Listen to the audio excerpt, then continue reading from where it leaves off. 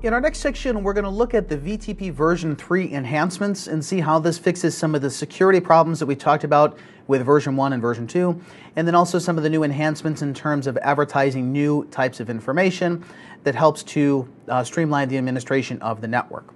So specifically in this section, we're going to briefly talk about what those enhancements are and then mainly look at the configuration examples on the CLI.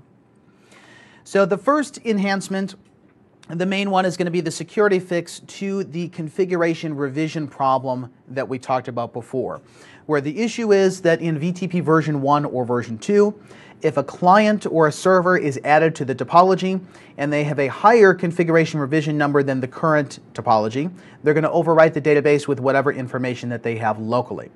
So even if that local information is no VLANs, essentially whoever has the highest revision number is going to win and then overwrite the rest of the topology. Now we'll see specifically the way that this is implemented in VTP version 3 is that there are new roles introduced into the network. As opposed to having just your server, client, and transparent, you now have a primary server and secondary server, where the primary server is in charge of actually making the changes. The secondary servers are just listening to the changes made by the primary server, but they're not able to actually make any updates. So from a practical implementation point of view, what you would normally do in a VTP v3 design is that you can have all of your devices run as VTP v3 servers or VTP v3 clients, and when you want to make a change, you would promote one device to the primary server, make the changes, and then demote them back to the secondary server. So this means that if someone accidentally pastes in a config change, like deleting a VLAN, it's not actually going to be allowed because that change is only allowed if you are in the primary server mode. Now we'll also see the other big advantage is that there's new types of advertisements. So we can now advertise extended VLANs, so ones that are above the 1005 range, so 1006 to 4094, and we can also advertise our private VLAN configurations. So what are the primary VLANs? What are the secondary VLANs? Are they community? Are they isolated? And then what is the actual association between them? So this makes the administration a little bit easier in terms of synchronizing end-to-end what a private VLAN config would look like. And the other big one is multiple spanning tree. That when we do an MST configuration, we specify what's the name, what's the revision, and then what is the VLAN to instance mappings. Previously, you had to make sure that that was synchronized everywhere manually. Otherwise, the switches would fall back to inter-region communication, and it's not going to run properly if we have some type of maybe traffic engineering design for multiple spanning tree. We would fall back to just basically a common internal spanning tree when we're doing inter-region support. And then last but not least, VTP now can also be disabled. So you can disable it globally completely, or you can disable it on a per link basis. So that type of problem that we saw before where we were running VTP pruning and it was going to a server which wasn't running VTP, we don't have that problem anymore because you can just go to the link level directly and simply say no VTP, and then it's going to disable the process. We'll also see one other change here is in authentication. When you define a password, you can define the password as a hidden password. So it's not as simple as you go to the CLI and say show VTP password, and it shows you what the actual value is. So let's go ahead and first up, before we get into the configuration, let's take a look at where you would find these new changes in the documentation. Because again, this is the type of thing that you don't necessarily need to know all of the details about, but you mainly need to know at least where would this be located if you needed to reference the actual syntax. So let's first start at Cisco's main page, and we're going to go to, from the main documentation page, we're going to go to products and to switches,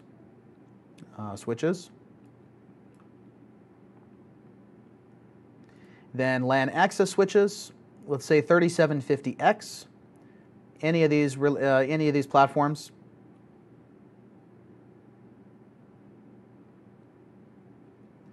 Then under documentation to the configuration guides. Okay, let's say 15.0 to SE. Actually, no, let's say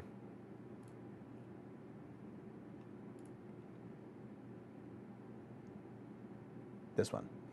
Software configuration guide. And you'll see this is the same between the 3750 and the 3560. So this is the documentation I would recommend to look at, the newer format for the X switches as opposed to the regular ones. This is going to show the additional features like IPv6 first hop security, for example. So under here, we need to go down to configuring VTP. And you can see now it documents here the VTP version 3 changes.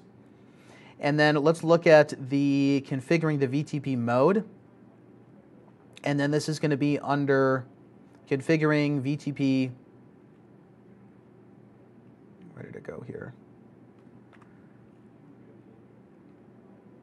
Chose the password first. So for the password, you just say VTP password. The other option here is that it says hidden. You can see optionally hidden to ensure that the secret key generated from the password string is saved in the nvram vlan.dat file. You configure a takeover. If you configure a takeover by configuring a VTP primary server, you're prompted to re-enter the password. Basically, what this means is that once the network is set up and you want to make a change, so let's say you want to add a VLAN or you want to change the MST configuration. When you go to make the change and you go to promote yourself to the primary server role, it asks you to re-enter the password. So it's just another extra added layer of security there to make sure someone doesn't change your MST config, because something like that could definitely be catastrophic because it determines how you're calculating the tree for actually forwarding through the network. So this is one of the other security enhancements there. And when you say show VTP password, it's not going to show you the password, because that doesn't really make sense, that it just shows you the clear text version like in V1 and V2. Then for configuring the VTP version 3 primary server, this here is in exec mode. So this is not in global config, and we'll see what the difference is here. This is when you want to promote yourself to the primary server, and you see that there's two different roles that it asks you for. One is for VLANs and one is for MST. You can think of this kind of like how address families work in other layer 3 protocols like BGP, for example. We basically have one topology that's advertising the VLAN information, and then we have another topology that's advertising the multiple spanning tree information. And VTP is basically just the layer 2 carrier protocol that's used to advertise the payload, which is the VLAN information or the MST information. So basically their idea was to make the protocol more extensible so that you have these optional topologies that you can advertise once new protocols start to get implemented in the network. So again, this is where you would find the document if you needed to reference it, and it's just listed under just configuring VTP. It's one single document. So let's take a look at this on the command line then. So from the CLI, we have the same setup as before, where we have the trunk links that are going from switch 1 down to all of the other devices. And right now I've reverted the previous config, so we don't have any VLANs configured anymore. So let's look at, first off, on all of these switches, let's look at just the show VTP status. So right now they're running in transparent mode. The domain name is configured, domain name is INE. And so they're all running in transparent mode. And we can see the number of existing VLANs is 5. Those are just the default VLANs. So VLAN 1, and then 1002 to 1005. Okay, so first step is we need to change the VTP version. So in global config, we're just going to say VTP version 3. And now let's look at the show VTP status. Okay, notice the difference here is that now it separates the feature of VLAN from the feature of multiple spanning tree. The idea of this is that you could be the primary server for VLAN, but you could be a client for multiple spanning tree, or vice versa. You're transparent for VLANs, but you're the secondary server for multiple spanning trees. So they're unrelated topologies. It just happens to be that they're running over the same control plane, which is VTP version 3. Okay, additionally, it should tell us here who is the actual primary server. So it doesn't show right now because we're running in transparent mode. So let's say this next. Let's say that the VTP mode is going to be, let's say, client. And we're going to be in a client mode for both VLANs and for MST. Okay, unknown would be like new enhancements that they want to add later. Okay, let's say this on everybody. VTP mode client VLAN and VTP mode client MST. Okay, if we now look at the show VTP status, we see that both for feature VLAN and for feature multiple spanning tree, we are the updates. So when the global config, first we have to say VTP mode is server for both VLAN and for MST. And you can separate these into two different boxes. In this case, I'm just going to show it for both of the configs on one of them. And if we show VTP status, okay, it says my mode is server for both of these. But notice here the primary ID is still 0. Because I'm not the primary server, I am a secondary server. So now in exec mode, I say VTP primary, and for what particular role. So I want to be primary for MST. So basically now it's going to go and search throughout the network and figure out, is someone else primary? If so, I cannot take that role away from them. You can only have one primary device at a time. So eventually it should figure this out and it should return shortly. It says no conflicting devices were found. So do you want to continue? Yes. Okay, next we're going to say the same thing but for the VLAN config. So we're checking the current topology to figure out, is there another switch that's already the primary server for the VLAN feature set, so for the VLAN topology. It should return back here and say no conflicting devices were found, so yes, we want to continue. Okay, now on all the devices, let's look at the show VTP status again. The difference now is if we look at the device identifier. So everybody has basically a local MAC address. That's the device ID. And we compare that against the primary ID. This is the device that we're allowed to receive the updates in from. So if we look at the rest of the boxes, switch 2 is not the primary ID. You can see it has 4A00. This one is 3D00. Likewise, switch 3 is not the primary. Switch 4 is. Okay, so switch 4 is the one that's allowed to make the updates. Okay, so let's say we make some updates. Let's do some basic VLAN changes. So in global config, VLAN 100 to 120. Okay, if we look at the other devices and look at the show VLAN brief, okay, there's nothing special about that. So just normal VLAN advertisements, just like we had in version 1 and version 2. The only difference is that we have to make these changes from the primary server. We cannot make them from the client, just like in V1 or V2, but we cannot make them from secondary servers as well. Now, this isn't really the advantage. The advantage is that we can do these other applications. So, for example, extended VLANs. We could say we want VLAN 3000 to 3010. And if we look at the other switches and look at the show VLAN brief, we can see now that they're learning the extended VLAN numbers. So we no longer have to be in transparent mode, because this is one of the main enhancements of VTP v3, that we can now synchronize all of the VLANs 1 through 4094. We don't have that restriction of going up to just 1001. Okay, the next would be for the private VLANs. So if we were to say, for example, that we have VLAN, let's say 4000, and this is the private VLAN primary, and we have VLAN 4001 is a private VLAN secondary. It is going to be a, let's say, a community, and its association is to, no, I think it's the other way around. Let's say private VLAN, let's say another one, VLAN 4002, private VLAN is isolated, and on VLAN 4000, we'll say the private VLAN association is to add 4001 and 4002. Okay, so if we show VLAN, private VLAN, this is basically saying that 4000 is the primary, so this is the main VLAN, and then these are the secondary ones, 4001, 4002. If we now look at the other boxes and show VLAN, private VLAN, we can see they're learning it. Okay, so this is the other main advantage. So not only can you advertise the extended VLANs, but now you can advertise the private VLAN associations. Now you still have to do the assignments. You need to go to the link and say this is in VLAN 4001 and its parent VLAN is 4000, but at least you don't have to just copy and paste the VLAN assignments everywhere. Okay, also once you're done with these changes, you would demote the box back to a secondary server so that no one can actually make any changes anymore to something like this. Okay, the other change again is going to be for multiple spanning tree. So if we go to global config, let's say that we're running, or we have the spanning tree MST configuration. We'll say that the spanning tree MST revision number is whatever 1.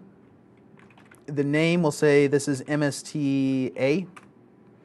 And the instance mappings, let's say instance 1 is VLANs 10 to 20, and instance 2 is VLANs 21 to 30. Okay, if we now look at the show spanning tree MST configuration, it tells us the switch is not yet running in MST mode. We're still running in per VLAN spanning tree or maybe rapid PVST, but we now know what are the mappings of the instances. So everything besides 10 to 30 is falling back to instance 0. And if we look at the other switches and look at the same thing for show spanning tree MST configuration, we can see that they're learning that. Now, if we were to try to make a change on one of the clients, if we say spanning tree MST configuration, and let's say we create instance 3 with VLANs 31 to 40, says you can't do that because you're not the primary server for the MST database. Now, previously the issue with this wasn't that if you make the MST change, you're going to overwrite the other boxes. The issue is that you make the MST change and then you fall out of the region, and then you have to recalculate spanning tree by collapsing everything to the common internal spanning tree instance, MST 0. And in a production design, it becomes difficult to add new instances because you have to figure out where are you going to start and then migrate it in. Because when you're doing the inter-region design, we'll talk about this a little bit later, but there's some issues with the root bridge placement. And if you do the migration from the wrong point of the network, you start to block links and then ultimately drop traffic. So the advantage here with VTP v3 is that you just push out the changes, and then once everyone is synchronized, then you have the new instances that you start to run the MST instances for. Okay, the other one, as I mentioned, would be the VTP password. So in a global config, if you say VTP password, let's say INE1234, and this is a hidden password. So let's say this on all of the other switches as well. Okay, we have the VTP password. If we now show VTP password, you see it doesn't show you the clear text version of it, which is good. And then let's say that we want to take switch 4 and we don't want it to be a server anymore. So we go to global config and we say the VTP mode is now client. And will be a client for both VLAN and will be a client for MST. Okay, so as I was saying here, right now, switch 4, it was previously the primary server, and now we reverted it to the client mode, both for MST and for the VLAN topologies. Okay, we also configured a hidden password on all of the devices. Next is we want to make a change. So someone is going to have to promote themselves to the primary server for whichever topology they want to make the change for. But the difference should now be, like let's say we do this on switch 1. We go to global config and we want to be the VTP server for, let's say, VLANs. Or the VTP mode is server for VLANs. And if we say now we want to be the VTP primary for VLANs, now it asks us for the password. So if I remember what I set the password is, let's see if I can find it here. INE1234.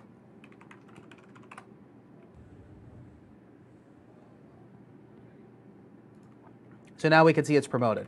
So again, the main point of this is that you're decoupling the role of the server and then who's actually making the updates.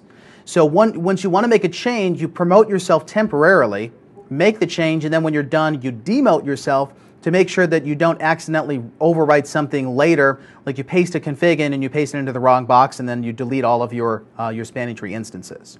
So the configuration overall is really not that much beyond the previous examples that we saw for VTP.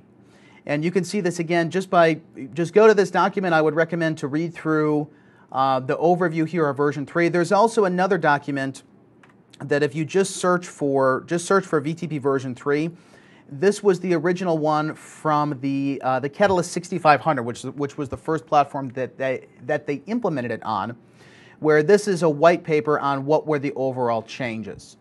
So this document is more about the high-level things, not necessarily the config, but like what are the key benefits? The key benefits are that we have better administrative control over which device is allowed to update the other device's view. Okay, this is the main one because most people didn't run VTP because it was too scary that you make a misconfig on one box and you overwrite the entire network.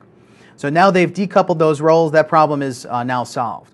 But the other advantages are that you can now advertise the full range, so up to 4,095 VLANs can be advertised, that you can advertise the private VLAN info, and that you can advertise other topologies or other databases, for example, multiple spanning tree like we were just looking at. Can secondary servers create VLANs? No, they cannot.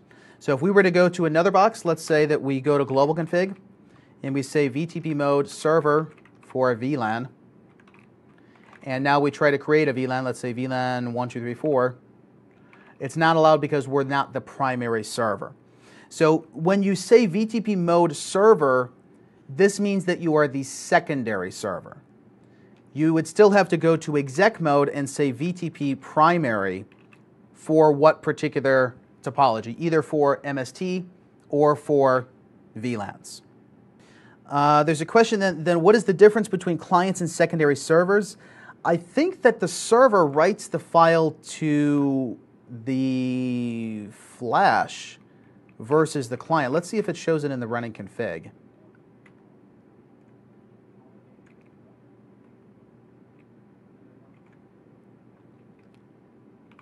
Let's see if we can show the file, vlan.dat.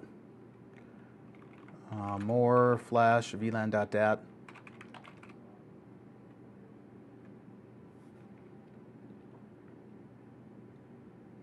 So you can't read it in clear text. That's a really good question. I'll have to look into that. I'm not 100% sure what the answer is because effectively, if you're a server but you can't make changes, then you're effectively the same as a client anyways.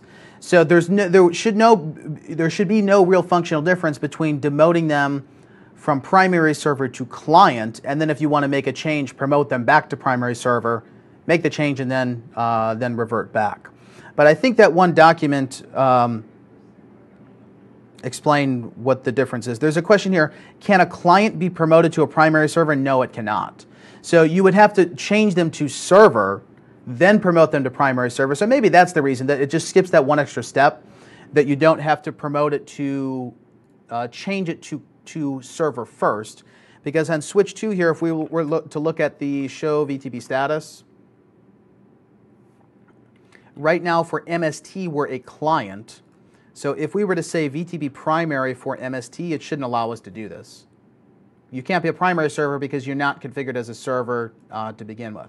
Oh, and also the other one that I mentioned, I forgot to show the config for it. You can turn VTP off now completely. So in global config, you can either say VTP mode off, which just turns it off completely, or you can go to the link level, like port 1, and just say no VTP. And that just disables it for that individual link. So if you don't want to use it, then you're better off just doing this. In the case of like Nexus, that's the same as saying no feature VTP. It's just turning it completely off.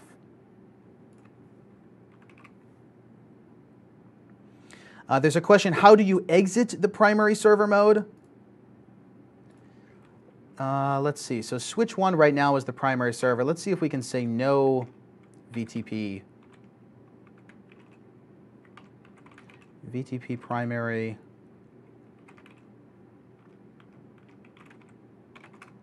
Well, I know you could do it this way. You could say VTP client, VTP mode client, and then VTP mode server. Now if we show VTP status,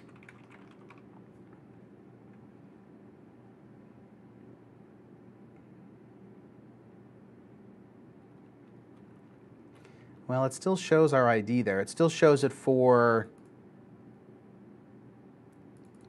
Still shows it for VLANs. But the thing is that this is not a saved config.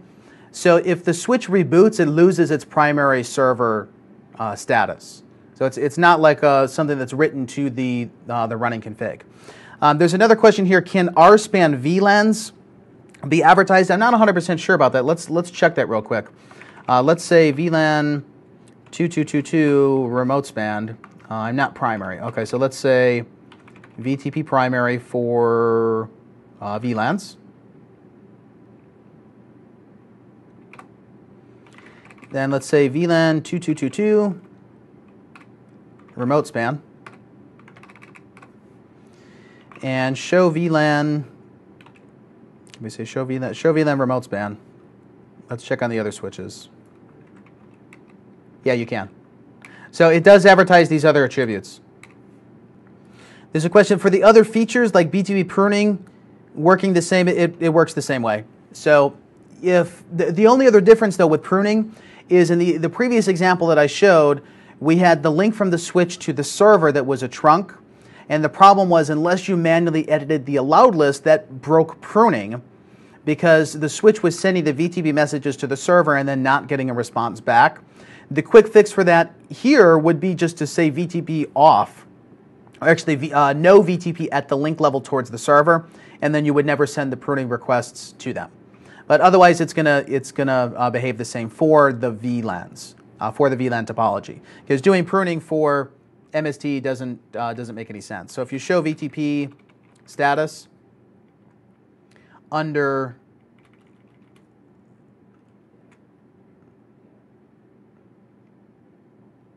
global here, we could see pruning is off right now. But you would set this on the primary server, and then the other devices would inherit it. And there's a question: is it possible to filter VTP packets based on a multicast address? Yes, you can. You can do that with a VLAN ACL, and you can do it with a MAC access list that's called from the VLAN ACL. Whether you can apply that on a per port basis or not, I'm not 100% sure. But I know you can do it with VLAN access list. So if you just wanted to stop it completely, you can do that.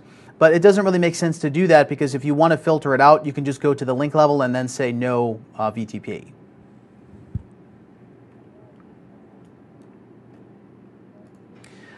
There's a question, can a VTP client make an internal VLAN? That's a good question. It should be able to because the internal range should be reserved anyways. So let's say on switch 2, like interface fast Ethernet 10, switch port, no switch port, and show VLAN internal usage. Yeah, I can create an internal VLAN. This is a special case though because these are not advertised to any other devices. Like it says, it's just for internal usage. So if you were to actually go to, let's say we go to the server and say VLAN 1006, there's going to be a problem now when we go to actually create that. It says you can't create it because it's already being used internally. So this is the potential problem that I was talking about before, that if you have platforms that don't agree on what the internal range is, like Nexus starts at the upper 3000s into the 4000 range, but it also depends on what version and what platform of Nexus it is. So if you have mixed mode with Catalyst and Nexus, and then you go to create some VLAN on one switch that ends up to be internal on the other one, then you might have to end up renumbering on your servers based on this number not actually being allowed. So in the case of Nexus, when you show VLAN, what do you do? I think you say just VLAN question mark, and then it shows what number you can create, and it shows you what numbers are not valid for creation. But with Catalyst, you would say, like I talked about before, VLAN internal allocation policy, and I don't know why this platform doesn't support it, but some of them support the descending policy, which you would start at the upper end of the range and then count backwards. But if you figure there's not that many usages for the internal VLAN, so maybe cut 100 off of the top, and then say if I want to start numbering at towards the low end of the extended VLANs, maybe I'll start at 1100 as opposed to starting at 1006. So even if you start above that, I mean, there's not many cases where you realistically need 4,000 VLANs to be created. But as long as you have the cross-section between them that they agree to not assign something that is internal, because otherwise, like you can see here, you end up in this error. The VLAN manager says you can't actually create it.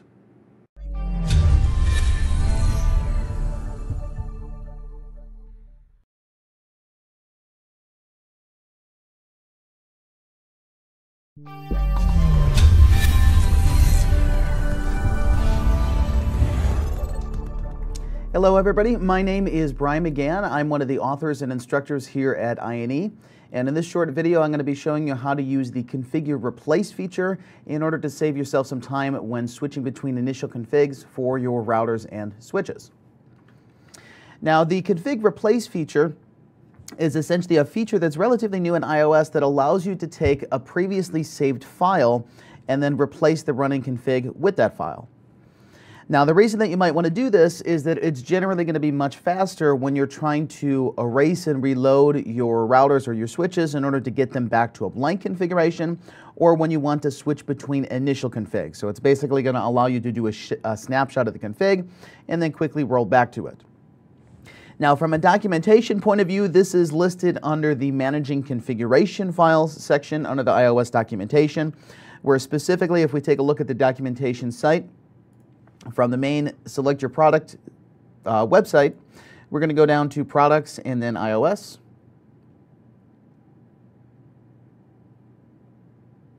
Regular iOS, iOS 15.3T.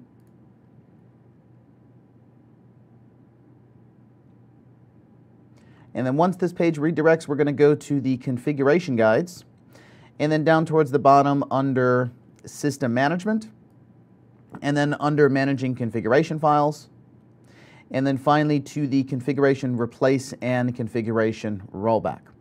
Now, I'm not going to go through the details of the individual document here, but as a reference, you may want to take a look at this later to see what are the other features that are available other than just what I'm showing here with the basic config replace. Now, the first step when you're dealing with your initial configs, of course, is to get the initial config files. So within the scope of our Routing and Switching version 5 workbook, on the member site, you're going to see this under the table of contents, under the workbook, under the RNS v5 topology diagrams and initial configurations. So from this page, if you click on this resources button on the right here, under hardware configuration, the initial configs is basically a zip file that's going to have all of the initial configs that you would need to go through. So if you look in here, you'll see that there's a lot of different files, and if you're constantly erasing and reloading your boxes or your routers and switches, then it's going to take a lot of time in order to switch between them. So basically what you want to do is you want to take the initial config archive. So I'm going to open up my files here to the actual initial configs, and then I'm going to open up my terminal window. So specifically in this case, I have a rack rental session scheduled that is for Routing and Switching version 5. And you can see that to get into it, I'm just going to telnet to racks.ine.com, and then it shows here my particular username and password. So if I open up my terminal window, I'm telnetting there to racks.ine.com, just regular port 23. And in this case, it said that my username was RS5rack3 with this particular password. And then it's going to bring me to this menu that shows what are the particular routers that I want to connect to. So let's say, for example, we want to go to router 1. And when you rent the rack, you should see that the router's config is going to be blank, pretty much other than a host name. So if we just look at the show run output, we can see that there's pretty much nothing in there other than just the host name configured. So the first step that we may want to do here is take what's essentially the blank configuration on the router, and then we're going to write this to a file in Flash. And the reason why is that if at a later point we want to roll back to this blank configuration, we can quickly do that without having to use the control panel or without having to manually erase and reload the router. So to do it's very simple. We're just going to say that we want to copy the running config, and we're going to copy it to a file on Flash, and we'll call this our blank.config. So the actual naming convention doesn't matter. You can call it whatever you want. But if we now look at the file system, let's say dir star.cfg, we can see that we have that blank config file. Okay, next I'm going to pick some random initial config to load. So let's look at the initial config archive, and let's say maybe we're doing basic BGP routing. So under basic BGP routing, I'm going to grab router 1's config and just take this text file and just drop it on my terminal emulator, and I'm going to click on send ASCII. This is basically the same as just opening up the file in Notepad or your text editor and then pasting it in. So if we now look at the show run output, we can see that there's a number of different changes. We have like a DMVPN network pre-configured here. We have some IP addresses pre-configured. But now what I'm also going to do is to copy this config to Flash, and I'm going to give it a new name. So let's say I'm going to call this simply the basic BGP routing. So we'll say copy the running config to Flash, and we'll call this the basic.bgp.routing.config. Now at this point, if we look at the file system, we can see that there's two different files in there now. If we dir star.cfg, and if I want to switch between them, instead of erasing the config and reloading, waiting for the router to take maybe 5-10 minutes or more in order to fully boot, and then pasting the config back in, what I can simply do is to say config replace. And what do I want to replace the running config with? I want to replace it with a file in Flash that's called blank.cfg. So it's going to say, do you actually want to do this? Because it's going to replace the entire config. In this case, yes. So it should take a minute, and what you should see ultimately is that it says that the rollback is done. Now if you see that it goes through a number of passes and then it says it has to abort for some reason, maybe there's some config that it wasn't able to roll back, you can manually go into global config and then remove whatever the errors are and then try to do the rollback again. But we can see now what the main difference is going to be. If we now look at the show run output, we should see that it's going to fall back to what our original initial config was. Now since I still have that other file in there, if we look at the dir star.cfg, I can now fall back to the basic BGP routing if I want to. We just need to say config replace on Flash to basic BGP routing.cfg. Do I want to roll it back? Yes, I do. Rollback is done. If we now look at the show run, we can see that that config is fully loaded there. So we can see this is just one of the methods where I'm taking the file and then basically just pasting it into the console. Another option here would be to take all the files completely and then either TFTP or FTP them to the router's Flash. You could extract the entire zip file onto Flash, and then you would just have to choose what's the particular directory and what's the particular device name in order to roll back to that initial config.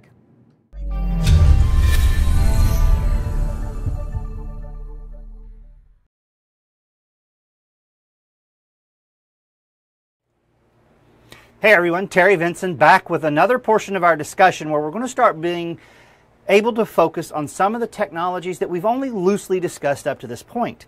Keep in mind, we explored exactly what took place when we ran OSPF in a non-broadcast multi-access environment. And the best example of a non-broadcast multi-access environment that we have in the confines of routing and switching version 5 is going to be the idea of a multi-point VPN configuration known as DMVPN. That stands for Dynamic Multi-Point Virtual Private Network. Now what we're going to see here is that we're going to use a typical arrangement of devices to create a topology to work with. So just like every other course that we've had, every other class that we've had, we're going to talk about everything from the very beginning all the way to the very end, and we're going to begin with the theoretical components. And there's no better way to start with a conversation about DMVPN when it comes to being able to illustrate what's happening. Because what we're going to find out here is we're going to use a number of solutions that we've discussed up to this date. Now, what do I mean by that? I mean, what we're going to find is that we are going to take our arrangement of devices, the device configuration that you see behind me, and we're going to create a service provider cloud. And that service provider cloud is going to allow us or afford us interconnectivity between our devices. Now obviously we're running an IGP internal to this configuration, And we're also going to have to recognize the fact that inside of that IGP, we're going to be running this concept of DMVPN. Well, what is a DMVPN? Well, in the confines of our conversations regarding OSPF, we focused on the idea of a tunnel. Remember, a tunnel allowed us to be able to repair discontiguous areas or discontiguous area zeros. It was another tool in our toolbox, very similar to something like the virtual link that we discussed in that portion of our conversations. This is no different. However, there's a twist. Because in the confines of DMVPN, we're going to find that we're going to be using a special type of tunnel that's going to be terminated on either or both end as what's referred to as an MGRE. That stands for multi-point GRE interface or GRE tunnel, so generic router encapsulation interface. Now, what this implies is that inside of the concept of this virtual cloud that we have, what we're going to do is we're going to create a series of GRE tunnels. Those tunnels are going to extend across our service provider cloud to each of our individual devices. Now, it's through the creation of these tunnels that we're going to afford this idea of connectivity. And initially, in the very, very beginning of time, when we set this type of thing up, we would use a series of point-to-point tunnels. Now, the issue is if I use a series of point-to-point tunnels and I were to come along and add, say, a fourth router, say R7 in this scenario, and connect it to this cloud, well, I would have to do configuration both here at the hub and here at this new spoke. Now, that is okay for 3 or 4 devices, but if we have a GRE environment or a multi-point GRE environment where we have lots of connections, let's say we had 1,000 connections, then what ends up happening is that our configurational and administrational requirements on the hub become more and more complicated. And if that means that this translates into a scenario that's just not very stable. So when we look at this, we want to consider this idea of stable and highly available, so HA.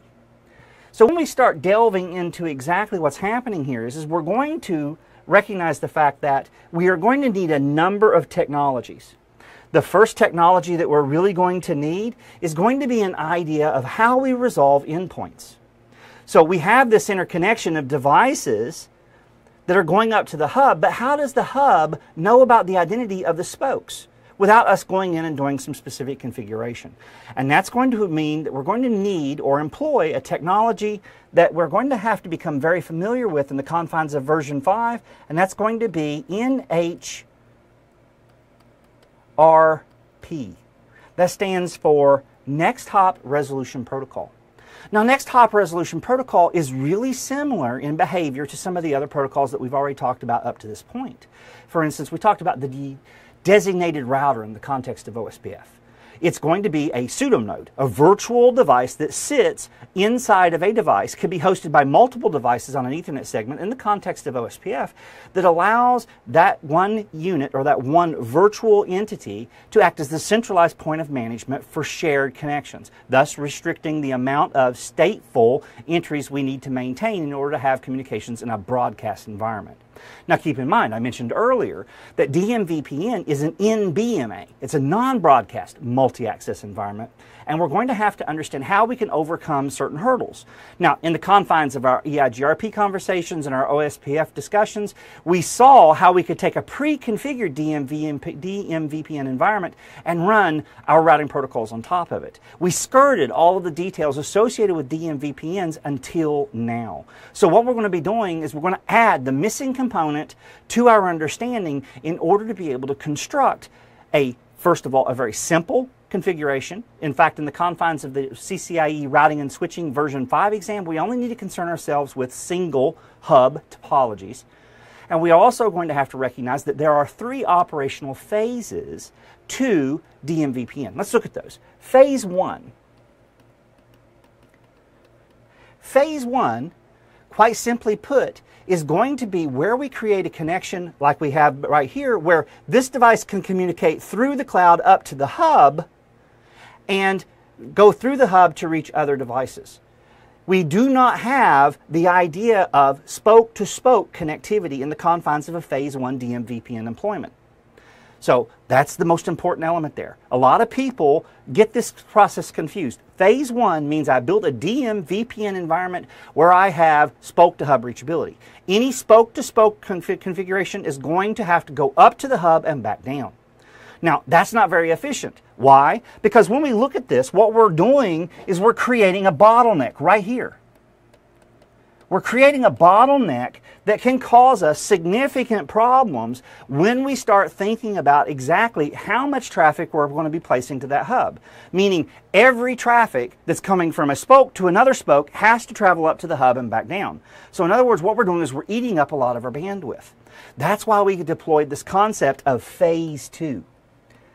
Phase 2 DM-VPN is a deployment whereby we get the capability of creating spoke-to-spoke connectivity through the deployment of dynamically generated multi-point GRE tunnels between the spokes. So not only is it from R4 to R5 and R5 to R6, we could even and would even have a connection to where R4 would be connected to R6. So in a Phase 2 environment, dynamically we can create the equivalent of a full mesh topology. Now, we're not talking about circuits or virtual private circuits or switch virtual circuits like we did in Frame Relay, but we can see the similarity with regard to behavior. And the fact that by tying all of these things together, we're creating a scenario whereby we can have devices that think that they are adjacent for the purposes of Layer 3 communications, even though they're separated by a large service provider cloud. Now, the last phase in this process is considered to be Phase 3. Well, what is Phase 3? Well, many people want to tell us that a Phase 3 DM-VPN deployment is going to be a deployment whereby we add security, IPsec. Well, in all honesty, that couldn't be the furthest from the truth. Because what's going to happen here is that we can put security in a Phase 1. We could put IP security or IPsec in Phase 2. In the confines of Phase 3 DM-VPN deployments, all we're looking at is high availability, stressing that idea of HA. High availability translates to the fact that we can have multiple scenarios whereby we have these different types of interconnections. So in a situation whereby I have one hub, so let's say this is R1, this is R2, and we have a cloud connecting these devices, what would happen in a scenario where I had other hubs? So let's say we have R3 as a spoke, excuse me, not hubs, R4 as a spoke, R5 as a spoke. Now inside the confines of this cloud, we can create tunnels such that our individual devices can be connected.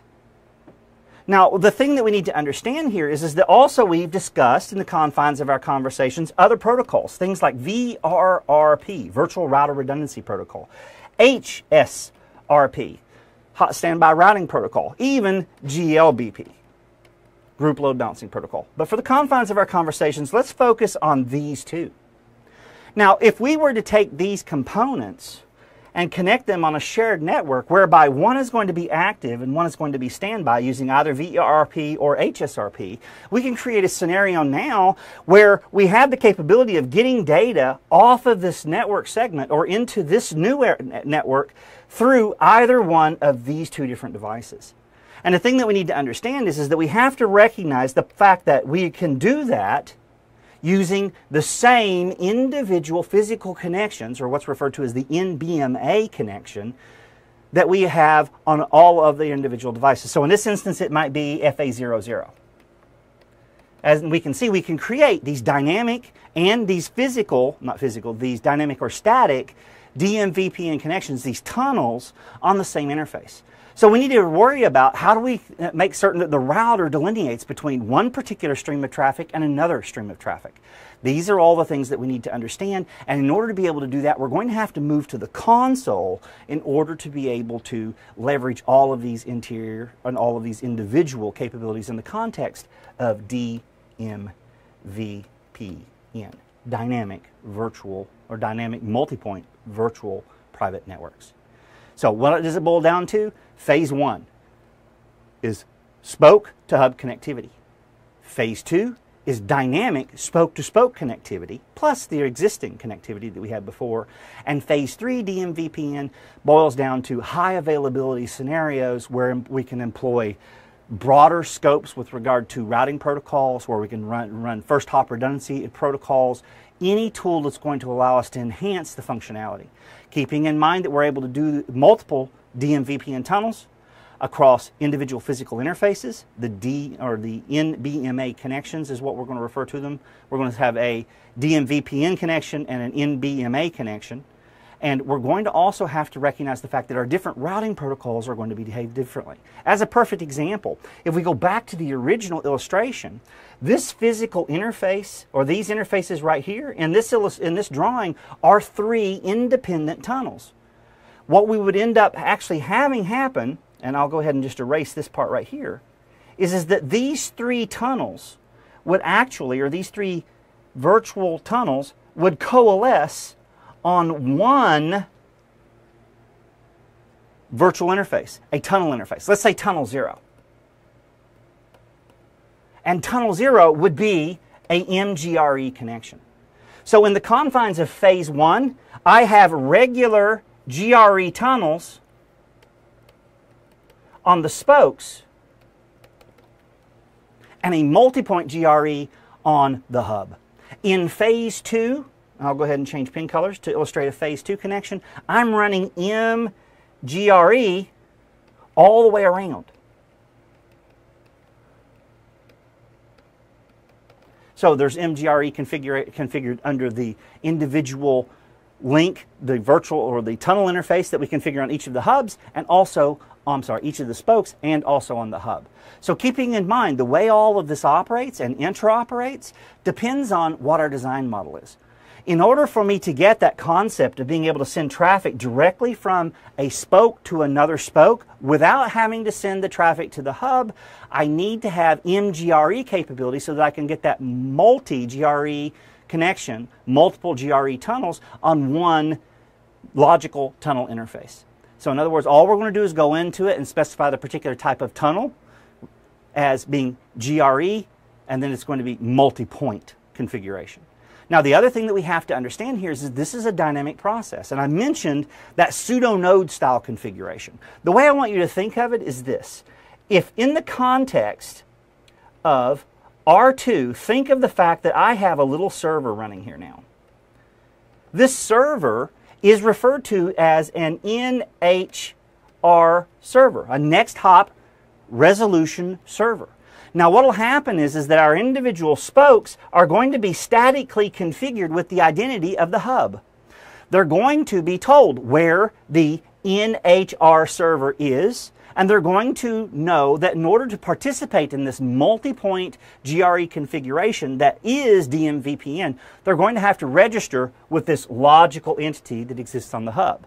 The moment they register, they're going to tell the hub who they are and what addresses that it would use to reach them. Now, once every device, R4, R5, and R6, has been added to this topology, what we're going to find is that the hub now knows all of the information, and it's going to communicate that information back down to each of the spokes, so that the spokes now will have the capability of being able to identify how to reach each other within the service provider cloud. It's going to be involving a series of dynamic or static mappings that we can utilize if we want to override the actual dynamic behavior. But if left alone, this process is beautifully simple and elegant in deployment and operation. So, and we're hoping that we'll be able to appreciate that once we start turning to the command line interface to see what's involved in making all of this happen.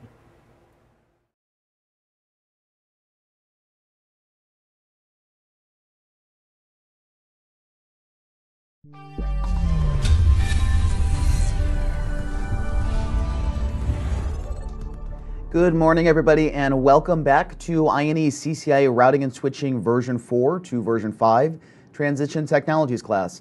I am Brian McGann, and in this session we are going to be talking about the details of dynamic multi-point VPN, and then we're going to look at a bunch of configuration examples. Today's agenda, like I mentioned, we're mainly going to be focusing on dynamic multi-point VPN today. I'll spend some time talking about just the overall theory of DMVPN. What is it? What are its use cases? Why would you specifically want to use it? And then we'll talk about the configuration, go through a bunch of examples on the command line, look at the configuration differences between DMVPN Phase 1, Phase 2, and Phase 3, and then most importantly, talk about how our Layer 3 routing protocols behave over DMVPN versus different types of other topologies. Now, this is probably the biggest change that we'll see in the routing and switching version 5 blueprint from version 4.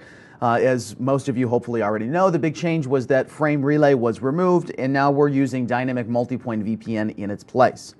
So we'll see that a lot of the basic design functionality is kind of similar between the two protocols, because DMVPN basically is a hub and spoke type network, but it's a layer 3 overlay tunnel as opposed to being a layer 2 technology like frame relay hub and spoke or ATM hub and spoke is. But we'll see from a routing protocols point of view, like when we run OSPF over DMVPN or we run EIGRP over DMVPN, a lot of the same behaviors will carry over from our legacy frame relay to DMVPN. So if you understand how the basic routing logic worked for frame relay, then you're ahead of the game already for DMVPN. We'll see the details specifically of that today. So let's talk about then just a general overview of what is DMVPN and why you would want to use it versus other types of VPN solutions. Now specifically, DMVPN is a layer 3 overlay tunnel. Now from a logical point of view, we'll see that DMVPN behaves as a hub and spoke type topology, but also it's going to support direct spoke-to-spoke type of traffic patterns. So this is fundamentally different than some of the previous non-broadcast multi-access technologies like frame relay or ATM, where mainly it was up to the service provider in order to do provisioning that is going to determine what are the actual traffic patterns that would forward through the network. So for example, if we were to think about this from a basic visual point of view, the way that a frame relay network works was that, let's say we have 3 routers on the network. We have router 1, router 2, and router 3. And these have regular legacy analog, or not analog I should say, but legacy frame relay links. These could be something like T1, these could be something like DS3 or subrate links, and these connect to legacy frame relay switches. So physically in the network, there's going to be some sort of connection between these switches in the middle. And from a logical point of view, then, the result is that the network looks basically like this. So let's say that router 1 is the hub, for example. And the logical point of view is that there is a layer 2 connection between router 1 and router 2. There's a layer 2 connection between router 1 and router 3. And then from an IP routing point of view, all 3 of these routers would be on the same IP network. So for example, they're all in the subnet 10.0.0/24. From a configuration in the service provider's network, they would be doing a manual configuration of what we call the permanent virtual circuit, the PVC, or specifically in frame relay, it's called the data link connection identifier, the DLCI or the DELCI. And what this does is it determines when traffic is received in from the customer edge router, so whatever is on the edge of the customer network, where do I actually send it inside of the service provider cloud? So essentially the frame is received in and it has a virtual circuit number like PVC 100, for example, and then the switches determine how am I going to forward it in the core of the network based on that layer 2 header.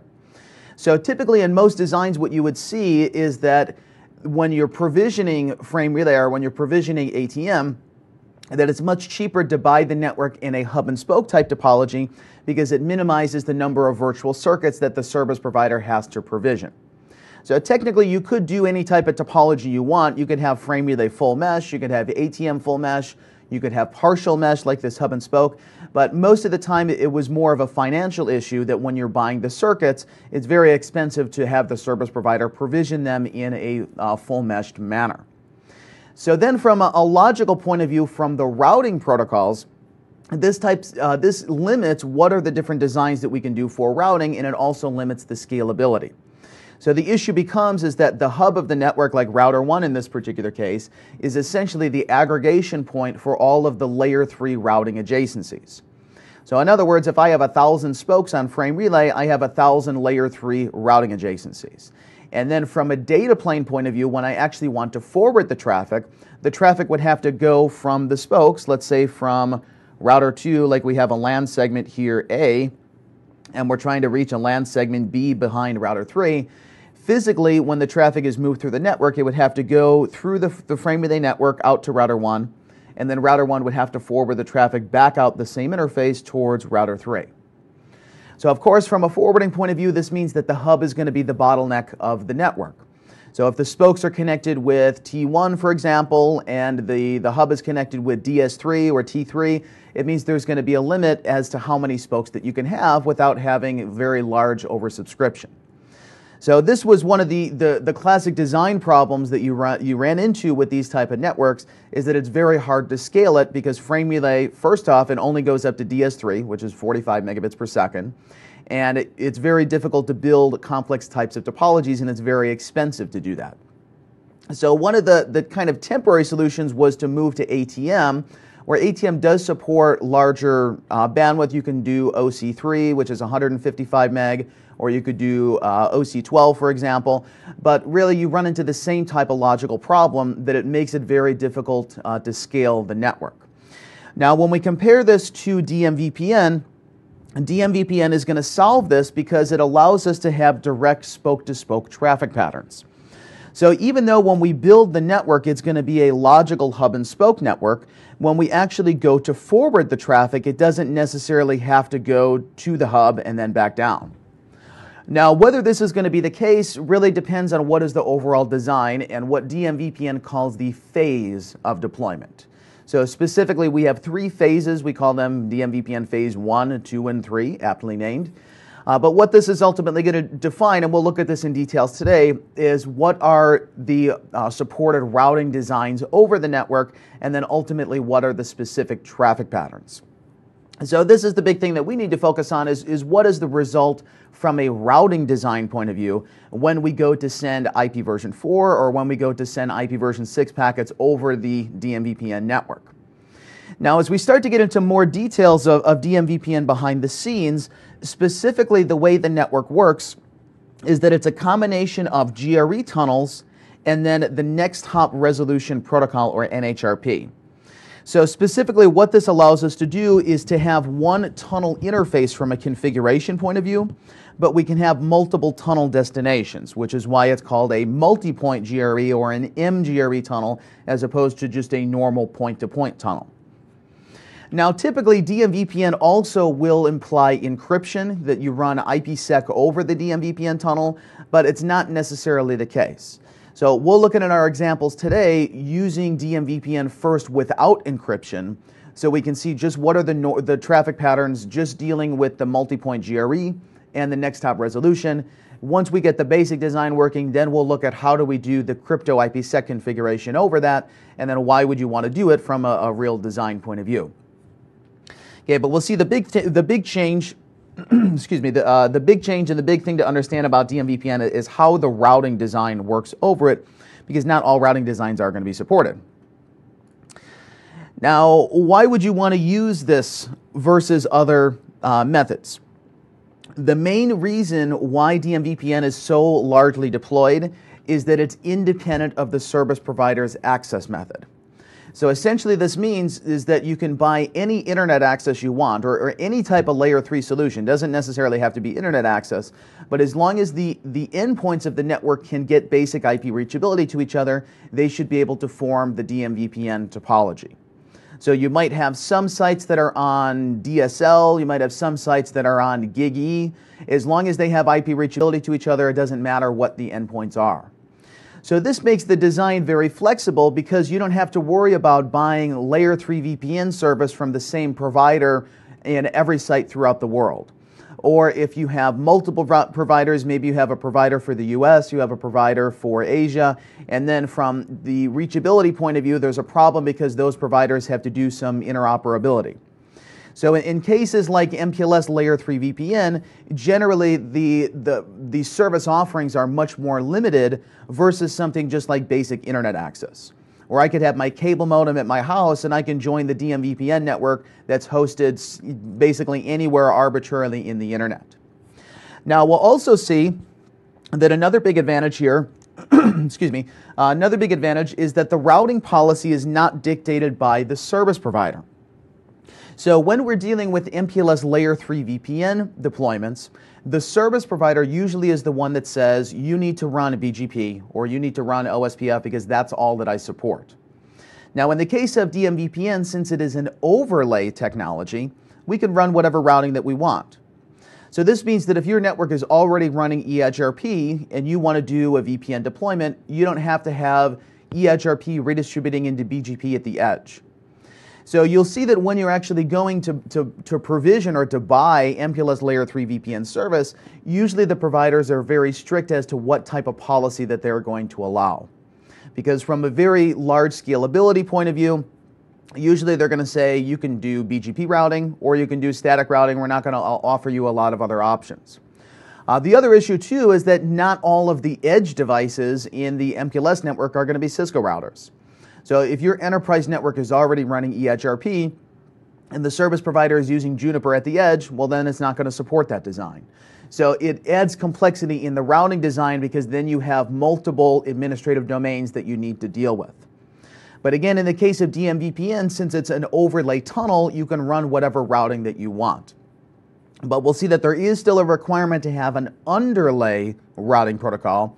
Could be something just as basic as static routing, like a default route to the internet, or in the case of maybe multiple sites, we could do BGP peering to the service providers. But ultimately, the internal routing domain is completely up to us, that we have very flexible design as to what are the protocols that we're going to use, and then what is going to be the end-to-end configuration for that. The other thing also is that DMVPN is very, very scalable. You can have potentially tens of thousands of devices, endpoints on the DMVPN network, but of course that's going to be dependent on the design, if it's a correct design or if it's a bad design. So when you look at some of the platforms, excuse me, some of the platforms that you could potentially use for DMVPN, this is one of the things that you need to think about. Is if I'm using, let's say, ASR1K as one of my hub routers, there's going to be some sort of upper limit onto the number of routing adjacencies that I can establish, the number of IPsec tunnels that I can establish, and that's going to be one of the issues with scaling the network is how big is the control plane of the device, because in other cases like MPLS Layer 3 VPN, you only have one Layer 3 routing peer, which is the service provider. But we'll see in the case of DMVPN, since it's an overlay, the hub is going to be the aggregation point for not only the data plane, if we're sending traffic from spoke to hub, but it's also going to be the aggregation point of the control plane. So not only might I have to have 1,000 EdgeRP neighbors, but I might have to have 1,000 IPsec tunnels, both from phase 1 and phase 2, and that can start to cause some problems in the platform's control plane from a scaling point of view. So what can you realistically support in the network depends on a lot of factors that we're going to talk about today, specifically with the DMVPN design. Now, the way that DMVPN works is we start to get a little bit more into the lower level details. As I mentioned, it's going to be a combination of multi-point GRE, the next hop resolution protocol, and then generally IPsec on the back end. So the overall goal of doing DMVPN from a configuration point of view is that the configuration is very minimal as compared to some other solutions. Like Layer 3 VPN, the configuration can get pretty involved. In the case of DMVPN, we have a very standard template that we would deploy on all the spoke routers in the network, and basically just change one field, which is going to be their IP address, and then they're all able to join the network. So this means from a manageability point of view and an actual deployment point of view, DMVPN is a very simple configuration once you get the basic design set up. The other issue is that DMVPN allows you to technically do a full mesh of tunnels, but the tunnels are only going to be maintained based on the ones that you're actually using. So let's say, for example, that we have 1,000 sites in the DMVPN. If I want any-to-any connectivity between all of the sites, technically you're going to have the full mesh of tunnels. You have 999 tunnels on every endpoint. But in most real designs, you don't need a full mesh of connectivity. Your traffic patterns are probably going to be from the spoke to the hub, like to get to your main data center, or you might have minor spoke-to-spoke traffic patterns, but not all of the time. That's one of the scaling enhancements of DMVPN, is that you can technically have a full mesh of tunnels, but you don't have to configure it manually this way. And also from the control plane point of view, the router doesn't always need to maintain all of the routing adjacencies and all of the crypto IPsec for these full mesh of tunnels. So we'll see specifically how this is going to work when we do the multi-point GRE config, and that how the tunnels are going to be formed on demand between the spokes based on either our phase 2 or phase 3 DMVPN deployment. Now there's a question here. If DMVPN requires only IP connectivity between the sites, what prevents all companies going 100% DMVPN instead of using frame relay, MPLS, ATM, etc.? That's one of the big design advantages. So if you go to DMVPN, you don't care about what the underlying transport is. Now, of course, the disadvantage here, though, is that it's a proprietary feature. So something like MPLS Layer 3 VPN, that'll run on any box. So as long as you can do routing, it's going to be supported. DMVPN is a Cisco-specific implementation, which means you have the vendor lock-in with your boxes. But if that's not an issue, then there's no reason really not to use DMVPN versus buying dedicated MPLS Layer 2 circuits or Layer 3 VPN. It just really depends on what are the overall traffic patterns and how large is the network that I'm trying to build. But that is one of the main advantages, is that you only need IP connectivity, and you can use then whatever you want to get there. So it could be regular internet access, could be dedicated circuits, but as long as the routers can reach each other, that's really all that we care about. Now, as we get into a little bit more detail, specifically the way that the tunnels are going to work is that there is a permanent tunnel that is formed from the spokes up to the hub that's going to be used to maintain the control plane of the network. So this is going to be the control plane from an IPsec point of view, assuming we're doing encryption. So we'll see that there's always going to be a tunnel that exists from the spokes to the hub, both for phase 1 and phase 2 IPsec. This is where our routing adjacencies are going to happen. So the spokes are layer 3 adjacent with OSPF or EHRP or BGP. But then the traffic patterns can be from spoke to hub, or they can be spoke to spoke depending on the underlying routing design. So we'll see from an actual configuration point of view, this means that we need 2 different routing protocols for IP version 4 and then 2 different routing protocols for IP version 6. We need our underlay network that is going to get us basic IP reachability to the from the spoke to the hub from their public addresses. And then we're going to need the overlay protocol that's actually going to run inside of the tunnel. So if we think of this from a visual point of view, basically what we would have is the DMVPN hub that has some sort of connectivity to the IP network. Okay, again, doesn't matter what this is. It could be gig E, could be 10 gig Metro E, whatever the link is. And then we have our spoke. So let's say we have spoke 1 and we have spoke 2. And again, their access method is arbitrary. So this could be DSL, could be cable, could be Metro Ethernet, doesn't really matter. Okay, as long as in the network in the middle, and most of the time this is going to be the internet, but technically it could be anything. You could run DMVPN over MPLS L3 VPN, you could run it over MPLS L2 VPN, but in most design cases, practically it's going to be running over the internet because it's cheaper access to buy that versus buying the dedicated circuits. So specifically, the first thing that we need to do is basically get IP connectivity from whatever address this is on the hub, so 1, 2, 3, 4, whatever their IP address is, and then this interface on the spokes, 5, 6, 7, 8. So as long as we can route between these 2 addresses, and we're going to be routing between these addresses by using our underlay routing protocol. So again, the underlay could be something as simple as a static route, like on the spokes we say IP route 000 0/0 and then point it to whatever the service provider router is.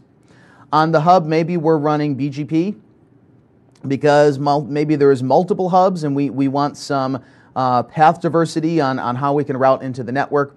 But ultimately, first off, we need to have just basic reachability between everybody. So from a configuration point of view, this means your very first basic test is, can I ping from the spokes to the hub?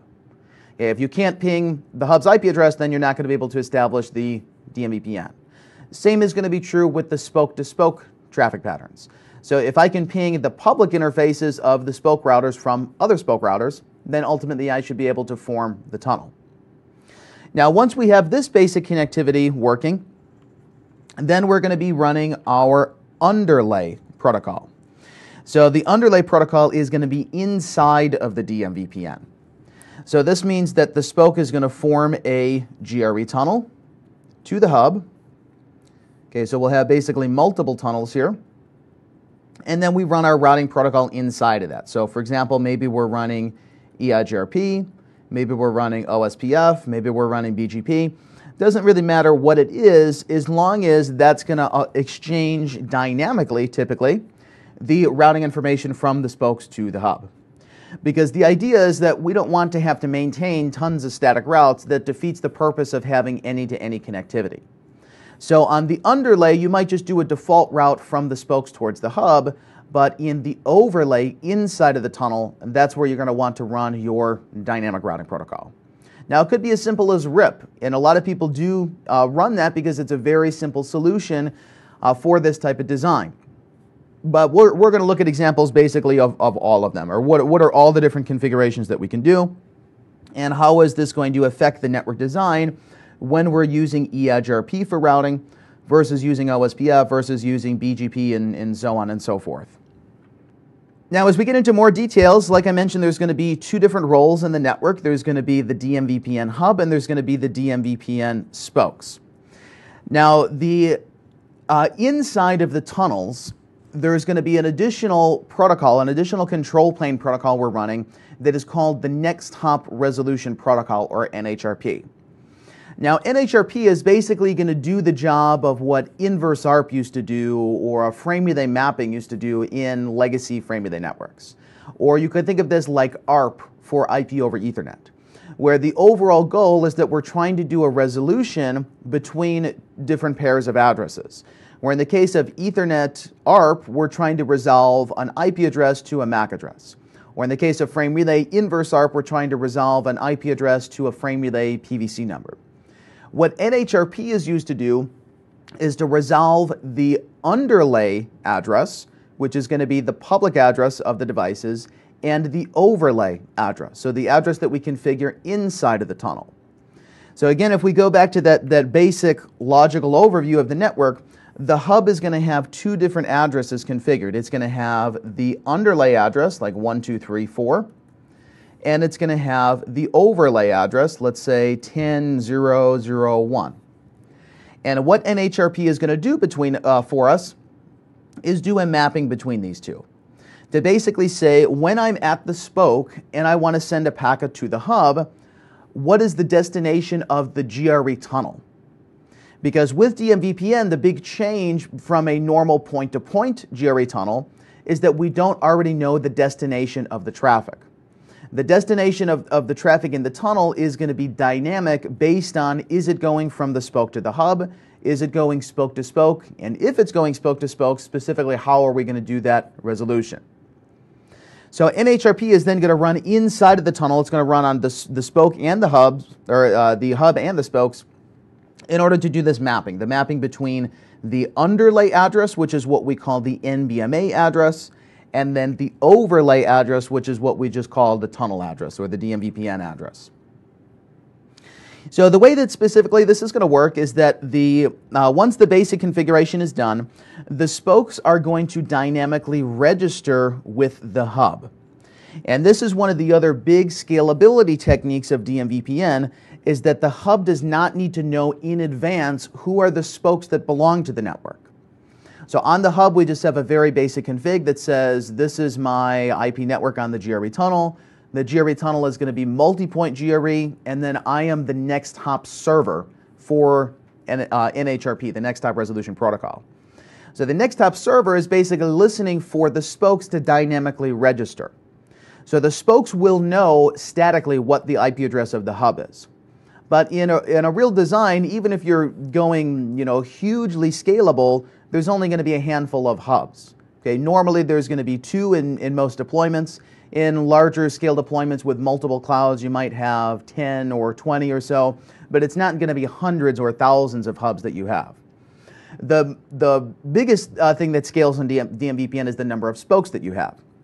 So the hub doesn't want to have to manually track the spokes.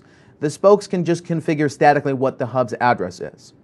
So since the spokes already know this, they can do that registration with NHRP, the Next Hop Resolution Protocol, and basically say to the hub, this is my public address and this is my private address, or this is my NBMA address, the one for the underlay network, and then this is my tunnel address that is for the overlay. So now the hub knows when I go to send packets out the multi-point GRE tunnel, what is the IP address that I should put on the outside of the tunnel? That's going to be what the NBMA address is, or the underlay address of the spokes. This is then going to allow them to establish their routing adjacency. So then at that point we start to run EIGRP, or we start to run OSPF, and then we can exchange what are the actual endpoints that we're trying to get reachability to in the network. So what are our LAN segments end to end? Now when we go to send the traffic between the spokes, the traffic pattern here we'll see depends on what we call the DMVPN phase. So in DMVPN phase 2 or in DMVPN phase 3, both of these designs will support dynamic spoke-to-spoke tunnels. So what this means from a traffic forwarding point of view, again, if we look at this from a very high level, just logical overview, we have the hub and then we have 2 spokes. We have spoke 1 and we have spoke 2. Then in the middle we have whatever our IP connectivity is, doesn't matter what this is. And again, this is what we call the underlay network. Then on top of this, we're actually running the DMVPN. The DMVPN is going to be the overlay tunnel.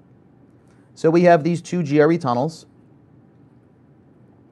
We have the GRE tunnels that are running from the hub down to the spokes.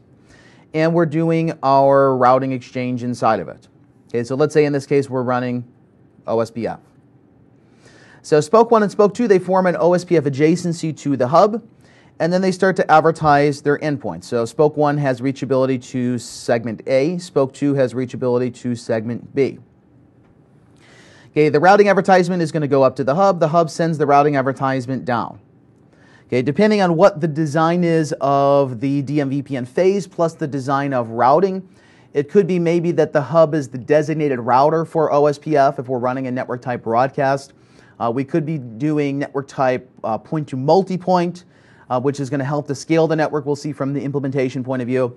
But ultimately, the main point is that the routes go from the spoke to the hub sends the routes back down to all of the other spokes. Now, when the spokes receive these routes, spoke 1 is going to have to say, if I want to get to B, how am I actually going to route there? Am I going to route to the hub's address, or am I going to route directly to the other spoke's address? This is ultimately what the DMVPN phase is going to control. When we are running in DMVPN phase 1, all of the traffic has to go from the spokes up to the hub before it can be routed back down to other spokes. So this is kind of like your legacy frame relay network or legacy ATM network, where the scaling limitation of this is, of course, the hub is now the bottleneck in the data plane. So even if the hub has 10 gig E, the problem is if I have 1,000 spokes, then that bandwidth is quickly going to be eaten up if it has to all go to the hub and then back down. So it's not the ideal design, but it really depends on what the traffic patterns are. If there's not a lot of spoke-to-spoke traffic, maybe we don't care. That we'll just run the basic phase 1 configuration and all of the traffic has to go up to the hub.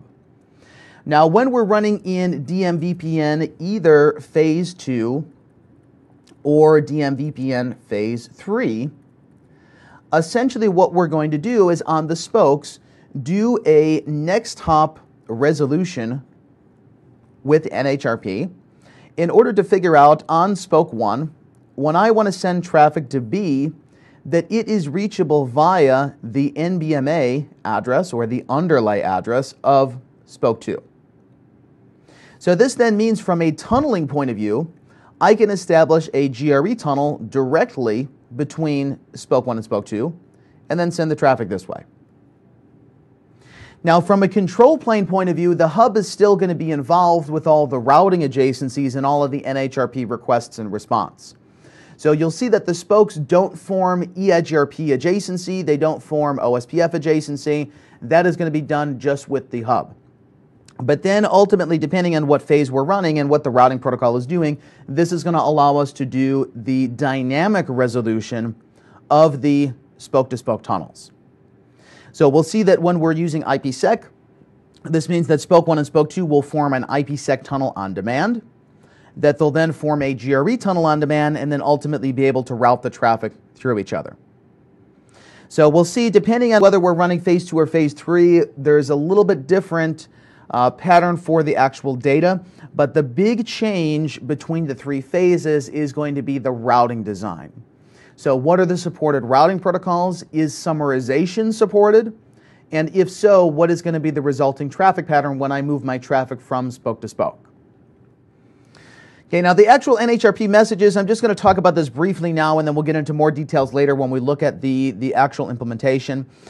So NHRP mainly is going to have 3 messages that we care about. We have the registration, we have the resolution, and then the redirection. Okay, the registration basically is when the spokes tell the hub, this is the mapping between my public address and my private address. So the public address being the NBMA one, that's the underlay address that you actually route over the internet with. And then your tunnel address, the private one, that's the one that's inside the DMVPN.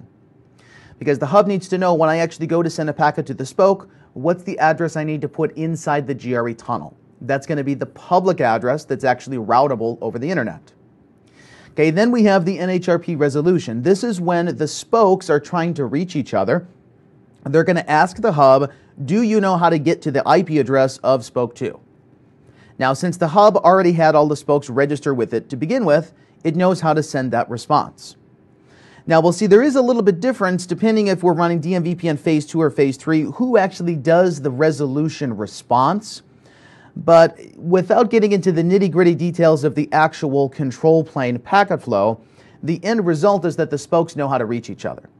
That spoke 1 says, I now know the public address of spoke 2, and I know the IP address inside of its tunnel. So when I go to send a packet to them, I know what's the address I need to put inside the GRE destination that is going to finally get the traffic to that particular spoke. Now, the third message, the NHRP redirection, we'll see that this is going to be used in DMVPN phase 3, which is going to help to add more scalability to the network by supporting additional routing designs.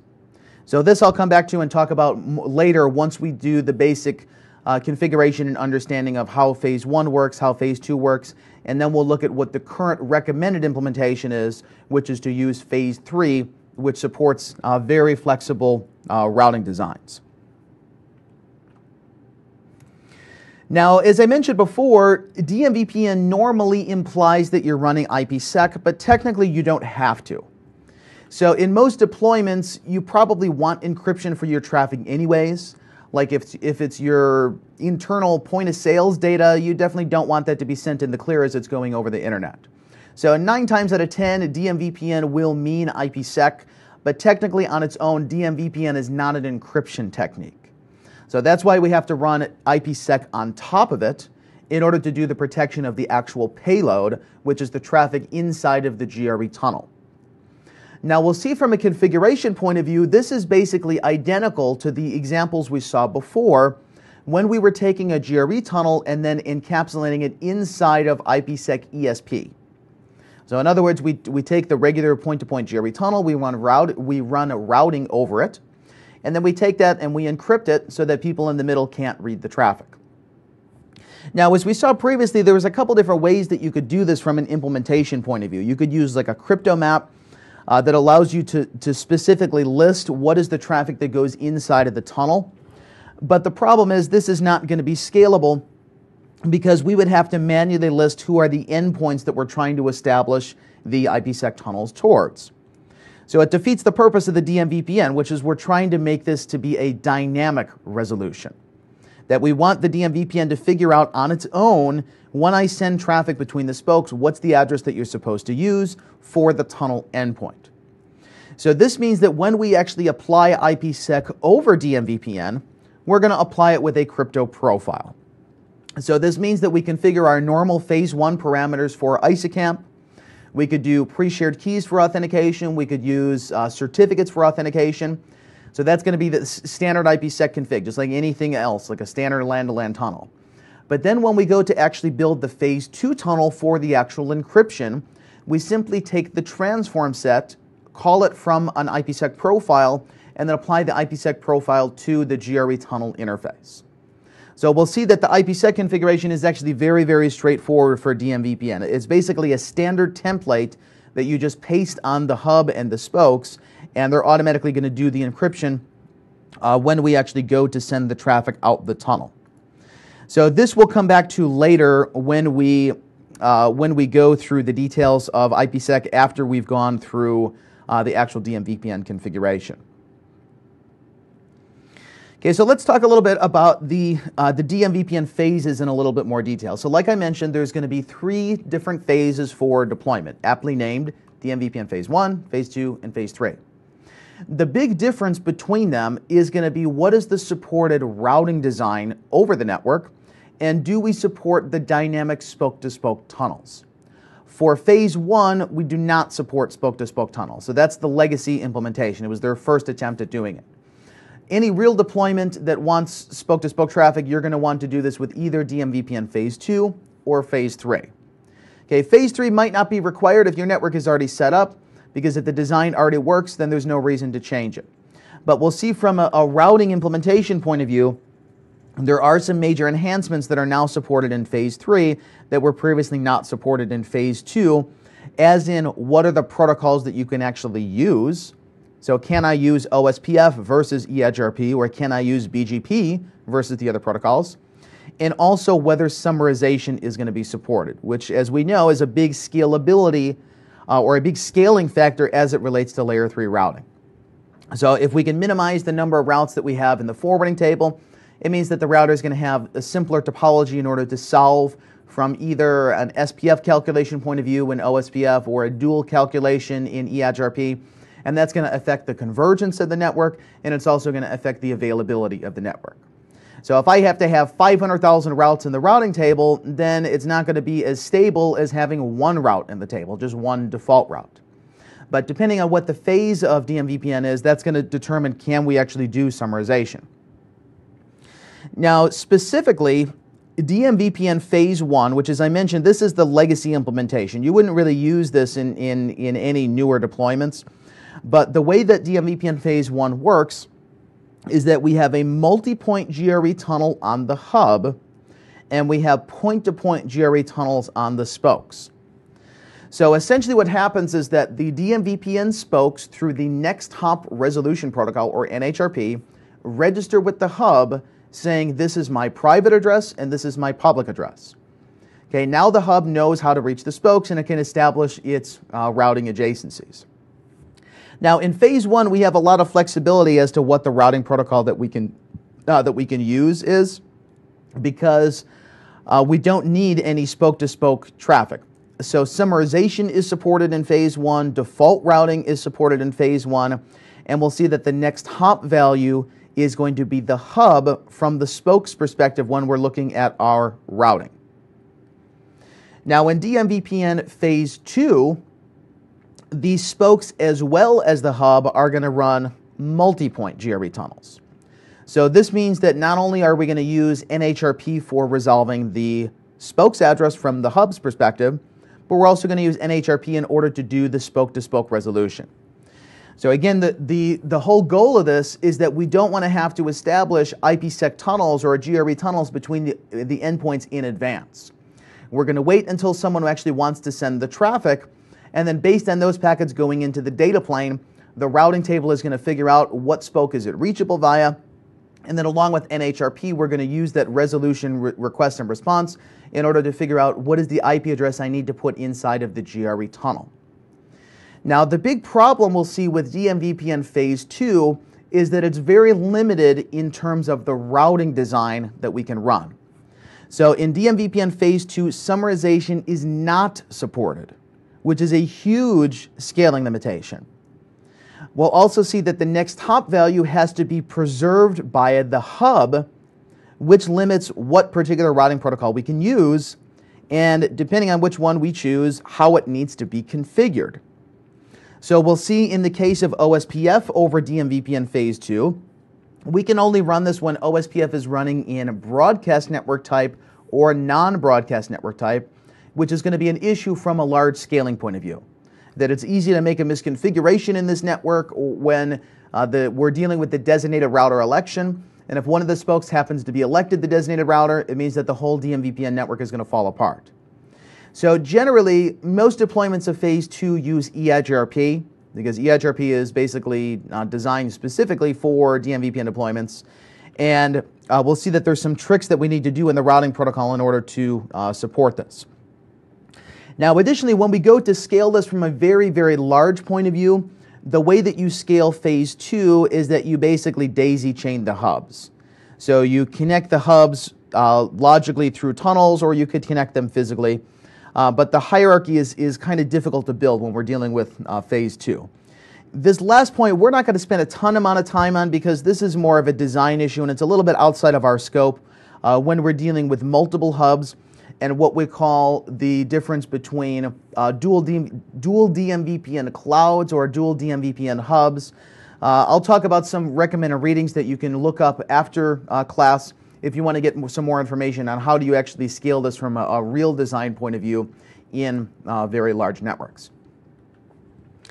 Then lastly, we have DMVPN Phase 3. So DMVPN Phase 3 is going to use multi-point GRE, just like in Phase 2, both on the hub and the spokes. So the spokes are going to dynamically register with the hub, and again, they're telling the hub, this is my public address, this is my private address. So if you want to send me a packet inside of the GRE tunnel, you now know what address you need to put in the GRE header.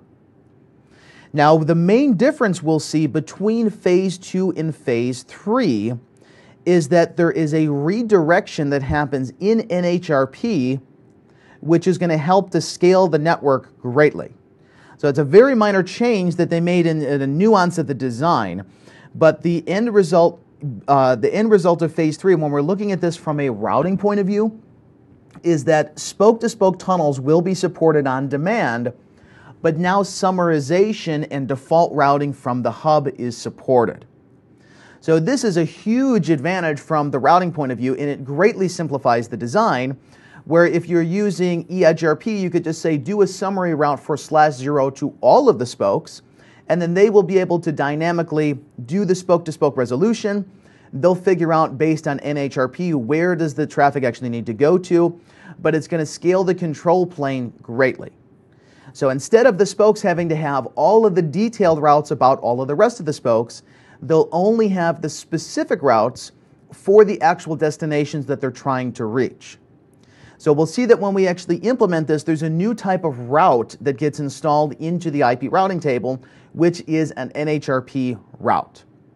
Okay, depending on what individual iOS release you're using, you may see that this is implemented in the Ceph table behind the scenes where you cannot see it.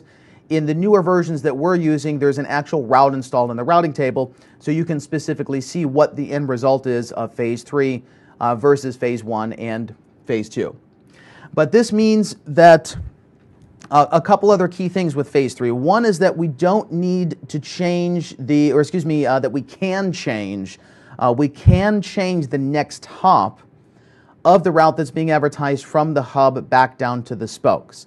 So we'll see from a routing point of view, this means the design becomes much more flexible because we can now run OSPF and point to multipoint. We could run EIGRP with just doing default routing. We could run BGP route reflection. It makes it very large scalability, easier to hit with phase 3 than you could with either phase 1 and phase 2. And also it allows the multiple levels of hierarchy to be much simpler, where you don't have to daisy chain the hubs. You can just do an end-to-end resolution for a spoke that is in a different DMVPN cloud than we are in. But again, this last point is a little bit outside of our scope, so I'm not going to spend a ton of time talking about that today. Okay, so we have a couple questions here before we get into our details of the actual implementation. If the spoke uses DSL and the public address is configured on the DSL itself, then the spoke router will be behind the modem who is doing the NAT. Is there any required configuration for this? Yes, there is, and DMVPN is supported through network address translation. It's a little bit outside of our scope. I'm not going to talk tons of details about that today, but I'll show you guys some recommended readings that you can see afterwards. If you just search DMVPN through NAT, there's a specific design guide that talks about this, that if you need to do dynamic spoke-to-spoke tunnels, but the problem is that your spokes are behind a NAT device, this is still supported, but there's some other things that you need to take into account. So in general, this just makes the design even more flexible, that it doesn't matter how you're connecting. Even if your router is behind someone else's translation, you technically can still do it. But how you do it is a little bit outside of our scope. So you can read through this document, doing the dynamic tunnels between spokes behind a NAT device. So yes, it is supported. There's a question: in order to transition from MPLS to DMVPN, would you need to purchase a new internet circuit in order to configure the DMVPN over that connection? So is there a way to prefer MPLS until DMVPN is fully configured, similar to the BGP neighbor wait? So the question is, let's say you're on L3 VPN now and you're trying to move to DMVPN. You can technically run DMVPN over L3 VPN. It just depends on, do you have the internet access through your MPLS provider? So most MPLS designs keep internet access and private WAN access separate, but it really depends on what particular service that you buy. One of the simple solutions that most providers do, if your access method is Ethernet, they'll give you just one sub-interface for the internet table and a separate sub-interface for the private WAN, for the L3 VPN. So this basically means that when you source your DMVPN tunnel, you just need to source it from the interface that has your public address on it. Now, in terms of preferring one over the other, yes, you can do that, and that's just going to be based on your routing configuration. So let's say that you're running BGP over L3 VPN, and you're running EIGRP over DMVPN, but you don't want to make the cutover until the network is fully converted. Well, then the only thing you need to do is just set the administrative distance. So as long as BGP has a lower distance than EIGRP, you would prefer to use that versus the DMVPN tunnel. Now, normally that's going to be the default anyways, because in most cases, the BGP peering to the provider is going to be an eBGP peering, which has an administrative distance of 20, versus any of your IGPs, which are always going to be higher. But so long story short, yes, you can do that. You can slowly migrate to the DMVPN, and then once the network is fully built, then you could tell the routing protocol that you finally want to do your switch over, and then you can turn off the L3 VPN. So yeah, that is supported. There's a question for the underlay address. What if the public address is not fixed at the spoke? So for example, what if you have a dynamic IP address? Okay, that's going to be fine. So let's say that your spokes are on cable modems or they're on DSL, which 99% of the time you're not going to have a static address. Okay, that doesn't really matter because with NHRP, the registration is dynamic. So the spoke will tell the hub, this is my current public address, and this is my IP address inside of the tunnel. Now, of course, if the router's IP address changes, so if the DHCP lease expires and it has to renew a new address, you'd have to do a new resolution, or a new registration, I should say. But it is supported. You do not have to have static addressing on the spokes for DMVPN. You do need to have it on the hub because the hub is the only one well-known address that we need to manually configure in the DMVPN network. So again, it just adds to the flexibility of the design. As long as you have IP connectivity, doesn't matter if you have a dynamic address, doesn't matter if you're going through a NAT translation, the DMVPN design is supported. There's a question for an MPLS layer 3 circuit. Should we go for get VPN or DMVPN? Now, this is talking about the technology that is called group encrypted transport, which is get VPN. Get VPN and DMVPN are technically not mutually exclusive technologies. Okay, get VPN is an encryption technique. DMVPN is a routing technique. So technically, you can run a get VPN over DMVPN, and a lot of people actually do this. Okay, the reason why is that get VPN allows you to form one shared IPsec security association in phase 2 for all endpoints of the tunnel. So what I mean by this is, let's say that we have a DMVPN hub and spoke network where we have the hub, and then we have all of these spokes. So we have spoke 1, we have spoke 2, we have spoke N, up to however many spokes that we have. So let's say we have 1,000 spokes in this network. Now, when we're looking at this from a scaling point of view of the overlay protocol, so again, it doesn't matter what the underlay is. As long as we have IP reachability, that's the only thing that we care about up to this point. But now we do have an issue with inside of the tunnel. We need to run, so inside of the GRE tunnel, we need to run our layer 3 routing. So let's say we run EIGRP, and we're normally going to run IPsec. Now, when we're doing IPsec tunnels, as we looked at in the examples up to this point, we looked at configuring IPsec in a point-to-point association. So this means if you want to tunnel between router 1 and router 2, you do a phase 1 negotiation for ISACAMP, and you do a phase 2 negotiation for the IPsec SA. The end result of this is that router 1 has an encryption key to router 2, and router 2 has an encryption key back to router 1. So it's an outbound security association and it's an inbound security association. This means from an actual crypto algorithm point of view, we had to generate 2 keys. One key that is going to be encryption on my side and decryption on the other. The other one is encryption on the other side and decryption on my side. So it's inbound and outbound. Now, for a point-to-point association, that's fine. Okay, there's only one control plane piece that we need to maintain, which is just that pair of keys between the 2 neighbors. But now let's think about this from a larger scale point of view. In DMVPN, the hub is the central aggregation point for the control plane of all of the spokes. So this means that if we have 1,000 spokes, the hub is maintaining 1,000 layer 3 routing adjacencies, which is fine. The routing protocols can scale that high. There's not that big of an issue with it, especially if we're using BGP.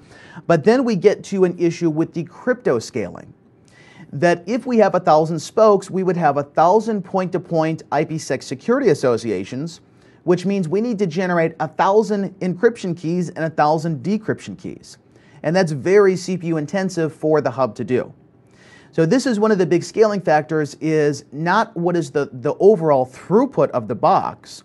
So it doesn't matter if you have 10 gig interfaces or 100 gig interfaces, that's not going to be the limitation. The limitation is how many tunnels can you actually maintain in the crypto control plane. Now, in order to solve this, you can instead say, I don't want to run point-to-point encryption between the devices. I don't want to have to do an encryption key and decryption key for every single spoke. Let's do this as a group. Let's all 1,000 of us agree on what one single encryption key is and one single decryption key. And that's exactly what GetVPN does. So GetVPN uses a special control plane on the back end that's called the Group Domain of Interpretation, or GDOI, that allows the spokes in the hub to do a group security association in IPsec Phase 2. So the end result of that is now the number of spokes do not exponentially scale the number of crypto tunnels that you have. So regardless if I'm going spoke to spoke or if I'm going hub to spoke, we're still going to be using a single encryption key and a single decryption key for the group. So you'll see that in a lot of designs for very large scale, this is common that you would run a GetVPN inside of DMVPN, but at least within the scope of routing and switching version 5, that's outside of our configuration. So you do want to know, at least from the written exam, GetVPN is within the scope. And basically what I talked about, this is the only thing that you need to know. that GetVPN, the reason that you would choose it versus other encryption technologies is that for large-scale encryption, it's more efficient, because you don't maintain a separate encryption and decryption key for the pairs of devices. You maintain just one total encryption key, one total decryption key for everyone. Then when we want to rekey, so if we need to generate new encryption, new decryption keys, we all do it at the same time. And you do it through multicast. So it makes it even more efficient that the hub just sends down to all the spokes, here's the new key that you guys are going to use. So we don't have to run the Diffie-Hellman exchange over and over and over between every endpoint in order to generate the new keying material. Now the other issue though is that with GetVPN, if you look at the details of the terms, GetVPN means group encrypted transport. So we talked about what does group encryption mean. Okay, group encryption means that we're all agreeing on what the encryption key and what the decryption key is. The other portion, transport, means that it doesn't use a tunnel encapsulation. So when you run GetVPN, there's not an additional ESP header that puts a new pair of IP addresses in the encryption. So this means GetVPN, you cannot run it over the internet because you're not changing the IP addresses of the devices in the tunnel. So in other words, the only way that you could run GetVPN over the internet is if everyone had public addresses, which in reality is not supported. No one's going to be running public addresses end-to-end routed over the internet. So the reason that you can then use it over DMVPN is private anyways, because you have the overlay tunnel that is hiding the end-to-end addresses, so you're doing the GRE encapsulation, which means you don't need an additional encapsulation. You can use GetVPN to encrypt the payload, so just transport encryption, but that's fine because GRE is providing you your tunnel endpoint.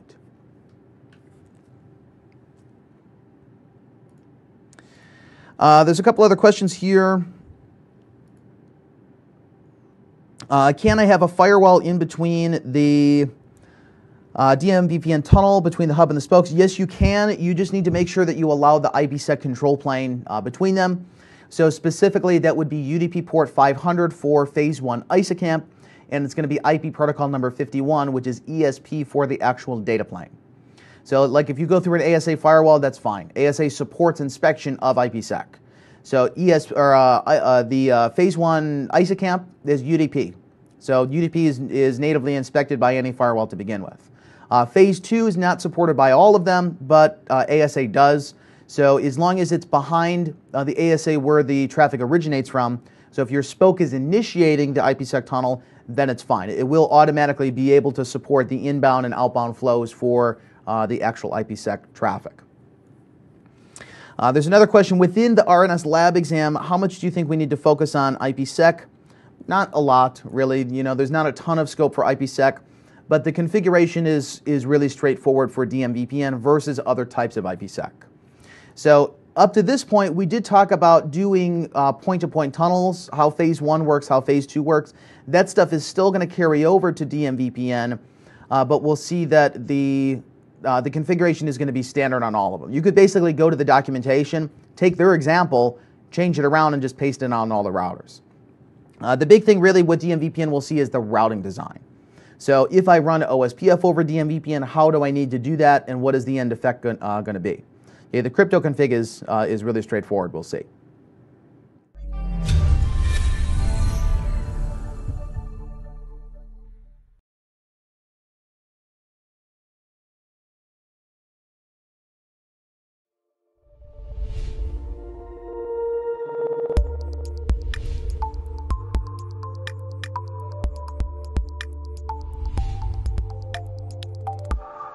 Welcome everybody to INE's V-Seminar on Introduction to Dynamic Multipoint VPN. My name is Brian McGann and I'm going to be the instructor for this session. So first let's talk about what are we going to be covering in this session. And essentially this session is going to be the first of many that are talking about the new topics that are within the blueprint for the new CCIE Routing and Switching version 5. The first of which, of course, is Dynamic Multipoint VPN. Within the scope of today's class, we're going to spend some time talking about, just from a very high-level overview, what is DMVPN, why would you want to use this in the design versus other technologies like maybe just regular IPsec LAN-to-LAN tunnels or MPLS tunnels. We'll talk about what is the use case of DMVPN. And then we'll get into some more details of behind the scenes. What is DMVPN actually doing in order to get traffic routed over the network? And then we're going to look at some implementation examples live on the CLI. And then, like I mentioned, I'll spend some time taking questions. You can go ahead and type those in during the class, and then I'll try to get to as many of them during class and then afterwards as I can. This class is going to run probably around maybe 2 hours, give or take, depending on how many questions that everyone has.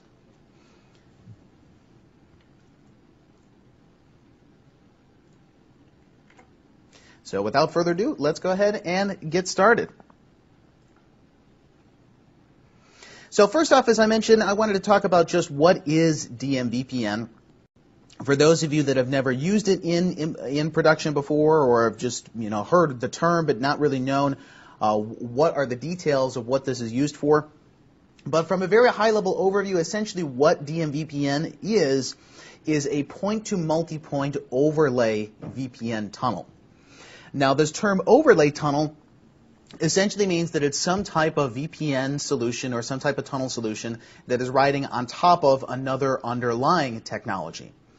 Now, traditionally, an overlay VPN would be something like a regular IPsec tunnel or a GRE tunnel, or like when you use your Cisco VPN client, you have your internet connection underneath, and then you have another VPN that's riding on top of it. Now, this is different than what's considered to be a peer-to-peer VPN, which would be something like MPLS Layer 3 VPNs, or a legacy frame relay PVC network, or an ATM PVC network, where it's up to the service provider to provide the VPN service, not up to the end user. So this means that from an implementation point of view, the VPN is terminating on the user's end, on the customer's end. This is not a service that you buy from the provider. And we'll see from a design point of view, this is one of the big advantages of using DMVPN, that it's independent of your underlying transport, that you just simply buy internet access from any provider, and then it's up to you to design how the DMVPN is going to run on top of this. Now, from a little bit lower level, from the behind-the-scenes point of view, specifically what DMVPN is a way to build scalable GRE over IPsec site-to-site tunnels. Now, what this means from a data plane or from a forwarding point of view is that if we were to capture a packet that goes over the DMVPN network, we would see that it's an IP packet that is encrypted with IPsec, and then if you were to decrypt the IPsec packet, you're going to see a GRE tunnel inside of that. Now, one of the advantages of doing this, it means that we can run dynamic routing protocols over the VPN network. Now, we'll see in our examples today, we're mainly going to be focusing on using EdgeRP over the DMVPN, but there's a lot of different options and a lot of flexibility that DMVPN has in order to integrate with your current design. So let's say, for example, you have a network that's running OSPF already and you want to implement DMVPN. You don't necessarily need to redesign your entire OSPF network in order to run DMVPN alongside of it. At the same time, if you have BGP routing everywhere, you could run BGP over DMVPN. Now, we'll see that when we compare this with some of the other technologies, like MPLS Layer 3 VPN, that's one of the advantages of using DMVPN, is that it's up to you to decide what the routing design is going to be over the particular topology. But we'll see once we get into kind of the nitty-gritty details. Behind the scenes, we're essentially just establishing GRE tunnels between our sites and then potentially running encryption on top of them with IPsec. Now, from a high-level design point of view, the way that DMVPN works is that we're going to have remote sites in the network, whether these be remote offices or retail locations, point of sale, something like that, that are going to be building static tunnels to some sort of central location. Or in other words, basically what we're establishing is a hub and spoke network. Now, the difference is that this hub and spoke network is not going to be based on an underlying layer 2 transport like frame relay or ATM. It's going to be based on an overlay VPN where we're establishing essentially hub and spoke GRE tunnels. So all of the spokes establish a tunnel to the hub. The hub is going to have a multi-point tunnel that is coming back to the spokes. Now, when the hub and the spokes want to route traffic to each other, since we're encapsulating all of this traffic inside of GRE, it means that we can run regular routing exchange over the tunnel. So we could run EHRP for dynamic routing, we could run OSPF. And this is going to be a secondary portion of the design. There are some other implications of which particular routing protocol that you would choose. And we'll talk about this when we get into more of the implementation details of what would happen if you ran EHRP versus OSPF or BGP. But simply that it is possible that you can run whatever you want and that we're doing this in a dynamic fashion. Now, when traffic wants to go from the spokes to the hub, they're going to use these static tunnels that we have manually defined. So all of the spokes are going to know the hub's address. It's going to be some static configuration that we put in there.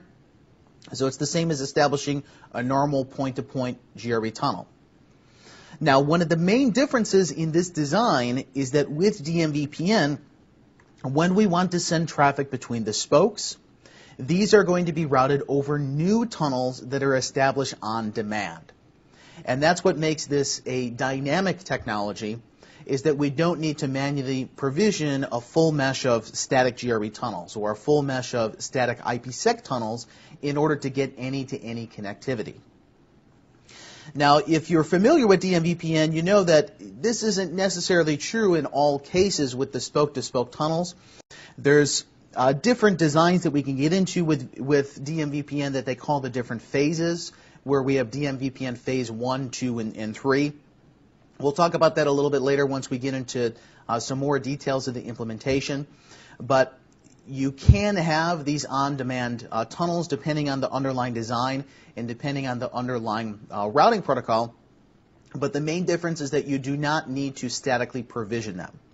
So if we were to do normal IPsec LAN-to-LAN, and I have 10 sites that I want a full mesh of tunnels between, well, then on every site I'm going to have to configure 9 manual tunnel interfaces or 9 crypto map statements, for example, that says, when I go to this destination, I want traffic to be encrypted in this manner. And when I go to a different destination, and so on and so forth. So the advantage is not only can we use dynamic routing over the tunnel, but it makes it dynamic in terms of from a provisioning point of view, that we don't need to manually configure all of these tunnel interfaces on all of the endpoints. So this is one of the main advantages of why you would want to use this design to begin with.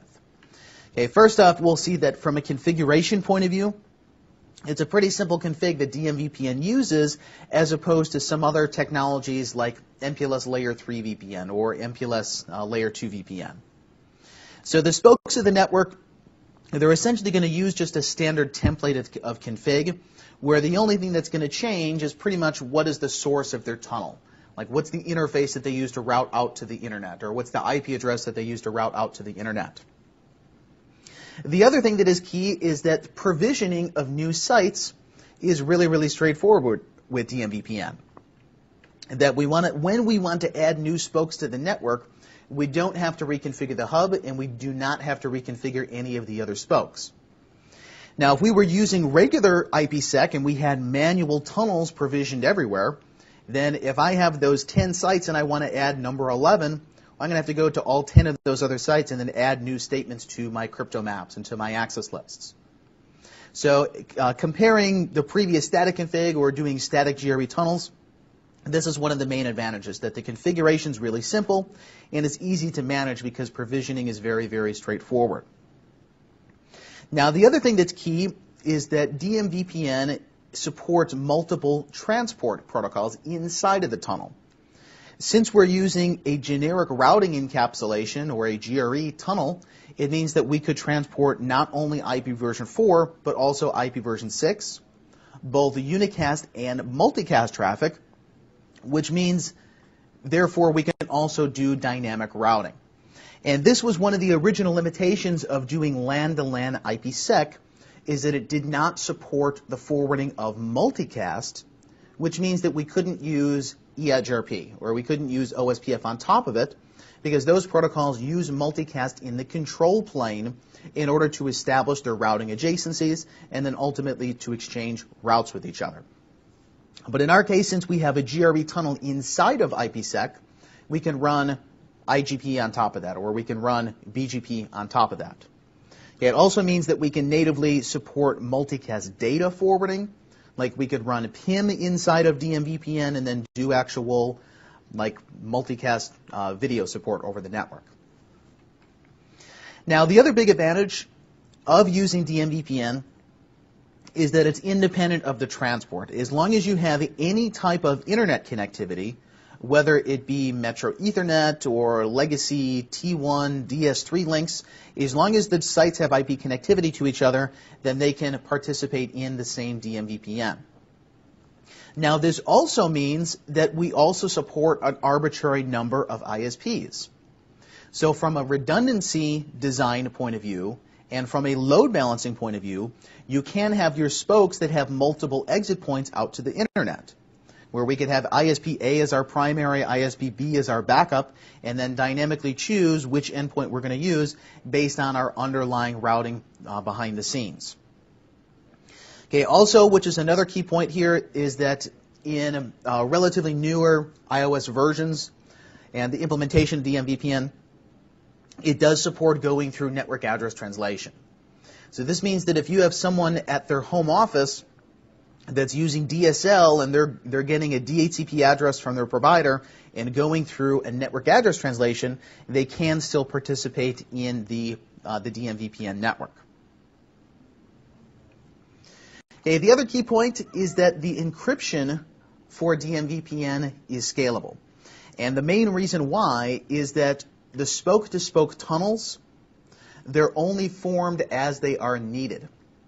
So we'll see that when we look at the specific implementation of this, the DMVPN is going to have a static permanent tunnel that goes from the spokes to the hub.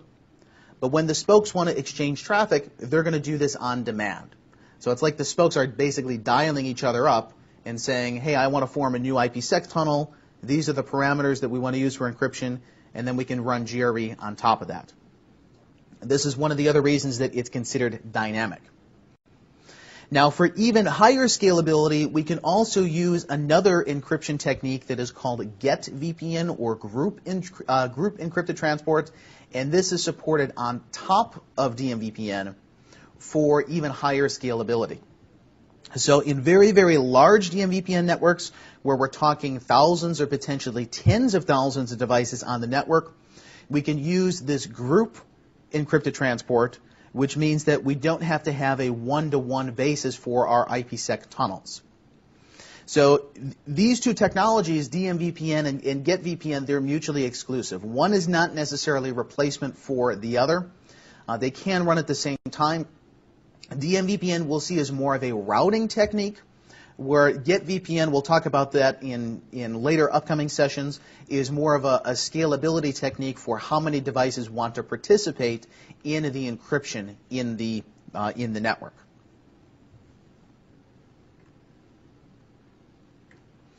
Now, as we compare DMVPN versus some of the other technologies, so if you were trying to choose in your design, when would it be appropriate for me to implement this versus doing just static IPsec tunnels, for example? Now, the main difference between this is going to be based on the number of sites that you have and how difficult it is to manage this type of configuration.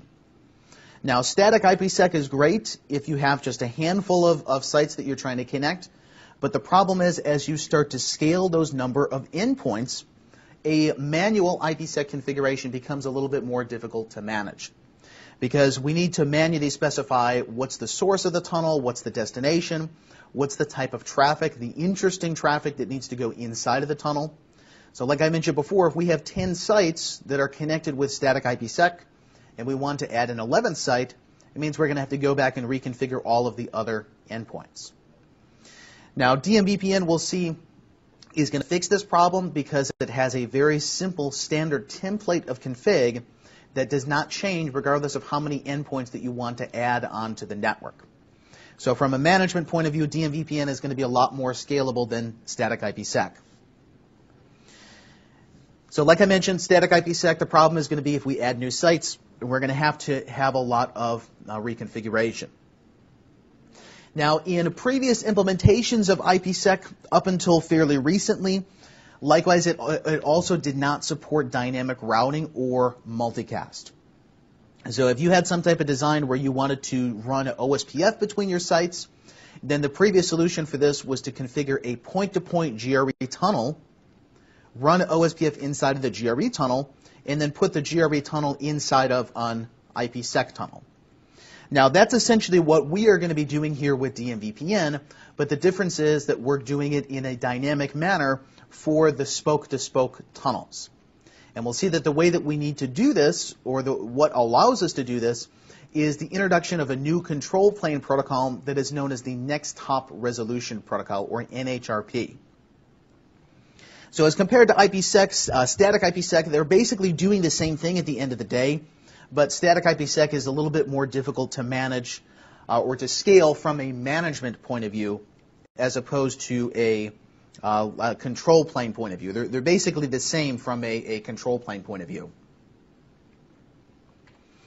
Now, as we compare DMVPN with MPLS, when we're looking at layer 3 MPLS VPN, the advantage of using DMVPN is that it does not add an extra layer of routing complexity. Now, in MPLS layer 3 VPN, the design is that the customer router has to run some sort of routing protocol with the provider, where in most cases this is going to be BGP, or it could be something as simple as doing static routing. Now, the potential problem with this is that if my internal network, let's say, is already running EIGRP, and then I want to buy MPLS layer 3 VPN service, it means I'm going to have an additional layer of complexity where I'm going to have to take my EIGRP routes and then advertise them to the service provider with BGP. So I'm going to have to do some redistribution, and it's going to potentially overly complicate the routing design. Now, with DMVPN, this is not necessarily the case, because we're overlaying essentially the GRE tunnels on top of whatever the underlying transport is. So if we're already using EIGRP for internal routing, we can take that same EIGRP process and run it on top of the DMVPN. Or if we're already running OSPF, we can take that same OSPF process and then run it on top of the DMVPN. Now, there are going to be other design implications of this that we'll talk about, but it's not necessarily a requirement that your DMVPN be a different demarcation point between routing domains, where typically in MPLS Layer 3 VPN that is the case, that the service provider is probably running BGP, and then internally if you're running IGP, you're going to have to do some redistribution between those two protocols in order to learn the routing information from the service provider. Now, the other key point of MPLS Layer 3 VPN is that it doesn't necessarily support IP version 6, and it doesn't necessarily support multicast. Now, there are situations where MPLS L3 VPN can support IPv6, or it can support multicast, but the difference is that these are normally additional services that you would have to buy from the service provider. That by default, let's say like over the regular internet, by default, you don't normally get IPv6 transit, and you don't normally get multicast transit. Those would be special services that you have to say, this L3 VPN needs to run IPv6, and this L3 VPN needs to run multicast, and those are typically extra services that you have to buy from the provider. Now, in the case of DMVPN, since the configuration is on the customer's point of view, they can run whatever routing protocols or whatever transport protocols they want inside the tunnels. So if we have IPv6, we can run that without having the service provider get involved. Or if we have multicast, we can run that without having to run PIM with the service provider and do multicast routing with them. The other big disadvantage of MPLS is that it's hard to do interoperability between providers. So if I have a site in Los Angeles in the US and I have a site in Hong Kong, it's very unlikely that I'm going to be able to find one provider that can get me a layer 3 VPN circuit end-to-end. So it means that maybe I have to buy one provider service on one end, a different provider service on the other end, and then they would have to do some sort of interoperability in order to get the circuits to work. In the case of DMVPN, we're essentially using the internet as our underlying transport. So as long as we can buy basic transit, whether it's gig E access to the internet or it's a T1 circuit, as long as the sites can ping each other, then they would be able to form the connectivity.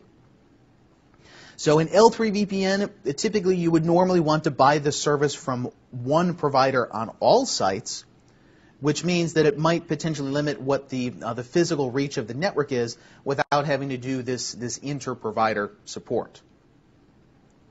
The other limitation of MPLS L3 VPN is that typically you need to buy a separate circuit besides this if you also want regular internet access. Now, you could think of this as how the legacy frame relay PVCs worked, or legacy ATM PVCs worked, that you would have your one separate private network, like the frame relay network that is for connectivity between sites, and then you would have separate internet circuits that are for regular internet connectivity. Now, there are certain providers that you can buy internet access along with the L3 VPN service, but most of the time they're technically still separate circuits. One of them is going to be for internet, one of them is going to be for the VPN traffic. But in the case of DMVPN, since we're using the internet in order to establish the overlay, you would only have to have one circuit per site. Now, whether you want to have the bandwidth being contended for, like your private network that's for, let's say, your point of sales and then people browsing the web, that's kind of a separate design issue. But technically, you only need one circuit. You just need internet access, and then we're able to establish the DMVPN tunnels over that transport. Now, as we compare this to Layer 2 VPN, when we're talking about virtual private LAN services, both the MPLS L3 and the L2 VPN with VPLS are multi-point tunnels.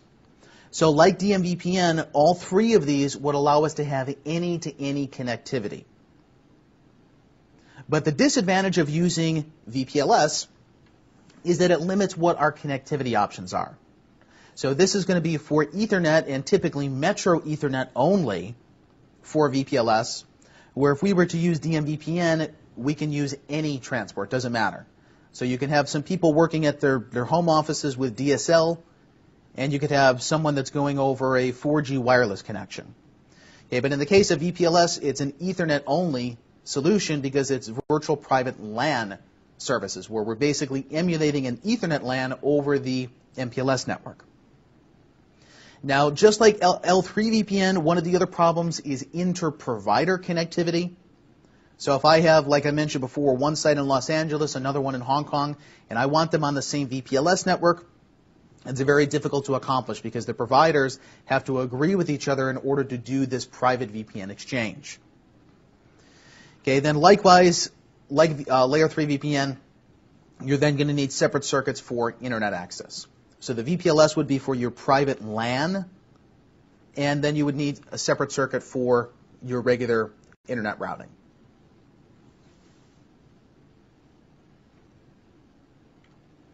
Now, as we get a little bit into the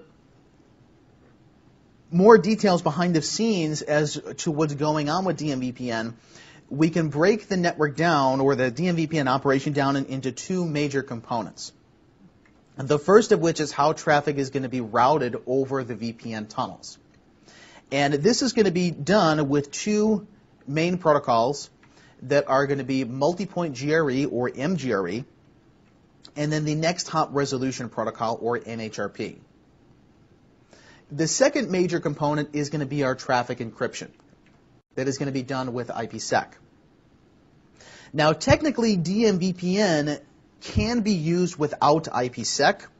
So we could just do the first portion and do routing over the tunnels and not do encryption. But the vast majority of the times, DMVPN is probably going to imply encryption. Because if you're using the internet for transport, and we're sending, let's say, our point of sales traffic between our remote offices over the tunnels, you probably want that data to be encrypted.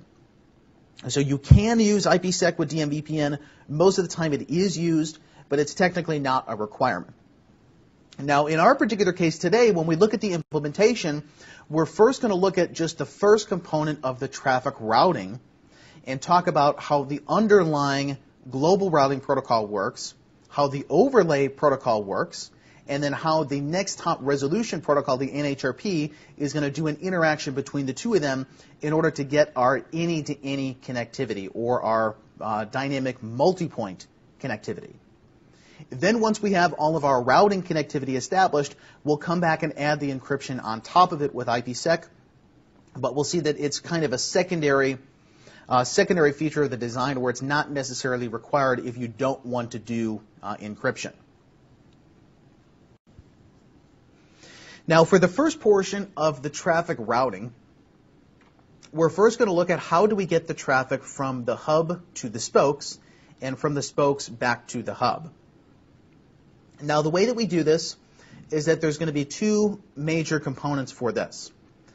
That we have the dynamic multipoint VPN hub, which is considered to be the next hop resolution protocol or NHRP server. Then we have the DMVPN spokes, which are going to be the NHRP clients. Now, what NHRP is going to do for us is the spokes are going to register their addresses with the hub, basically saying that this is my internal private address that I have on the tunnel, and this is my external public address that I'm actually using to route traffic over the internet. So for a spoke, for example, that's running DSL, the public address would be whatever they're getting from DHCP from the service provider. Then the internal address that NHRP is going to be advertising is the one that's assigned on the tunnel interface, like the 10 network or the 192.168 network. But the key is that the hub does not already know who all of the spokes are to begin with. And this is one of the other features that keeps it dynamic, is that when we add new spokes to the network, we don't have to reconfigure the hub, because the spokes are going to be dynamically registering with this next hop resolution protocol. So this means from a configuration point of view, the spokes are going to need to know the hub's address. This is going to be some static address that we manually define. The hub's address is 1234. Now, from the hub's point of view, they are going to dynamically learn the spokes' public address and their private address. The public address is what we're defining here as the NBMA address. The private address is going to be the VPN address. That's the one that's inside of the tunnel. Okay, once we know those pieces of information, the hub is going to know what is the address that we need to use in order to send traffic to the spokes. Then we can use our regular dynamic routing, whether it's EHRP, OSPF, BGP, in order to establish and exchange our reachability information. Now, the second portion of this is going to be to figure out how are we going to route traffic between the spokes. Now, if we were to take a look at this from a visual point of view, this is the topology that we're going to be using here for this example, where we have router 1 and router 2 that are essentially the hub site. So router 2 here, this is going to be the DMVPN hub. Then we have 3 remote sites. We have site 1, site 2, and site 3. And the ultimate goal is that we want to get a full mesh of connectivity from the remote sites to the hub and from the remote sites to each other. So we first have that first step where we have the DMVPN hub and we have the DMVPN spokes. So router 4, which is one of the spokes, is going to manually define what is the address of the hub. Now, in this particular case, the address of the hub is 200.0.29.2. So this is some static address, whatever this is, 1, 2, 3, 4. It's some static address that all of the spokes are going to know. They're also then going to do a resolution to say that this public address is going to resolve to some sort of internal address. So let's say 192.168.0.2. This is what we would consider to be our NBMA address, or actually, excuse me, the other way around. The NBMA address is the outside address, and the 192.168 address, that's going to be the VPN one. That's going to be on the inside. Now we'll see that once we do the routing exchange, and a route is advertised from the spoke to the hub, and the hub advertises it down to other spokes through whatever routing protocol we're using, whether it's OSPF or EHRP or BGP. Ultimately, the spokes are going to have reachability information about each other. That router 3 is going to know a route to router 8, and is going to know a route to router 6. The difference, though, from a regular GRE tunnel or from like an MPLS layer 3 VPN point of view, is that router 4 doesn't yet know what are the other spokes that are on the network. So it doesn't yet know about router 5, it doesn't yet know about router 7.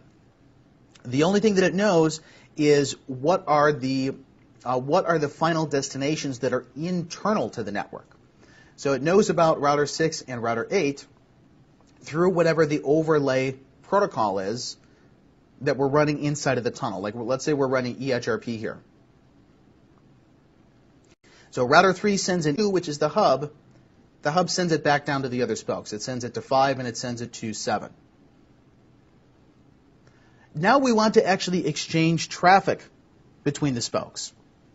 So let's say that a packet comes into router 3 and it's going to some destination behind router 6.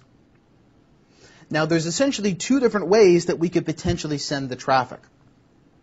We could treat this like a legacy hub and spoke network, like frame relay hub and spoke, and send the traffic from 3 to 4, have 4 send it up to the hub, and then the hub send it back down to the other spoke.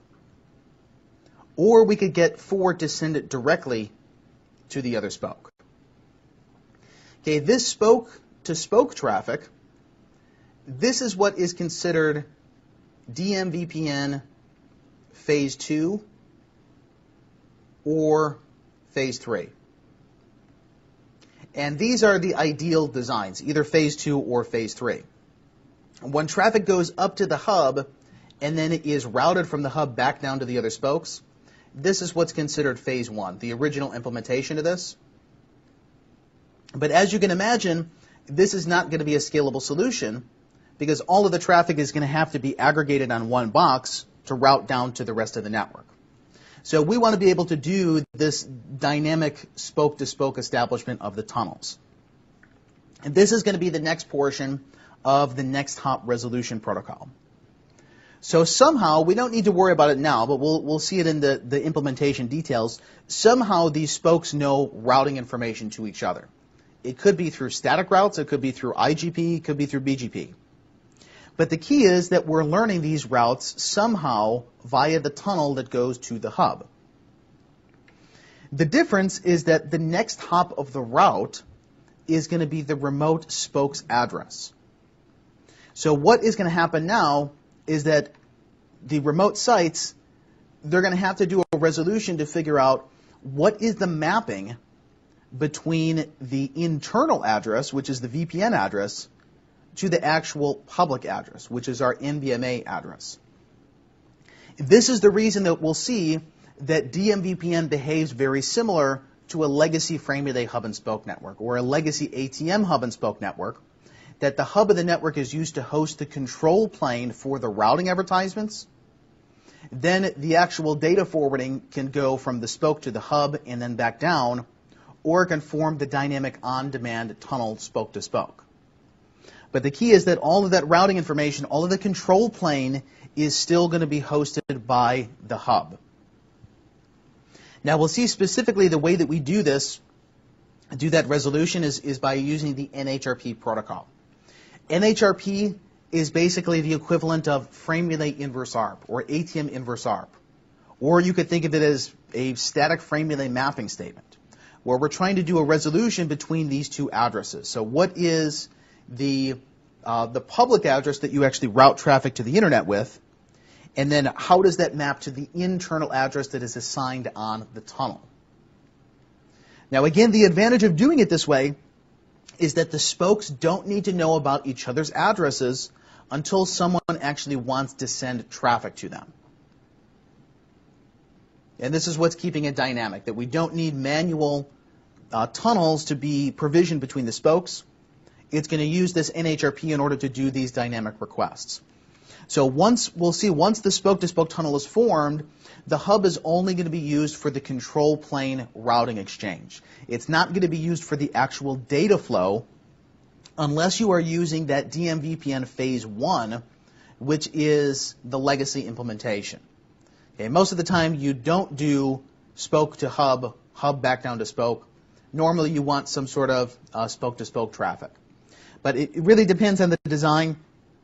There's a number of different ways that we can do this implementation, and a lot of it has to do with also the scalability of the network, how many spokes that we have. If we have 100 spokes, then spoke-to-spoke traffic is going to be fine. But if we have 5,000, 10,000, then we start to hit the upper limits of scaling, and we might have to do some sort of like multiple levels of hierarchy in order to get the network to scale to those particular types of numbers.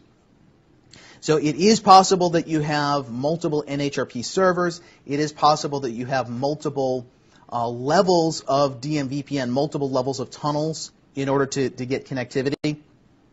But from our point of view, we're going to look at essentially the simplest design, which is going to be a single DMVPN with a single hub, which if you look at the details for the RNS v5 blueprint, that's what they're talking about there, that it is the single hub, single DMVPN network.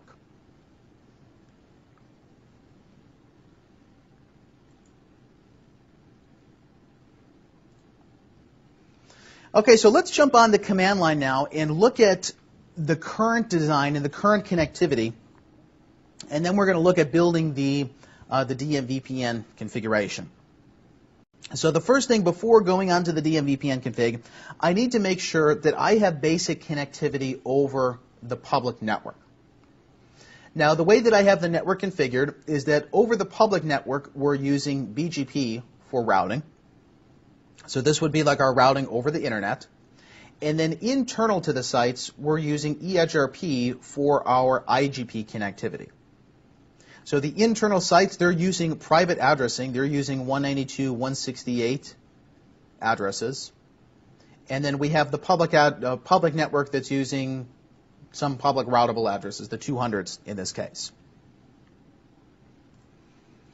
So the first thing that I want to check here is we're going to go to router 2, who is going to be our DMVPN hub. And we need to make sure that we have routing information to reach all of the other spokes to begin with. So if we look at the global routing table, I have BGP learned routes, and these are talking about the other spokes. So for example, router 5 is the address 200.0.105.5. So we have connectivity between 2 and 5. Okay, likewise, I should have connectivity between 2 and 4. Router 4 is 200.0.49.4, and between 2 and 7. 7 is 200.0.107.7. Okay, so keep in mind here, 200 is talking about our publicly routable addresses. This is going to be, from the NHRP point of view, what we consider to be our NBMA addresses. So the NBMA addresses, those are going to be what we're sourcing the tunnels from. Now the VPN addresses, these are going to be the internal ones, that if we look at the show IP route EHRP, these are going to be the 192.168 addresses. So the tunnel that I'm going to configure inside the network between them is going to be an extension of essentially EHRP. So let's say between router 2 and router 4, we're going to have a tunnel here that's running EHRP, and it's going to have an address that is part of that private space. Now, as I mentioned, one of the advantages of using DMVPN is that the configuration is a very standard template that you're going to use on all of the spokes. Now, there are some minor variations of what the hub's configuration looks like versus the spokes configuration, but once you build that template from the spokes, you basically just paste it on all of the routers with the exception of what is the source of the tunnel. So when we configure the tunnel on router 4 and when we configure it on router 7, basically the only difference is that router 4's tunnel is going to be sourced from gig 1.49. And router 7's tunnel is going to be sourced from gig 1.107, but the rest of the configuration is going to stay identically 100% the same. So let's take a look at where would you find this configuration from the perspective of the documentation. So if we look at Cisco's main documentation site, and we go down to Products, iOS, Cisco iOS, and our release, in this case, it's going to be 15. Let's say 15.3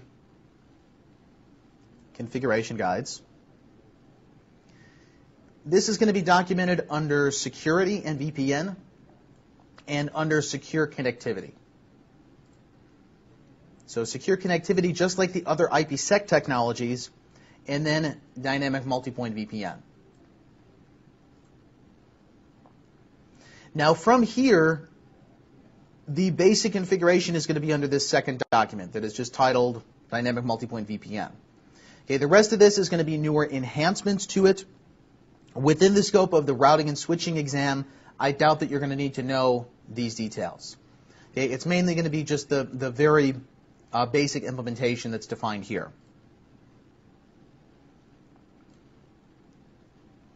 Okay, so let's take a look at just their configuration examples here. And what we're going to do is essentially look at the template that they have on the hub and the template on the spoke, and then change this around in order to match the current design that we are going to be using. So let me open up my text editor here as well.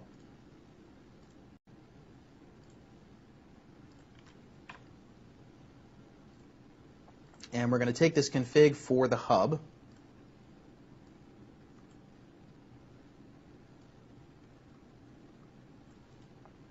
Copy this. Okay, so this is our hub config. And then also the spoke config. Now, as I mentioned, we're going to look at this in two different portions. We're going to look at just the routing to start. Then once the network is established, then we're going to look at the integration with the IPsec. Because technically, IPsec is not a requirement of DMVPN. DMVPN is more of a routing solution that you happen to also be able to put crypto on top of, to put IPsec on top of it. Okay, so for now, I'm just going to delete the IPsec configuration. Okay, we don't need to know the details of this to start. Now, you can also see here in their example, they have a bunch of comments here that they're talking about why do you need these particular commands. So this is a really good configuration document that if you haven't implemented this before, you can pretty much just follow their steps along, and they tell you pretty clearly why you need to do these individual things. You know, what I'm also going to do here is try to minimize their config and take out some of the things that we don't need to configure. And then afterwards, I'll come back and talk about why they had these individual options in there. Okay, like the bandwidth here, this is part of the routing metrics and part of our QoS calculation. We don't necessarily need that. We do, of course, need an IP address on the tunnel. And this is going to be our private address here, 192.168.0.2 for the hub, which is router 2. Okay, next it says, ensure that longer packets are fragmented before they are encrypted. Otherwise, the receiving router would have to do the reassembly. This is essentially an optimization of the CPU. That the problem is, since we're adding additional encapsulation overhead, which is the GRE tunnel encapsulation plus IPsec, if a packet comes in at 1,500 bytes, the router is going to have to fragment that, encrypt it, and then the other router is going to have to decrypt it and then reassemble the underlying IP packet. So they're saying don't do the reassembly on the other side. Try to do it before the encryption happens, which is a little bit easier on the CPU. So it's technically not 100% required. It's just an optimization. So for simplicity, I'm going to take this out so we have more of a minimal config. Okay, next it says the following line must match on all nodes that want to use this multi-point GRE tunnel. IP NHRP authentication don't tell. Okay, this basically, along with the NHRP network identifier, this is what defines who belongs to the same DMVPN network. Now, the reason that you would need to have these is that under most case designs, you would actually have multiple DMVPN tunnels at the same time. And the reason why you would want that is that so you don't have a single hub that is a single point of failure for the entire network, or a single hub that is doing aggregation for all of the remote sites. So at your central location, you might have two different hubs and two different DMVPN tunnels. One of them is the network 192.168.0. The other is 192.168.1. The problem then is when the routers receive the tunnel traffic, they need to figure out which interface does it go to. Does it belong to tunnel 1 or does it belong to tunnel 2? And the way they do that is with this NHRP network ID, the authentication, and then also another field down here, which is the tunnel key. So the tunnel key defines who is part of the same multi-point GRE tunnel interface.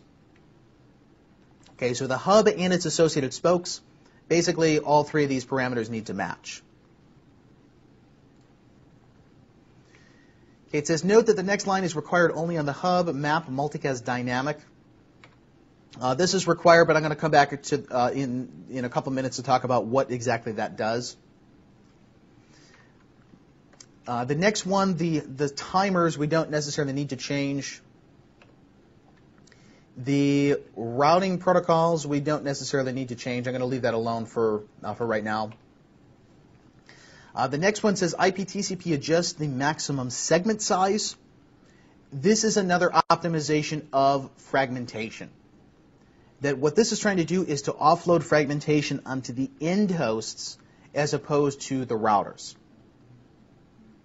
So it's technically not needed, it's just an optimization.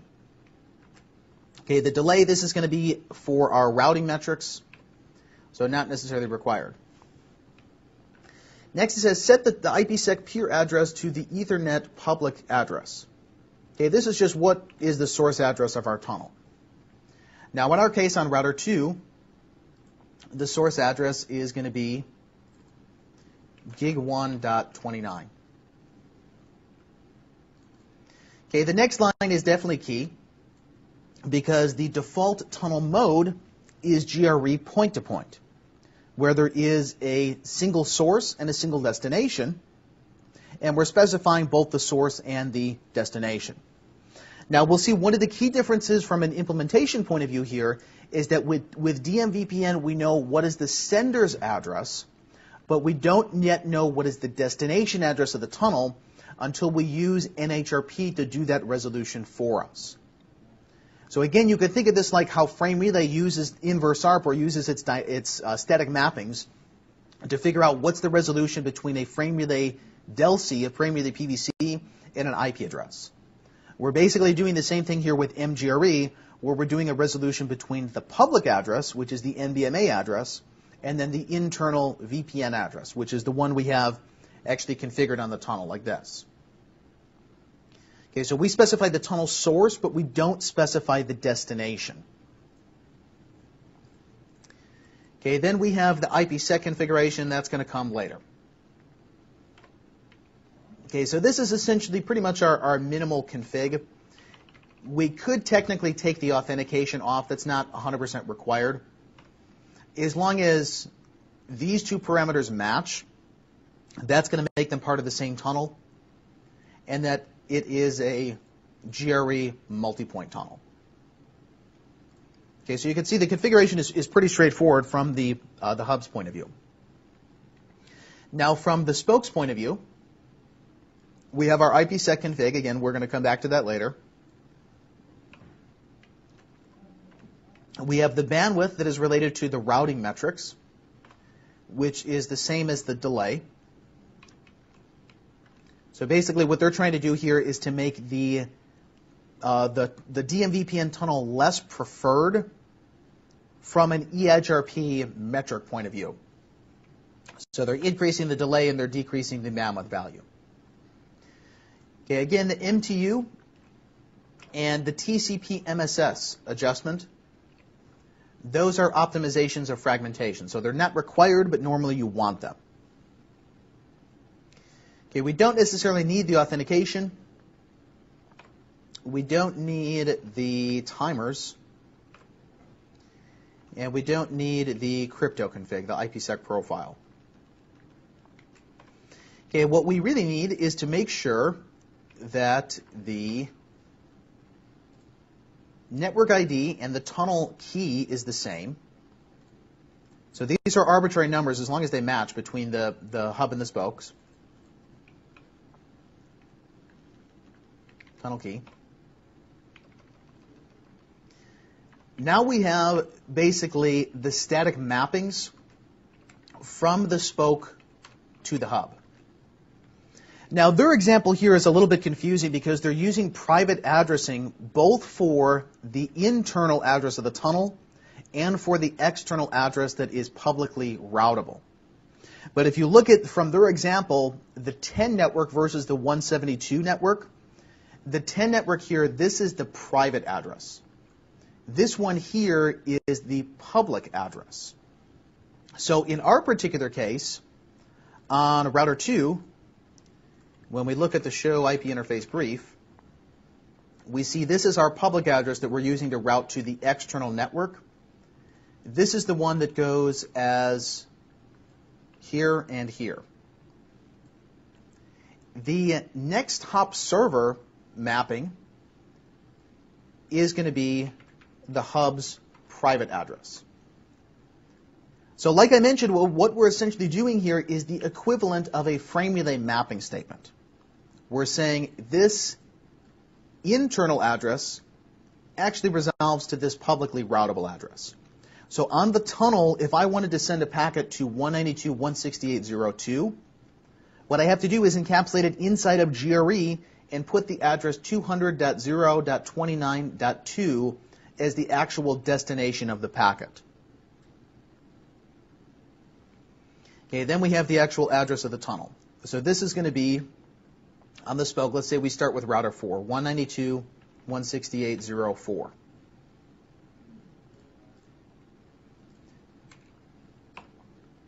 Okay, the other thing we need is the tunnel source and the tunnel mode.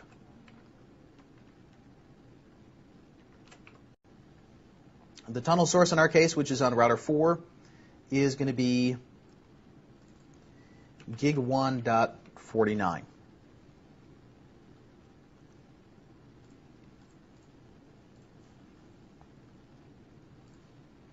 So you can see the configuration is very straightforward. There's not a lot of commands that are really necessary for this that are related just to the routing config.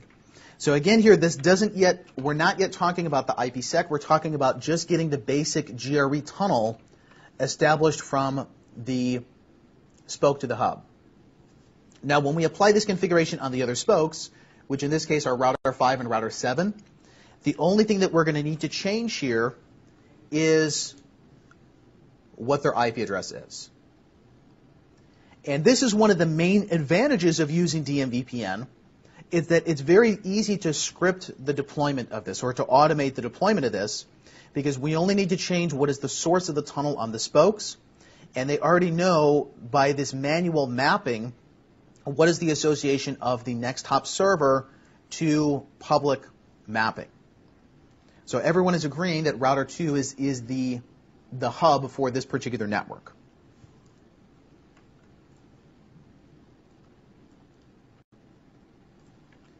Okay, so let's go ahead and apply this on router 2.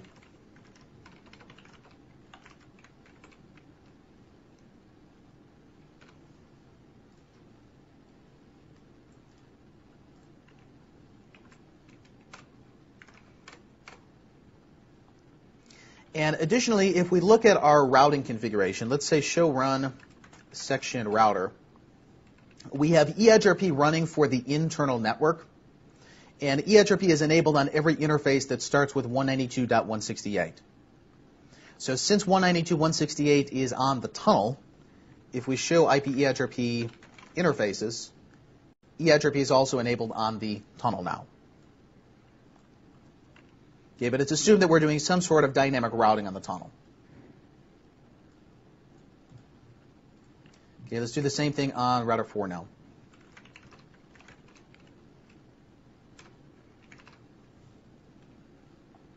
Now, if this works, what we should see is that the hub and the spoke establish a dynamic routing adjacency.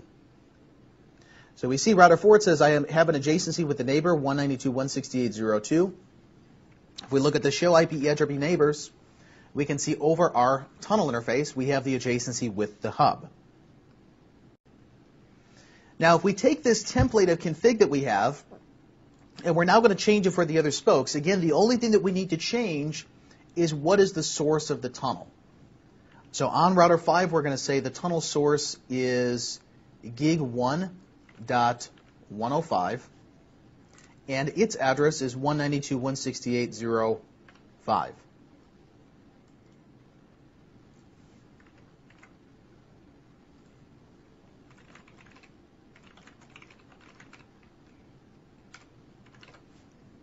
And again, if this works, we should see that we form a routing adjacency with the hub, which it does come up. Okay, then lastly on router 7, we have gig 1.107, and we're going to give it a unique address.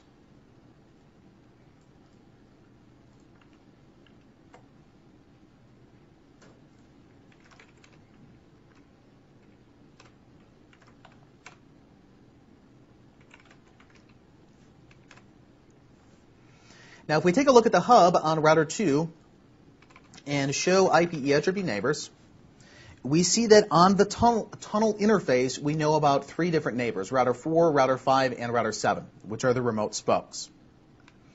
Now, if we look at the routing table and show IP route eIGRP,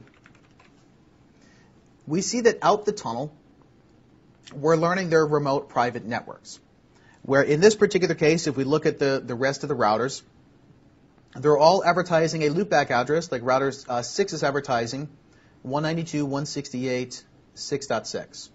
Router 8 is advertising 192.168.8.8, etc. Router 3 is 192.168.3.3. And we see that the hub knows about all of these remote devices. So it knows about router 3, 4, 5, 6, etc. If we now go to send traffic, let's say between router 2 and router 3, if we ping 192.168.3.3, and we look at a trace route of this, we should see that this traffic is going to route over the GRE tunnel. It's not going to route over the public network. So the devices in the middle, for example, router 9 does not have a route to router 3, and it doesn't have a route to router 1. The only thing that it needs to do is to be able to tunnel the traffic between these 2 publicly routable addresses. So it's the same as establishing a normal static GRE tunnel or a normal static IPsec tunnel. That as long as I can get traffic from 200.029.2 to 200.049.4, I don't care what traffic goes inside of the tunnel because it's not destined to me. Only router 2 and router 4 ultimately care about that. Now again, the problem that we run into with this DMVPN logic, though, is that when we look at the tunnel interface configuration, the key point that is missing from a normal tunnel config is that we don't know who the destination is. So if we look at the routing table and show IP route eIGRP, let's say we're trying to get to 192.168.3.3. This is one of the remote spoke sites. It says to get to this address, use the next hop 192.168.0.4 via the tunnel. Now, if this were a frame relay interface, what would frame relay need to do behind the scenes in order to send a packet to 192.168.0.4? it would have to know what's the resolution between the IP address and the underlying layer 2 address, the underlying frame relay PVC. We're essentially doing the exact same thing here for DMVPN, but we are resolving IP addresses to IP addresses as opposed to resolving them to layer 2 addresses. So instead of saying, look at the show frame relay mapping, we're going to look at the show IP NHRP, the next hop resolution protocol. This is where the remote spokes are going to register their next hops dynamically with the hub. So if we look at the spokes, for example, on router 4 and look at the show IP NHRP, the remote spoke statically knows that router 2's internal address really resolves to 200.0.29.2. So again, this is like resolving an IP address to a frame relay DELC. But in this case, we're resolving IP to IP. So if I want to send a packet towards the next hop, 192.168.0.2, I have to build a GRE tunnel, and I'm going to use the destination address 200.0.29.2.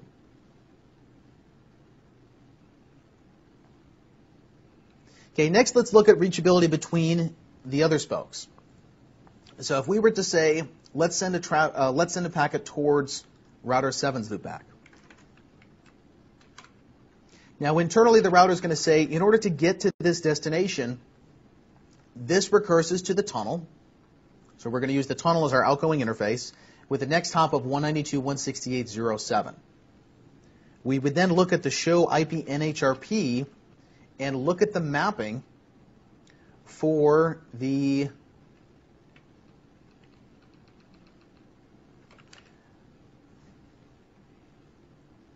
dynamic address 192.168.0.7. It says 192.168.0.7 really resolves to 200.0.1077, so that becomes the destination of the GRE tunnel.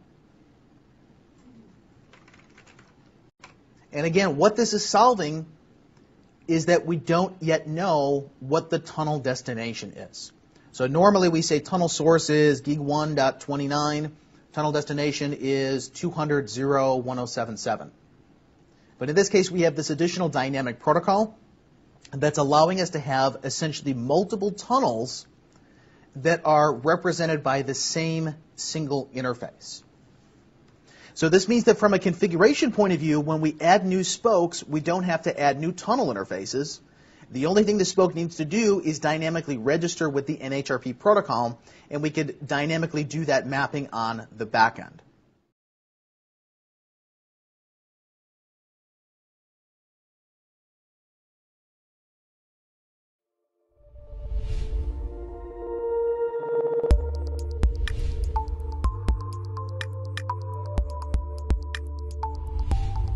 Okay, now let's take a look at what happens when we want to send the traffic between the spokes. So right now we essentially have a static tunnel that goes from 4 to 2, 7 to 2, and 5 to 2. Now from router 2's perspective, all three of these are represented by tunnel 0. Again, the way that we figure out which way traffic is going to go is by looking at that next hop resolution protocol table, the NHRP mapping. And this says if you want to get to 192.168.6.6, you're going to use this address here. But let's say now we want to send traffic from router 3 directly to 6. So 3 in this case is using EIGRP. It's sending an EIGRP update to router 4. 4 sends the EIGRP update in the tunnel. So the EIGRP advertisement goes out there. If we now look at router 2 and say show IP route EIGRP, we see that we know router 3's address and we know router 6's address. But notice what the outgoing interface is for both of these. It says they're both reachable out tunnel 0. So from EIGRP's point of view, what's going to happen with this advertisement? If we receive an update in a tunnel 0, where can we not send that same update? It's not going to be able to go out the tunnel interface because EIGRP is a distance vector protocol and it uses split horizon by default. So if we go to the remote spokes, like let's say we go to router 5 and look at the show IP route EIGRP, we're not going to know the route to the other spokes. We will know the route to the hub, which in this case is router 1 and router 2.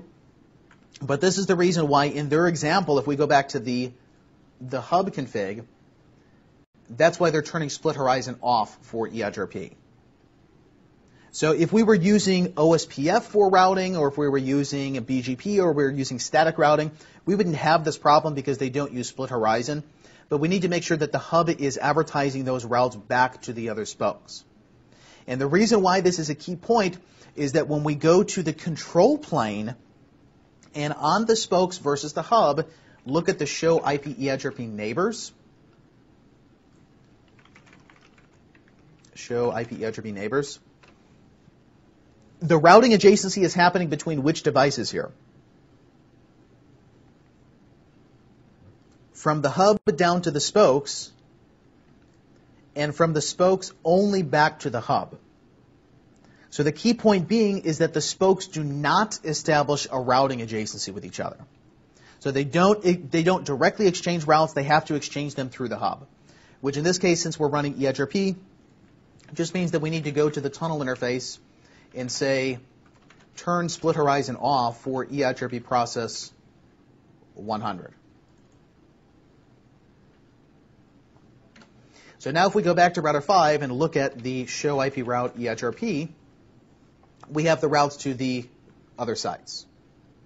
Okay, so we know how to reach router 3 and we know how to reach router 6, which is from our own site. Okay, so now let's send traffic between these routers. Let's say that we want to send the packet from 3. The packet is coming from 3 and the destination is 6. So 3 is going to send it to 4. 4 is going to say, how do I get to 192.168.6.6? It says this is reachable via the tunnel.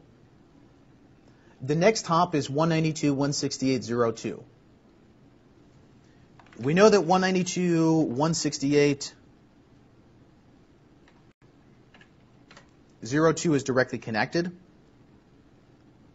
which means that we now need to do what in order to send the packet?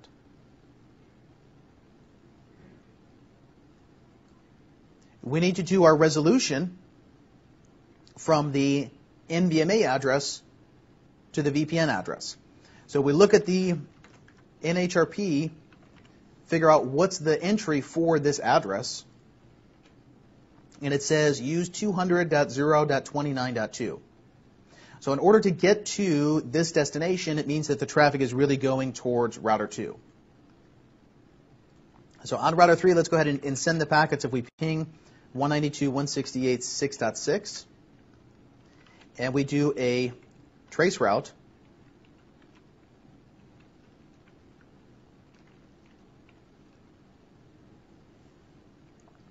it says the packet is coming from us to 4, from 4 to 2, from 2 to 5, and then 5 to the final destination. So the traffic is going in this direction to our edge router, which is the spoke. The spoke is sending it to router 2, which is the hub. And then the hub is sending it out the other tunnel back down to the spoke. Now this is what is considered DMVPN phase 1, where in this case the hub is in the data plane for all of the traffic. Now like I mentioned before, and you could probably imagine this is not the ideal case if you have a lot of spoke-to-spoke traffic, because all of the traffic needs to aggregate to the hub, and then the hub needs to re-encapsulate it as it goes back down. And not only re-encapsulate it, if we're doing IPsec, it's going to have to decrypt it, route it, re-encrypt it, and then send it back out the same interface.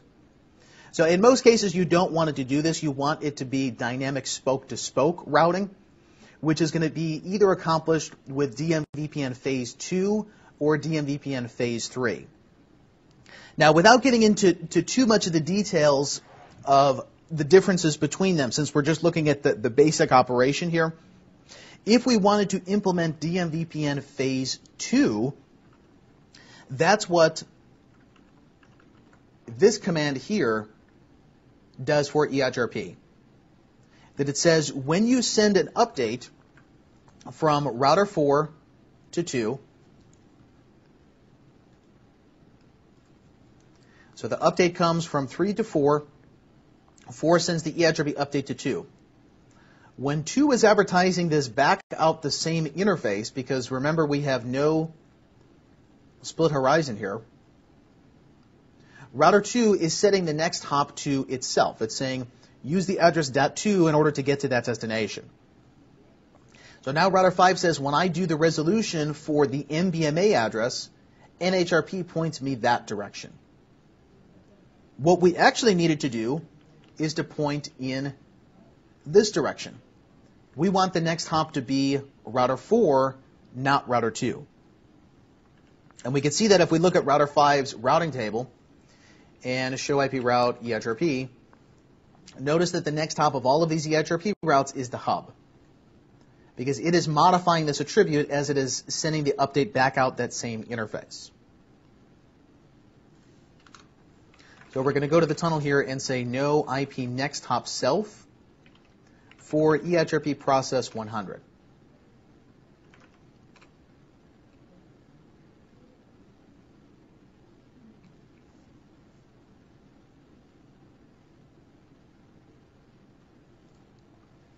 If we now look at the change here in the routing table, we should see that the next hop is preserved between the spokes.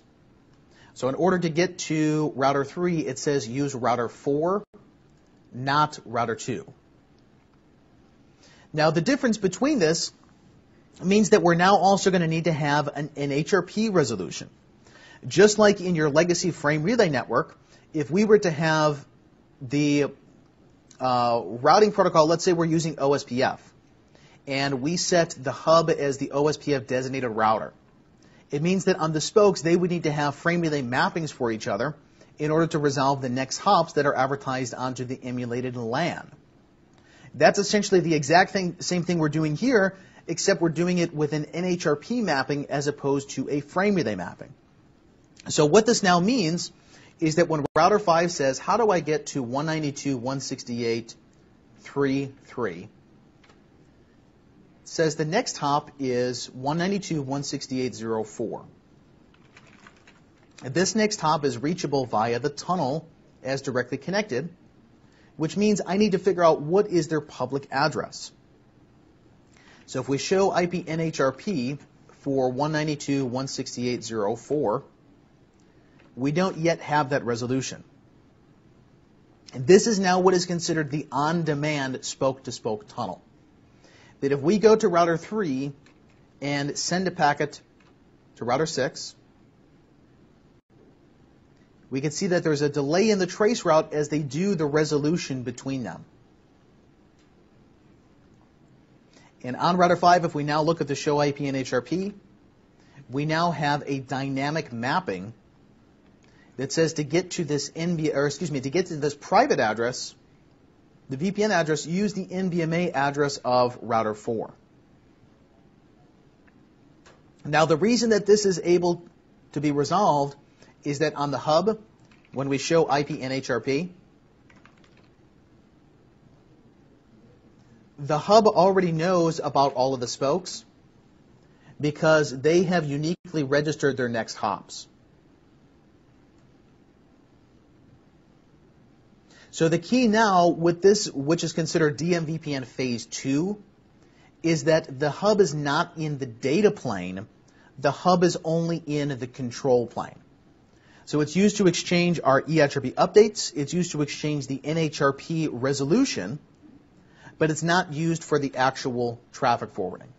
So when router 3 here is doing a trace route to 6, the packet is going from 3 to 4, from 4 over the tunnel to 5. So we're using the multi-point GRB tunnel this direction, which is now our on-demand tunnel. And then router 5 is routing the traffic to its own internal site. Now the same would be true if we wanted to reach router 8.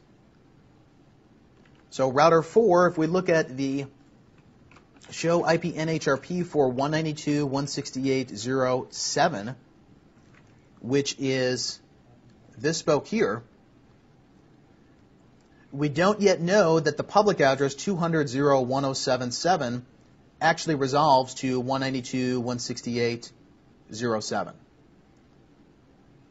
So once we go to send the traffic there, router 4 is going to send an NHRP request to the hub. The hub is going to say, well, I already know that spoke because they registered with me. I know that 192.168.0.7 is actually 200.0.1077. So I'm going to take your request, forward it to them, and tell them to reply back to you.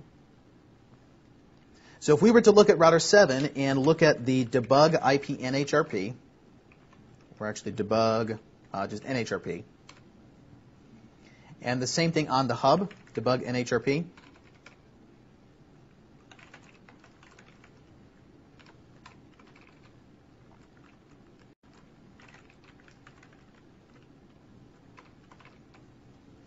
then go to send a packet from 3 to 8. So this is that remote spoke. This first packet was missed because they're trying to do the resolution. And if we look at router 2, we should see the request comes in. It said that someone's trying to figure out, do you know the resolution for 192.168.0.7? Okay, we know the resolution because they already registered with us. So we forward it on to router 7 and say, hey, 200.0.49.4 is trying to resolve you. And they map to 192.168.0.4. So you should install this as now a dynamic mapping. Once you install this, you can then form the on-demand tunnel between the two of you. So if we now look at router 4 and look at the NHRP mapping, we should see that it's dynamically created. Now, eventually this is going to expire, and that's what those timers were in their configuration. You see that IP NHRP hold time. This is lowering the default value here, which you can see it's 2 hours by default. So for faster convergence, if there's a failure of one of the hubs, you would want to lower this NHRP hold time. But technically you don't have to. It's just an optimization of convergence.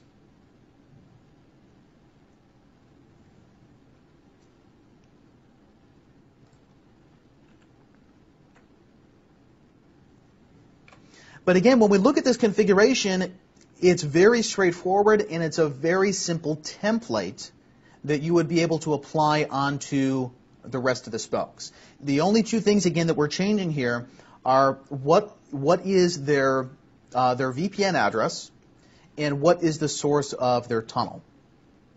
The hub's configuration, we don't need to modify this because when the spoke comes onto the network, they register dynamically with them. So the spokes all know that this is the actual public address that corresponds to this internal address here, 192.168.0.2. Now the final portion of this, which is the IPsec configuration, you can see in this case, IPsec is not required if the only thing that we want to do is the routing. But in most cases, you're going to assume that you probably do want IPsec there.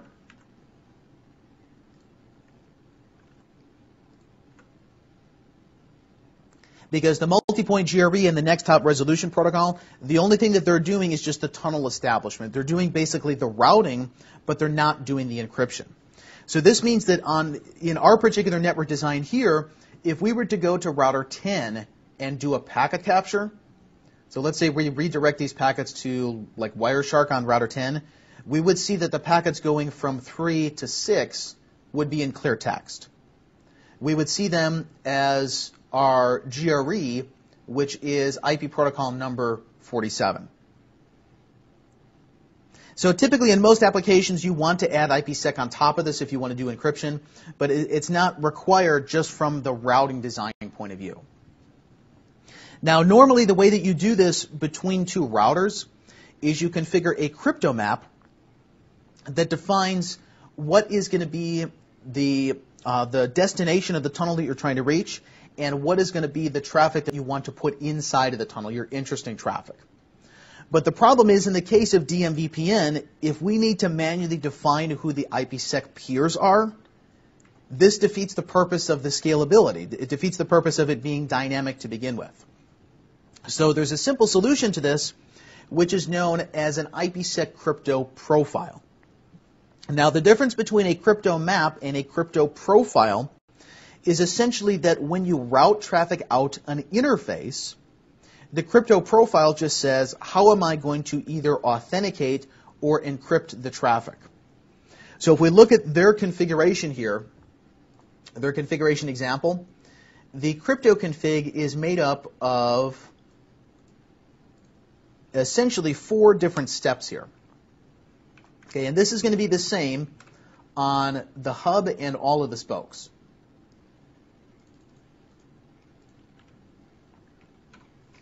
Okay, then on interface tunnel 0, we have the tunnel profile. Okay, the first step of this is to say, how do we negotiate the key for encryption and decryption? So without going into all of the details of how IPsec works, this is considered the phase 1 of IPsec, where we're doing a negotiation of the tunnel. Okay, this specifies how are we going to do the encryption and the authentication in order to figure out what's the encryption key and the decryption key. Now, in a real implementation for DMVPN, the way that you would do this is that you would issue the routers a certificate. So a private and public key pair using a certificate authority. Then they would use the Ccie in order to authenticate the IPsec tunnel against each other. Now, in our case, we're not going to do that. We're not going to do certificate enrollment and the certificate authority. Instead, what we're going to do is just a simple wildcard password. That we're going to say that the crypto key is the IPsec phase 1 password. So the phase 1 password is for any address. I don't care what person is trying to negotiate. This is basically just a wildcard password. Anybody can use this. Okay, we then say for our policy, how do we do the negotiation? So in this case, they're saying use AES encryption, do pre-shared authentication, which means to use this password, and then this says basically how big can the key be. So the higher this number is, the more entropy is for the key. Like the more difficult it would be to do a brute force attack against the generation. Okay, so without going into the details of how crypto works, this is basically just the key negotiation is this first step. Okay, so we have the crypto policy,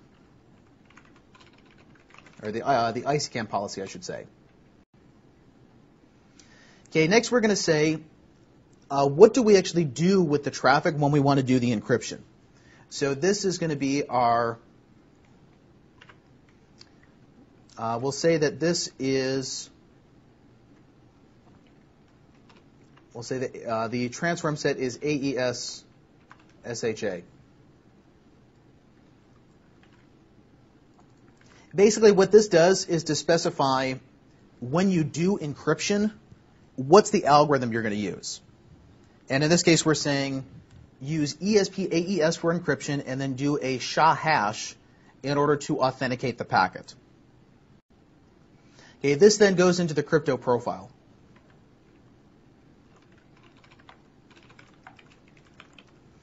The crypto profile then goes on to the tunnel interface.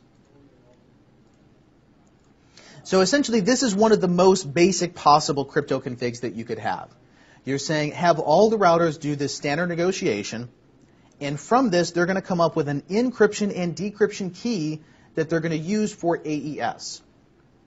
Then when we send packets out of the tunnel, use AES encryption and the SHA hash in order to do the encryption and the authentication of it. So this is just a standard template that's going to go on all endpoints, the hub plus the spokes.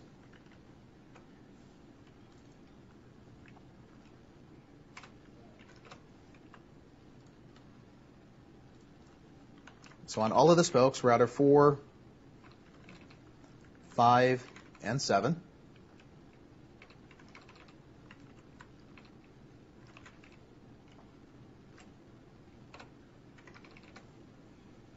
And the way that we can see if this is going to work is if we show IP EIGRP neighbors, we should see that we have the adjacencies with all of the other peers. So if we clear IP EIGRP neighbors and restart the sessions, if these neighbors come back, we know that the crypto tunnels are working. Now, the actual verification for crypto would be the Show Crypto ISACAMP Security Association. This says, did I properly negotiate the keying information with the other peer? So from a configuration point of view, that's this section. So did this portion of the config work? Okay, this output here, QM idle, it means yes, it did work. Okay, the other output we would look at is the Show Crypto IPsec Security Association. These are the actual IPsec tunnels. This is where you would see, is the traffic actually being encrypted and decrypted and authenticated as it goes between the peers. Now, the real thing that is key about this is if we look at the Show Crypto ISACAMP Security Associations, and we look at the source and destinations of the tunnels, we will see that there is going to be an IPsec tunnel that comes from all of the spokes going to the hub. So we have spoke 1, spoke 2, and spoke 3. All three of those have static tunnels that are essentially nailed up to the hub. If we go to the spokes, let's say on router 4, and we look at the Show Crypto ISACAMP Security Association, we should see, and actually I may need to do, let's do this. Let's shut down the tunnels on everybody, and then we're going to bring them back up. This is going to clear out the NHRP cache, essentially.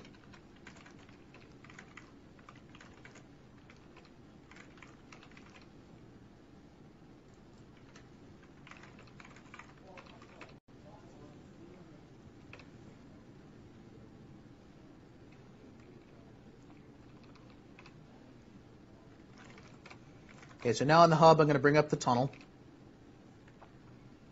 and then on the other spokes, no shutdown.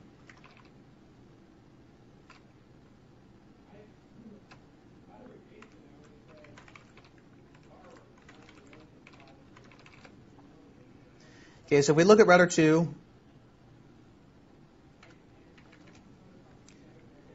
and show IP EIGRP neighbors, we see that the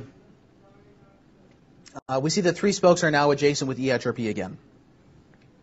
If we show Crypto ISACAMP Security Associations, we see that we have a tunnel that goes from 2 to 7, 2 to 5, and 2 to 4.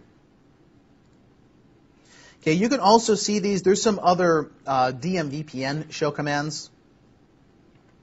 Like you can just say show DMVPN.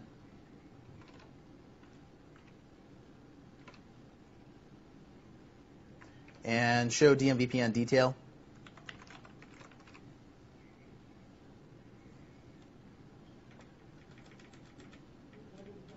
This is essentially just summarizing what you would see in the Show ISACAMP Security Association. That's the Phase 1 tunnel.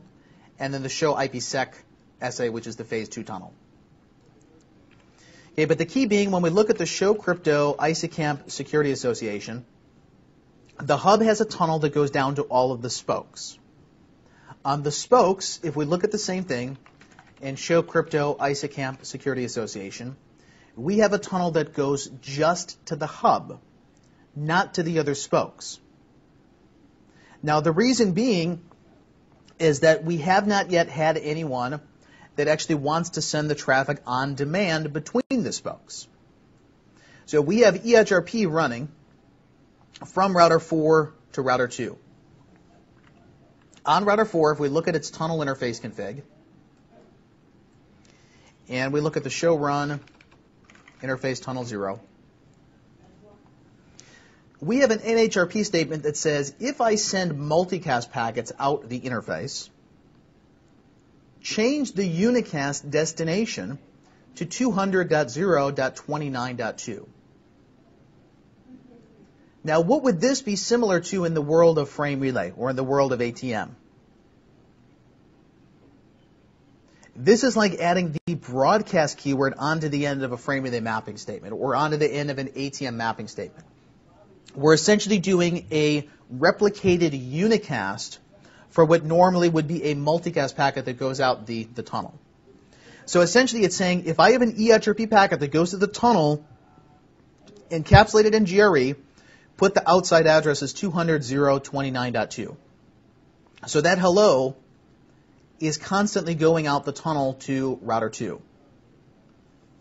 This means that it's also going to generate IPsec traffic. And that's why when we look at the show crypto ISACamp SA or the show crypto IPsec SA, it says that there's a tunnel that comes from 4 going to 2. The traffic that is encrypted is IP protocol number 47, which is what here? Protocol 47 is GRE. So it's saying any GRE packets that are going between router 4 and router 2, they're going to be encrypted based on AES encryption and use SHA for the authentication. Okay, now let's say we have a packet that goes between the spokes. So router 3 wants to send a packet to router 8. The packet is going to get to 4. Router 4 is going to say, how do I get to 192.168.88? It says it's going out the tunnel towards router 7. So do I have an NHRP resolution for 7? No, I don't. So what do I need to do? I need to ask the next hop server, do you know how to reach 192.168.07? Now the next hop server should know all of the spokes because they are dynamically registering their next hops. So 4 is going to send this request to 2. 2 is going to say forward it down towards 200.0.1077. That's going to get to 7. 7 is going to do a resolution back to router 4. It says then we want to start a GRE tunnel. But on that GRE tunnel interface, we also have the crypto profile. The crypto profile is saying anything that goes out that link should be AES encrypted and use SHA for authentication. So this should mean now when I go to send traffic from 3 to 8, not only is it going to have to do the NHRP resolution, but it's also now going to form an on-demand IPsec tunnel to the remote destination. And if we look at the show crypto ISACamp SA, we now see that we have a new tunnel between 4 and 7. So again, when we do the trace route, the traffic is not going to go through the hub. The only thing that the hub is used for here is maintaining the control plane. So just for our EHRP routing or OSPF routing, plus the NHRP resolution, it keeps track of that between all of the spokes. The only time that the hub is going to be in the data plane is if we're sending traffic from router 3 to router 1, for example.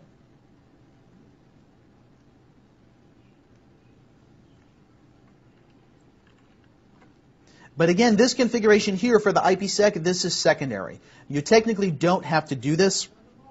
You would only add this to the tunnels, of course, if you want to add the encryption, which most of the cases you would want to do this because if your transport is the internet and that is your private traffic, you probably want to add encryption on top of it.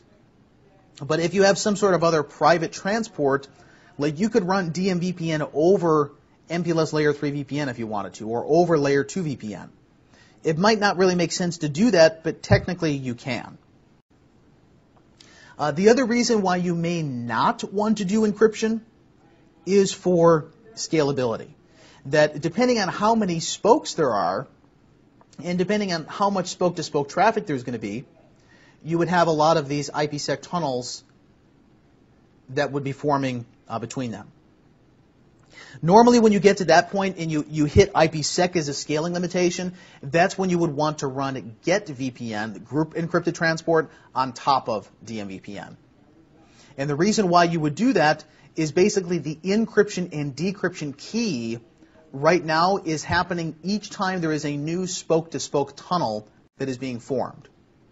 So let's say, like in our case, if we go back to router 3 and we ping routers 1, 6, and 8. So we ping 1, 6, and 8. On router 4, if we now look at the show crypto ICAMP SA, it means that we have one tunnel for each of those destination sites that we're trying to reach. Now, in the case of get VPN, we would basically have one security association for all destinations at the same time.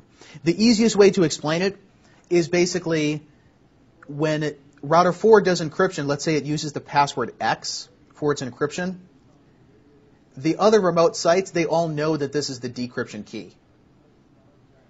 So they basically say any IPsec traffic that comes in there, decrypt it with key X. So everyone uses the same encryption and decryption key.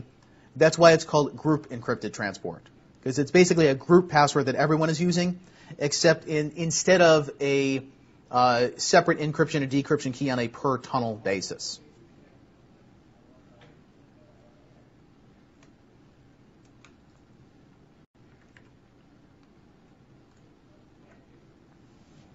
Okay, so again here with the IPsec, you can add this onto it. You probably would in a real design, but it's not 100% required. DMVPN really refers to the underlying routing design that is related to multi-point GRE and the next top resolution protocol. By putting the crypto profile on top of it, it just means that we're adding IPsec encryption for any type of traffic that is sent out the tunnel.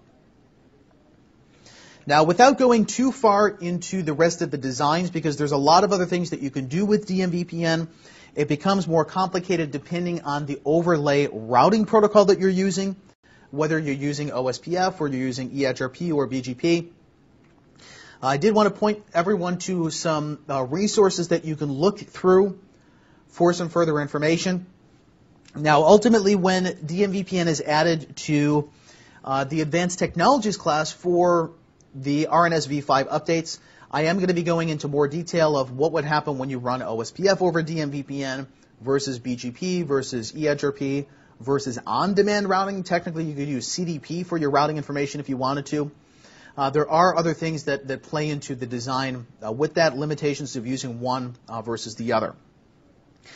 Great place to read some more information about this is the DMVPN design guide that is available on the Cisco Validated Design site, which is either cisco.com/go/CVD for Cisco Validated Designs, or the link that I have here, which is the older one, which is cisco.com/go/Solution Reference Network Design Guides, the SRNDs.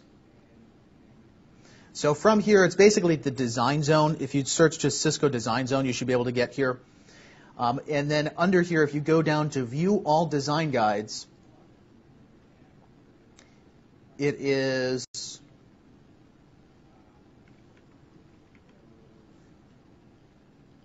I think it's under WAN. Let me just search for it. DMVPN towards the bottom. So Dynamic Multipoint VPN Design Guide version 1.1. So this talks about what are some of the more complicated topologies that you could form. So here, this would be kind of a common design here. This is the dual DMVPN cloud. Basically, it's saying that you have two different hubs, and they have two separate tunnel interfaces. The reason why you would do this is that you want to make sure that if hub 1 fails, that it doesn't affect all of the connectivity. So based on EHRP routing, you could say failover from your primary hub to the secondary one. There's another variation of this which is called the single DMVPN cloud, which is multiple hubs that are on the same network. So you have one tunnel interface for all of them. The difference between them is going to be how is the convergence taken care of in the case of a failure. In the first case here, convergence is a function of IGP, like your EIGRP, your EIGRP feasibility condition would be based on the reconvergence.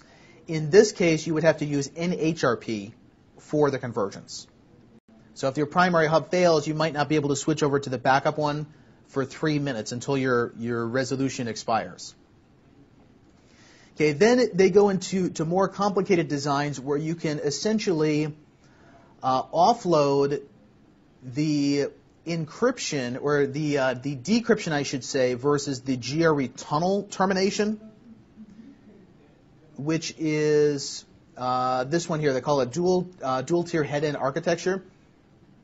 This is when you're running into a scalability limitation of how many IPsec tunnels do you have. So you basically have one box do the routing up front, and then you have one box do the decryption behind it. So you're offloading them onto two separate pieces of hardware, which is theoretically going to be more scalable than having one bigger box. But there's a number of design limitations you run into with this for spoke-to-spoke reachability. But another great place for this is on Cisco Live 365. There's a really good presentation that is the DMVPN deployment models, and then another one that is advanced DMVPN designs. So if you go to CiscoLive365.com and essentially just type in DMVPN from there, Cisco Live 365, and search the catalog for DMVPN.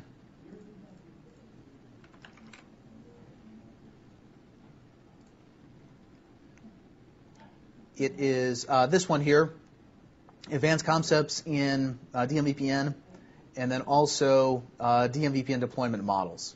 Actually, no, that's the same one. So it has two different names, but it's the same number, 4054. The other one is 3052, which is this one, Advanced DMVPN Designs. So these are two separate presentations.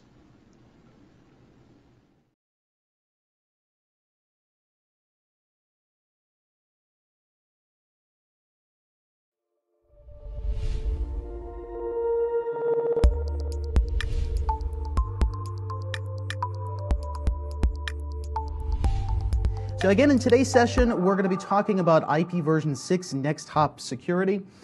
This is a relatively new topic in general, and also it's a new topic that is within the scope of CCI routing and switching version 5. So this is going to be relevant to anyone, of course, that's pursuing that certification, but also just from a more general point of view, if you're implementing IPv6, you do need to understand what are some of the new security implications that come along with that protocol beyond just normal IP version 4. As I mentioned, my name is, if I can get back to my slides, Brian McGann, and I am a 4-time CCIE and a CCDE, including CCI security. And let's go ahead and get started then today. So the first thing that I want to talk about before we get into the details of the specific IPv6 security implementations and what are some of the changes from IP version 4, we need to talk about just within this scope, what is first hop security and what are the reasons that we need to implement these type of techniques. So in this particular scope, the first hop that we're referring to is essentially the network segment that is between the end hosts and their default gateway, or more commonly what would just be considered to be the access layer. So whether this is talking about your servers on the segment or your actual end hosts that have either physical wired Cat5, Cat6 cables that are going to your Ethernet switches, or it could also be the wireless LAN. So essentially just the final segment from traffic coming from the internet to the end hosts. And then from the end host perspective, that's going to be where their default gateway is located. Now security within this particular scope we're talking about typically threats that are going to be coming from the internal network, which is a little bit different than security that's coming from the external network, like our firewalls that are on our internet edge. They're not going to prevent against these type of security issues that are going to happen on the first hop. Now, one of the most common attacks that we need to prevent against is what is known as a man-in-the-middle attack, or sometimes an MIM or MITM attack. And that's going to be the one that on the first hop segment is a potential issue not only for IP version 6, but also for IP version 4. Now, in the case of why do we need to do this in the first place? So why is IPv6 and first hop security an issue? Like I mentioned, this is not necessarily a problem that is specific to IPv6. It is also inherent to IP version 4, and it has to do with the way that the control plane protocols are implemented in the access layer. Now, specifically, the control plane protocols we're talking about in the case of IP version 4 would be our Address Resolution Protocol, or ARP, and DHCP, our Dynamic Host Configuration Protocol. So in any IPv6 network on the last hop LAN segment or on the last hop wireless segment, we're going to need to use typically DHCP in order to get our address allocations and our other options, like who's our DNS server, who is our call manager server if we're an IP phone, something like that. So it's typically not feasible to solve these security problems by removing those control plane protocols from the network.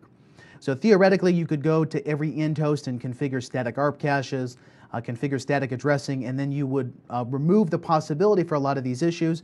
But from a management point of view and an implementation point of view, it's typically not feasible to actually do that operationally. So we need to figure out what are some other techniques that we can use in order to fix the problems that are in these control plane protocols by their underlying design. Now, in the case of IPv6, this is going to be talking about ICMP neighbor discovery, which is essentially the equivalent of ARP for IPv6.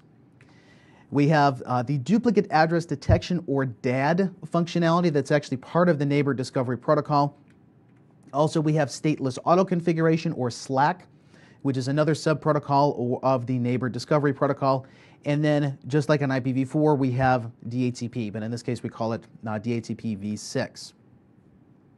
Now, in order to understand where these problems come from and why you're able to implement these type of attack vectors onto the IPv6 last hop LAN, we first need to understand from more of a high-level overview, how does IPv6 work on the last hop LAN segment or the first hop LAN segment as opposed to IP version 4? Because based on the changes of how ARP works differently than IPv6 neighbor discovery, it means that it actually opens up some additional potential attack vectors in IP version 6 that are not there for IP version 4. Now, as I mentioned, IPv6 neighbor discovery, which is also sometimes called ICMP v6 neighbor discovery, or simply NDP, the neighbor discovery protocol. This is the replacement for IPv4's address resolution protocol, or ARP. But the key thing to remember here is that this goes above and beyond the basic functionality of IPv4 ARP. Where IPv4 ARP, the goal of this protocol is that we're going to send an address resolution request, basically asking for some destination on my local LAN segment, what's the layer 2 address or the MAC address that is associated with them. And then whoever owns that MAC address, they're going to send an ARP reply back saying, this is my MAC address ABC, and it corresponds to my IP address 1234. Now, in the case of IPv6, we're essentially doing the same thing, but from a low-level perspective of the protocol, it's much more complicated to actually do this in ICMP v6 because the neighbor discovery protocol implements other things beyond just the regular address resolution. Now, we're replacing 2 messages for IPv4 with 4 messages in IPv6, the first of which is the neighbor solicitation. Now, neighbor solicitation is when we want to ask for information about another neighbor on the segment. You could think of this like the equivalent to the ARP request. So I know that there's some IPv6 address 2001::1, and I'm trying to figure out what is the MAC address that corresponds to them. So I'm going to send a neighbor solicitation request, say, I know you have this IPv6 address, I'm trying to figure out what is your MAC address. Then the reply to that, which would be the equivalent of the ARP reply, is going to be the neighbor advertisement. So host 1 is trying to resolve host 2. Host 1 is going to send the neighbor solicitation. Host 2 is going to reply back with the neighbor advertisement. So those are pretty similar, almost on a one-to-one basis with our ARP request and our ARP reply. Now the two other messages here that are not used in v4 are the router solicitation and the router advertisement. Now, as you can probably guess, what the neighbor solicitation and neighbor advertisement do, router solicitation and advertisement is going to do the same thing, except it's talking about the routers on the segment as opposed to just the regular neighbors. So when we look at the specific workflow of how an IPv6 host needs to join the LAN, there's a very detailed step-by-step process it needs to go through in order to get an address allocation, to make sure that no one else on the segment has that address, to make sure it's unique, to figure out who are the routers on the segment, what's my default gateway, what's the prefix I'm supposed to use, and then maybe getting other options from DHCP, like what's the call manager server, or whatever other arbitrary options that we want to assign to the hosts. So let's talk about this from kind of a more low-level point of view, specifically what happens as we're going through this workflow, trying to get a host to join onto the segment. And then when we talk about the different attack vectors, it'll make it a little bit clearer to figure out what specific portion of the neighbor discovery protocol has security vulnerabilities, and then what are the mitigation techniques that we can specifically use in order to make sure that someone is not spoofing the router, or that someone is not trying to intercept the traffic on the LAN by doing a man-in-the-middle attack. Now, from a topology point of view that I'm going to be using for an example here, it's a pretty basic setup that we're going to be using. Essentially, we have 3 devices on the LAN segment that are all connected via this first hop switch that's in the middle. So ultimately what we're trying to do is that from the victim machine here, we're trying to send some traffic onto the LAN segment, and we want this traffic to go out to the default gateway, to the router, and then the router is going to send this out to the rest of the internet, or whatever the rest of the routed IPv6 network is going to be there. We also have this attacker that is local on the segment, which, as I mentioned, this is an internal threat that we are trying to prevent against. So if there's some sort of attacker that is on the internet, they're not going to be able to implement these type of attack vectors that we're talking about within this particular scope. So in maybe shared environments, like you're at let's say like you're at a conference room or something like that, or maybe you're at like a hotel and you have multiple people plugging into the same LAN segment, you want to make sure that if there is some malicious activity that's on that physical segment, or in the case of wireless, which would be anyone in range of that access point, we need to add some other techniques in order to prevent these type of attacks. Now, the one that I was referring to before, which is the man-in-the-middle attack, the MIM, or sometimes referred to as the MITM attack, the overall logic of this is that somehow this attacker here is going to get the victim to redirect packets this direction before the attacker can forward them out to the legitimate destination.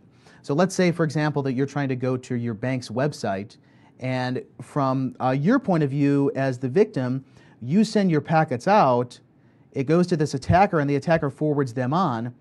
Now, the problem with this attack is that you're not necessarily going to know this is a problem, because if you go to www.bank1.com or something like that, and the website returns correctly, you don't necessarily know that someone is intercepting your traffic in the transit path.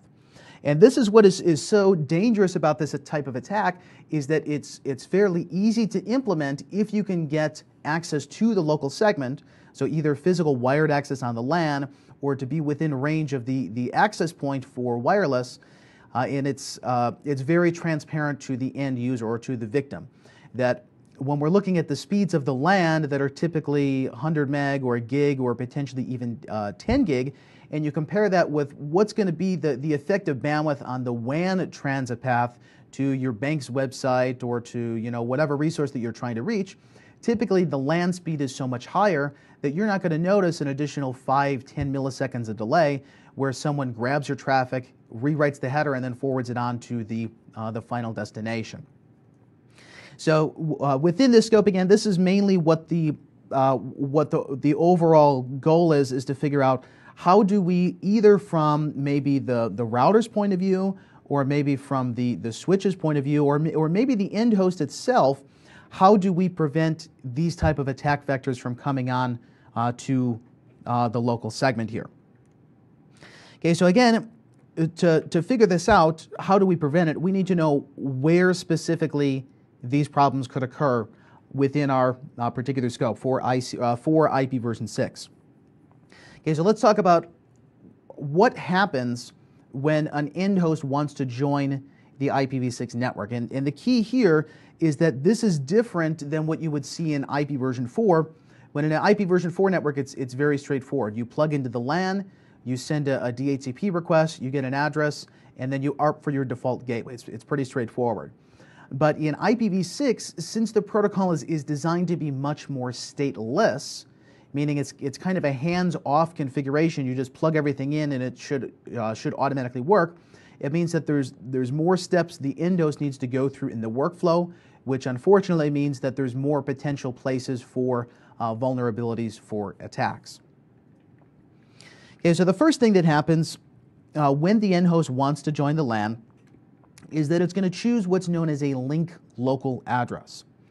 Now, a link local address specifically is going to be the one that starts with the numbering scheme FE80, and this is going to be used for communication with any devices that are on that attached segment. So anyone who's within your VLAN or anyone who is within your WLAN, if you're talking about wireless, this is going to be considered a non-routable address, where routers will not move packets between interfaces if they have a destination in this FE80 space. But we're going to need this link local address in order to proceed through the rest of the workflow of the control plane. Okay, so this is going to be our first step here, that the device, let's say this guy wants to run IPv6. The first thing it's going to do is to assign its address, its link local address. It's going to say FE80. And then it's going to pick what is known as from the modified EUI-64 address space. And basically what this means, it's going to be its Ethernet MAC address. Okay, so the end host is going to take its MAC address, it's going to do some conversion process to get it from 48 bits, which is the MAC address, to get to 64 bits, which is going to be the bit length for the end host. And it's going to do this automatically as soon as you turn the protocol stack on. Now, once it chooses this address, it needs to make sure that no one else likewise has chosen the same address. Because as we know from basic just IP communication, if I have the IP address 1234 and you have the IP address 1234, we're not going to be able to talk to each other because we need some unique numbering scheme in order to exchange packets from one unique source to one unique destination and vice versa. Now, the way that IPv6 implements this is part of the neighbor discovery protocol, and specifically what is called the duplicate address detection, or the DAD process. Now, with duplicate address detection, the way that we're going to do this is to ask the other neighbors on the segment, do you have this address also assigned? So let's say theoretically the host comes onto the segment and the host assigns itself the address FE80::1. So it's going to ask with duplicate address detection, basically, does anybody else have FE80::1? Now, specifically from a packet level point of view, this frame or this packet is going to go to what's known as the solicited node multicast address, which has this long, well-known format here. It's basically going to be a prefix, and then you're going to append a portion of your MAC address, or the modified EUI-64 address, onto the end of it. So you're asking the segment, does anybody else have this address? And if nobody replies to this, then the end host is going to assume that this address is unique. Okay, so now we can actually use this address in order to send traffic. So next step is it's going to tell all of the other devices on this segment that I am actually running IPv6 now, so I'm a live host on the network. And the way it does this is by sending a neighbor advertisement to the all host multicast address, which is FFO2::1. Now this would logically be the equivalent of the all host broadcast address, the all 255s in IPv4, but in the case of IPv6 we technically call it a multicast address. Okay, so this host comes on, it sent the request. Does anybody else have FE80::1? Nobody replies, so it's going to send now the neighbor advertisement, basically saying I am FE80::1. Now, along with this, inside this neighbor advertisement, the end host is also going to include its Ethernet MAC address. So you could think of this as a gratuitous ARP for IP version 4, where you're basically telling all of the other devices on the segment that this is my IP address and this is the MAC address that corresponds to it. Where in this particular case here, we're talking about our IPv6 address, not our IPv4 address. And as someone had just mentioned there, I had a typo on the slide there for the link local. Link local should be /10, not /8. Okay, so we go through to the neighbor advertisement. So we're telling the other boxes that I am now a live host on the segment. So this is my IP address and this is the MAC address that, that corresponds to it. So in other words, for anyone else who is on the segment, we're essentially now registering them, registering with them, saying I'm an additional host that is now connected to the LAN. So the idea of this, as opposed to IP version 4, IP version 4, in order for the host to communicate, they're first going to have to send the ARP requests.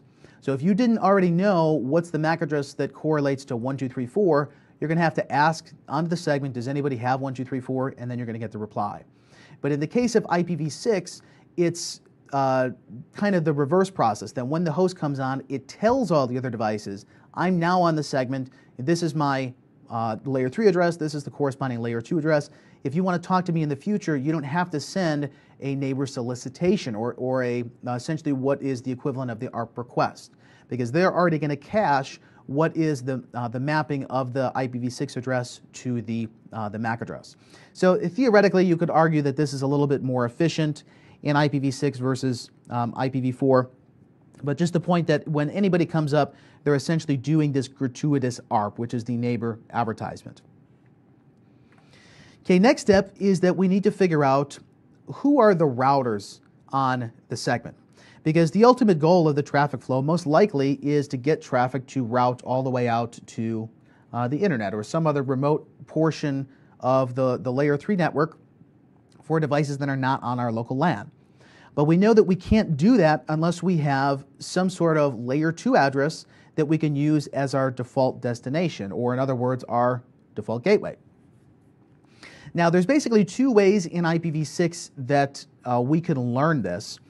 The end host could ask the router with a router solicitation, basically saying, who are the routers on the segment, and what's their IP addresses, what are their prefixes, and so on and so forth.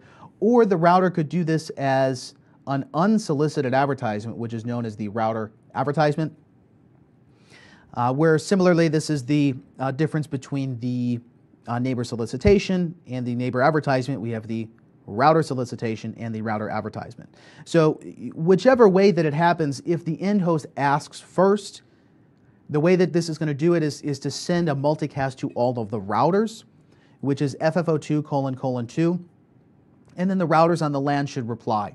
They're going to reply with the router advertisement that is telling them not only what is the global address that the router has assigned and its MAC address, so we have our ARP resolution automatically occurring there, but also the prefix information that is going to be used for our stateless auto configuration.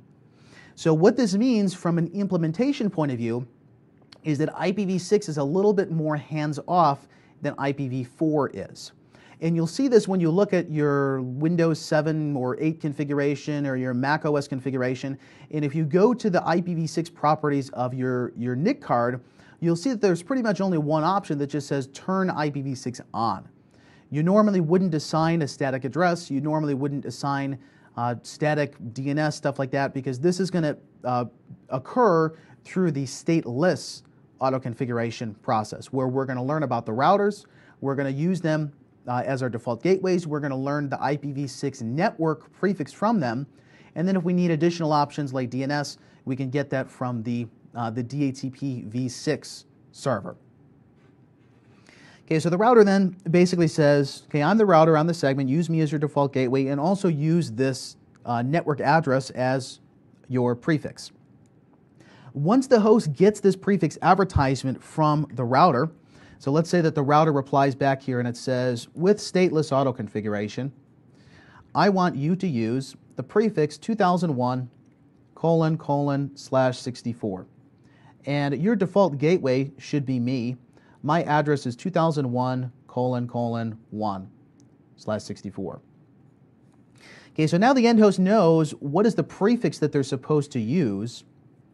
They then need to go one step further and generate a unique address for themselves.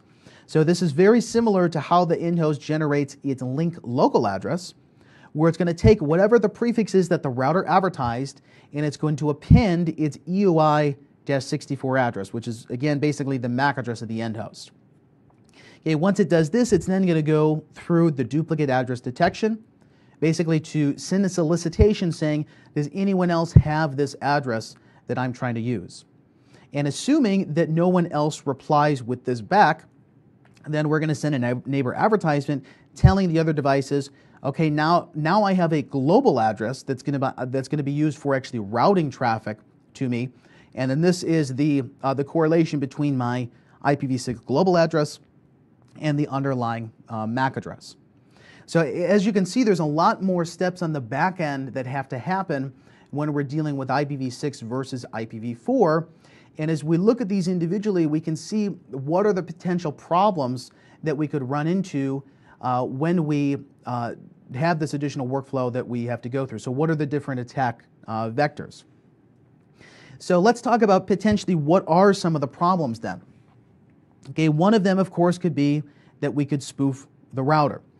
So the end hosts on the LAN send their router solicitations out. They're trying to figure out who is the default gateway on the segment. Okay, once it does this, there's nothing to say that no one else, some illegitimate device or some sort of attacker, can't just reply back with their own router advertisement. So we could continually advertise ourselves just over and over and over, sending router advertisement messages with either information that is wrong, like the wrong prefix, or we could change the default gateway to our own local address. Now, the end result of this would be a man-in-the-middle attack if we're changing the default gateway, or if we're giving the wrong prefix information. It could just be a basic denial of service attack, where you're supposed to be in the network 2001, but someone else gave you the network 2002, and you don't have a route to that in the actual network, so you're not able to send the traffic. Now, the problem again with this attack is that denial of service is pretty easy to figure out that you're under DOS attack. So if you can't get to google.com, then you know that there's some problem in the network. But man in the middle is a little bit more dangerous, because you can get to your destinations and you don't necessarily realize that someone is intercepting your traffic in the transit path. So specifically, the way that we could implement this here is that when the victim here, so let's assume that it assigned its link local address, so it says I'm FE80::A, and now I need to figure out what's the global address I'm going to use. So I send now a router solicitation out, and this is going to go to the first hop switch. It's going to go to the default gateway. It's going to go to the attacker. And there's nothing saying that when this guy sends the router advertisement, so let's say this is router advertisement 1, the attacker can reply back with router advertisement 2, and now the end host is going to have to decide between these two. So it says there's two routers on the LAN, which one am I going to pick? So without getting into all the specific packet level details, there's essentially a priority that is in the packet that if this case happens, if there's multiple routers on the LAN and you only want to use one of them, the end host can automatically choose this. So basically what we would do on the attacker is just to set the priority in a way that it is the more preferred router on the segment. But if the default gateway is trying to advertise to use prefix 2001::/64 in its router advertisement, we can do the exact same thing in router advertisement 2. So the victim essentially gets a legitimate address, which would be like 2001::A for whatever its MAC address is. But then the problem is the default gateway is probably supposed to be this guy, like 2001::1, but instead it ends up to be the attacker, like 2001::2. And again, you really wouldn't notice this unless you went to like maybe your network card properties, or you do some sort of a packet switching, packet sniffing on the LAN segment to figure out that, hey, most of the traffic is not going to 2001::1, it's going to this other guy. Then you might be able to figure out that there's some sort of intercept attack. But the key is as long as the attacker is able to fairly quickly rewrite the packets, the victim might just think that the internet is slow that day or something. So it's a very potentially dangerous attack that by default there's no way that there's nothing built in, I should say, to prevent against this. So just with the default IPv6 implementation, as long as someone can get access to the LAN segment, they can essentially very easily and quickly redirect all the traffic to them before it goes to the final destination. Okay, another potential attack would be to spoof the DHCP server. So under most cases, the IPv6 network is going to be stateless. So you're going to get the prefix from the router on the segment. So you send the router solicitation, the router replies back with the router advertisement and gives you the prefix. But there may be some cases where you probably need more information than just your default gateway. You're going to need a DNS server. If you're an IP phone, you're going to need to know where's the call manager, stuff like that. So this type of spoofing is basically going to work the same way, except it's going to be done with the DHCP v6 discover and offer messages, similar to an IPv4 attack against this, where essentially we listen for an end host that's sending a DHCP request, and us as the attacker on the segment, we just reply back with a bogus offer. Now, one thing that's a little bit different with DHCP in IPv6 versus IPv4 is that the DHCP server does not assign the default gateway. So it can give you the prefix, it can give you the options, but it doesn't tell you which router to go to. So you still need the router solicitation and then the router replying with the advertisement saying, hey, I'm a router on the LAN, you can use me as a default gateway. So doing an attack, in other words, against DHCP v6, it's not as easy to do as it is in IPv4, because you would have to do basically both at the same time. So you'd have to attack the router advertisements, and you would have to spoof the DHCP v6 server in order to get the traffic to redirect to you. But the reason why this is a valid attack is that if you think about in normal enterprise network design, you're not going to have a DHCP server on the physical segment or the logical segment of all of the end hosts. You're probably instead going to have the DHCP server in some sort of central location, like in the core of the network or in the distribution layer. So what this means is that if I send the DHCP v6 discover message basically saying I want an address, this goes to the switch, it goes up to the gateway. The gateway forwards it on to the DHCP server, DHCP, and also it forwards it this way because it's basically the equivalent of like a broadcast. If both of them reply, so let's say the centralized server replies, but also the attacker replies, which one is going to get there first? Well, it really depends. What's the latency of the network? How long does it take the server to actually process this and reply? So maybe if this is, in some remote office, I have to go over the private WAN to get an allocation. It's probably going to be the case that the attacker on the local segment is going to be able to reply faster. So most of the DHCP implementations from the client's point of view, like a Windows implementation, they're just going to choose whoever gave you the allocation first. So if you can reply faster than the server, you're pretty much guaranteed that you are going to be the authoritative server for that individual segment. So again, very easy attack to implement, assuming that you can actually get physical access to the LAN or to the wireless LAN.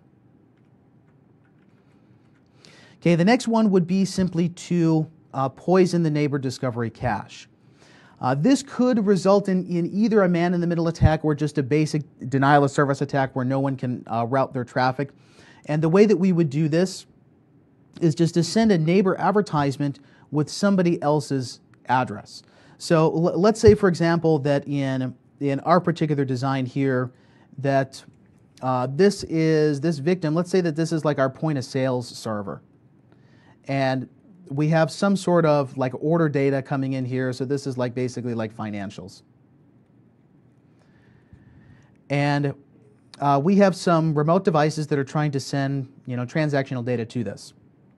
If the default gateway here, so the router on the segment, if it says that the IP address 2001::A corresponds to the MAC address A, and this is actually what the victim had, or what the server has here. So let's say its IP address is 2001::A, and its MAC address is A.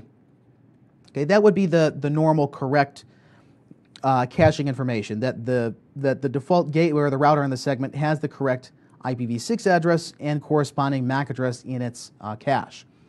There's nothing to say, though, that the attacker cannot come on and send a neighbor advertisement essentially saying that the IP address 2001::A is not the MAC address A, but it's actually the MAC address B. And I own MAC address B. So this means now in the reverse direction, any traffic that's coming from the external network gets to the gateway, and then the gateway wants to send it to the end host.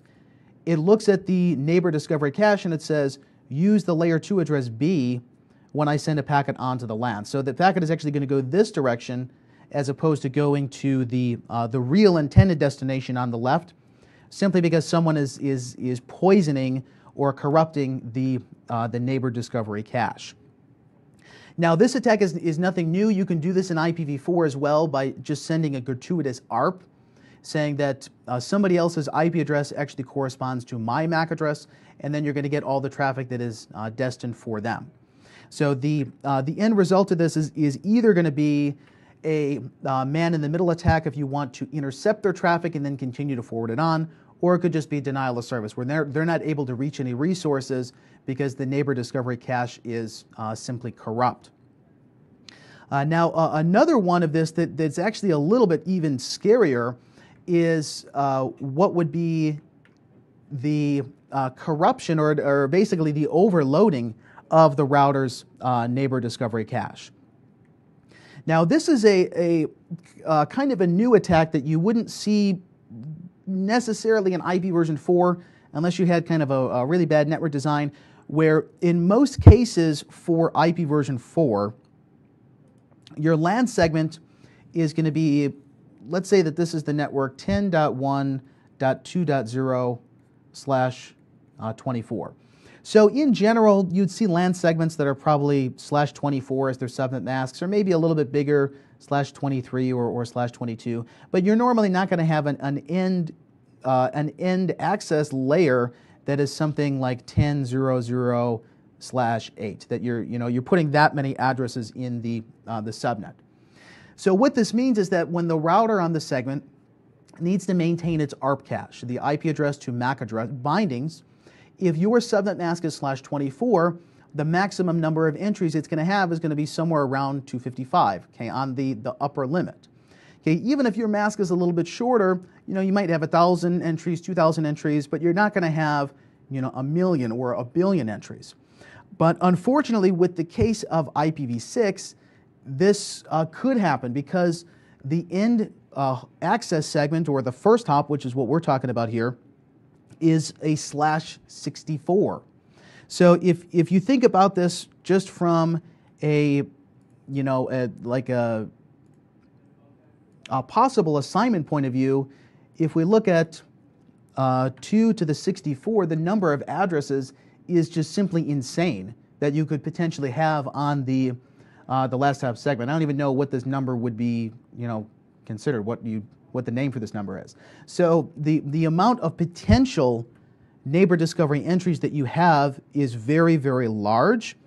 And what you could simply do is flood packets to the entire /64 range, which is going to result in the router's CPU getting pegged, or denial of service against the router, because it's trying to send tons and tons of neighbor solicitations, trying to do the resolution. Someone said here it's 18 quintillion is what the address space is called, so it's some astronomical number.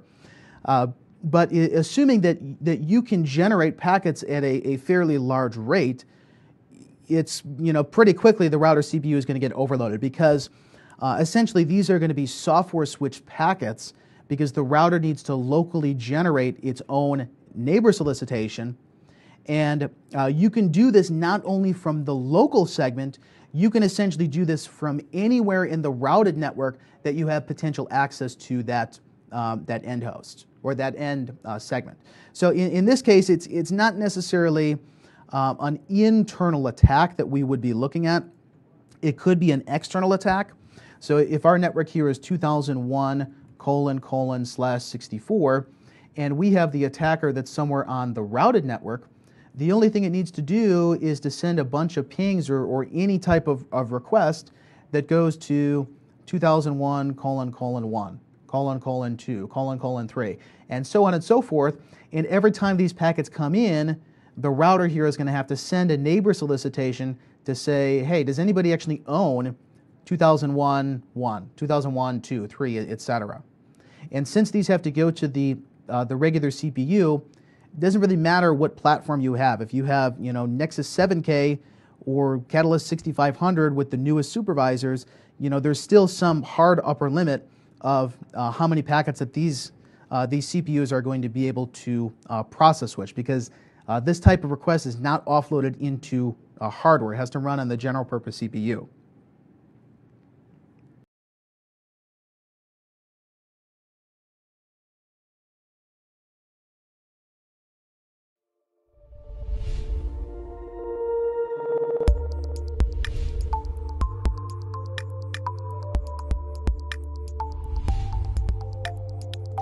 Okay, so now we know what are some of the potential problems. Now the next question, of course, is how do we fix this? So what are the different mitigation techniques that we can use to prevent someone from spoofing the router, or from replying with illegitimate DHCP requests, or just pegging the router CPU?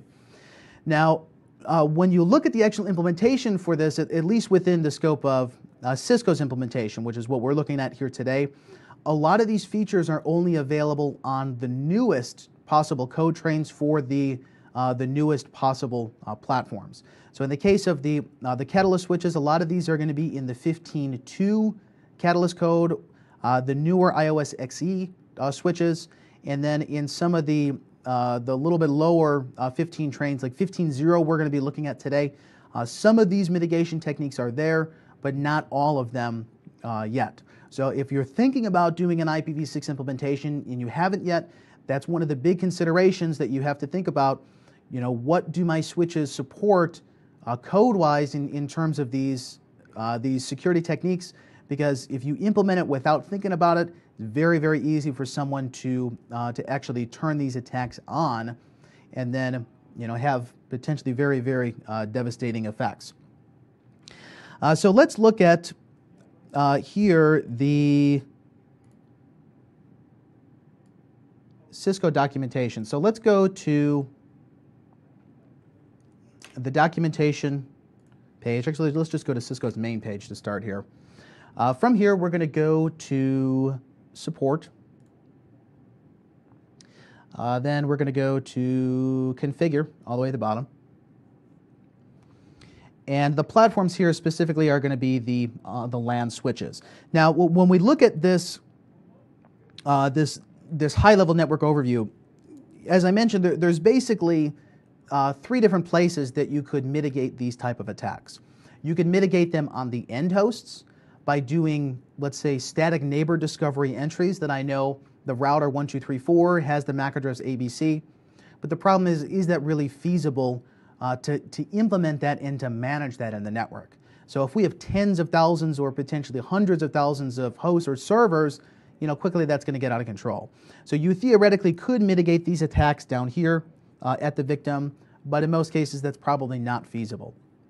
Okay, then as we go to the upper layers in the network, the cabling of the end devices is probably going to be aggregated together from the access switches or up to the distribution switches. So this would be another potential point where we could do mitigation, is going to be the first switch or the distribution switch, maybe where the layer 3 gateway is in the network.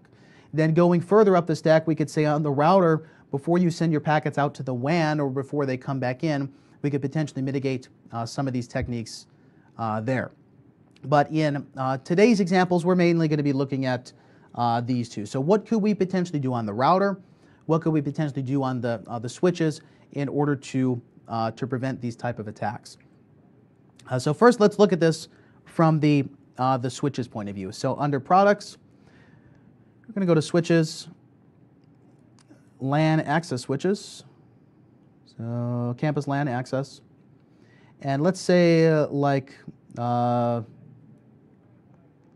want to say 2960X has this documentation.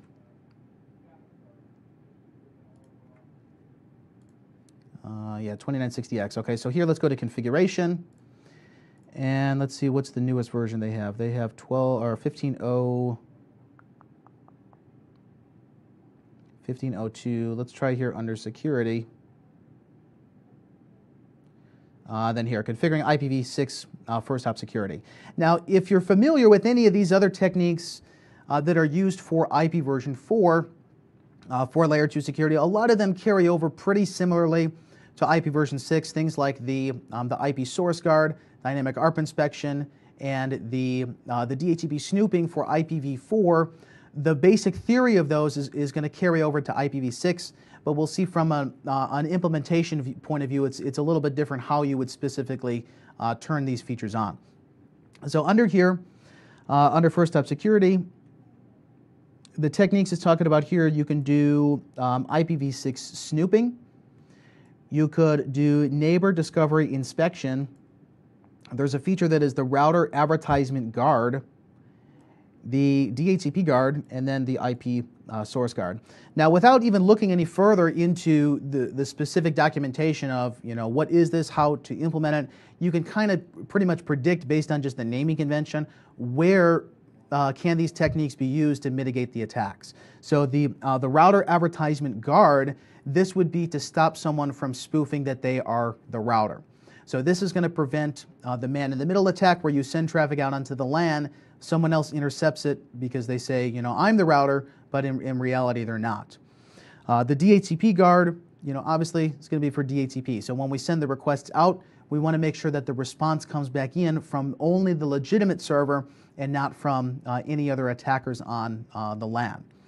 Some of the other ones here, the source guard, this is going to be used to filter essentially in the data plane the packets based on the IP address and the MAC address pairing, where something like the neighbor discovery inspection, the router advertisement, and the DHCP guard, these are filters of the control plane, where the source guard would be a filter of the data plane. So some of them are working on the protocols behind the scenes, like neighbor solicitation, neighbor advertisement, router solicitation, router advertisement. Then something like source guard is going to be on a per packet basis. Every time something in the data plane actually comes in, I'm going to do some sort of hardware check against this and say either yes or no, is this packet legit? If so, admit it. If no, then drop. So before we get into the specifics of these, let's talk about them from kind of more of a high-level overview. The router advertisement guard is going to be to protect against when the hosts are dynamically discovering their default gateways. So we send the router solicitation out from the end host. The router is going to advertise, what's my address for the default gateway. So router advertisement guard is going to fix that problem so someone cannot spoof the default gateway's address. and also to stop them from spoofing the stateless auto configuration. So both router spoofing and prefix spoofing. From an implementation point of view of the Catalyst switches, you can apply this either at the VLAN level, so it applies to all devices in the LAN, like VLAN 100, or you can apply it to individual ports. Likewise, the DHCP guard is going to prevent against someone spoofing the server.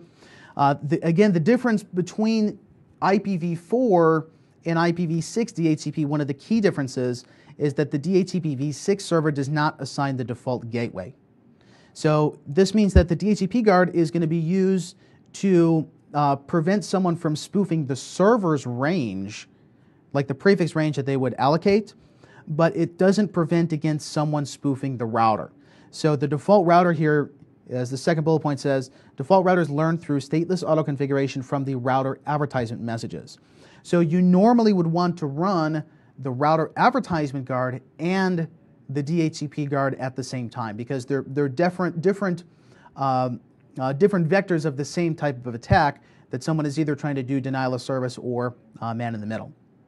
So normally you want to turn both of these on at the same time.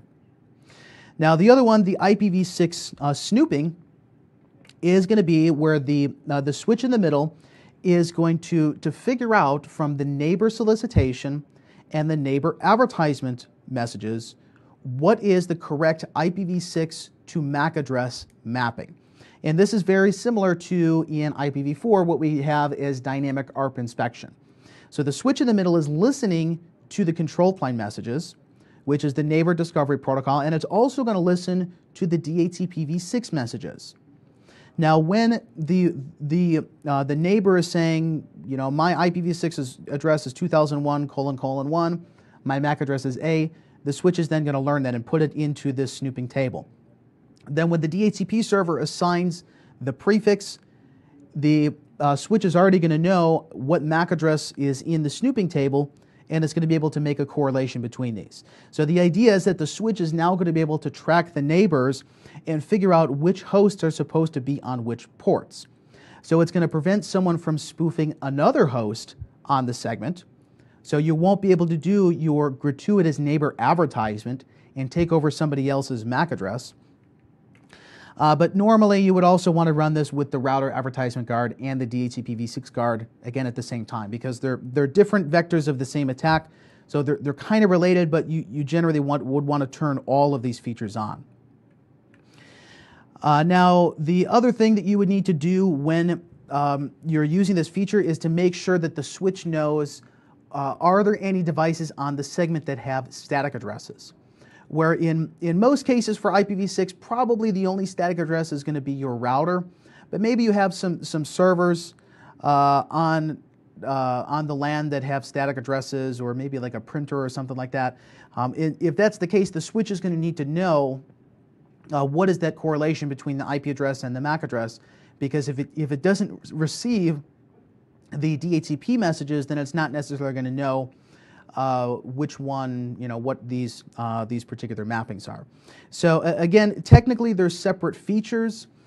When you turn snooping on, it's implicitly turning on the router advertisement checking and the DHCP guard. So programmatically behind the scenes, it's multiple things that it's doing. But when you look at it from a syntax point of view, you basically turn one on, and then it's also going to turn the other ones on as well. Another way is, like I mentioned, the IPv6 source guard. This is going to be a filter, again, in the data plane, not in the control plane. And that's the difference between these first three, where they are control plane filters. This last one here, this is a data plane filter. So this is going to be similar to IP source guard for IPv4, but the key is that in order to do this, you need to have that database that creates the mapping between the IPv6 address and the MAC address. So in other words, when the host comes onto the segment and asks the router, what's the prefix I'm supposed to use? Okay, the router says your prefix is 2001/64. The end host says, okay, I know the prefix, I'm going to generate my own end host address based on my MAC address. Once I have those, I'm going to send the neighbor advertisement telling everybody else this is the address that I generated. The switch in the middle, assuming it's running snooping, now knows the correlation between those two pieces of information. What's the IP address and what's the MAC address? And then when we go to enforce the actual filter, the switch can say when packets come in on that port, they should only come from IP address 2001::A, and they should be coming from MAC address ABCD, because we already knew based on that database what the binding was. So in other words, it's basically creating an automatic access list, but the key is it's doing it based on the neighbor binding table. So if you want to use this feature, you would either have to do static bindings, or normally you just run snooping in conjunction with it. Now technically there is another way that has been proposed to do this, something that is called Secure Neighbor Discovery, or SEND. Now the potential shortcoming of this implementation is that they said, okay, we know that the messages are in clear text, and that's the problem to begin with. That someone sends a solicitation and everyone on the LAN segment can hear that because it's going to the all host, it's going to like the broadcast address. Or when the router sends the advertisement, we can read in clear text what the router is sending.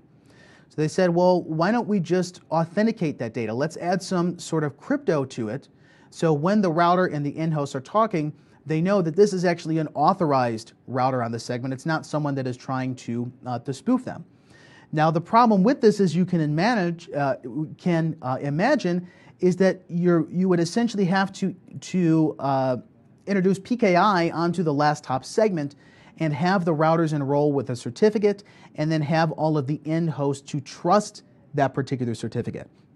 Because the key in this attack is not that the end host is illegitimate. The attack is that someone is saying that the router is illegitimate. So the router would say, you know, here's my crypto data, my keychain is, you know, ABCDEFG. When I send you a neighbor advertisement message, and when you send me a router solicitation, those are going to be authenticated between the end host and the router with PKI. The problem with this, though, as you can imagine, means that you're now moving your mitigation technique down to the end host. So if you add a new router, you have to generate new certificates, and then potentially install that certificate in hundreds or thousands of end hosts, depending on what your underlying network design on the segment is. So theoretically, you could do it this way. Because there's an extension basically in the router advertisement to include the certificate, but it's not really implemented yet. A lot of the end host software, like certain Windows versions, certain Mac OS versions, don't yet support this. So it is potentially a solution, but in my opinion, it's not really going to be a valid solution because it would be too difficult to manage unless you're already doing PKI to every end host, and you have some, maybe large-scale auto-enrollment process or something like that. So it is potentially there that you could do it, but is that really feasible? Not really 100% sure there. Okay, so let's take a look at a couple of these techniques and see the end result of them. So if we look at, let's say, the IPv6 snooping policy. Okay, the configuration of this is pretty straightforward. You say in global config that I need to create a policy that's going to specify, what am I actually doing in the snooping. So you can say, what protocols do I want to inspect? Do I want to inspect DHCP along with neighbor discovery? We can give a limit on how many addresses could exist on that particular port.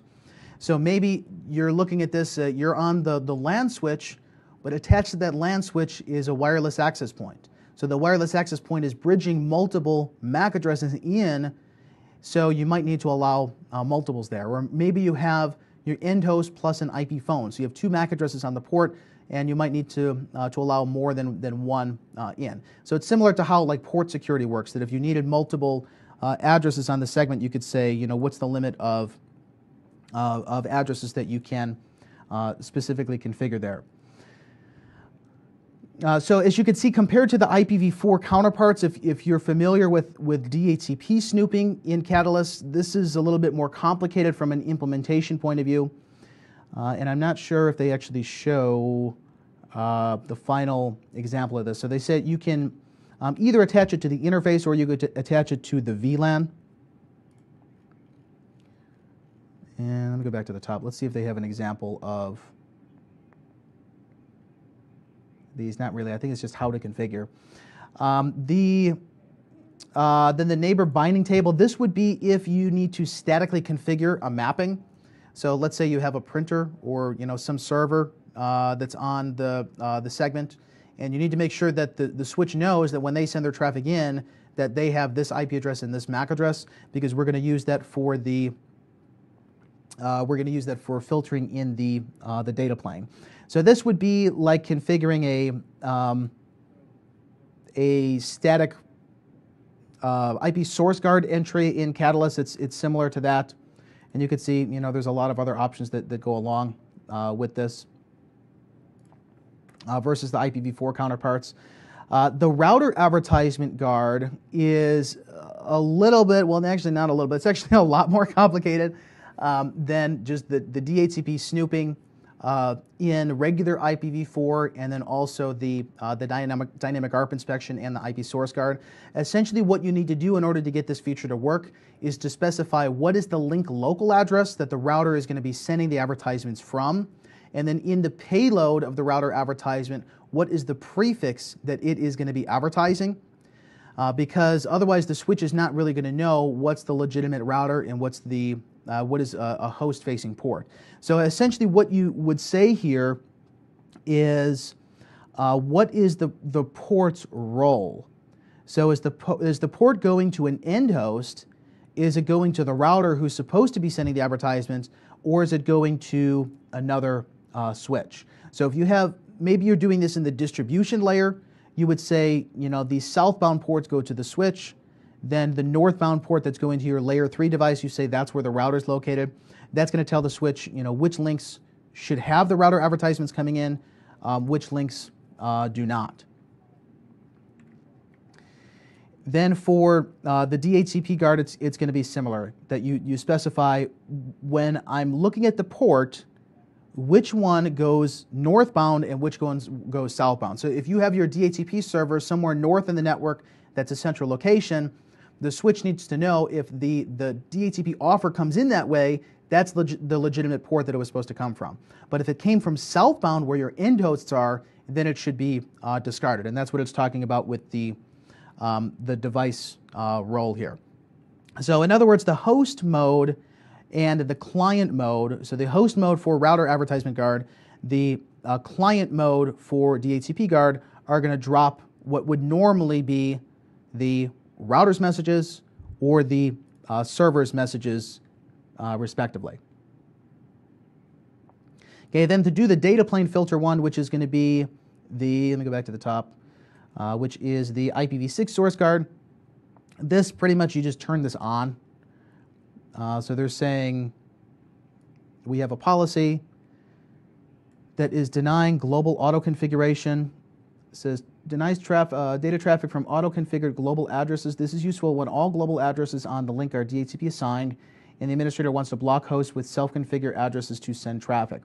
Okay, so what this means is that when a host joins this segment, like I was talking about before, it sends the request to figure out who are the routers and what are the prefixes that the routers own. Normally when the router replies, the end host is going to say, take that reply with the prefix, generate an end host address, those two together, that's my global address. But in the case that you're using DHCP, the router is not the one who's supposed to advertise that, the DHCP server is. So you could say, like in this case, don't allow anyone to use stateless auto configuration. They must get their address allocations from the DHCP server, and assuming we're doing DHCP snooping for v6, then we're basically like combining multiple layers of security together. Okay, then you can attach the policy to the interface. So again, this is essentially the data plane filter. Okay, so let's take a look at the topology that we're going to be using. It's essentially the same type of logic as what I was talking about here with the end host. So we have 3 devices on the segment. Router 4 at the top here is essentially going to be what's supposed to be our default gateway. Then we have some other end hosts. We're going to say that router 5 is essentially the victim, and router 6 is the attacker. And then we have a switch in the middle, switch 3. This is where we're actually going to enforce the policy by configuring these different types of snooping. So first, let's go ahead to the routers here, and let's quickly again review what are the states that these devices need to go through before they can actually send their traffic onto the segment. So if we look at the config here, there's a very, very basic config that I have right now. So essentially all of these links here, Fast Ethernet 0, these are the links that physically go to that switch. So on the switch here, you can see the output of show CDP neighbors, says routers 4, 5, and 6. These are attached on the remote sides on Fast Ethernet 0. So router 4 here is on port 1, router 5 is on port 2, router 6 is on port 3. So basically just 3 routers plugged in physically to this, this one switch in the middle. Okay, if we look at router 4, it says that I have a link local address manually assigned, okay, where in most cases you normally wouldn't do this. You would just have the router where the end host generate its own link local address based on the combination of the prefix FE80 and then its modified EUI64 formatted MAC address. Okay, but in this case we're doing it statically. We're also configuring an IPv6 address, a global address. Now if we also look at the show run section IPv6, this router globally is saying that IPv6 unicast routing is on. Now the combination of this command that IPv6 unicast routing is on and that we have a manual global address assigned means that this device is now going to start sending router advertisements or responding to router solicitations with the advertisement saying that I'm the gateway. So they would say, if you want to route traffic out, use 2001::4, which is my static address. And it's also going to say the prefix that you should use for stateless auto configuration is going to be 2001::/64. So the global prefix that is assigned to that particular segment. Now on the other devices, so for right now I'm on router 6.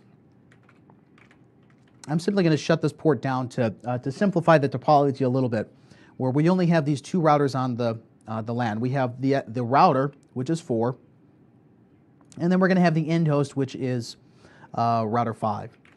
So let's, on router 5 here, we're going to debug IPv6 neighbor discovery. Okay, this is like saying debug ARP for IPv4. And let me make sure logging is on. Terminal monitor. Okay, we're on the console. So on router 5, we go to the LAN segment, and let's simply say IPv6 enable. Okay, so we're just turning the protocol on. Now, if we look at step by step the workflow it's going through, it says that first thing that happens is that we are requesting, let's see here on Fast Ethernet 00. We are trying to figure out this link local address that we generated. Is this a unique address? So this is through the duplicate address detection request. Now specifically the way that this is done is that we're going to send the neighbor solicitation to figure out, does anyone else own this address on the segment? And if we were to look at the show interface Fast Ethernet 00 and look at the MAC address, so let's say include that burned in address. If you look at the format here, it's 001C, F6, etc. And you look at the address that it shows, it's basically a variation of this, where it flips one of the bits here at the top that's called the universal local bit, and then it pads in the middle FFFE. So this here essentially is the end host address that router 5 chose. Okay, so it chooses the local address and it asks the other devices, does anybody else have this? Okay, it waits a certain amount of time and it says, okay, nobody replied, so my address is unique. I'm now going to send an advertisement to everyone else saying, I now own this address. And if you were to actually do a packet capture this, inside the neighbor advertisement, you would see it's saying this is my IPv6 address, and this is the MAC address that it is bound to. So basically, it's like a gratuitous ARP reply. Okay, the next thing that it needs to do is to start listening for the routers on the segment. Now, in the case of the Cisco iOS implementation, it's a little bit different than you would see from like a Windows host or like a Mac OS host, that it doesn't automatically listen for the stateless auto configuration as an end host. If you wanted it to get an address through that, you just need to say IPv6 address is autoconfig. Okay, and then you would probably want to do a default route to whoever the default gateway is. So if we look at the debug now, it says, I'm sending a neighbor solicitation. I'm trying to figure out who are the routers on this segment. And the end result is that we got a router advertisement from FE80::4. Okay, again, that's the address that I had configured on router 4. So 5 learned about 4. Says, okay, I'm going to use this neighbor as my default gateway. So I'm installing a default route to them. And then it actually doesn't show here. I'd have to do another debug. Let's say debug IPv6. There's a separate debug, I think, for stateless auto configuration. ICMP.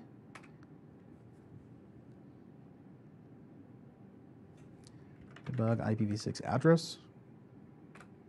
Let's try that. Let's shut the link down and then bring it back up.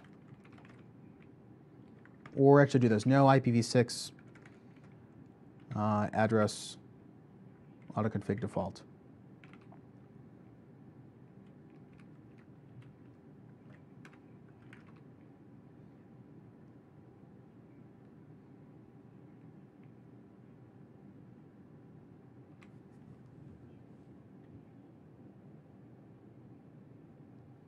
Okay, so we can see it received the router advertisement from router 4, and here it is. So it's saying inside the router advertisement that 4 gave to us, router 4 said the prefix you're supposed to use for stateless auto configuration is this one here, 2001::/64.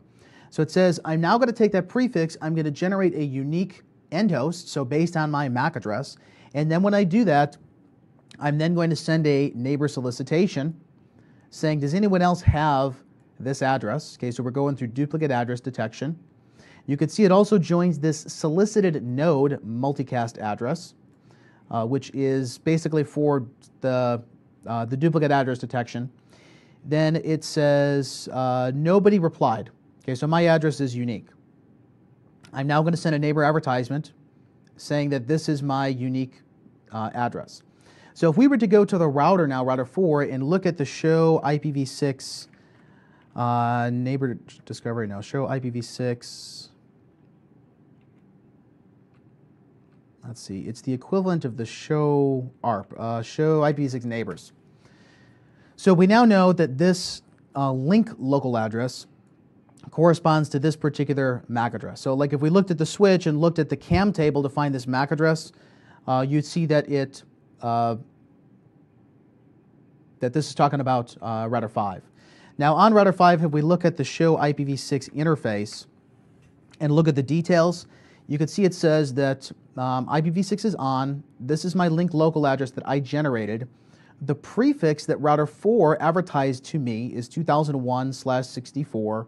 From this, I appended my EUI64 address, and then I joined the solicited node multicast address. This is for duplicate address detection. It also says I'm listening for the all host multicast. That's like with the all 255s in IPv4.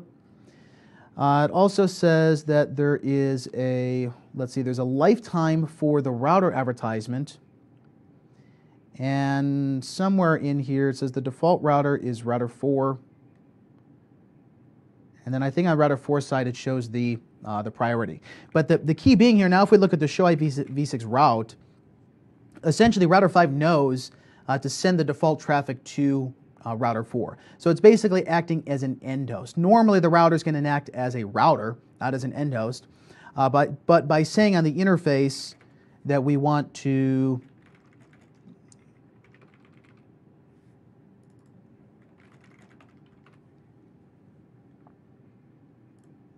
that we want to do that auto config. See, my connection's lagging a little bit here. And there's a question here, is the IPv6 enable command required? Technically, no, it's not. What this does, if we scroll back up to router 5, this one here, what this does is basically tell it just to negotiate a link local address and not to assign any global addresses. Technically, it's a valid design that the router doesn't need a global address because you're never routing traffic to the router, you're only routing traffic through the router.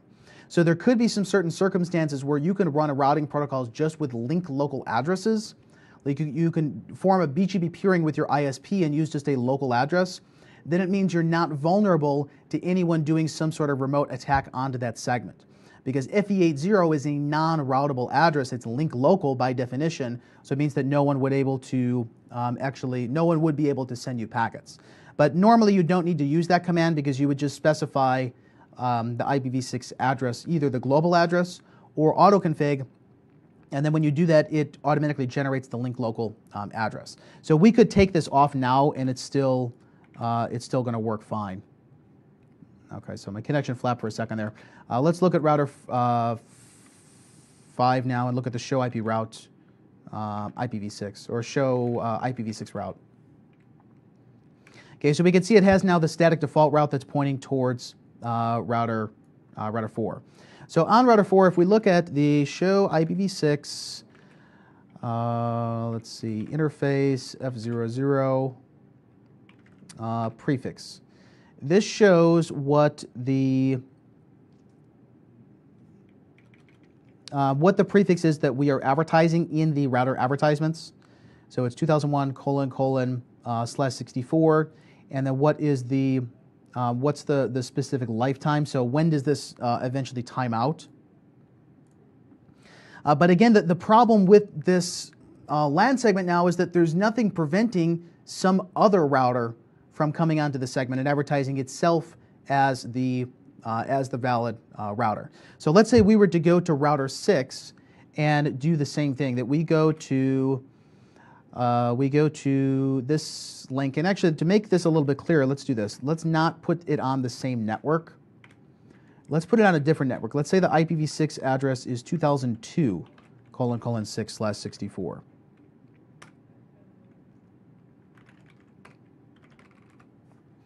Okay, then on the end host, which is router 5, let's shut the interface down there.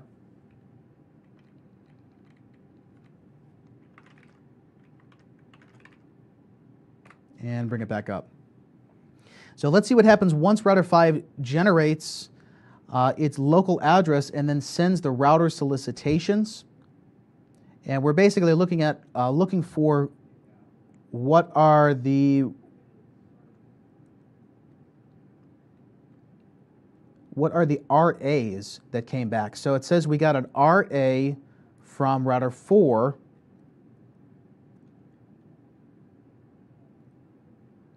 but we also got one from 6. I'm not sure where it shows it in here.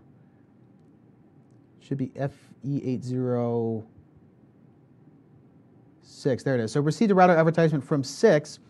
If we look at now the show IPv6 interface fasting at 00, notice that we have two different addresses assigned. We have not only 2001/64 that came from router 4, but we also have some other prefix 2002 that's coming from a different device on the segment. So we don't necessarily know now when we use the router as the default gateway, which one are we going to pick? Are we going to pick router 4 or are we going to pick router 6? Now, one thing we do know is that if we are doing specific routing to 2002, this traffic would go to router 6 because that's directly connected on our segment.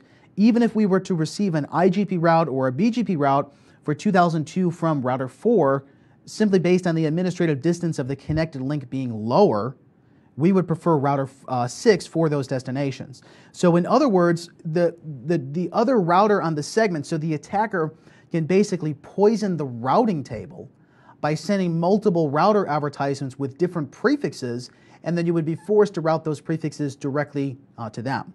So let's actually take a look at the routing table. I'm not sure what the result is going to be here because it depends on the order that the advertisements came in. So in this case, look what happened. It says our default gateway is 6. So even though we do have global addresses that are assigned on multiple prefixes, so what happened is that router 5 came up, it sensed the router solicitation, router 4 said, in my router advertisement, use 2001/64. Okay, then router 6 said, use 2002/64. So for whatever reason on router 5, probably based on the order that the packets came in, it assigned an address 2001. So whatever plus whatever the EUI 64 address is, but then it also installed 2002/64, and it said now my default gateway is 2002::6. So essentially all packets that are leaving this segment are now going to go from the victim to the attacker first.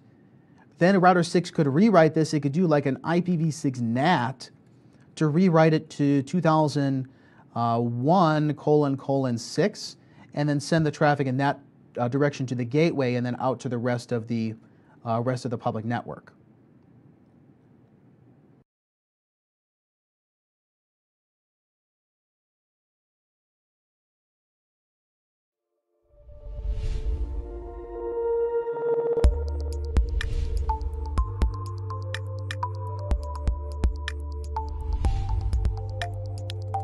Okay, so now let's look at how do we stop this? How do we make sure that router 4 is the only one that is valid to send the router advertisement? We don't want any other devices on the LAN segment to be able to say, you know, I'm a router, here's the prefix that you're supposed to be using.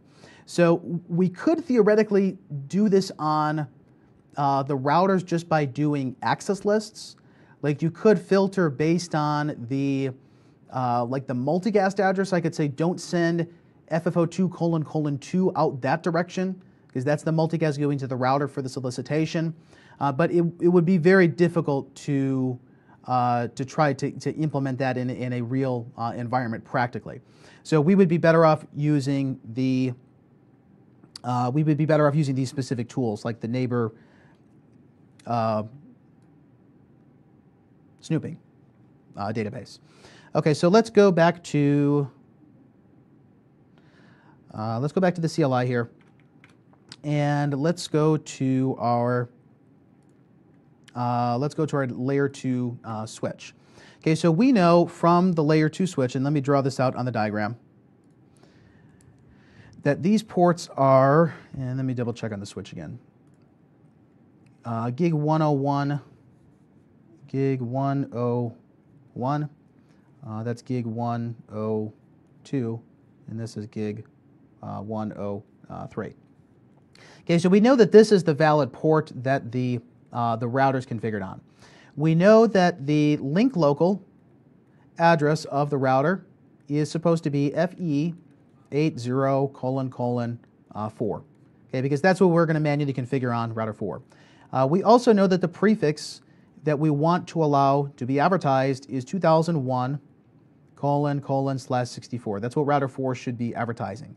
So essentially what we now need to do is to configure a policy on the switch to say, look at the port where the router advertisement comes in.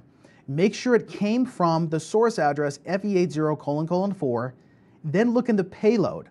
Make sure inside the payload the prefix that's being advertised is 2001::/64. Then we're going to apply that as a policy that goes upstream towards router 4 northbound. Okay, then on the other links that go to the end hosts, like on the port to router 6, the port to router 5, we're going to configure the router advertisement guard there, saying if you receive router advertisements, just drop them. It's not valid for them to come in those particular interfaces. Okay, so first thing we need to do is to configure a policy to specify what's going to be the source of where the advertisements are coming from. Okay, we do this with an IPv6 access list. So we're going to say that that let's say the R4 link local, and this is going to say permit the IPv6 host FE80 : 4 going anywhere. Okay, so look at packets, they should be sourced from this address, basically is what this is saying. Okay, then we need to specify another access list, IPv6 access list. We'll say R4's stateless auto configuration SLAAC prefix. Router 4 stateless auto configuration prefix is supposed to be or actually no, that needs to be not an access list, that needs to be a prefix list. IPv6 prefix list. So the stateless auto configuration prefix is going to be 2001/64. Okay, so this is the source of the advertisement. This is the actual prefix that is going to be advertised. Okay, we now take a policy that is for the neighbor discovery router advertisement guard. And we say there's going to be a policy that will say that this is router for router. Okay, this policy is going to be for devices that are the routers. So if it is a router port, we're going to first match the IPv6 access list to say where did the traffic come from. So we need to make sure when the traffic enters the port that it's coming from router 4's link local address. So match the IPv6 access list. The source is going to be R4 router. No, R4's link local address. We also need to match what is the prefix that we're going to be advertising. The prefix is the R4 stateless auto configuration prefix.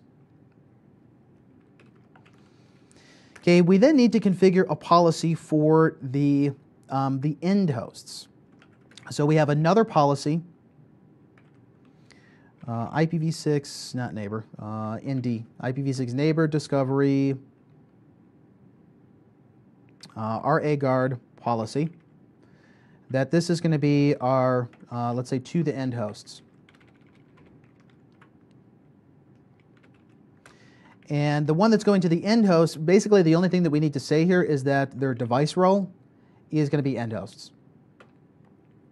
Okay, which is technically the default, but I'm just putting it here explicitly.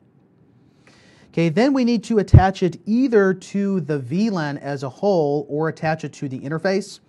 When you attach it to both at the same time, the more specific one at the interface level is going to override it.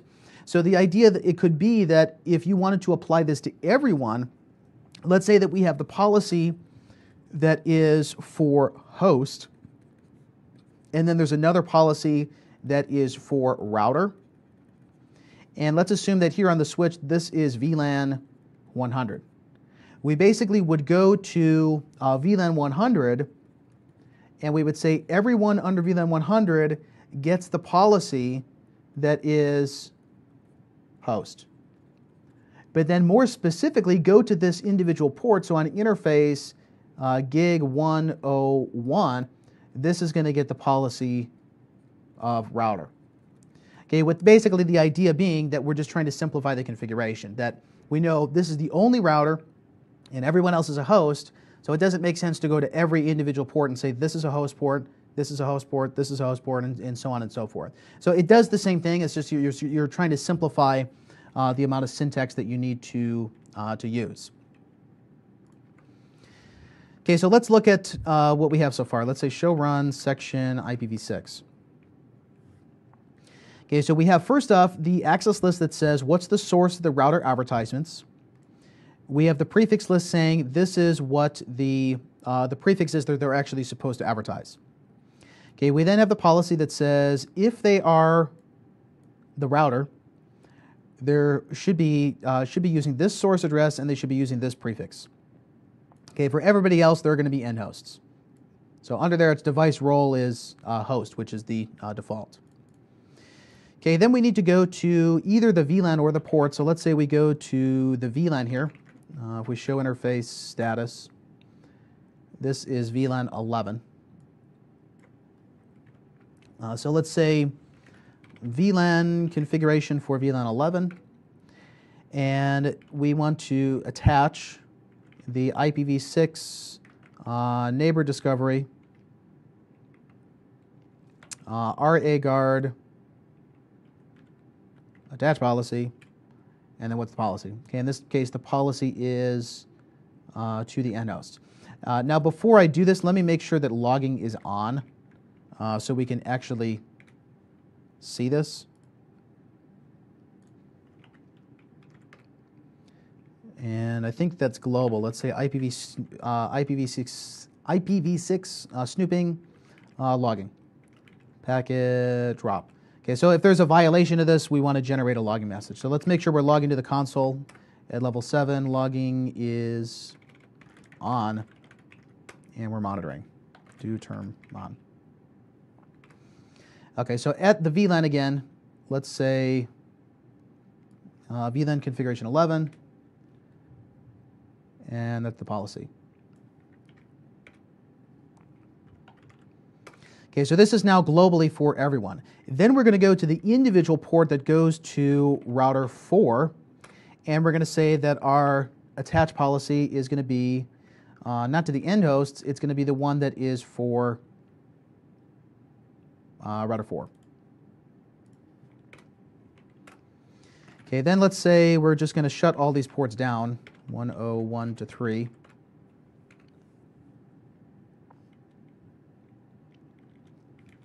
And then we'll bring them back up. Okay, we can see on router 5 that it says that since the link is down, we're now going to release our address. So we're deleting the prefixes, we're deleting the address that we had assigned. So if we look at the show IPv6 route, okay, it can't route because the interface is down that had the prefix assigned. Okay, so once this comes back up, what we should see is that when router 6 sends the router advertisement, we can see now the switch is intercepting it. It said on port 3, I received a router advertisement through the neighbor discovery protocol with the source address of FE80::6. And since it does not match the policy, which our policy here, if we show, how do we verify this? Let's say show IPv6 neighbor discovery RA guard policy,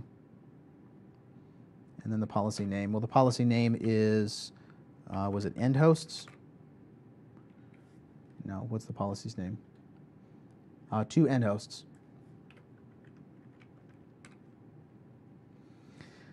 So this says that on VLAN 11 we have this applied and the device role is end hosts.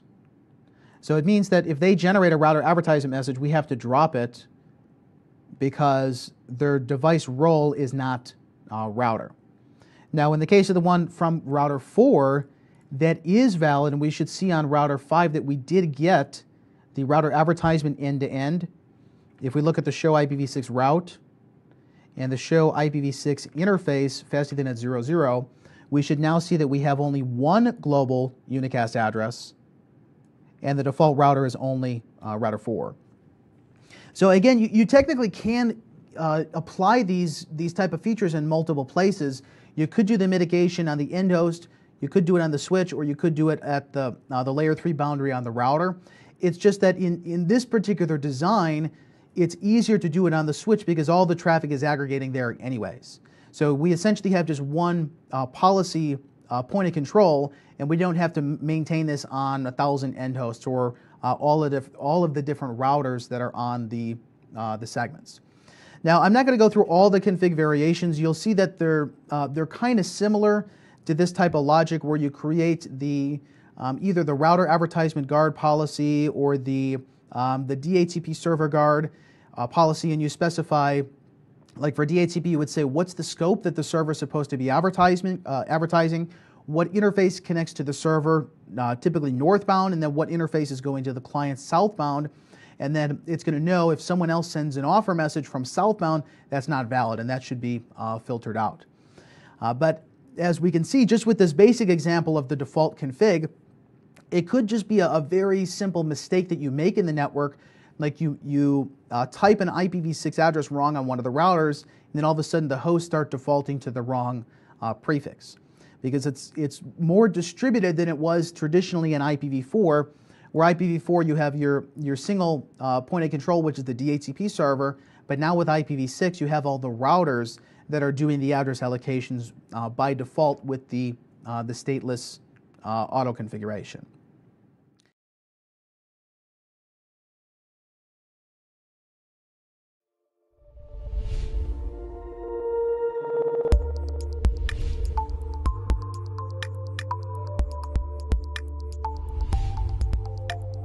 In our next section, we're going to talk about public key infrastructure and specifically how to implement it on iOS and ASA, and then how we can use this as an authentication mechanism for the IPsec VPNs.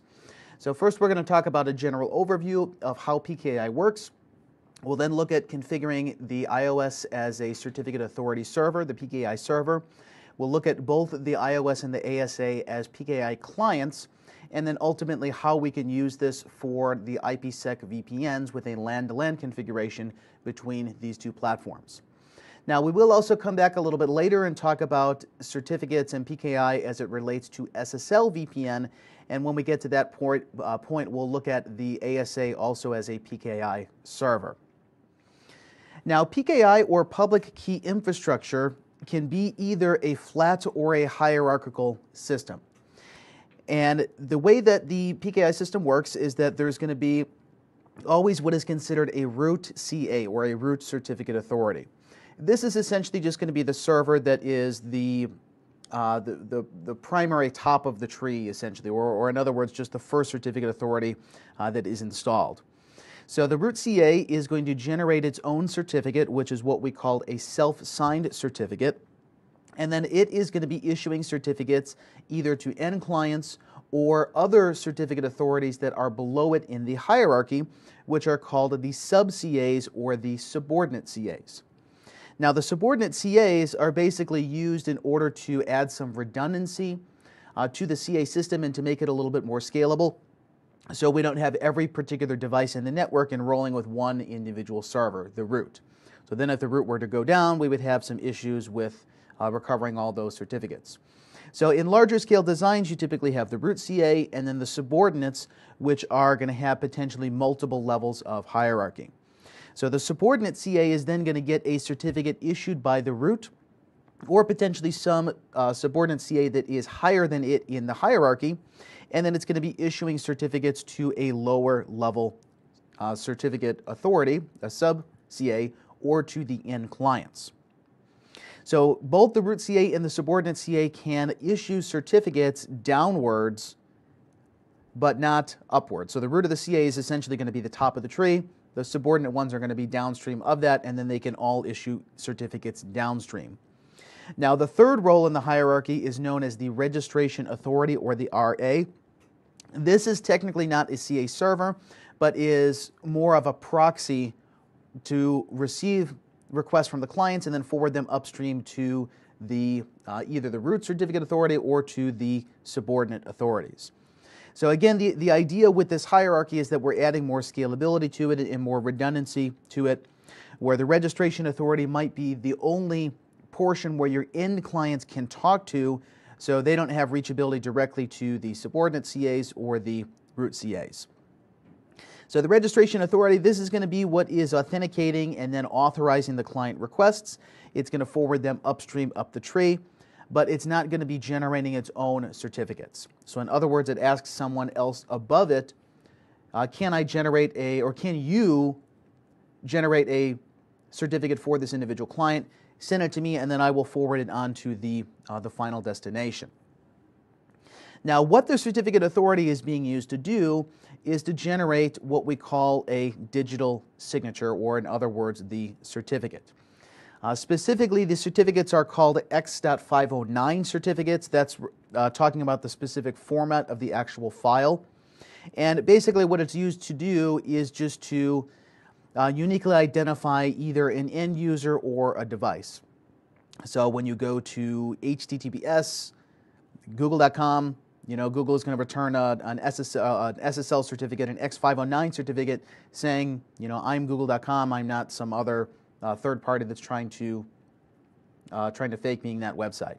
Now, specifically inside of the certificate, there's a bunch of data in here that's going to be used to validate the information against the certificate authority. So it's going to include the serial number of the device that's requesting it and also the version. It's also going to include the issuer's identity, which is going to be the common name. We'll see this when we look at the specific enrollment and the configuration on the iOS and the ASA. Then also the identity of the device that was requesting the certificate. So it's talking about the issuer's identity. That's the certificate authority, and then the device that requested it would be like the VPN client's name, or could be your router's host name that is the PKI client. Now, the other two real important pieces of information in the certificate are going to be the device's public key and then the CA's signature. Now, we'll talk about a little bit later in more specific details how these are used in order to do the authentication and to make sure that the certificate is valid from a trusted certificate authority. And then last but not least, we have the validity period, which is just going to be a time interval where you say starting at interval X and ending at interval Y, this is going to be some sort of valid period.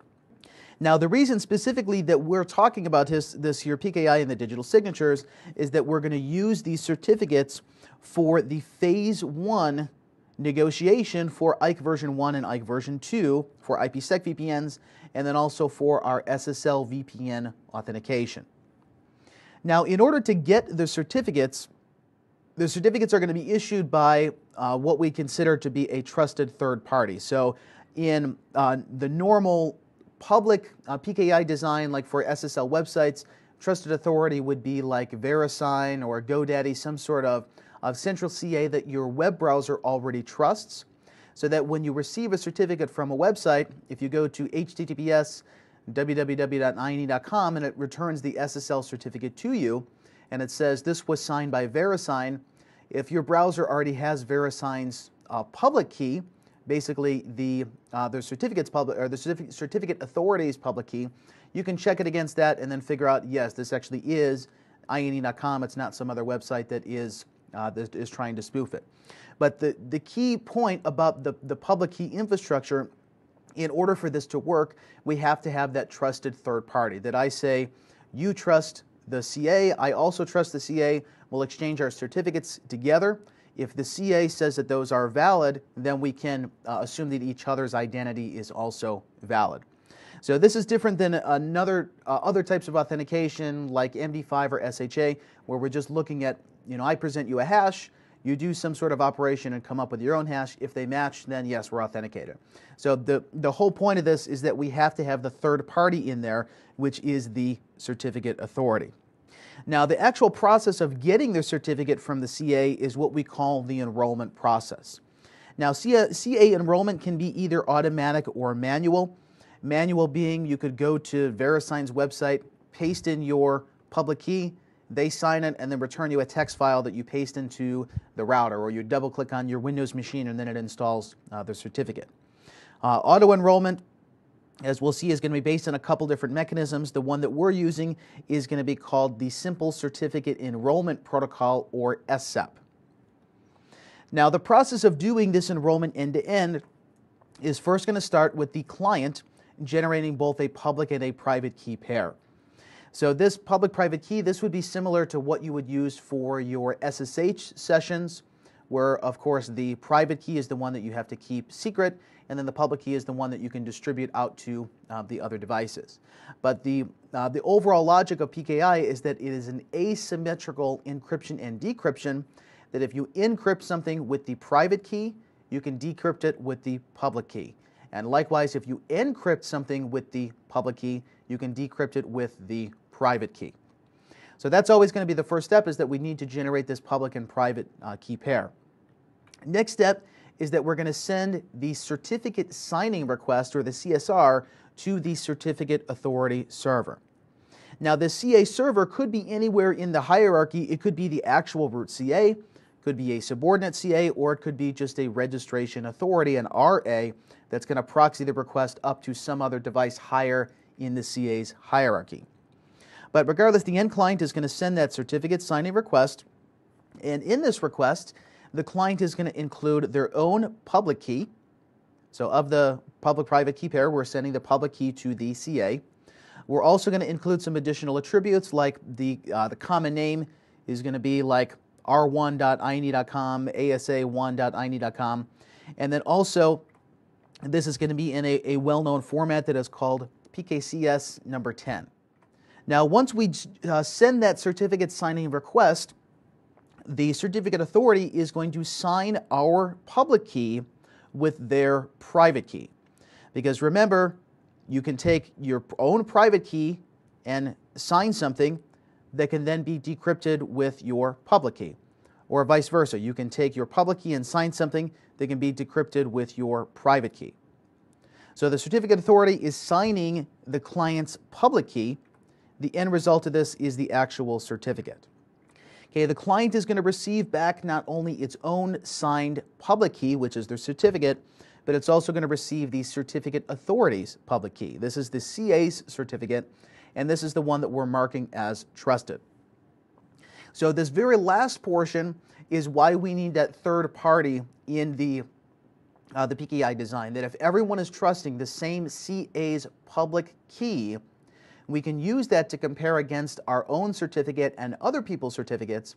And if we end up in the same hashing result once we go through the actual mathematical calculation of it, then we can compare the two results. If they're the same, then we know that we both had certificates that were signed by the same trusted CA or by the same trusted CA's hierarchy. Now, as I mentioned, there's a couple different ways that we can obtain the certificate. One of them that we're going to be looking at is with the automatic enrollment using SCEP, or the Simple Certificate Enrollment Protocol. So this is the one that works over regular HTTP, which implies that we need to make sure that TCP port 80 transport is available in the network. So if we look at our particular topology here, we're going to be using on router 2, this is going to be our CA server. So if router 2 was on the inside of the ASA, and we have, let's say, a client request that comes from router 3 on the outside, then we need to make sure that we have TCP/80 reachability from the client to the server. So this isn't necessarily specific to the PKI infrastructure. It's just assuming that we have underlying transport there, that nothing is being filtered out for the automatic enrollment request. Okay, this also means that on whatever device that we're running, the CA server that is running SCEP, we need to turn the HTTP service on, where in our case, this is going to be the iOS router. There's also another way that we can use with Windows Active Directory, which is called ADCS, Active Directory Certificate Services. But of course, that's going to imply that you have your AD servers that are part of the CA's hierarchy. Now, another big consideration we'll see here is that the certificate has a valid lifetime, which again is going to be some sort of finite starting period and some sort of finite ending period for the certificate, which means that we need to make sure that the client and the server have synchronized clocks. And the way that normally we're going to do that is with the network time protocol with NTP. So before we configure the CA, the root CA, and before we configure any of the clients to generate the requests, we want to make sure that generally that they are synchronized to the same NTP infrastructure. Okay, the other way we could do this is with a manual certificate enrollment. This would be like when you web browse to GoDaddy's certificate enrollment page, you paste your own public key, and they return back to you your certificate, and then you would basically go to the router and paste that in the CLI, or take the file and double-click it on Windows or Mac OS, and then it enrolls that as your own local certificate. Now, for the server in this example, for this section, we're going to be dealing with the iOS router as the CA server. As I mentioned, you can also have the ASA be a CA server, It doesn't have the same feature parity as the iOS does, so we're going to be looking at that specifically within the scope of SSL VPN, and then how we can get our Windows hosts with the AnyConnect client to enroll with the ASA CA server. But with the iOS CA server, it's essentially fully functional, which means that it supports hierarchy and the different roles.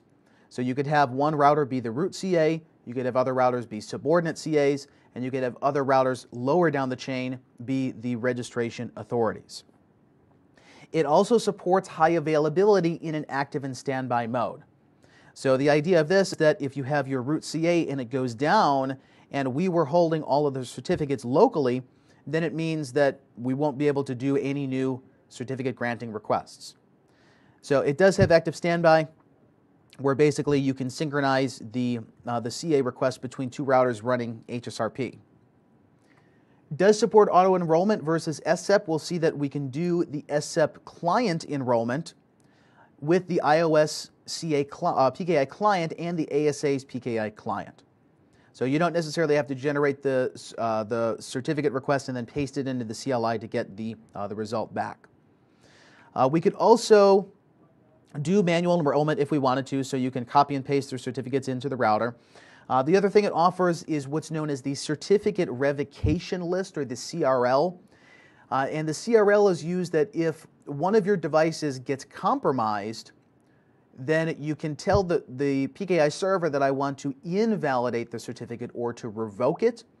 And then periodically you can have your clients request this certificate revocation list, and that's going to say these are the certificates that are no longer valid.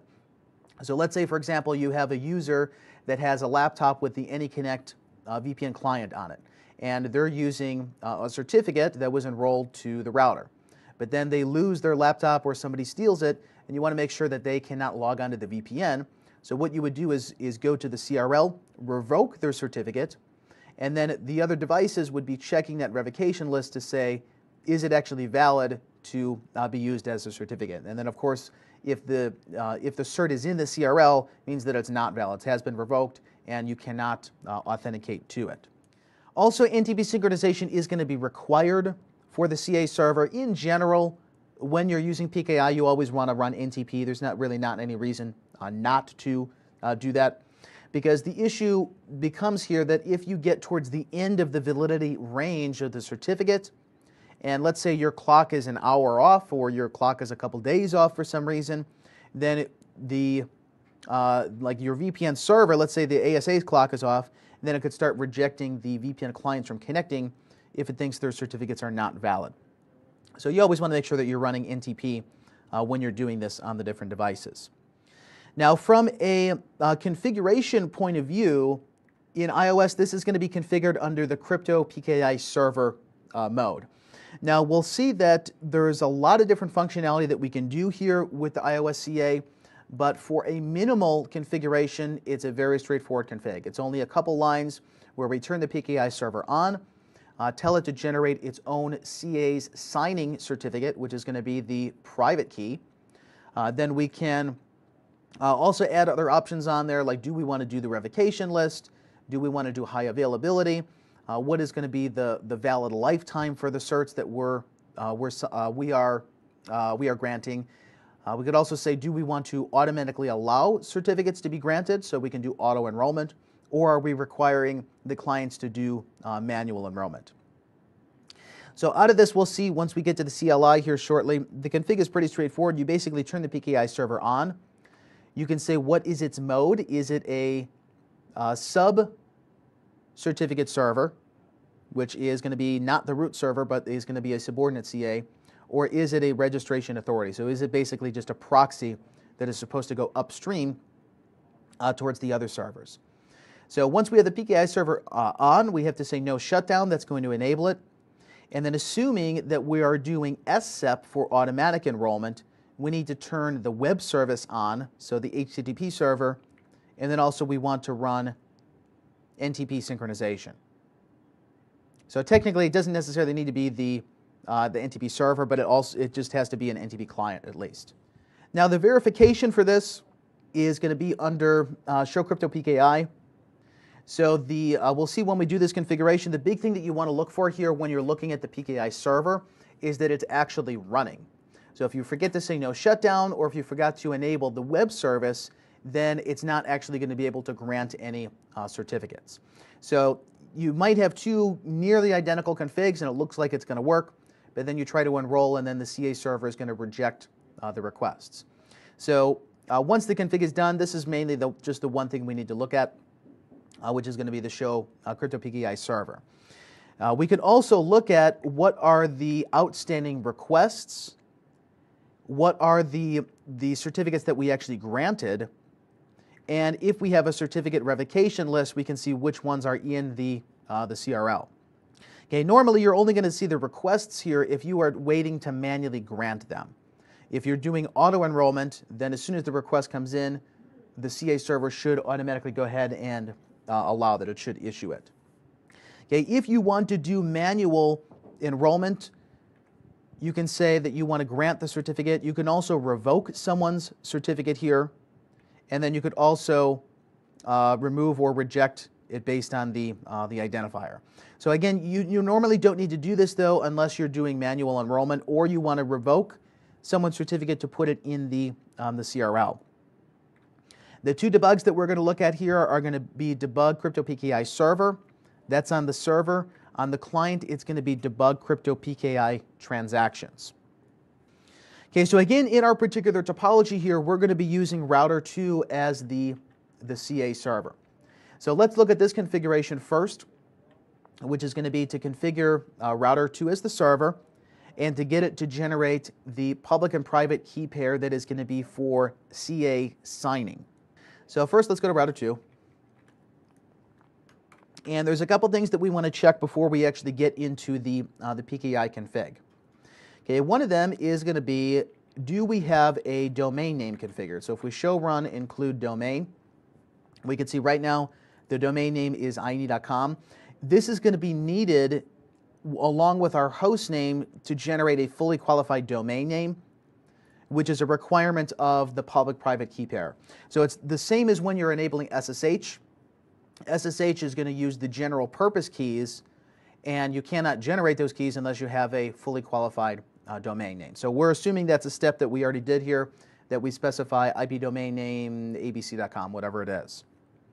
Okay, next we want to make sure that the time is synchronized. So if we look at the show NTP status, we have router 2 already synchronized. We can see it's synchronized with router 1 as the server.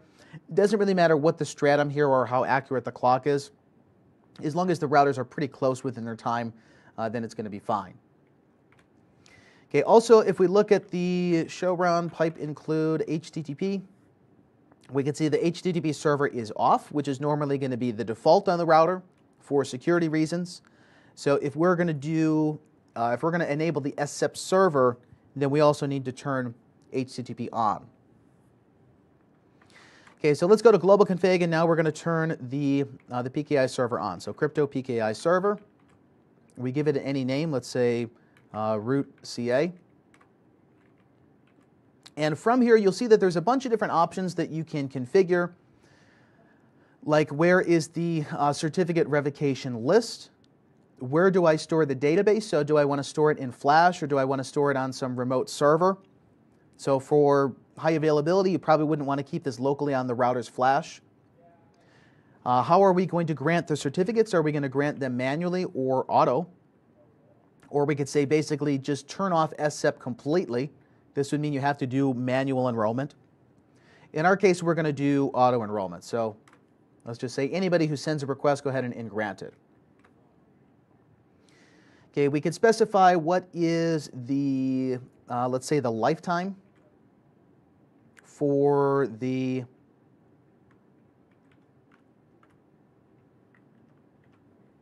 let's say the client certificate. So when I issue a certificate to the client, how long is it going to be good for? So let's say 1 year, 365 days.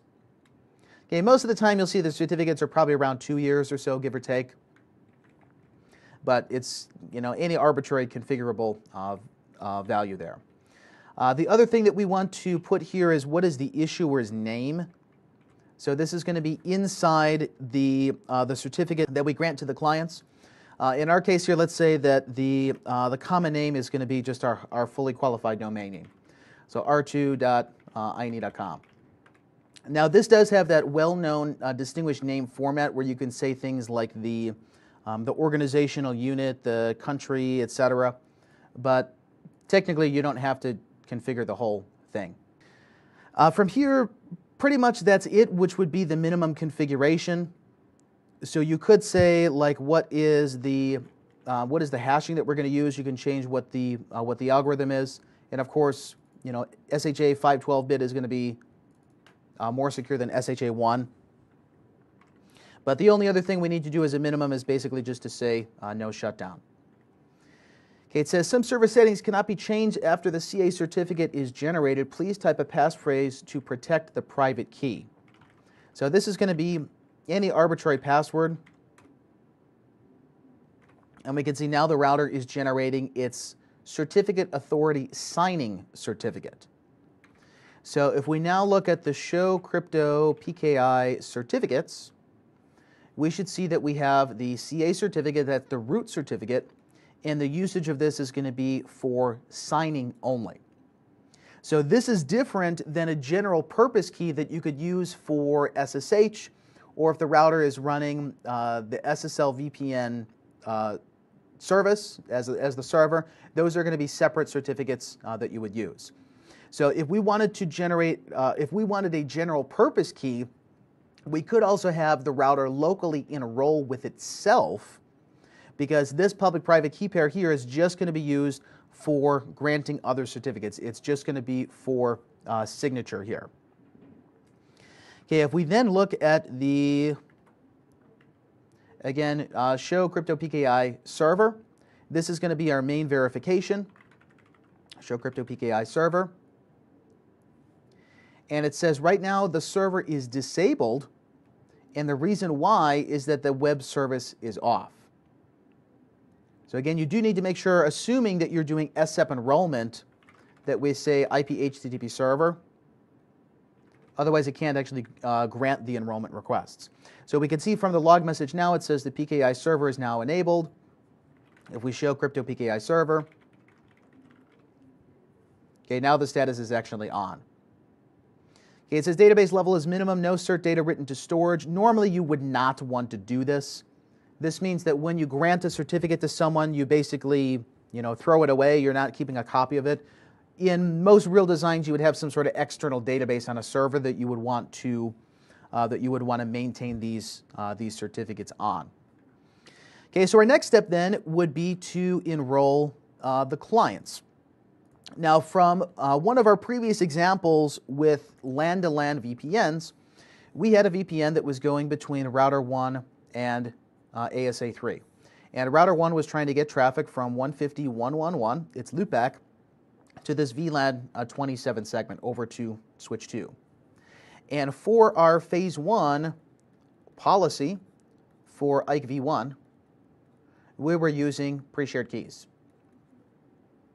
Now, once we're done with the PKI enrollment, so router 1 is going to enroll with router 2, and ASA3 is going to enroll with router 2, we could then change our ISACAMP policy to say, instead of using pre-shared keys, we're going to use RSA signatures. And assuming that both of the peers of the VPN tunnel, so router 1 and ASA3 in this case, assuming that both of them trust the same certificate authority server, and then they will be able to use each other's certificates in order to authenticate the ISACAMP sessions. Okay, so next step is we need to get the router to enroll. So first step for this is going to be to tell the router who is the certificate authority server, or what they call the trust point. So we say crypto PKI trust point, give it some arbitrary name, and then say what's the address that we're going to enroll with. Okay, in this case, this is going to be the address that's located on router 2. So on router 1, we're going to say crypto PKI trust point, and we'll say that the trust point is going to be router 2. And the enrollment URL is going to be router 2's loopback, And we're doing this through HTTP because, again, we have the automatic enrollment for SCEP, the Simple Certificate Enrollment Protocol, enabled on the server. So we just basically web browse to router 2, and then router 2 should grant the certificate back to us. Okay, the next thing we need to do is to generate the public-private key pair on router 1. Because router 1 is going to have its own private key that stays secret. It's going to have its public key that it sends to the CA server. CA server assigns it with its private key, sends it back. The end result of that is going to be the certificate. So next we need to configure router 1 to generate that public-private key pair. Now this one here, when we say crypto key generate,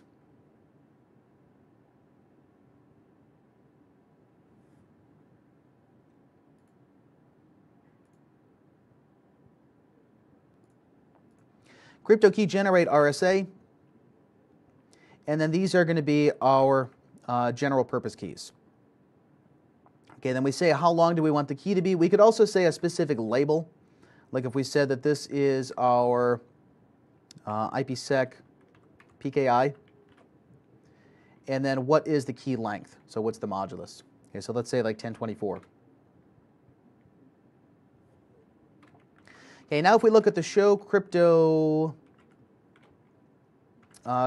keys, my public key RSA.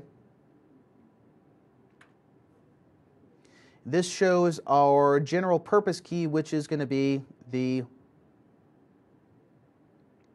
which one is the public one?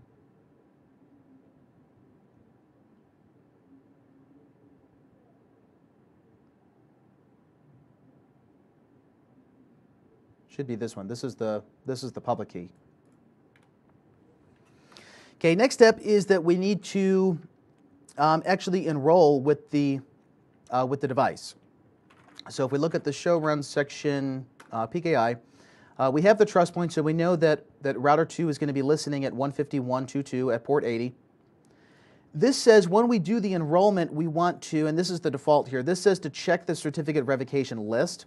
Now in this case, since I didn't configure the CRL on the CA server, which again, that's the list that says these certificates are no longer valid, we want to tell the client that it doesn't need to check that. Otherwise, it's not going to be able to actually use this for authentication. So under the crypto PKI trust point is router 2. We need to say that the revocation check is none. So just ignore that for right now. Okay, but in a real design, you would want to use the CRL because that's how you invalidate somebody else's certificate. Okay, next thing we need to do is to or actually one thing I skipped here was under the trust point, I need to tell them to use this particular key that I generated, which was the IPsec PKI. You technically don't need to do this, but the reason that you have the label is you might have multiple CA servers, so multiple trust points, and you can theoretically use different public-private key pairs with each of them if you wanted to. So you can have multiple keys and then say for CA1, use key 1. For CA2, use key 2. In our case, we only have one CA and only one key. But since I gave it a name, we're going to list it here anyways. We're going to say that our RSA key pair and then whatever the name is. So the name was here IPsec PKI.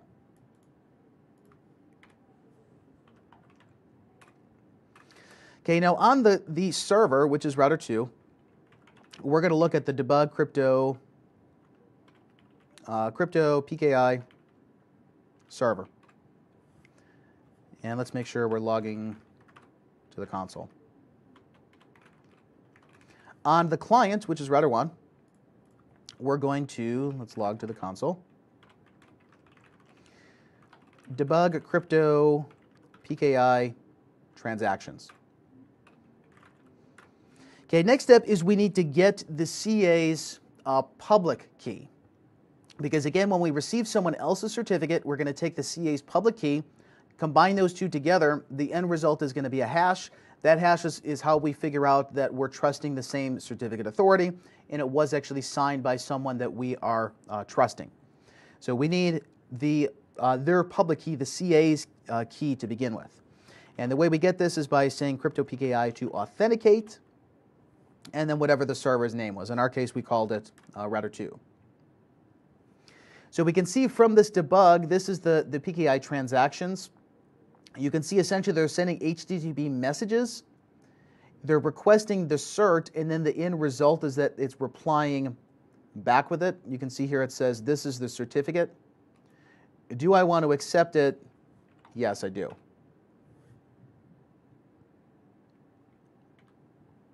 And it says their certificate is valid from January 29, 2014 through January 28th, 2017.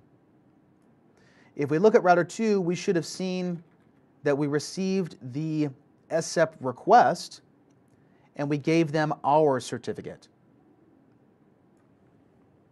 Okay, next is we need to actually get our certificate. So we need to enroll with them. So we said crypto PKI authenticate. Now we need to say crypto PKI to enroll.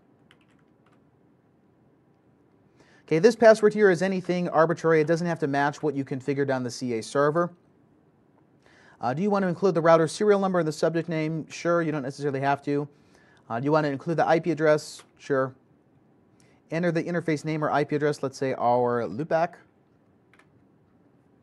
Request the certificate, yes. So now we should see the SCEP request. You can see that it's a web request. If we look at router 2, we should see that we got the enrollment request.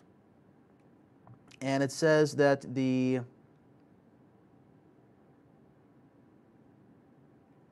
request has been authorized. The reason this is the case is because we're doing auto enrollment. It says that we are now going to generate the certificate and send it back to the requester. So this is successful. Really, the only time that this would be denied could be maybe if the time is different between the client and the server, or if you have the server configured to reject the SCEP enrollment. So if you're trying to do only manual enrollment, then it would not grant this. Okay, if we look at router 1 now and look at, or I think it asks a question. I think it says, do you want to accept this? Request the certificate, yes. And then the end result should be certificate is granted. So without the debug on, this is the normal result that you're going to get. This is just a normal syslog message, which is this one here. Certificate received from the certificate authority. So if we now look at the show crypto PKI certificates, we should see two different things. We should see the CA's public key, which is the CA certificate, and then we should see our own certificate. So this one we can see this is us. This is r1.ine.com. It was issued by the CA server r2.ine.com. And then inside here, this is our specific information that goes inside the like the distinguished name. Okay, the CA itself is r2.ine.com. Okay, so again, the first thing that is before this, it's not listed on the slide, is that you need to generate the public-private key pair on the client. So we're assuming the client has the private key and the public key. It's going to send the public key to the CA. That is part of the enrollment request. So we authenticate them. That's getting their certificate, and then enrolling is asking them to give us a certificate back. Now, if we were doing this on the VPN client, like in Windows, we would specify the address of the CA server and then add this well-known string after it. So it's under cgibin/PKI client.exe. And then the VPN client software should be able to get the enrollment request granted back to them. Now, in the case of the ASA is going to be pretty similar, where it supports both the PKI server and the PKI client. We'll see later in SSL VPN, we're going to talk about the server functionality because it works a little bit differently than the regular router does. Now, to do the enrollment, this is going to be pretty close to the router. So we're assuming that we have our public-private key pair to begin with. We're going to configure the trust point. So configure or give it any arbitrary name, and then we're going to say what's the enrollment URL. Then we're going to authenticate them, which is getting the CA certificate, so crypto CA authenticate. And then we're actually going to do the enrollment, which is to send the certificate signing request. That's crypto CA enroll. So pretty close to the same as we have in iOS. Okay, so on the ASA here, if we look at the show crypto PKI or show crypto key, my public key. My public key RSA. I believe the ASA is actually going to generate this automatically when we go to do the request. So after we do the request, let's come back and look at this here, and we should see that it has its own key. Okay, so in global, we're going to say crypto CA trust point is, we'll say router 2. We need to specify here the enrollment URL. So how do we, or where do we send the SEP request to? So the enrollment URL is going to be router 2's address, 151.2.2. Just like in iOS, we would need to say, do we want to do the revocation check against the certificate revocation list? Again, the default of this is on, so if the CA server doesn't give you the CRL, then you're not going to actually have a functional configuration. So again, normally you would want to use the CRL, but for the case of brevity here, we're just going to ignore this. So the revocation check here is none. Okay, now we need to authenticate the CA. So crypto CA authenticate router 2. Do I accept the certificate? Yes. If we now look at the show crypto, I think it's Ike v1. No, show crypto CA certificates. So this is router 2's public key, the one that we're going to use to compare against someone else's signature.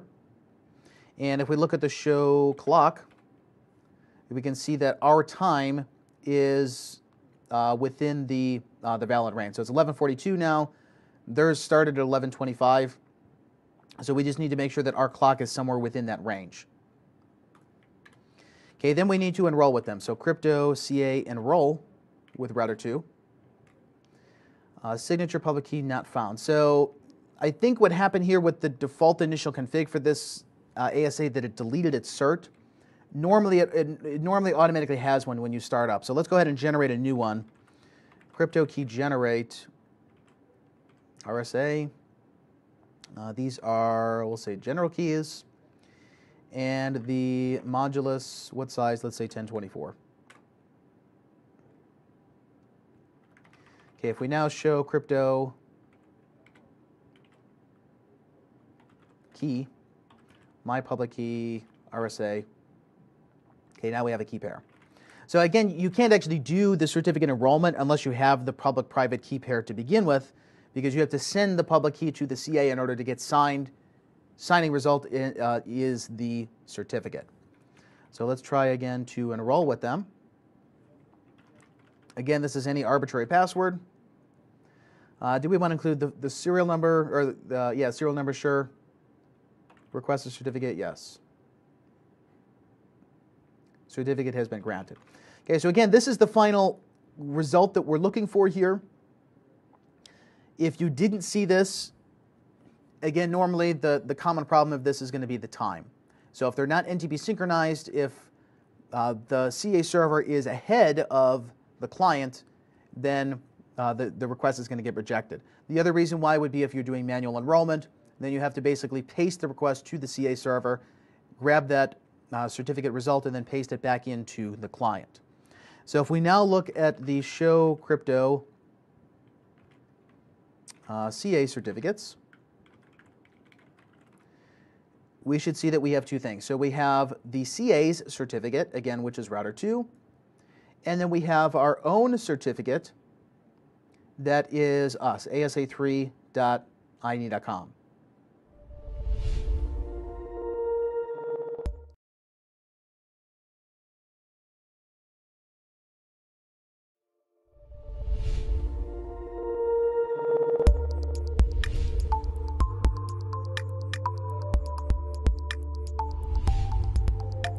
Welcome back, everybody. In this topic, we're going to take a quick overview of configuring MAP authentication in the network. And we're going to see what are the required steps to do that on the switch side and on the radio side. And we're going to use ICE for that option. So first of all, in order to make the integration between the switch and the ICE, we need to enable a new model. And then we're going to go to configuring the radius settings on the switch side. Then we need to globally enable the authentication on the switch. Even though we are using MAB and not .1x, the command that governs the switch level, switch wide authentication for all the ports is a authentication .1x. So again, even that if we use MAB, we still need to enable this. We basically need to globally enable authentication on the switch. Then we'll go to the port level and basically enable MAB and also enable authentication. We're going to go to some optional settings that are available to us, and then finally we're going to go to the configuration on the ICE side to match the switch configuration. If we look at the diagram, so to see what are the processes we're going to go through, I'm going to take R2 as the client. So this would be the client that I want to authenticate in the network, and which is connected to switch 1. So switch 1 will be the authenticator, which will speak radius with ICE. So ICE will speak radius with switch 1, and ICE will be the authentication server. Because I'm using MAP, there will be basically no communication, no exchange between the client and the switch. Just the switch will take the MAC address and try to authenticate it against ICE through radius. So first, let's go on the switch side, on switch 1, and globally enable. So I want to say conft a new model to globally enable AAA, and then I want to say AAA group server, let's say ICE radius, and then so a group server radius, ICE radius, and then I'm going to say server private, and the IP address which was going to be 172.16.1.100, and I'm going to use the key of Cisco. I'm also going to use the radius source interface of loopback 0. This is optional. And as I said, I'm now going to globally enable a authentication .1x, which I'm going to use the default method and with a group of ICE radius. So I cannot use a named authentication list for .1x. I need to use the default authentication list for that. Now, before I go on the port level, so let's say show CDP neighbors. I see that R2 is connected on switch ports FA102. So before I configure anything on the port side to basically enable authentication, so I don't get any errors on the switch, let's say show MAC address table dynamic interface FA10T, because I will want to add the MAC address of the client into ICE database. Now, it's also important to see what happens before the client is authenticated and after. At this moment, the switch learned the MAC address as a dynamic, so it's a dynamically learned MAC address. What we're going to see is that once the client is authenticated through MAB or .1x, doesn't matter, that MAC address will become static. The reason why that happens is that once you enable authentication on the port level, basically the switch enforces some kind of port security, and we're going to go in more detail about this functionality. Now let's go on ICE. So let's log in ACS admin and default 1A.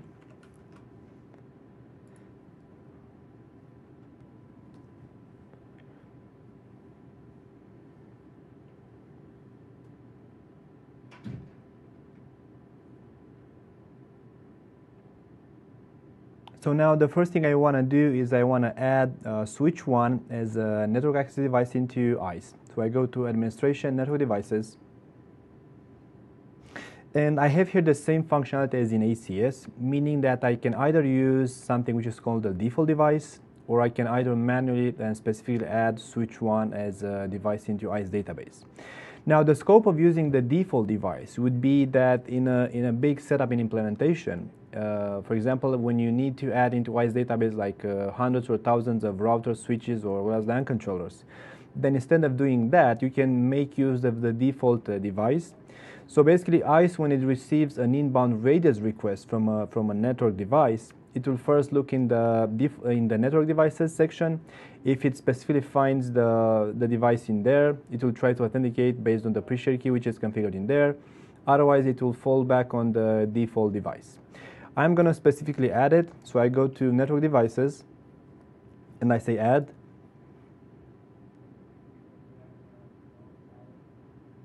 And the name would be switch 1.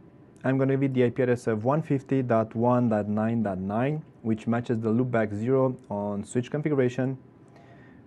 Authentication settings, I said that the shared key was Cisco. I can do a show to make sure I typed in correctly, which I did. I say OK and submit. The next step would be to add the router's MAC address into ICE's internal endpoint store. So I go to identities, endpoints, and I say add. And I need to add here the MAC address of the client. So let's go back on switch 1, and I said this is D867. So I need to type D8:67 : this would be D9E0BBC0. So D9E0BBC0. And I'm going to say submit. I'm not yet concerned at this moment for the policy assignment or for the identity group assignments. These are used for profiling, which we're going to talk about in a later topic. So I'm going to say just submit for the moment. And then we'll go to policy authentication. Let's see if we can make use of the default authentication policies that are available to us in ICE. So I want to use a MAB type of authentication, which is this one. The name is MAB, and then the condition set is wired MAB. I want to go ahead and verify that I can use that condition set. So I say policy conditions. I go to authentication conditions, compound conditions, and then that was wired MAB, which says that I need to match on a service type of call check, which is used by MAB indeed, and on a NAS port type of Ethernet, which means that the client is connected on an Ethernet port, not on a wireless port. So I go back on the authentication. So far is good.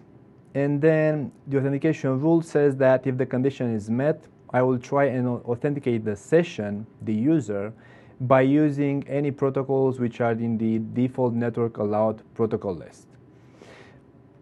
By default, that list pretty much allows all protocols. Let's go to results, to authentication, allowed protocols, and the default network access.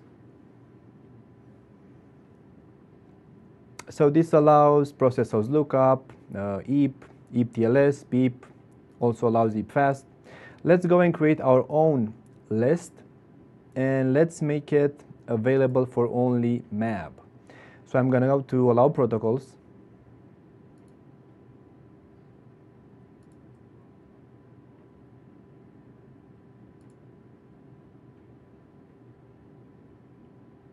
And I'm going to say add to create my own list.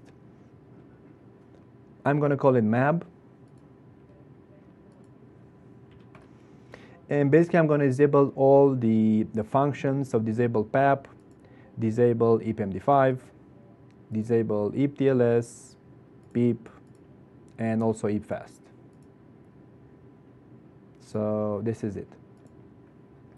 Now for MAB to work, as we speak in the MAB versus Data1X introduction, I can either do the authentication based on the calling station ID, which that means I need to add the MAC address of the client in the ICE endpoint store, or I can do the authentication based on a username password type of authentication, which means I will need to go into ICE internal user store and add the username being the MAC address and the password being the MAC address. Now, this option in here, which is process host lookup, means that I'm going to do the MAP authentication based on the calling station ID value, which is the MAC address. So for the moment, I'm going to use just this one. And I will say submit. And now I need to go to my authentication policy and change the allowed protocol list. So in here, I want to say that I'll use the MAB list. So far I say that if the inbound authentication request is wired MAB, which it is, I will allow the session to be authenticated only by process host lookup mechanism, which is good. And then I'm going to authenticate the session against the internal endpoints where I added the MAC address of the client, which is R2. So I'm going to go ahead and say save.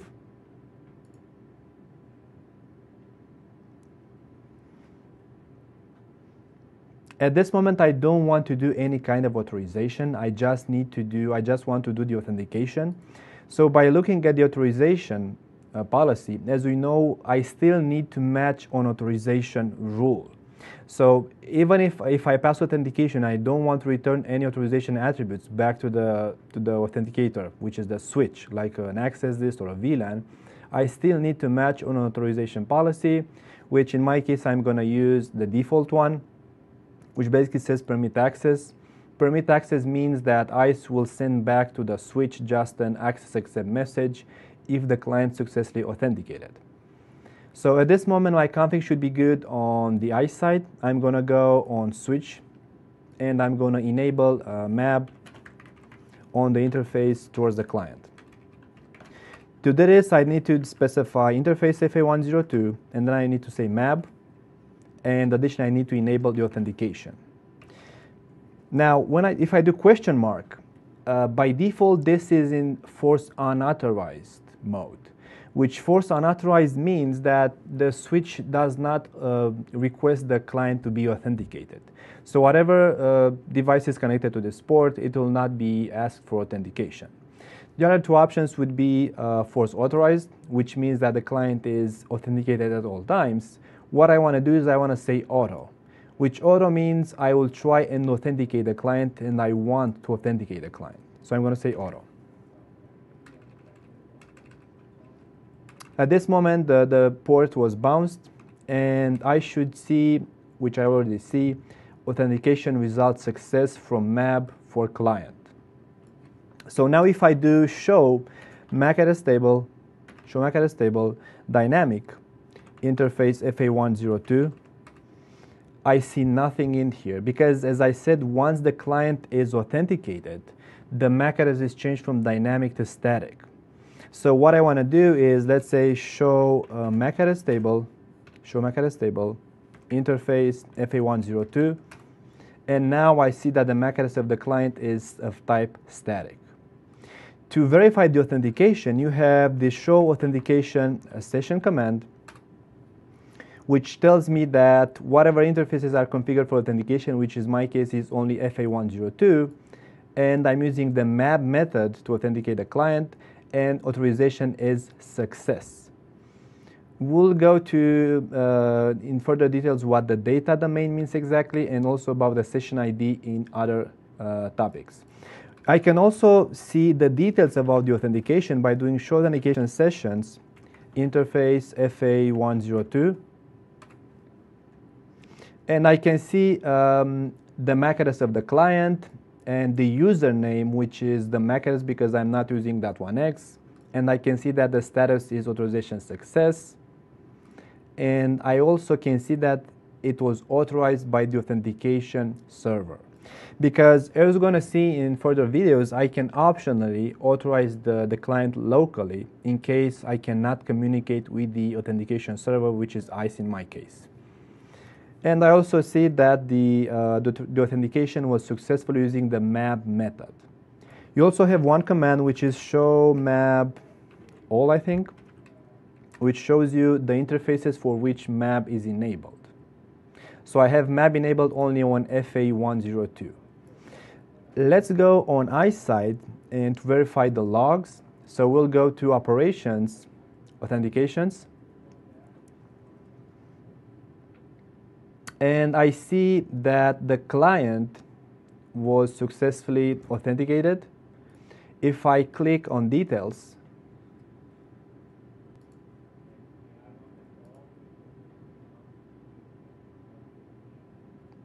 let me refresh the page again. So let's click again on Details. So I have here a more detailed overview of the authentication process. So I see that authentication succeeded.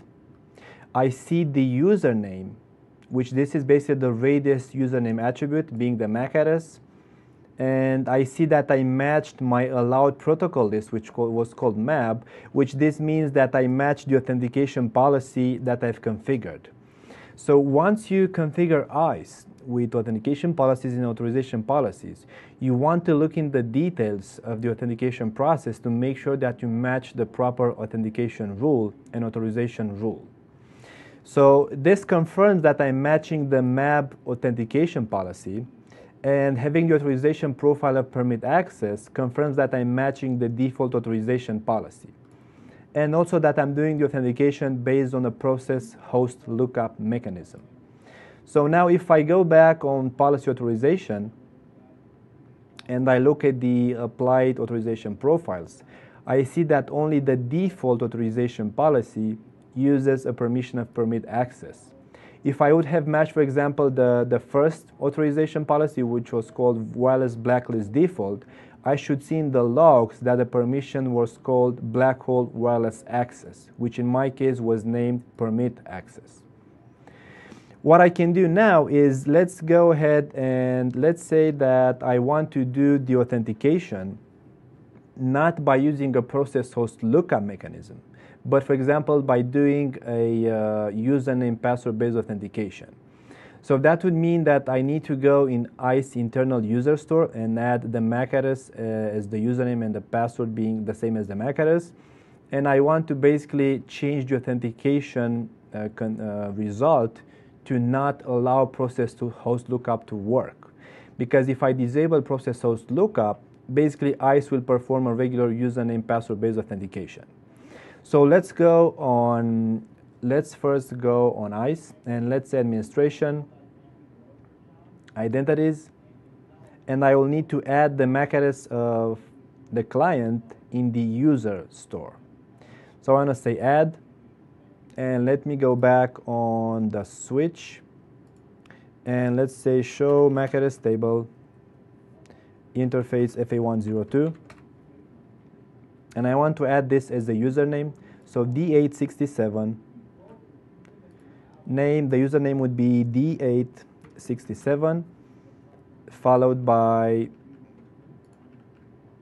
D9E0BBC0. So D9E0BBC0.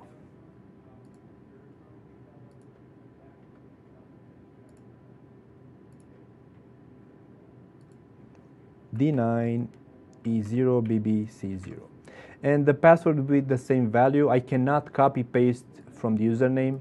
So if I do Control-C, Control-V, it should probably not allow me to do that, which it doesn't. So I need to manually type in the password of being the MAC address. So D867, D9E0, BBC0, and then D867, D9E0, BBC0. And I'm going to say submit.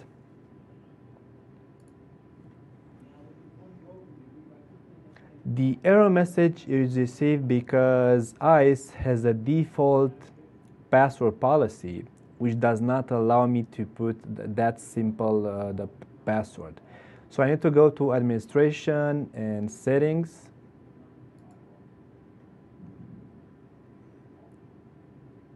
And I need to go to administration, settings should be in administration. Let's go again, settings. So that should be under user password policy. So what I want to do is I want to disable this, which says that the password cannot be the same value as the username. And I want to disable this, which says I need to have an uppercase character in the password. So this should allow me to put the password as being the MAC address. I go ahead and say save. And I go back into identities. Users, I say add. I put the MAC address in here, and I specify it as a password. So D867, D9, E0, and BBC0. Confirm D867, D9, E0, and BBC0. And I say submit.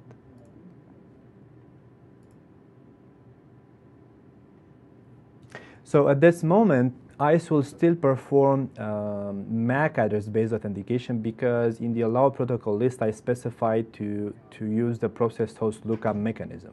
So I need to go and change that for the authentication method to be changed. I don't need to do any configuration changes on the switch side or on the authentication policies or on the authorization policies.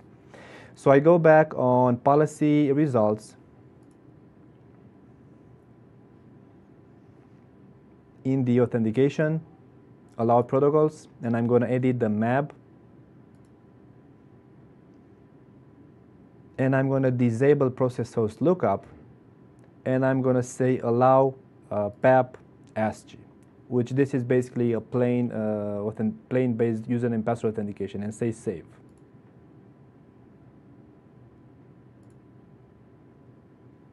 Now what I need to do is go on the switch side, and I need to reinforce the authentication process. So let's say show authentication sessions. So I'm going to say clear authentication session, session ID, this one. So I'm going to enforce the authentication to happen again. So clear authentication session, session ID. Now switch should force the authentication to happen again. So it said at this moment authorization failed for client. Let's go on ICE and see, watch the logs. So I'm going to say operations and then authentications.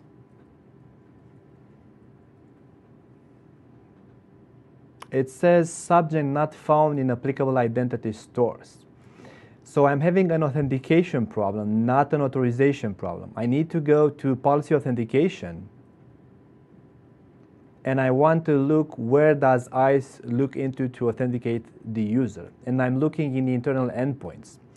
This was correct when I was doing MAC-based authentication. So the ICE was looking at the calling station ID. Now I want to perform a username password-based authentication, which means I need to change this from the internal endpoints to the internal user store. So let's go ahead and modify this to internal users. And now let's say save. We need to wait for ICE to actually push the policy, so we'll give it a few seconds. And then I want to go back on the switch and say clear the session again. Let's say show authentication sessions, I should see that it failed. So I'm going to say clear authentication sessions, session ID, and this one, to basically force the authentication to be triggered again.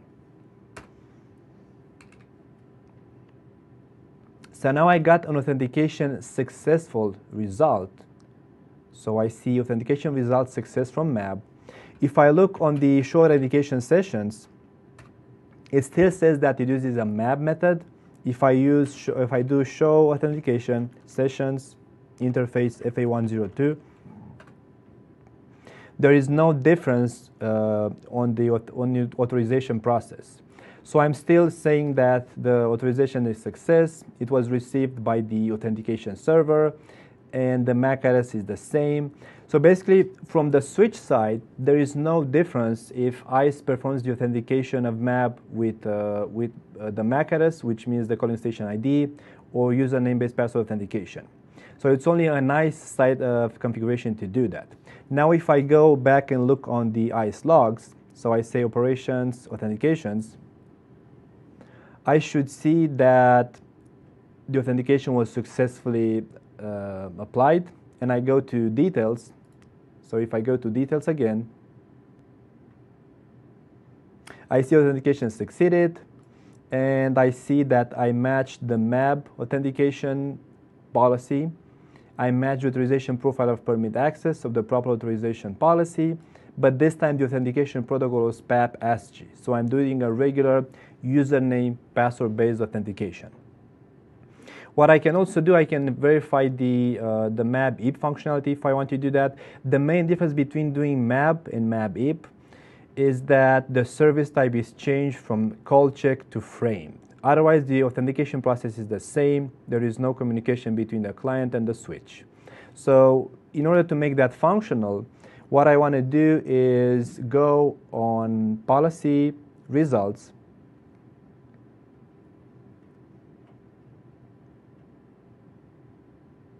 and I want to go to my authentication allowed protocols, which are MAB, and now I want to allow the MAB to work through IP type method, which means I need to specify allow IP MD5, and I can also optionally say detect IP MD5 as host lookup.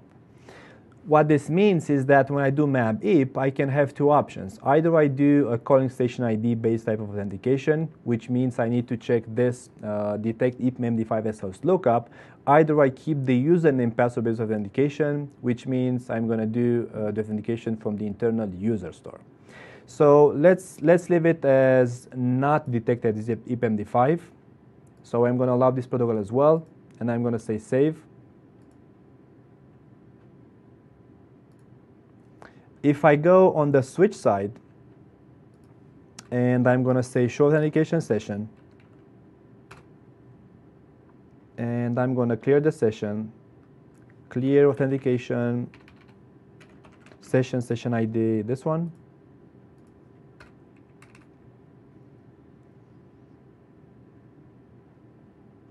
I see an authentication result success, but I forgot to change the MAB type. So let's go on FA102 and say interface FA102, and I'm going to say MAB IP, MAB IP.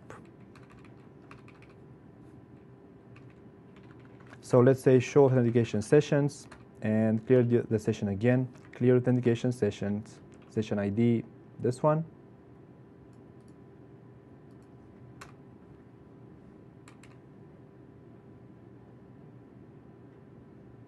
So I see authentication result success. If I go and I say show MAB all, I see that now I'm using a MAB IP method.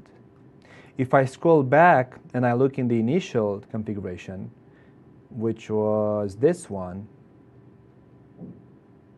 so right at the top, which was in here, I was using a simple MAB method. Now I'm using the MAB IP method. But again, from the authentication perspective, nothing really changed. So if I do a show authentication sessions, I still see the same authentication results. And if I do show authentication sessions, interface FA102, I see authorization success and being authorized by the authentication server, and I use still MAB. If I go on ICE and I look in the authentication logs, and I click details,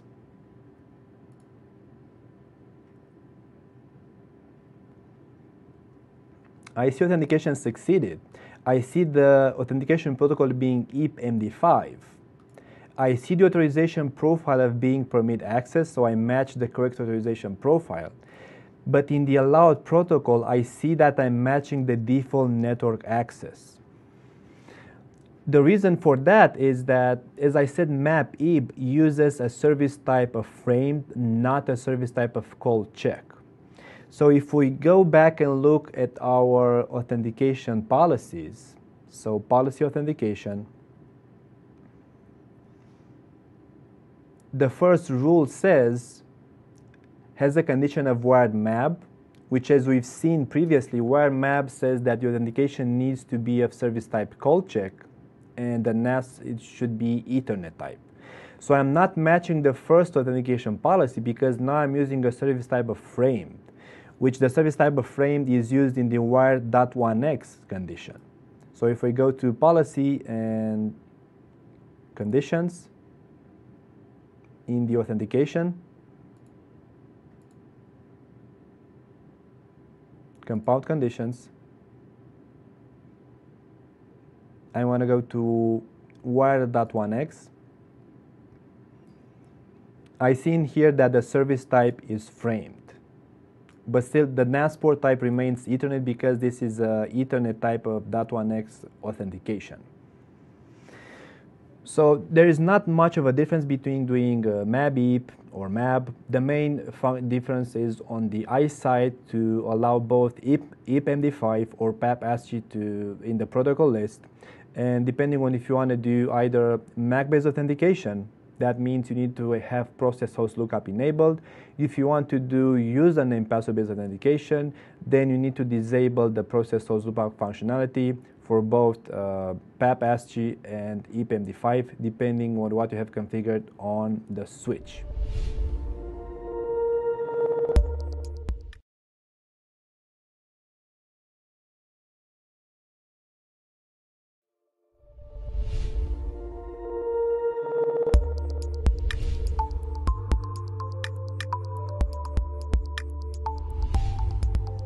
Welcome back, everybody. Now that we've gone through the authentication part for MAP, and we've seen both methods of using MAP, so that was MAP and map-ib, and we also looked on the different types of configurations on ICE. So we did both MAC-based authentication based on the client station ID, and also username password-based authentication. Now we're going to go through and identify what are the available authorizations options we can push from the ICE server in order to basically, let's say, restrict client access to the network. The first thing we need to understand is that it really doesn't matter what is the authentication method used. So it can be MAP, it can be 8.1x, it can be essential web authentication. The authorization policies and the authorizations which are available to us are pretty much the same. So we're going to go through those by making use of the previously configured MAP authentication. So the most commonly implemented authorizations is first to dynamically allocate a VLAN from the authentication server to the client.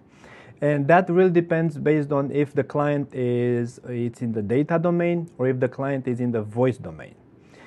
And based on that, different types of configurations need to be done on the ICE side.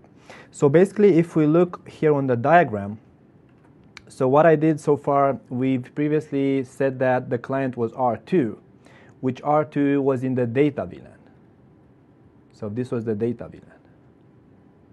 And switch 1 was using ICE1 and radius to perform authentication of the client. Now, if we look on the switch configuration and we do a show run interface FA102, we see that the client is statically configured in VLAN 29 and it matches the diagram. Now, in order to receive a VLAN from ICE server, first of all, that is an optional config. If I don't receive a VLAN from the ICE server, a data VLAN, then the switch, once the client is authenticated, will put the client in the locally configured VLAN, which was VLAN 29. If I push a VLAN from the ICE server, then we will see on the configuration side, and once the client is authenticated, that the dynamically VLAN received from the ICE server will replace the VLAN locally configured. And as we're going to see, it doesn't mean that the client, the switch config is changed. So for example, if we'll put the client in VLAN 34, it doesn't mean that we're going to see on the switch side something like switchboard access VLAN 34. It's just that the client is put dynamically in the new assigned VLAN.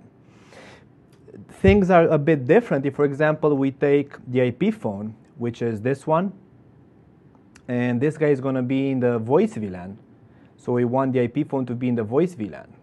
So if we do the same config for IP phone, meaning let's say we're going to do map type authentication or 802.1x authentication, then in order for the switch to allow the IP phone to join the voice domain, then in this case I need to receive the voice VLAN authorization from ICE. So again, in order for the switch to allow the IP phone to join the voice VLAN, I need to receive that authorization from ICE, and this is not optional. If we look back at the slides in here, in order to perform VLAN assignment from ICE, either for the data VLAN or for the voice VLAN, I need to enable on the switch side the authorization network command. Because what we need to remember is that whatever authorization I received from the radius server, in order for that authorization to be applied by the switch or by the wireless LAN controller, I need to have the authorization enabled. So without this command, the switch will receive the authorization from ICE, but it will not be able to apply that authorization on the port of the client, which means that authorization will basically fail. So the client will be denied access to the network. Except the VLAN assignment, we can also restrict client traffic onto the network by using access list, and we have several options for this. One of those would be, for example, using something which is known dynamic downloadable access list. This is a Cisco proprietary feature, and we've seen also the DACL functionality when we speak about, for example, out proxy or basically cut-through proxy, for example. We've seen that functionality in there. What we need to know for using DACL with MAB or with 802.1x is that when the switch will receive the DACL from the radius server, in order to apply that DACL on the port where the client is connected, depending on the switch version we're running, if we're running a switch code before 12.2.55, in order for the switch to be able to apply the DACL, it needs to have a pre-configured access list applied on the port. So if the switch does not have a pre-authentication access list applied on the port, then when it receives the DACL from ICE, it will not be able to enforce that, and it will not be able to apply that, which means that again the authorization will fail, so the client will be denied access to the network. So depending on the switch code version you're running, you need to be careful with this functionality. The other option would be to use something which is called filter ID ACL.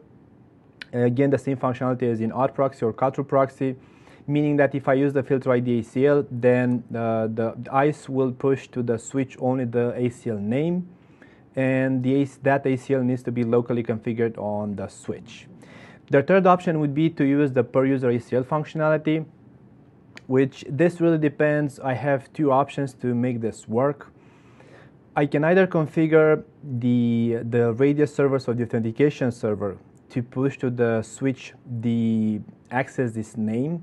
So pretty much the same as it was with the filter ID configuration, which means that that access needs to be again locally configured on the switch.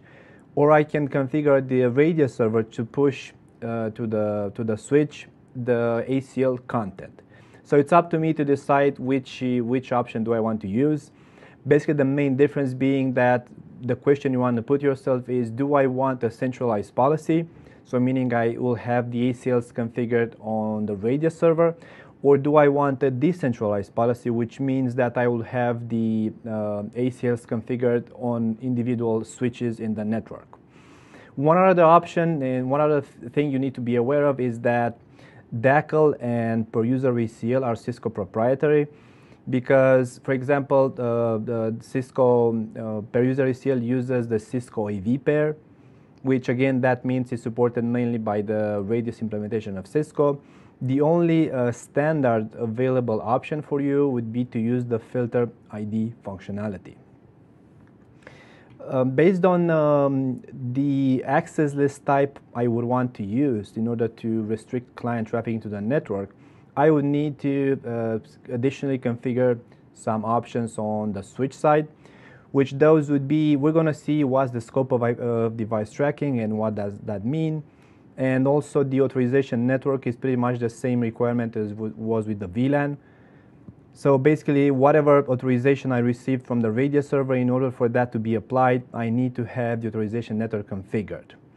And as we've seen in the, for example, in the authentication proxy configuration, in order for the DACL to be applied, we need to have the radius server VSA send authentication configured. Let's go to the configuration part, and we're gonna repeat whatever we speak so far, so mainly the commands, and we'll get a better understanding of why would you need each command to do what. So looking again on the diagram, what I would want to do, let's skip the IP phone. So at this moment, from the previous task, I have R2 already authenticated on the network using MAB. So first, let's go ahead and, for example, authorize the VLAN. Let's go on switch 1 and see what was the basic configuration. So show run, begin AAA. So I had, first of all, AA enabled. Then I had configured the integration with the ICE server, which was 172.16.3.100. I can go ahead and remove 1.100, which that was the ACS server. So let's do this first of all. And let's remove the ACS server because I'm not using that. So let's do again show run, begin AAA to see the relevant config. So I have AA enabled, then I have integration with the ICE server, and then I have the global authentication.1x configuration. And at the port level, I just have MAB enabled, which I was using MAB-IP, and I also have authentication enabled. Let's change this to be just MAB, FA102, and let's say MAB.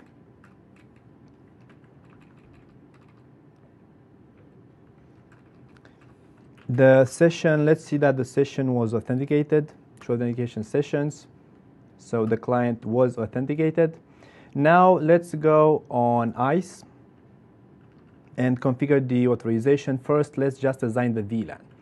So at this moment, we have, if we do a show spanning tree interface FA102, I see that R2 runs in VLAN 29, which is the same VLAN as it configured on the switch on the port level. Show run FA102. So it's the same VLAN as configured at the port level.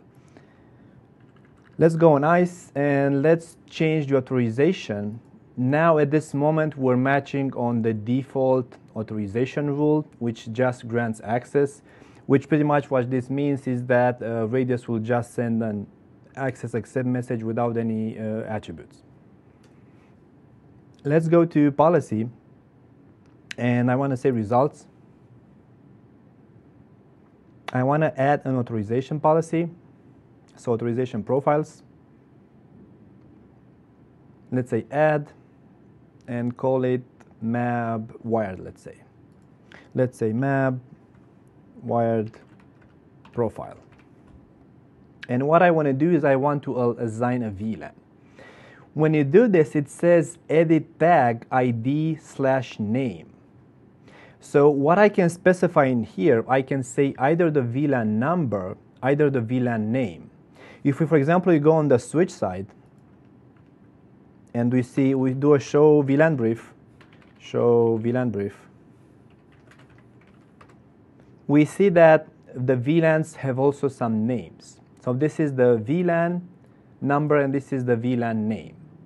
So basically, I get to choose on the ICE side if I want to push a VLAN name or a VLAN number. It's really up to you. There is no difference in the functionality.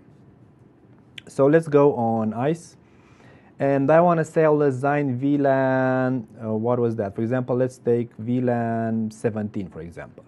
So I want to put R2 in VLAN 17. And I'm going to go ahead and say submit. So for the moment, I just want to assign the dynamic VLAN and say submit.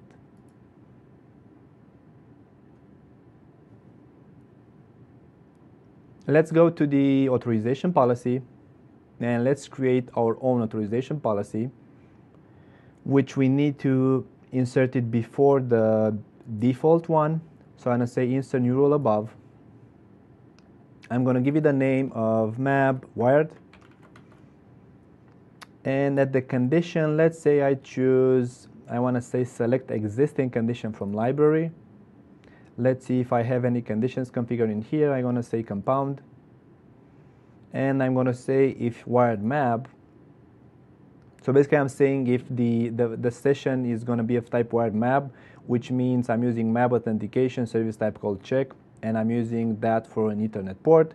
Then I want to apply the previously configured profile, which was called, so standard, it was called map wired profile, basically assigning the dynamic VLAN to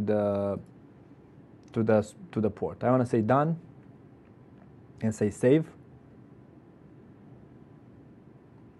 On the switch side, of course, I also need to add the AA authorization network, which this was not required for basic authentication. So let's say AA authorization, network default, and group, which was ICE radius.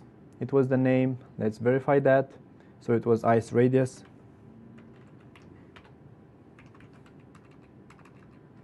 And let's do a debug radius authentication. Let's say show log. I have level debugging on the console, and let's say show authentication sessions, and let's clear the authentication. Clear authentication sessions, and session ID would be this one. So this will enforce the switch to trigger the authentication process again. Let's wait for the process to complete. And it said authentication successful for client, so the MAC address of R2, and also it said authorization succeeded for client. So let's say undebug all for the moment, and let's look through the debugs output.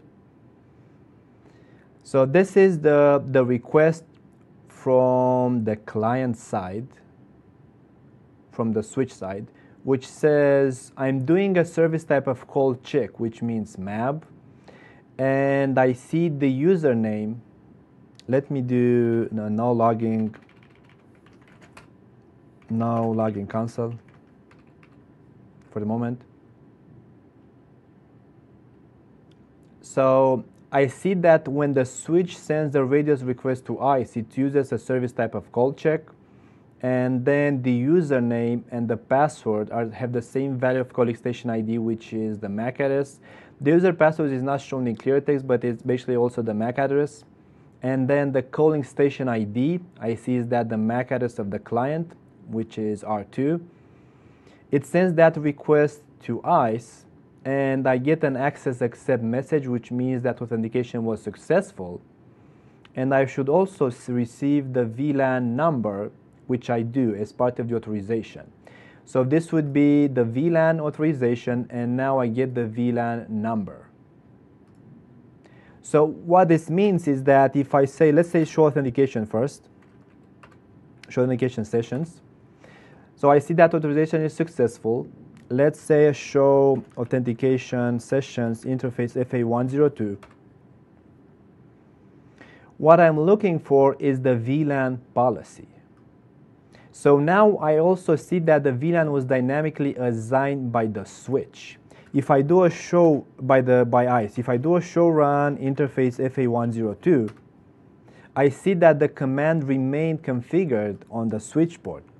So as I said, ICE will not actually change the configuration of the switch. We'll just enforce the switch to put the client on a separated VLAN. Which this means is that if the locally configured data VLAN will be used by the switch only if it doesn't receive an authorization as a VLAN from ICE. Once it receives the authorization from ICE as a VLAN, it will put the client in that VLAN. And the way you verify this is you can say show spanning tree. So I've seen that in the show authentication sessions command in here.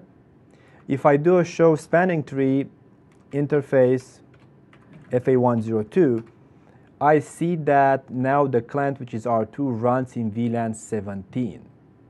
So that's why it's not a good idea to look at the show run interface command in a live network when you have MAB or .1x authentication, because the show run command does not tell you what's the actual VLAN number that the client is running into.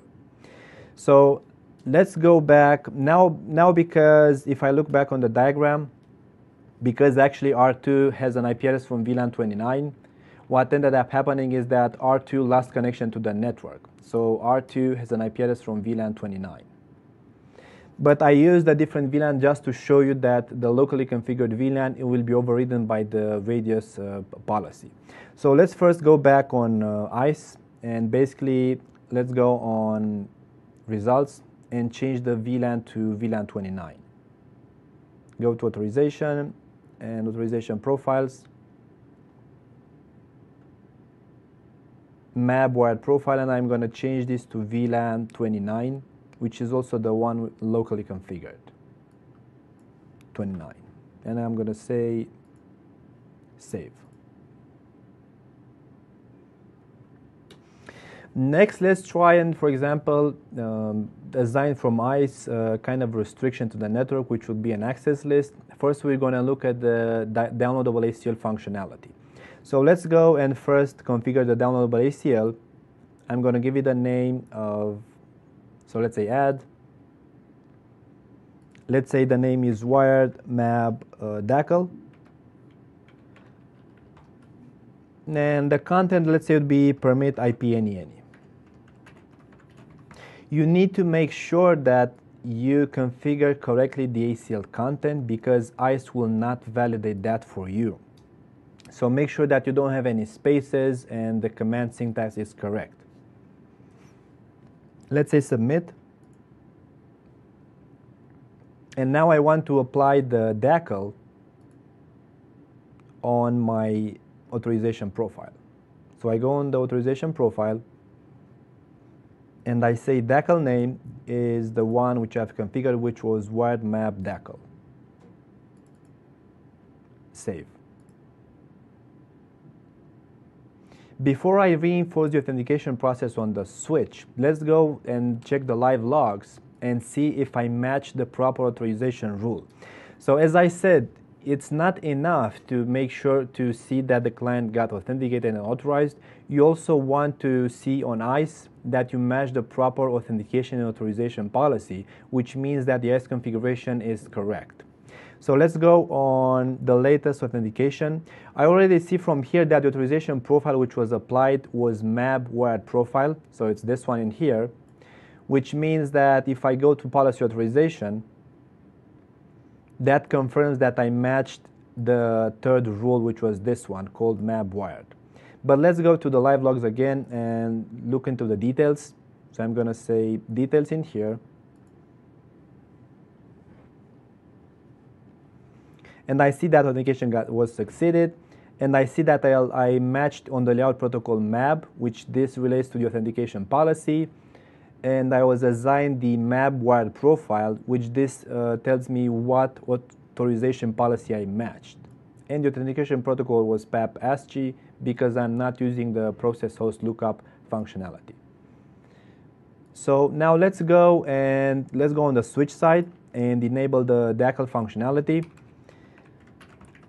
In this moment, I have the AAA authorization network command configured, but as I said, I also need a radius VSA send authentication for DACL to work. For the moment, let's not add it, so let's say debug radius authentication and see what happens. Let's shoot configure terminal and then logging cancel debugging. And then let's say show authentication session, and let's clear the session. Session ID, this one.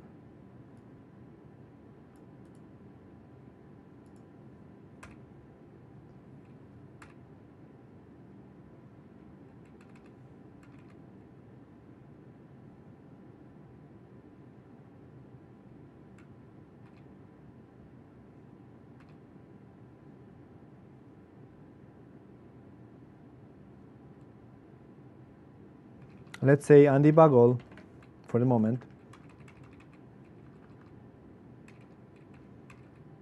And let's look at the process when this finishes.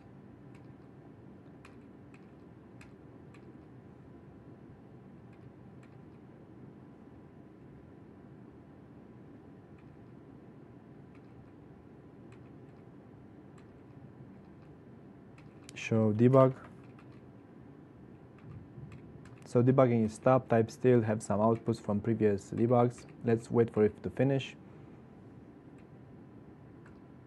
Let's say conf t no login console.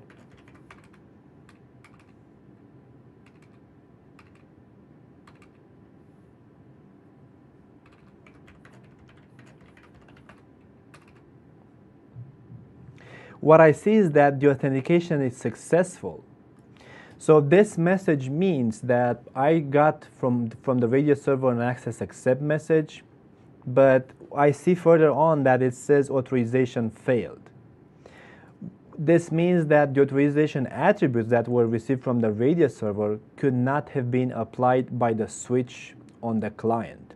So now either the configuration on ICE is wrong, which means I receive the authorization attributes in a format which is not supported by the switch.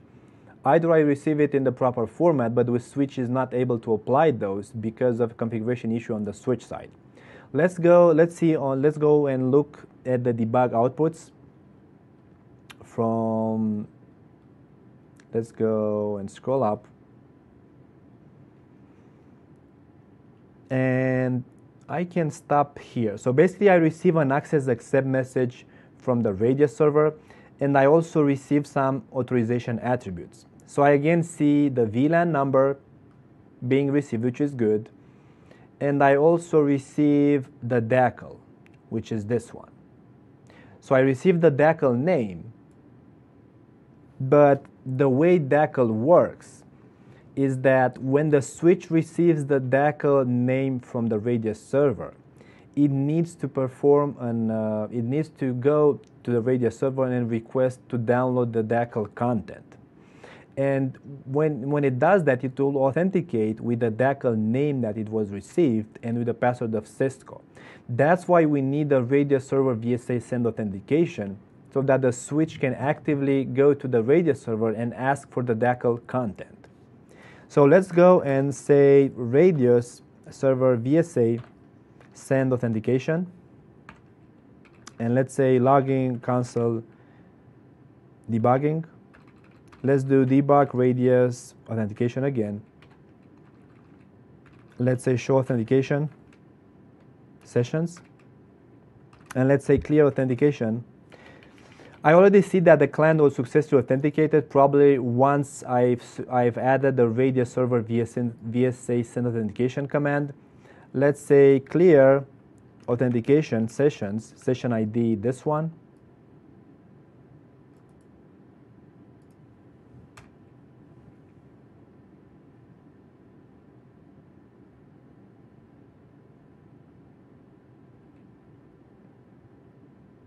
So let's wait for it to finish.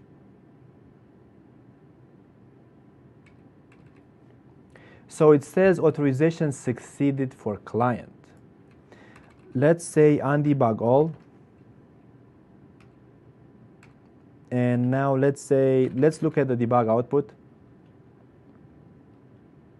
which starts from here. So the switch sends the radius request with the call check, service type attribute, station ID, username and password. It receives an access accept message from ICE.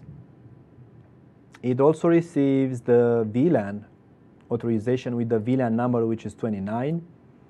And then it receives the DACL name, which was this one. And now because I have the radio server VSA send authentication command configured, what ends up happening is that the switch initiates a new radius authentication request with the username matching the DACL name, and the password, which is a Cisco, is not shown up, with an event saying ACL download, which this says that the switch requests from the ICE server the ACL content, which was permit IP any, which is received in here, in the format of Cisco AV pair. So the switch requests the DACL content, and the ICE server sends back the DACL content to the switch. Let's say show authentication sessions, which says authorization success, and show authentication sessions, interface FA102. And now I see that, so authorization success, by authentication server, and I see the access list name, which is this one. So now the switch successfully downloaded the ACL from the switch. Let's say show IP access list, and this one. I should see the permit IP any, which I see. Let's say show IP access list, interface FA102. I don't have any output, which means that the ACL was downloaded from the ICE, but it was not applied to the user, which in my case is the router. So it was not applied on the router, which means that most probably the router actually has no access to the network. If we go back on the diagram, I see that the router is directly connected through VLAN 29 with switch 1. So if I go on switch 1 and I say show run interface VLAN 29, and I go on router 2, let's say connect, and I go to router 2, and I want to ping the IP address of switch 1, which is 136.129.9. I have no access. This is because the switch was not able to apply the access list on the client's authentication. So from the authentication perspective, all looks good, but because the switch failed to apply the access list, it's actually like it's acting like a deny IP any functionality at this moment. And this is because IP device tracking was not enabled on the switch. If I do a show IP device tracking, all, I see that IP device tracking is disabled. The scope of IP device tracking is not only used for .1x authentication, is also used, for example, for stuff like IP source guard, or for example, when we'll do central web authentication. The scope of this one is that the switch needs to learn the IP address of the connected client, because you'll always do the access list configuration on the radio server side as something like permit IP, TCP, UDP, so you can use the IP or any kind of protocol, and you'll always put any in the source, and in the destination you can put either any or either something specific. But what the switch needs to do, it needs to replace the source any keyword with the actual client's IP address. So it kind of automatically configures a kind of an IP source guard, so it makes sure that once the client was authenticated, only the IP address of that client will be allowed to send IP traffic inbound. And for that to happen, it needs to have IP device tracking configured so that it can learn the IP address of the client. IP device tracking relies on, for example, on ARP packets. So once the switch will see some ARP packets from the client, it will learn the IP address of the client, and also works for any kind of IP packet. So when the switch receives some ARP packets or some IP packets from the client, it will automatically learn the IP address of that client. So let's go and say, let's enable IP device tracking. This is a global command, IP device tracking, and this should be it. If I do now a show IP device tracking, all, I see that it is enabled now, but still it didn't learn any IP address from the client, because at this moment all client's traffic is dropped. So what I want to do is I want to go back on the switch. Let's say show authentication sessions. To see that happening, I want to also enable EPM logging. So this will help us see when the switch actually applies the ACL on the port. Let's say clear authentication session, and session ID was this one. So I want to enforce the client to re-authenticate. Show logging. I have logging enabled. So now what I see in here is that it says the authentication result was success. And it says here that the access list was not applied because of event IP wait. So now the switch waits to learn the IP address of the connected client in order to apply the access list. So now if I say show IP device tracking, all, it still didn't learn the IP address of the connected router. Let's force this with port bounce FA102. So let's say configure terminal interface FA102, and let's do a shot, no shot. Sometimes IP device tracking is not as reliable as you wish it is. So let's do this. This will also enforce the authentication to process again.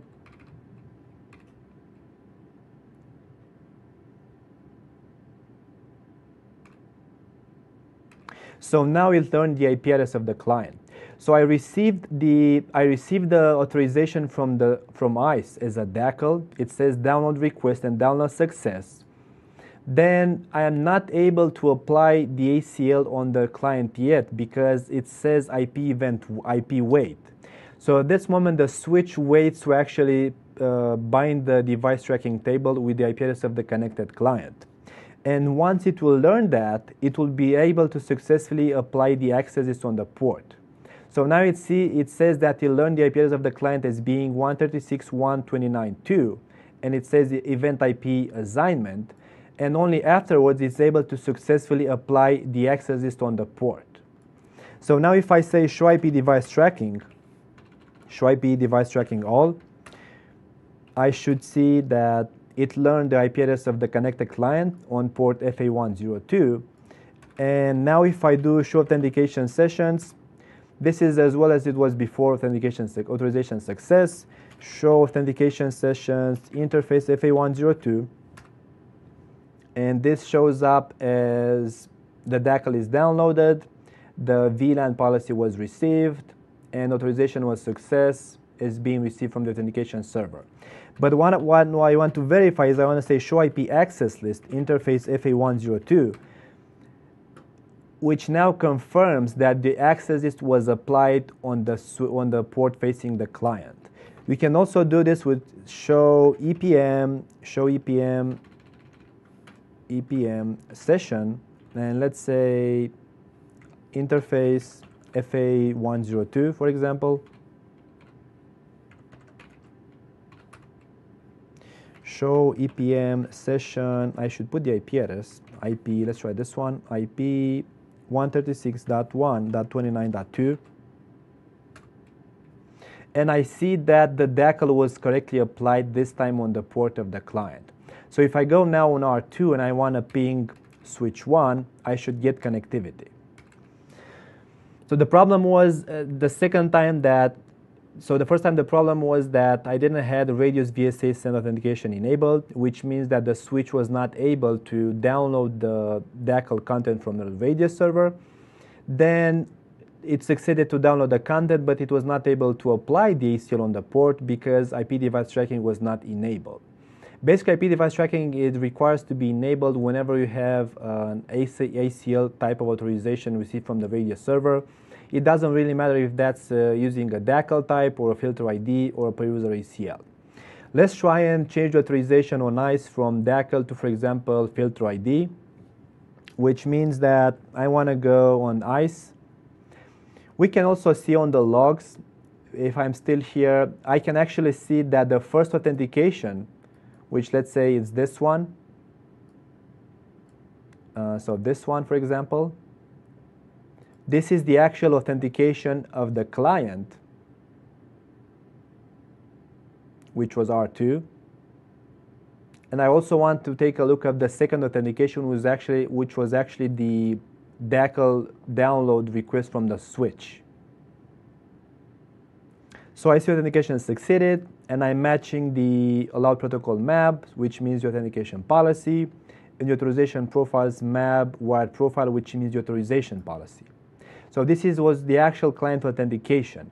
Now, The second one was used, as you can see, by the switch to request the DACL content.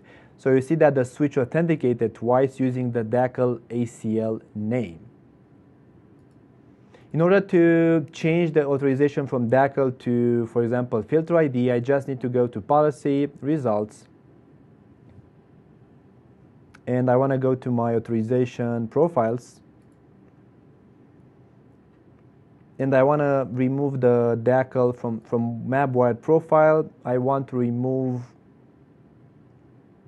the DACL authorization, and I want to use, for example, the filter ID one, which is this one. And let's say the name would be VLAN 29, and then apply. You see that automatically when you do VLAN 29, ICE automatically says .in.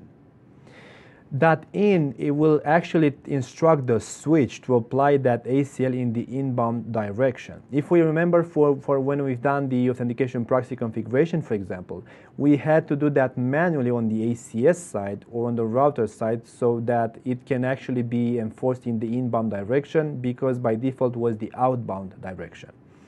So I want to say just submit for the moment, save. But because I'm using a filter ID ACL, I need to go on the switch, and I need to locally configure that access list. So IP access list extended, VLAN 29, and let's say permit ICMP any, and permit TCP any, and finally let's say permit IP any. I'm just putting some more input in here so we see the difference on the authorization side. First, I need to clear the authentication session. So let's say show authentication sessions. Oh, this was R2. So I need to configure this on switch 1.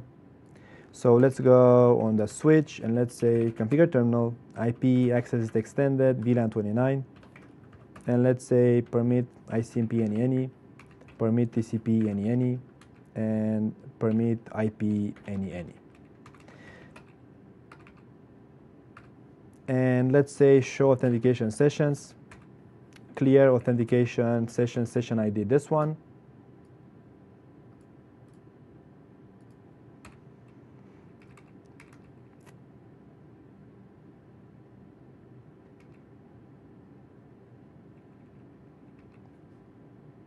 So it says that authorization succeeded, but I'm still in the, it says event apply in here. Let's look, let's say show IP access list. Show IP access list, interface FA102. It didn't get applied because of this. Let's again inspect the show IP device tracking table. Show IP device tracking, well, it did. It finally learned the IP address of the client. So it took a while to learn the IP address of the client. Let's look at your authentication session, show authentication sessions. IC authorization success. Let's look in the show authentication sessions interface FA102, and now I'm looking for the specific authorization, which is the filter ID value. So now I'm using this authorization as the access list. If I say show IP access list, interface FA102, I don't see the ACL being applied. Let's look at the show EPM session. IP 136.1.29.2. So I see the filter ID is being displayed. It depends. So with the DACL configuration, the show IP access interface worked to see the ACL being applied, while for the filter ID, I need to use the show EPM session IP configuration. To verify that the router was successfully authorized, I can say ping 136.1.29.2. So this works, which this confirms that basically the client is allowed full access to the network based on the content of this access list, which is show IP access list VLAN 29, which basically says permit ICMP any, permit TCP any. And I can also see the matches, which will increase because based on the routing protocol configuration between R1 and switch 1. Between R2 and switch 1. So basically R2 and switch 1 runs some routing protocol, which is EHRP, and that's why I see the counters from the ACL being increased. The third option would be to use the per user ACL, which pretty much means you need to disable this, and you need to configure that as a Cisco AV pair. So I go Cisco, and I'm going to choose the AV pair, and I'm going to just specify the ACL content. So AV is this one, and I'm going to say IP colon in echo bound, let's say sequence number, just say it's 1, equals, let's say permit IP any. And I want to say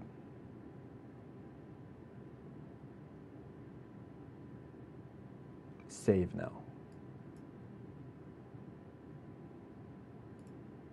Let's verify that the authorization profile was successfully applied. Let's go to authorization profiles, and then to MAB. I can go down at the bottom and see that the Cisco AV pair functionality is applied, which is this one. So now let's go back on the switch, and let's say show authentication sessions. And I want to say clear authentication session, session ID, this one, to reinforce the authentication.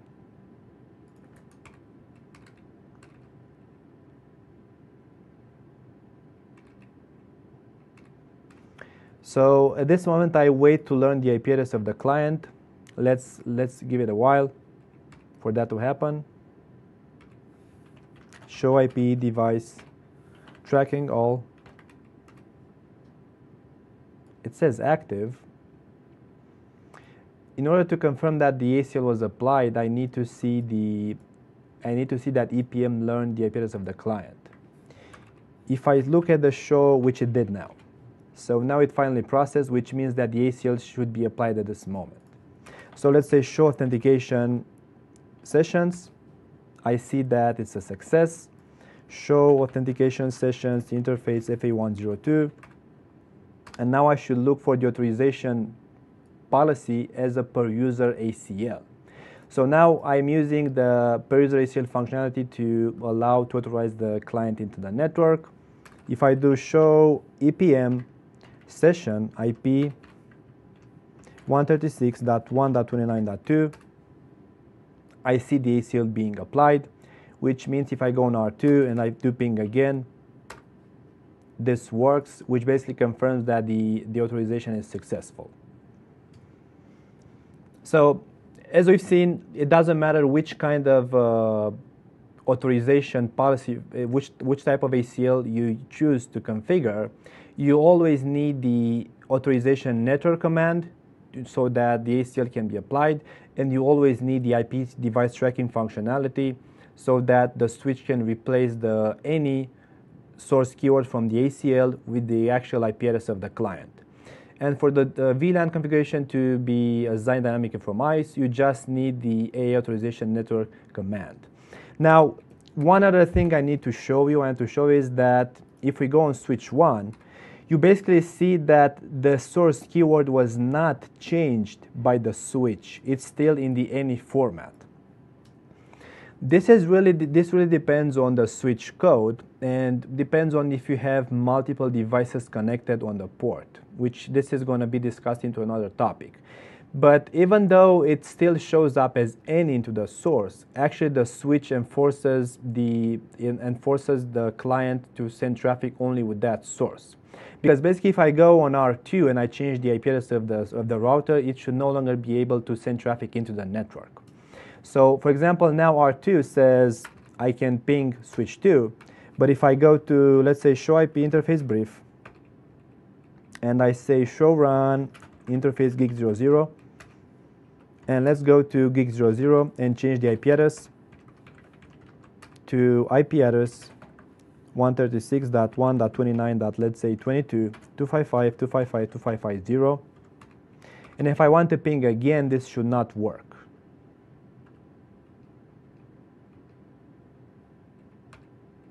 Which it doesn't. Because basically, as I said, the switch enforces replaces the any keyword from the access list with the IP address of the learned client, but it doesn't necessarily mean that you'll see that in the show type of commands.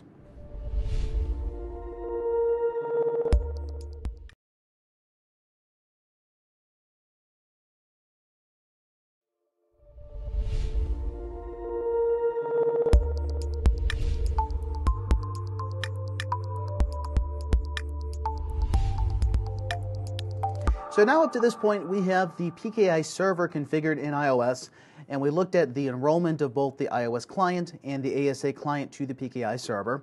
Now we're going to look at the actual application of what we're going to use these certificates for, which is going to be for IPsec. Now specifically, the way that we're going to use this is that the certificate is going to be used for the Phase 1 IKE, or the Phase 1 ISACAMP authentication. Specifically behind the scenes, the IPsec peers are going to exchange their certificates during the Phase 1 negotiation. And in the case of IKE v2, there's a certificate exchange with a specific IKE authentication message.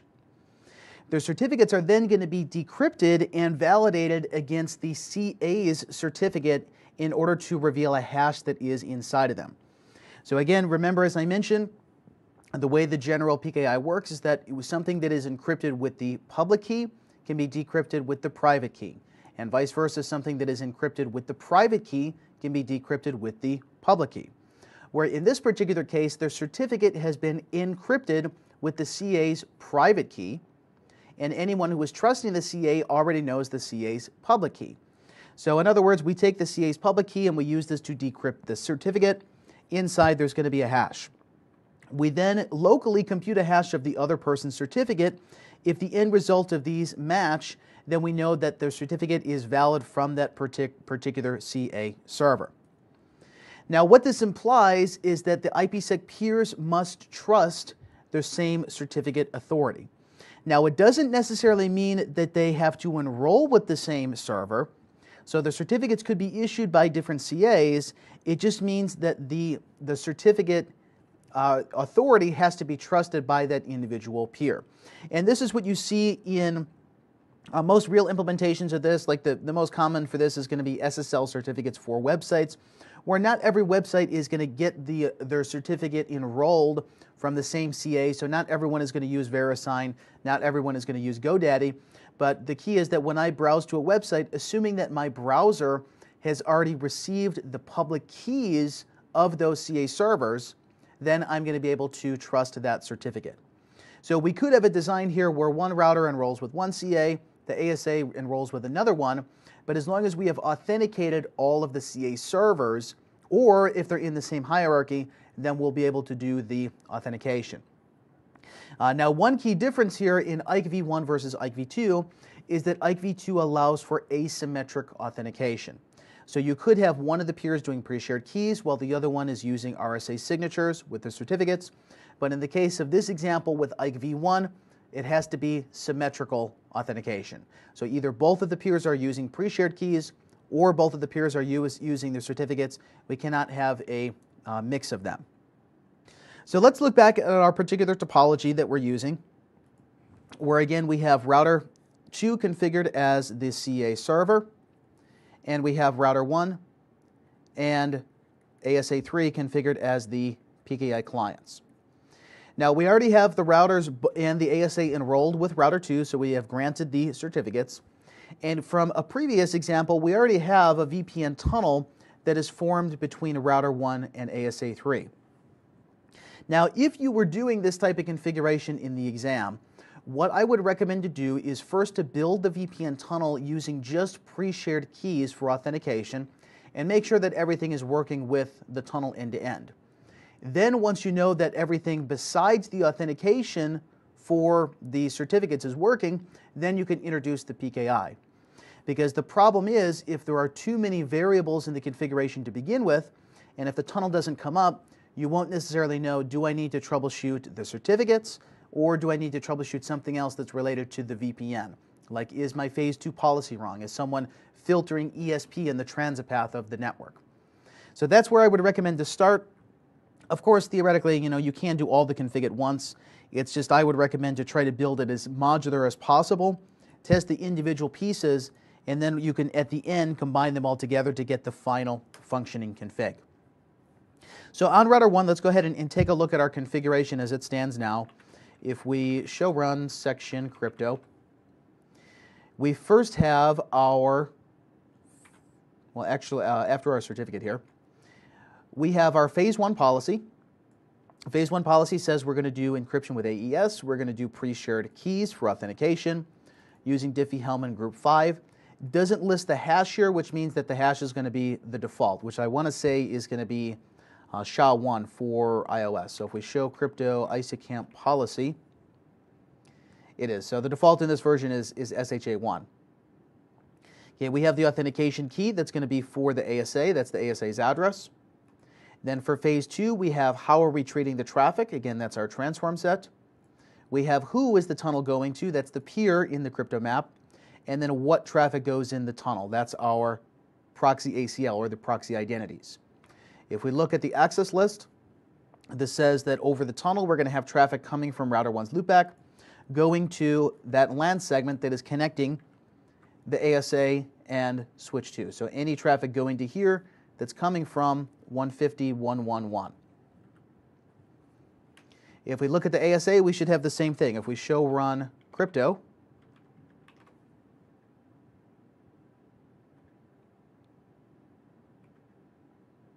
we have our IKV1 policy, or in other words, our ISACAMP policy, which says pre-shared authentication, AES, SHA-1, group number 5. It says that ISACAMP is enabled, or IKV1 is enabled on that outside interface.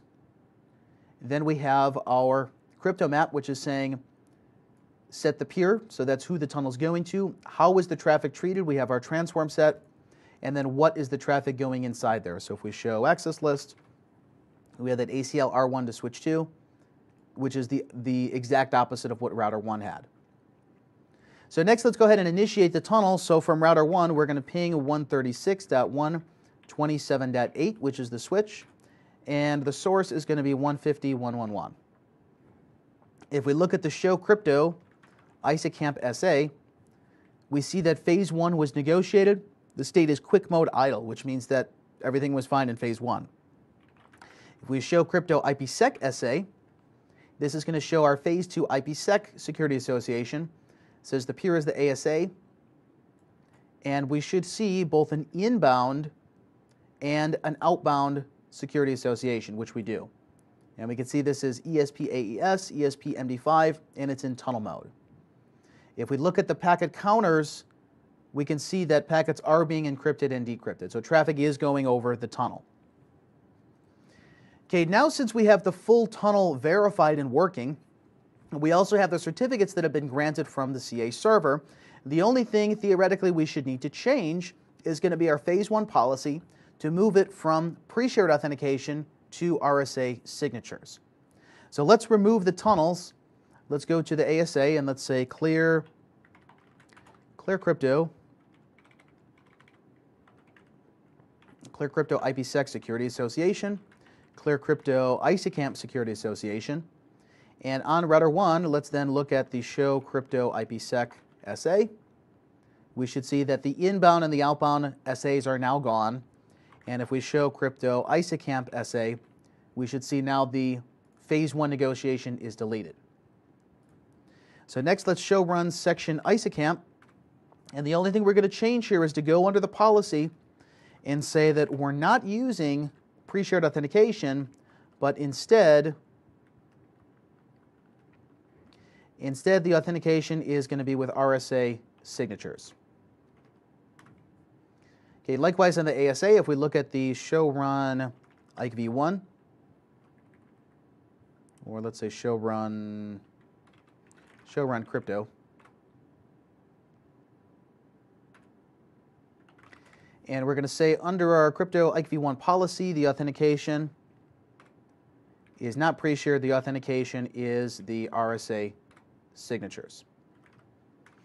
Now, as we talked about previously, the other portion of the IPsec configuration on the ASA, besides the crypto map, also includes the tunnel group, and it also includes the group policy. So when the IKE request is coming in, the ISACAMP negotiation from the remote end, the ASA is going to search through the tunnel groups, and based on either the IP address or based on the IKE identity, so it could be something like the certificate, we can then match it against the tunnel group and then use the particular policy that we are defining under there. Now, if we look at as it stands now in show run tunnel group, we're matching the tunnel group based on simply the IP address. If we look at all of the options here, show run all tunnel dash group, and we look at towards the end, we should see all of the options for that particular group that we have configured. This is where we had the pre-shared key. This is also where we would define the IKE version 1 trust point. Now, in the case of the router, we technically don't have to do this. It's automatically going to find the global PKI server that we have configured. But if we wanted to say on a per VPN tunnel basis that we want to use different CA servers, that's what we would use the ISACAMP profile for on iOS. So the ISACAMP profile is similar to how the tunnel group is working here on the ASA. But the ASA does need to say for this particular tunnel, what is the trust point that we're going to use. Now, if we didn't do this, and let's say before we actually configure the trust point, let's look at the debug crypto ISACAMP, or actually the debug crypto IKE v1, and let's say somewhere in the middle, let's say about 128 as the debug level, and let's log to the console. Make sure logging is on. And let's have router 1 initiate this session again. So the only thing that we changed again here was we're saying that we have RSA signatures used for the authentication of the ISACAMP policy. Okay, and actually before I do this, let's double check the CA config. If we show crypto PKI certificates, we should see router 1 should have the CA's certificate, which is this one, and then has its own certificate. Same thing should be on the ASA. Show crypto CA certificates. We have the CA's public key, and then we have our certificate. Okay, so now router 1 is going to generate the traffic.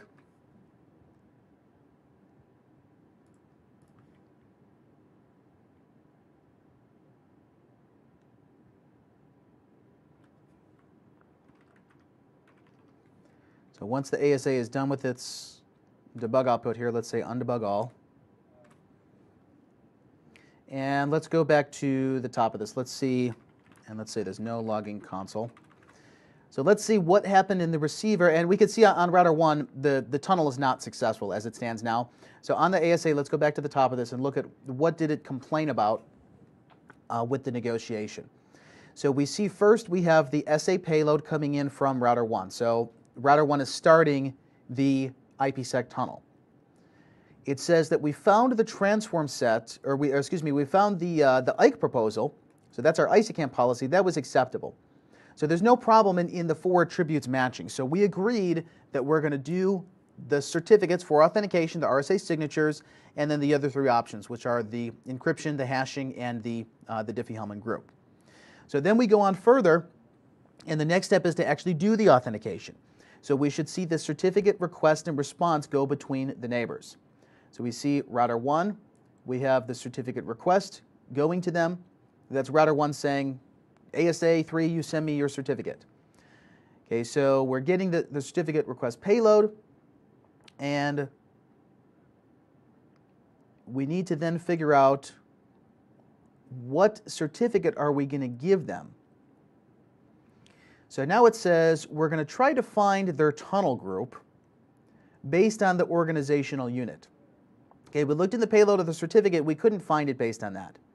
Okay, we're then going to look at based on their IKE identifier. We couldn't find it on that, so now we're going to look for it through their IP address. Okay, we found their tunnel group. So we know what policy they should use. It says now for that particular tunnel group, there's no trust point defined in the tunnel group, so we can't actually generate our certificate response to them. Because again, the router and the ASA can be enrolled with multiple CA servers at the same time, so we need to tell them what particular certificate are we going to reply with. Now we'll actually see that there's 2 ways that you can configure this in the ASA. you can configure the trust point under the tunnel group, and you could also configure it under the crypto map. And there's actually a reason why you would need to do both at the same time. If we look at, again, the show run all tunnel dash group, show run all tunnel dash group,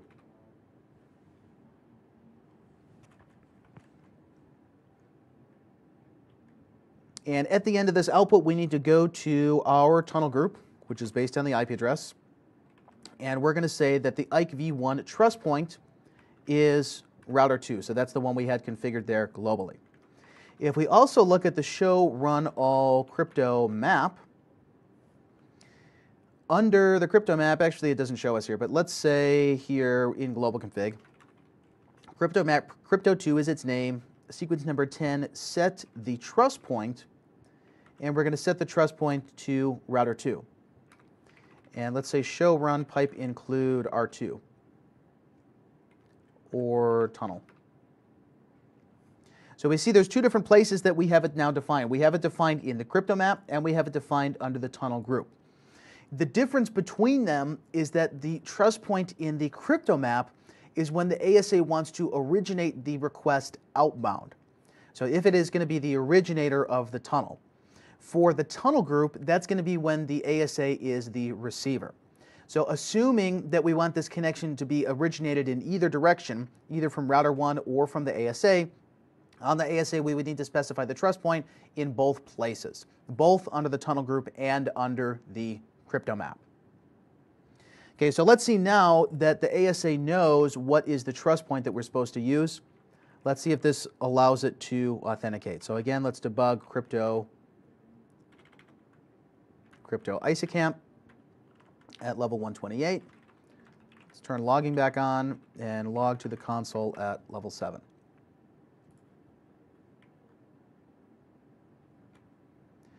Okay, then on router 1, let's go ahead and reinitiate the connection.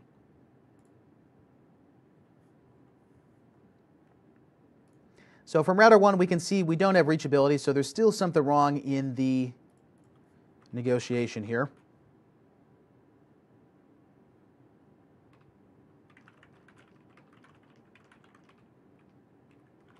And let's look at if we got any further now.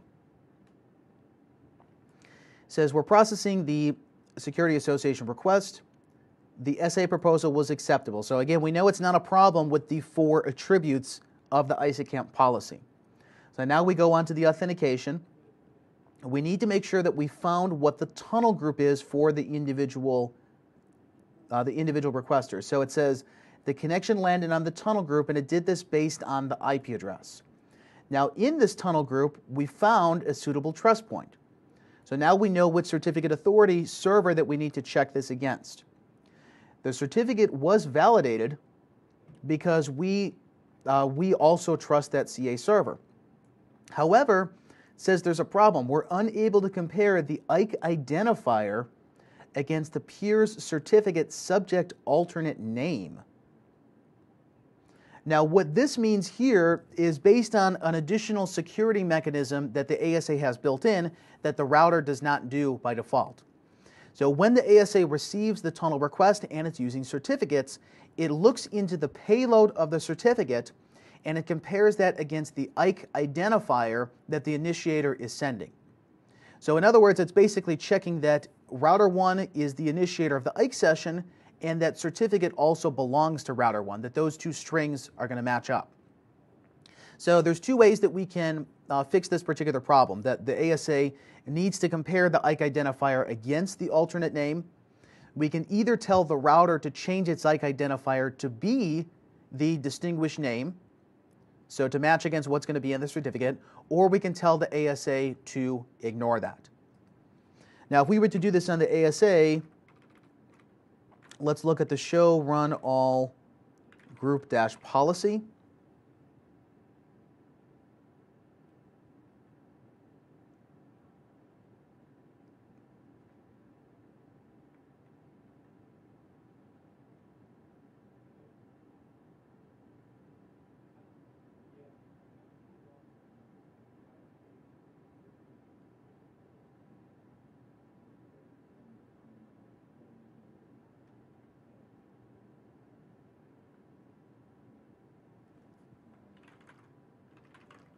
Actually, let's check the tunnel group.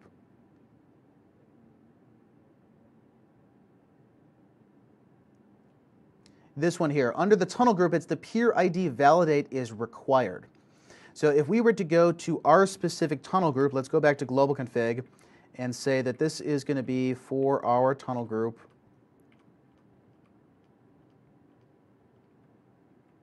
Tunnel group and peer ID validate. Question mark, we could say no check, or if it's supported by certificate, but the default here is that it's required. So this is one option. We could just tell the ASA to ignore this check, or we could go to the router and we could say that the crypto ISACamp identity is the distinguished name of the router certificate for the identity. Now on the router, you can also do this on a per ISACamp profile basis. So again, if you have one profile that says go to this Ccie server and a different profile that's using pre-shared keys, then you could say for the pre-shared key, use just your host name as the identifier, use just your IP address, and then the one for the RSA signatures, you could say use the distinguished name. So either of these should be valid options for solving the problem. It's just that you need to know that this is one of the issues is that the ASA is going to check this by default and the router is not. So we can see now that we tell the router to use the identity in the certificate, then the ASA is going to allow this. If we now look at the Show Crypto ISACamp Security Association, we should see that phase 1 was completed, and after this point, the certificate is not going to be used. So it's not used for anything that is related to the actual phase 2 IPsec negotiation. It's just part of the ISACamp authentication. Now, if we did not do this here, if we did not change the router to use the distinguished name as the identity, let's say Clear Crypto Security Association, that's phase 2, and Clear Crypto ISACamp, that's phase 1. And the same thing on the ASA, let's say Clear Crypto IPsec Security Association, Clear Crypto ISACamp Security Association. Then if we were to reinitiate the tunnel, we should see this is not going to work because now the ASA cannot identify the router. But on the ASA under the tunnel group, we could say then the peer ID validation check is no check.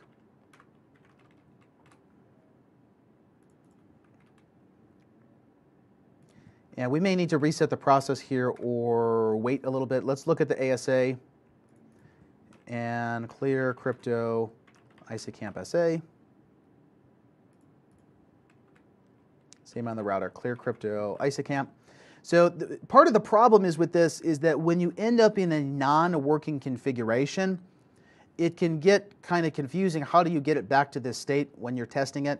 So really, if it does fail and you're not able to establish the tunnel, you probably should do this between each time you're testing to reset the request, because once the request fails, the router is going to retransmit that over and over and over, and you may not get back to the point where it's actually applied your changes from the config. So let's try now,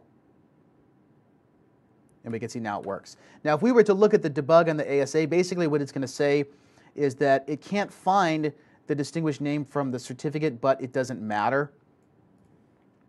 And let's actually look at that. Let's clear the ISACamp Security Association and the IPsec SA again. On both sides, Clear Crypto SA, Clear Crypto ISACamp. And then let's look at the phase 1 debug on both sides. Debug Crypto ISACamp on the router. On the ASA, same thing, debug Crypto ISACamp at, let's say, level 128.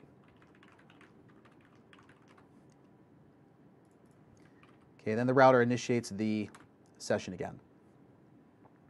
So what we should see is the correct output is that we can see we get the certificate payload.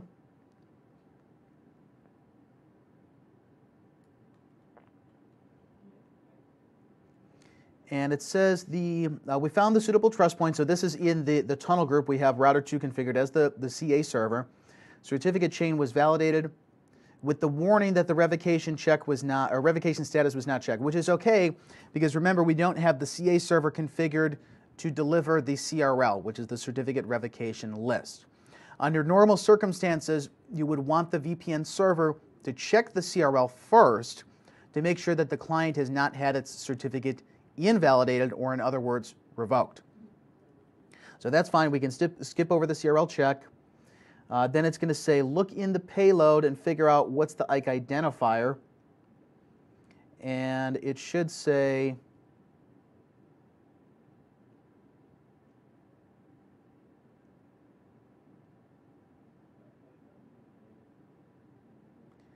we're computing the hash for ISACAMP, so that's them running the actual authentication. And the end result is phase 1 is completed. So as long as you can get to this point here where it says phase 1 is completed, then you know that all 4 of those options, the authentication, encryption, hashing, and Diffie-Hellman group, plus the actual authentication method are successful before you move on either to XAuth and mode config, if you're doing EasyVPN with phase 1.5, or then finally onto phase 2 IPsec negotiation. So let's look at now the final changes that we made for this config, and it's really not much compared to the regular IPsec config that we had before. So let me turn off logging here on the ASA, and let's say show run crypto. Now you'll see with the, since we have the certificate configured, whenever you show run, it's going to show that long value in there. One way you can skip over this, like if we say show run section crypto on the router, it can get a little annoying with this giant cert in there. So you can get rid of this if you say show run brief. So show run brief is basically the running config without the certificate. So you could say show run brief, pipe section, crypto, and this is going to look similar to what you would have if you did not have CA enrollment. So for the ISACAMP policy, the only thing that's changing here, which is right there, is that it's using RSA signatures for authentication, which is actually the default of the policy. Everything else is the same on the router, okay, other than, of course, the actual enrollment with the PKI server. In the case of the ASA, the difference is that under the crypto map, we're setting the trust point because this is going to allow us to initiate the session outbound. Then under the IKE v1 policy, which is our ISACAMP policy, we're saying use RSA signatures for authentication. And then under the tunnel group, 2 different things. Specify the trust point and then tell them not to check the peer's identification. So again, that's saying check the IKE v1 identity against the cert, or on the router we would say crypto ISACAMP by identity is the distinguished name, okay, from the certificate. So in summary here, some of those other considerations that we just talked about here. iOS does support matching against the distinguished name, but it's not on by default. So you can either say what's the identity. You can also use the mapping.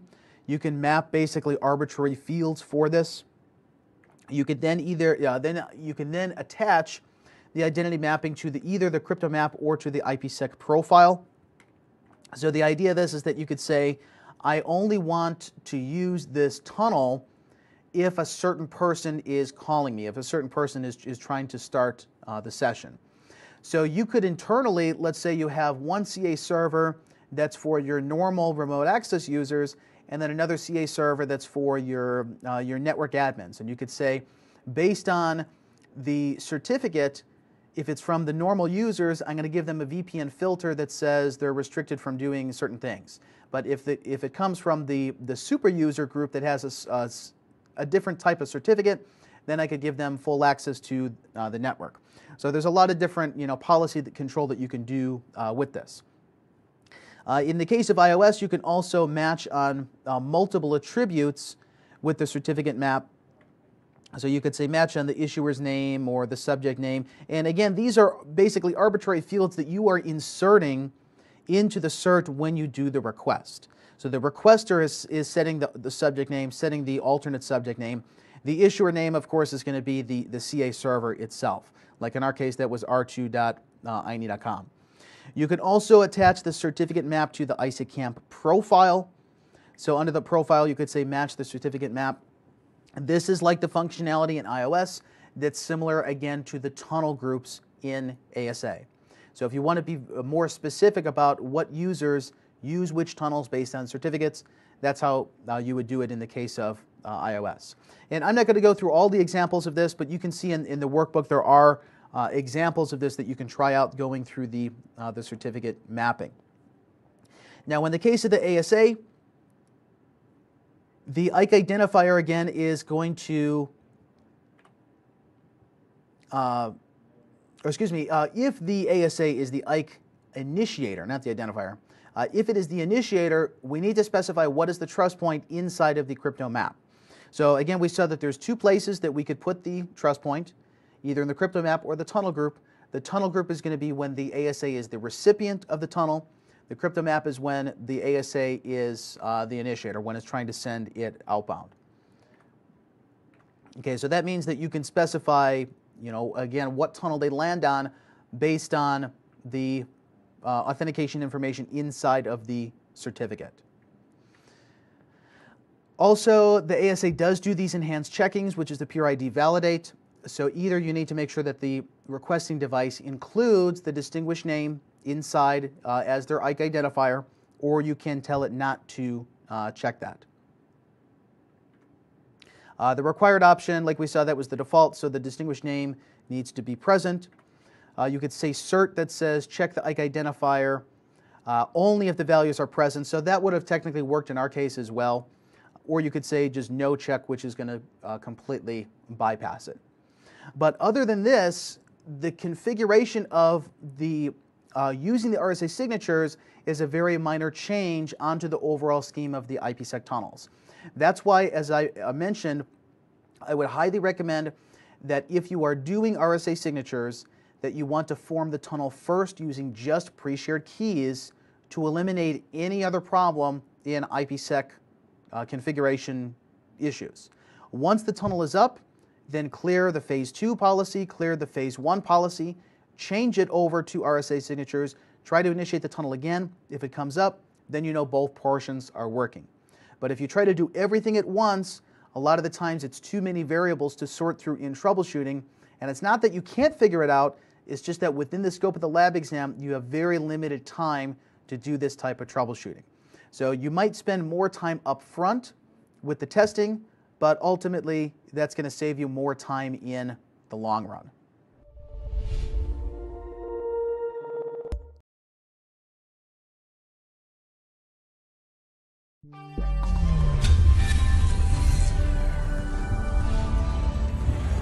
Okay, so in this module, we're going to talk briefly about VLANs and .1Q trunking and establishing basic connectivity, layer 2 connectivity for our devices such as our phones and our PC or Mac Jabber clients. So taking a look at basics for VLANs, we're going to, of course, create and assign our VLANs to the various switch ports. We will determine whether the ports are going to be in access or trunking mode, and this will be both for the phones as well as for trunking over to routers or other switches, of course. We'll take a look at our auxiliary or voice VLAN.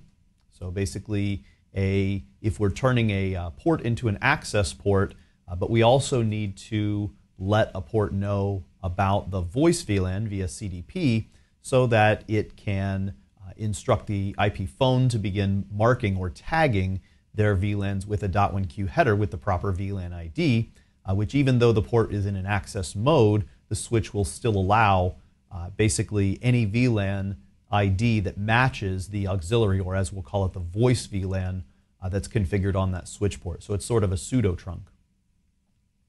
Possibly an allowed VLANs list. So if we're going to be very specific, if we have a definitive switch port mode trunk, which VLANs are allowed on that particular trunk port for added security. So just looking at, in general, 802.1q trunking, and particularly either over to another switch in a proper environment, in a larger than lab environment. Of course, we would have multiple switches. This would be a norm in any given environment, or in our smaller lab environment over to what we're going to use as a router on a stick. So let's take a look at our switch. And before we do that, let's actually just basically take a look at a basic topology. Now, the topology and the tasks that you see coming up may differ and probably will differ from this, but this is just our master topology that we'll use as overall reference. So we're going to be assigning VLANs for our phones, and we can see VLAN nomenclature here, and of course you'll have that in whatever tasks you're assigned as well. And then also we're going to be assigning for our Jabber clients that we see on various, these are all a part of switch 1, as well as our PC and, our phone and phone/PC or access VLAN that we'll be using for our Jabber clients, hanging off of our Ethernet switch modules, which are directly connected or embedded within the routers. Same thing over here on R4. We're going to have, we don't have a PC client hanging off of this, but we do have IP phones, and we'll go ahead and act like there are with the access VLAN or the PC VLAN embedded in the Ethernet switch module. So let's go ahead on switch 1, and we'll go into config T mode, global config mode, and we'll begin creating the VLANs that we need. So let's say VLAN 50, and we'll give it the name DC servers. Now, one thing to note about a VLAN, and this is probably not going to be something that will cause you too much trouble because you'll almost always exit out of VLAN or go into maybe the next VLAN or something of that nature. But if you do happen to, let's say, be on just creating a long list of VLANs and you're on your last VLAN and you haven't typed exit or hit Control-C or Control-Z or gone on to another command, that VLAN has not yet been created. So if I were to do a show VLAN brief right now, we wouldn't see VLAN 50 unless I had previously created it. But just by saying this, we won't see it until I actually type exit. And then we'll see that VLAN created. So again, not something that should cause you too much trouble, but every once in a while can hang you up if you're on your last VLAN creation.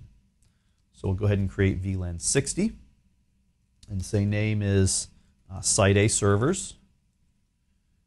Let's do VLAN 70 and say the name is Site B servers. VLAN 610 with our name Site A Jabber for our PC clients. VLAN 611 for our Site A phones. VLAN 710 for our Site B Jabber. VLAN 711 for our Site B phones. And we'll go ahead and take a look. Show VLAN brief. And we should see these VLANs have been created now. Now we'll go ahead and apply these VLANs to their various ports. And you would see this on the, if you take a look, it doesn't really show it on that logical topology, but if you were to take a look at the physical topology, where the devices are physically attached on switch 1, it does show it for R3 and 4, but for the Site A and Site B that are all hanging off of switch 1, it doesn't show that. So you need to take a look at the physical topology. Okay, so interface fast01 is going to be access mode, and we can abbreviate these commands, and of course you'll see me do that throughout the modules. But we can abbreviate these commands, and it's definitely a good idea to get in the practice of using the shortest amount or least amount of characters whenever possible. So switch port mode access, which it probably is by default, and switch port access VLAN 50. Port 2, also going to be switch port mode access, and switch port access VLAN 60. 3, access and 70. Now we'll do interface range, FA0, 4 through 6.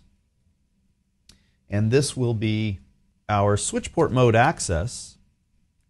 Okay, now these are going to be our pseudo ports or pseudo trunking ports that are switch port mode access, but we're going to have a voice VLAN on there. So essentially, whether a PC plugged in directly or a Mac or any node, any laptop or desktop plugged in directly, they would get the access VLAN.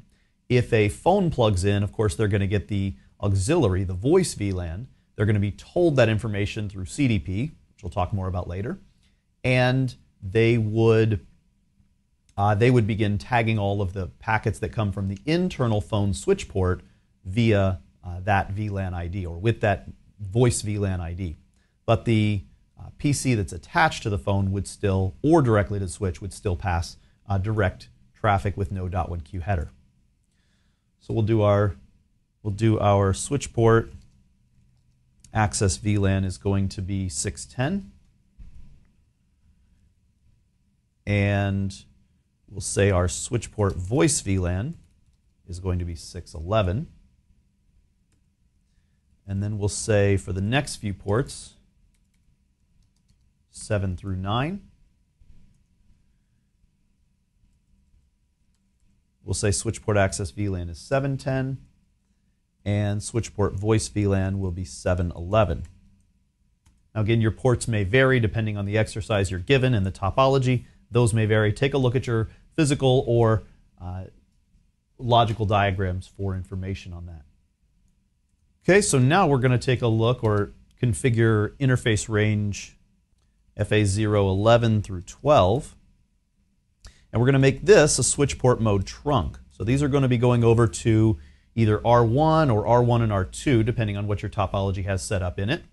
And we're going to do router on a stick. So we're going to route all of our VLANs based on the, or using R1 and R2. And this gives us a number of benefits in this particular lab, giving us the ability to separate out traffic on our routers, which have a lot more capabilities. Obviously, the performance isn't going to quite be there, but this being a lab environment, it won't cause any problems. If this were a production environment, of course, we would have those routed on a larger switch, either a Cat 6800 or a Nexus 7K or something of that nature. So it's going to be switch port mode trunk, and we're going to say switch port trunk allowed VLANs are going to be 50, 60, 70, 610, 611, 710, and 711. Now that's pretty much all the VLANs that we have defined already on the switch, so we could have just left this off, but it's a good idea to get in the habit of adding this even when you're trunking all of the VLANs that you happen to have, because you never know when more VLANs might be added, and it's not always desired to have all those VLANs traverse all links. Okay, so if we show VLAN brief again, we should see all of these assigned, and we can take a look at, even though we'll get into spanning tree later, we can take a look at spanning tree, which should be running by default for, let's say, a given VLAN, let's say VLAN 50, just to make sure that, in fact, it is passing traffic and in a forwarding state on FA01, and then also FA011 and 12. And we can see that the status is forwarding for all of these. So everything looks good, and we've got traffic flowing on those ports. So now we can hop over to R3, and we will again go into global config and begin setting up VLANs per the diagram we've been given. So let's say VLAN 810, and the name of site C Jabber.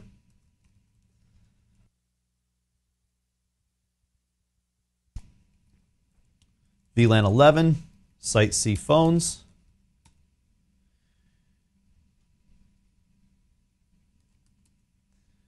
And that should do it there, and then we'll go ahead and set some of that. So we'll say interface gig 02, actually we're going to go ahead and do a range here. So interface range gig 02 /2 through 3 is going to be switch port mode access. Switch port access VLAN will be 810. And switch port voice VLAN will be 811.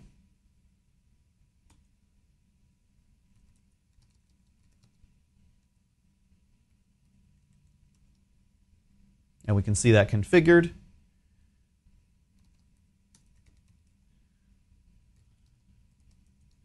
We should see that traffic is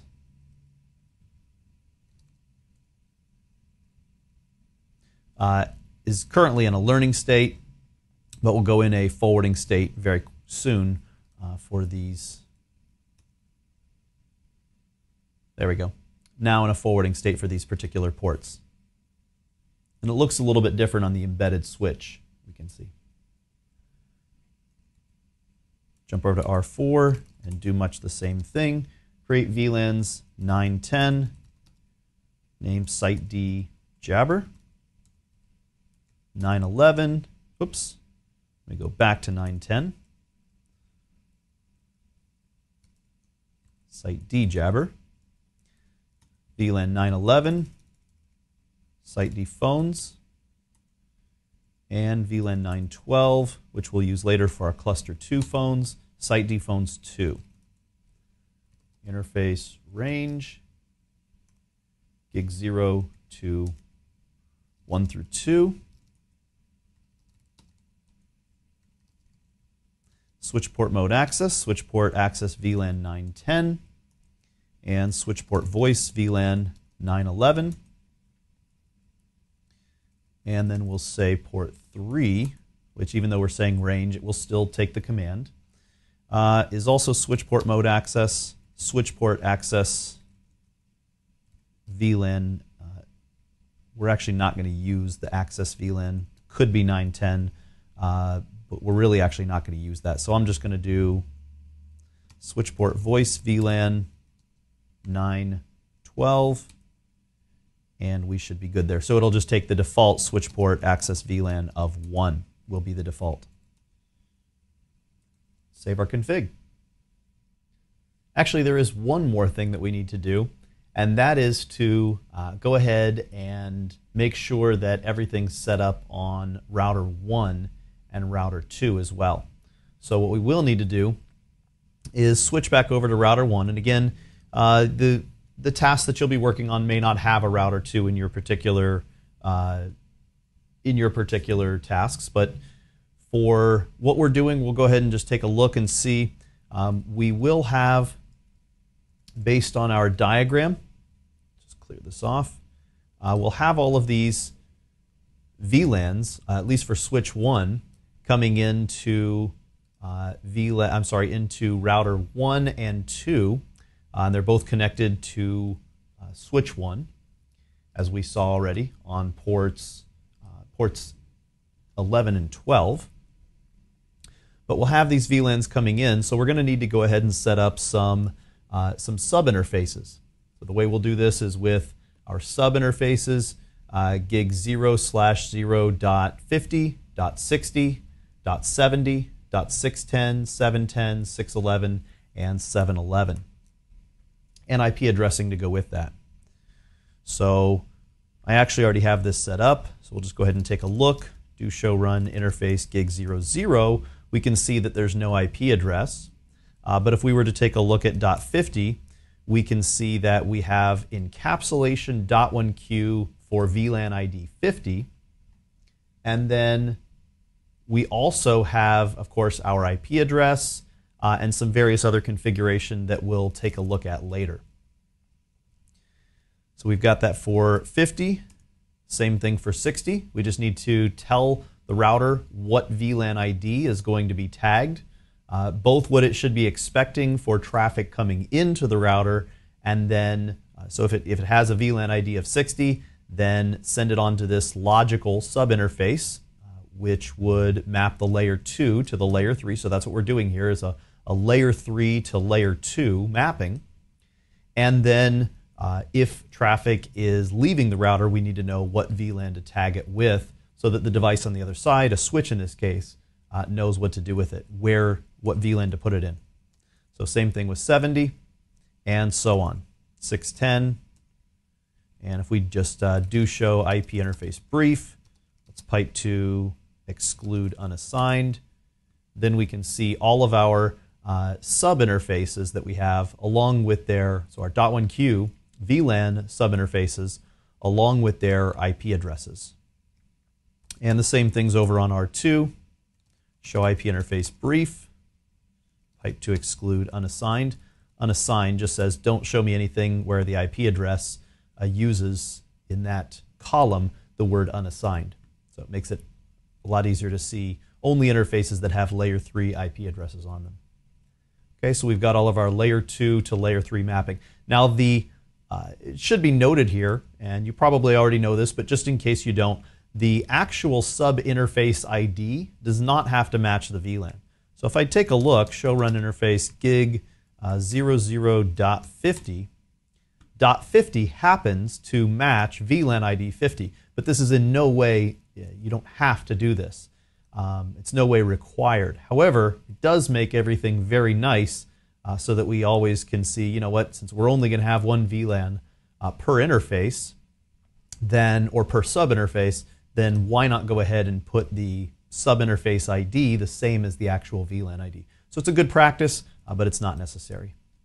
Now, there's obviously not much going on with these VLANs.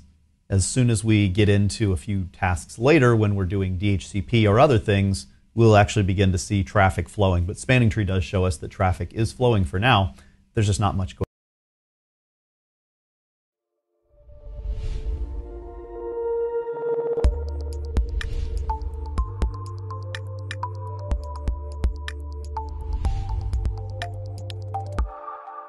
Okay, so in our next section, like I mentioned, we're going to go over a brief introduction of iOS XR.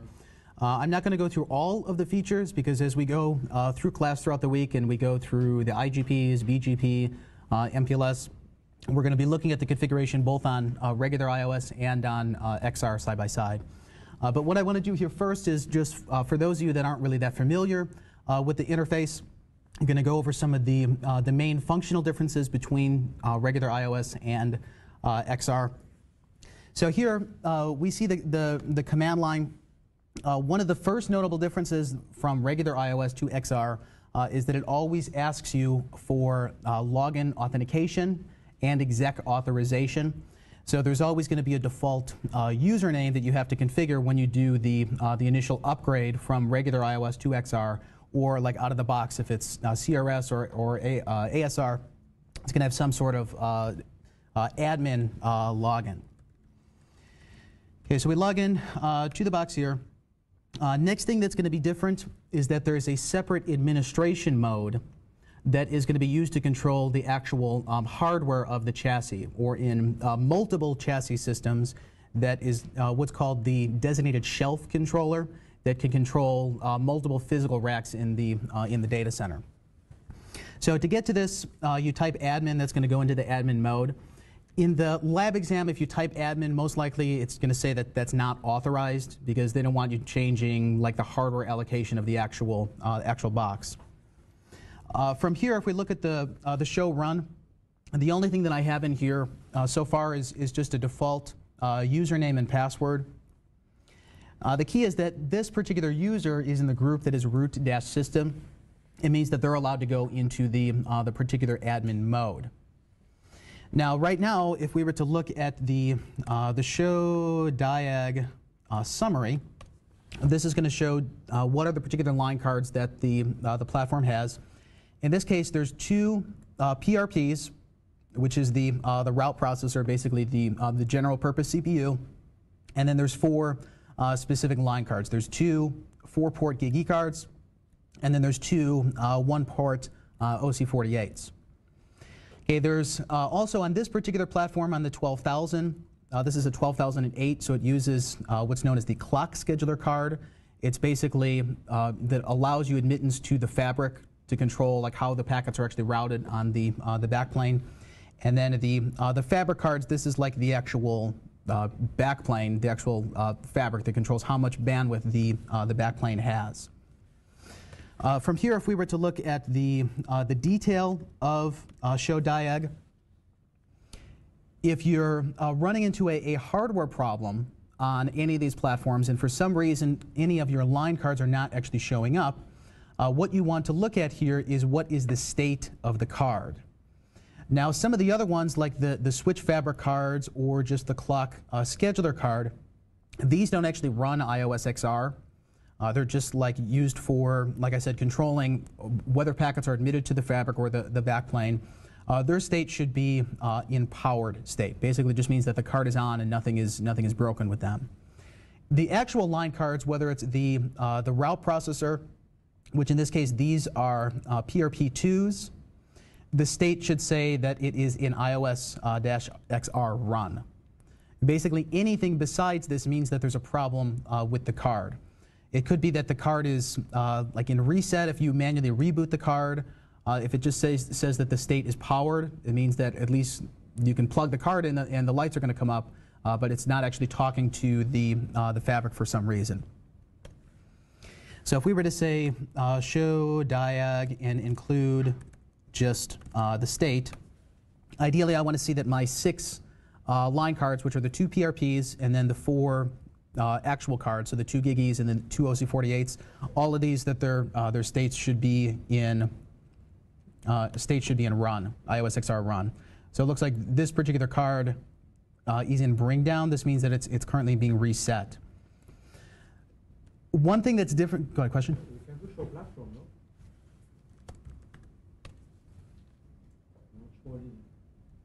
You could do this as well, yeah. So this one.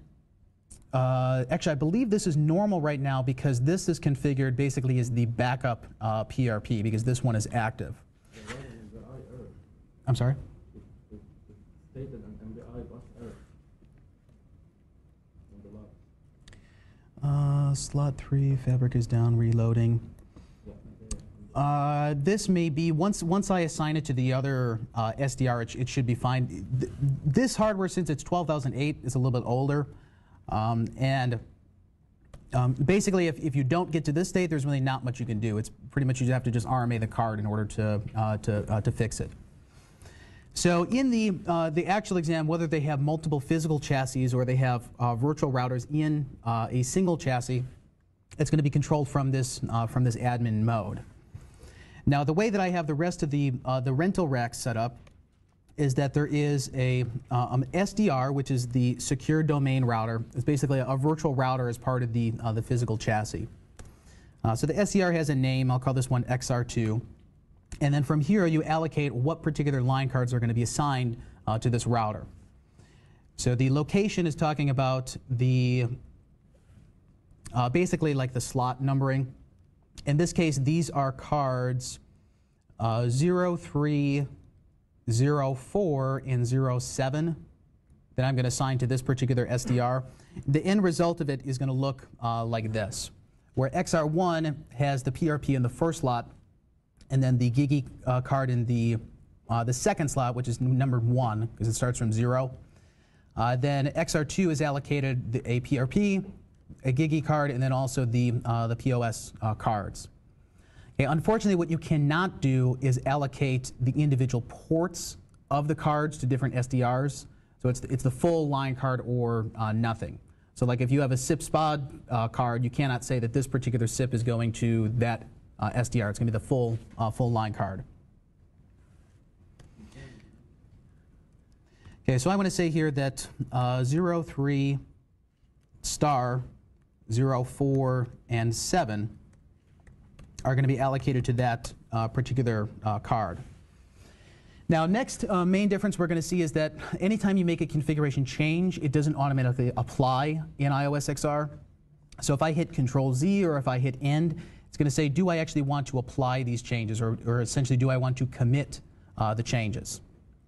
So I could have manually typed commit, which would have saved, or since I typed End, I can type yes. That's going to do the same thing as running the commit. So now it's going to reboot these cards and then assign them to the second XR here. Okay, basically this is the console that's going to the second PRP that's in that chassis. So before that, it said that this distributed route processor node is not ready for active login. This is because it was the backup PRP for the first one. So if you wanted multiple routers in the chassis but also redundancy, you would need the primary processor, the backup, and then for the other SDRs, likewise, you would need a pair of PRPs for each router that you want redundancy for. Brian, we want to highlight, can you do that for regular PRP, or does it have to be a DRP to do SDR? That just has to be a PRP2. I believe it just has to be PRP2. Okay. Yeah. Because on the CRS, you have to do it with the DRP. That's because of the CRS system. Right. That's specific to the So CRS. Yeah, it's a little bit different in the hardware. ASR Yeah. is different too, right? Yeah. ASR, you Yeah, can they don't- allocate any of the You're right. interfaces They with don't- location. For sure. Right. Yeah. Okay. So eventually, once it boots, then it should allow me to log in here. So the problem with this, though, really the platform is not meant to be rebooted to begin with. So like if you power it off and power it back on, it literally takes about 45 minutes for the platform to fully boot. So I'm going to leave this alone and then go to a different rack that I have that has the cards that are fully booted here.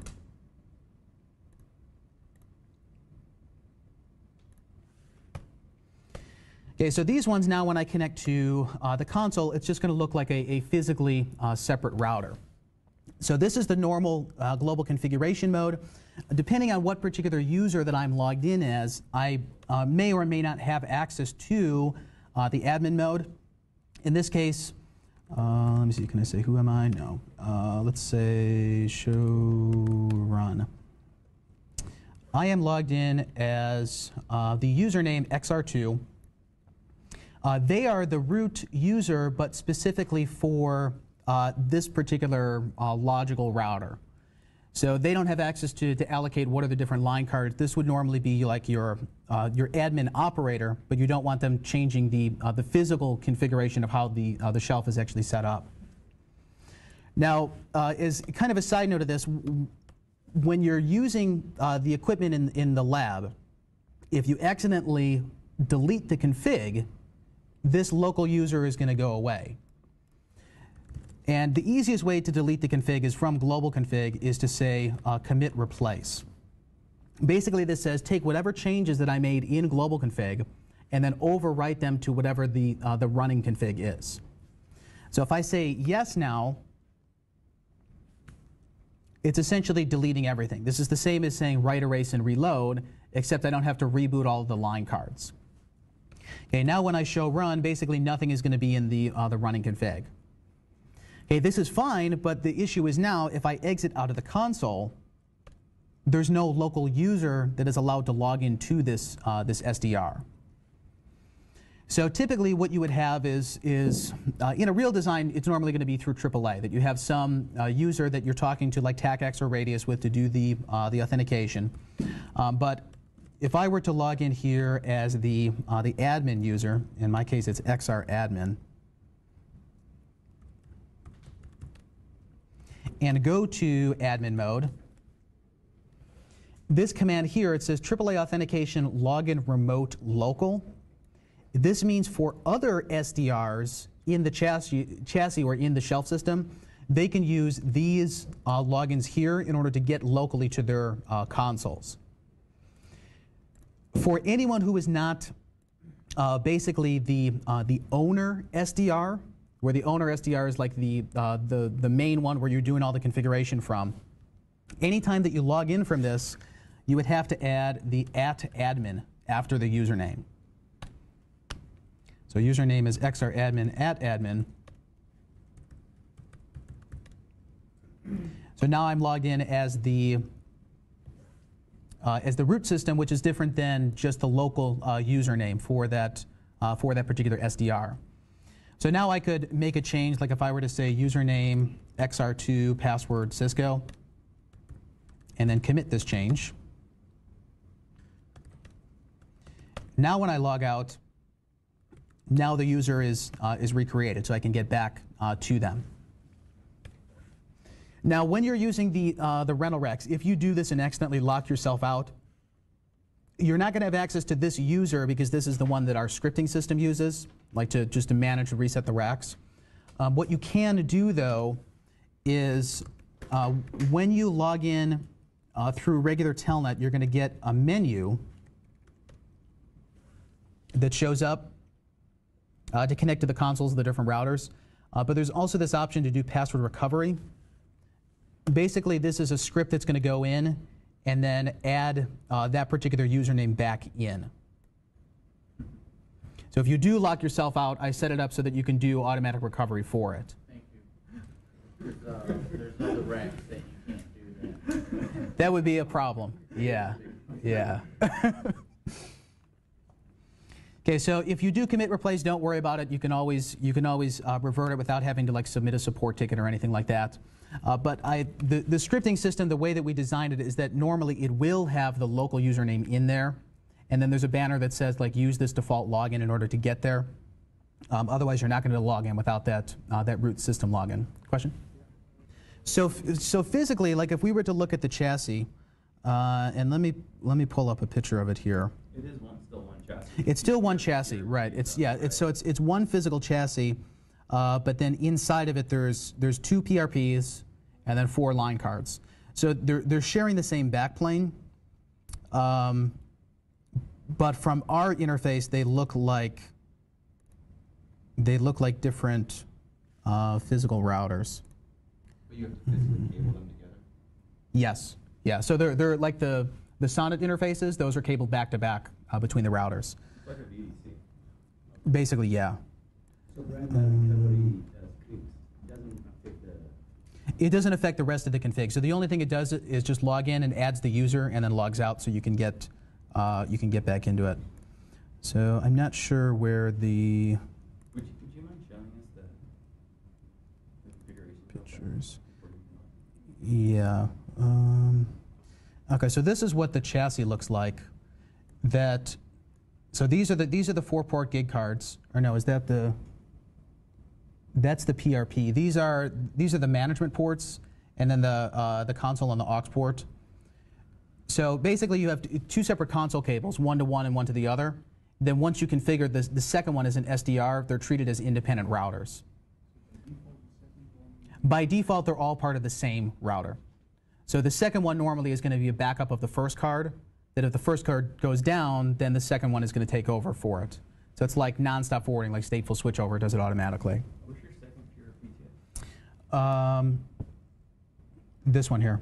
So the first one is in slot 0. Yeah, okay. Second one there is in slot 1. These are the clocking cards. And then this one, I think, or no, so those are the OC48s right there. So if we look at the full config of the first one, this is the only thing you need to do just to specify what the other virtual routers are. But the key is that this 03, this is the PRP.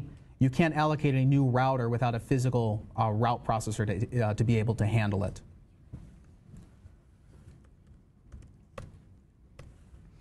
Okay, so when we're not in admin mode, if I were to look at the show diag summary, they're only going to see the specific hardware that is dedicated to them. So this first router, XR1, is considered the owner SDR. It's the default one. And I have cards 0, 1, and 6 allocated to it. So like when I show IP interface brief, it's only going to show those particular cards. Okay, the management interfaces, these are part of the PRP. They're normal Ethernet links like that you would use for Telnet or SSH into the box. Then these are the 4-port gig cards, and then the packet over SONET link. Same thing is going to be true on the other one. When we show IP interface brief, this command is not authorized. This is, does anybody know why this error came up here? Don't you have to create your user with the administration? I created the user, but I didn't authorize them to run the exec process. So what I needed to do was under the username, I have to put them in the proper group. Okay, the group is, I want them in the root group for that particular logical routers, root-LR. So now I would have to go in through admin again, xradmin @admin, and say, let's show run. So username xr2 is in the group root. Okay, so this is going to be the most privileged user of the logical router of the SDR. Then these other ones are sub-users that can run show commands but can't make changes.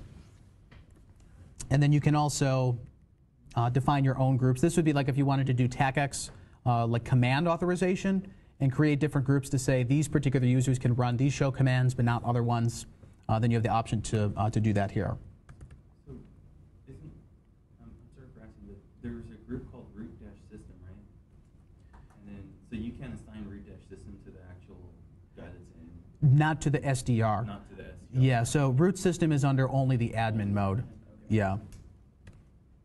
I was told that you can configure NetFlow only on the admin mode, or the NetFlow is part of the admin mode, something like that.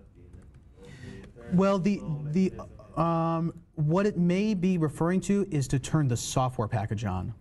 So we'll look at the config of NetFlow, but if we go back to the admin mode, the other thing that you would want to do here is if you look at the show install active, this tells you what software packages the individual line cards are running. So typically the only case that you would not activate every single package on every single card is if you don't have enough resources on the card. So in this particular case, basically the cards have maximum memory, as does the PRP, so it's not really going to make a difference. But if I was not running multicast, then there's really no reason for me to turn this feature on, because I might be introducing multicast bugs, possibly with other features, and then you kind of like isolate the software from different components of it. But in this case, if we look at, it says that there's the owner SDR, which is the first PRP, which is node 00 CPU 0. Basically, everything is turned on here. And I want to say that NetFlow would be under diags. But I'm not 100% sure. I think it's under that MGB. Yeah. That's the Management. manageability. Show install. The other one that you would want to look at here is show install inactive. This would be for some reason you downloaded the software but didn't turn it on the specific line card. And what could be a common mistake of this, so you download all the software like through TFTP to the admin mode. Then you have to actually install it, which is to say install, and then whatever the particular file is, you would say install, activate, and then whatever the package is. Normally it's going to show up here, but in this case everything is already running, so it doesn't show it. But once you install it, if you don't actually commit your changes, then it discards them when you exit out of admin mode. So you would have to say install commit once it's actually fully done. So the idea behind this is that you can do the software upgrade in service without having to like schedule a maintenance window. Then if something goes wrong, it's not actually activated until you do the final commit once you're done with it. But if you see for some reason you're working on one of these platforms and a command is missing, like you type MPLS LDP and it says unrecognized command, it would mean that that particular software package is not activated on the card. And it could get a little bit finicky because I could theoretically say that MPLS is activated on this card, but not on this card when you selectively do the install. I could say install it just on node 01 and not on 06. But assuming you want all features everywhere, you just activate every single package on every single card. I'm sorry? Probably not, because in the lab exam, I doubt that they're going to give you admin access.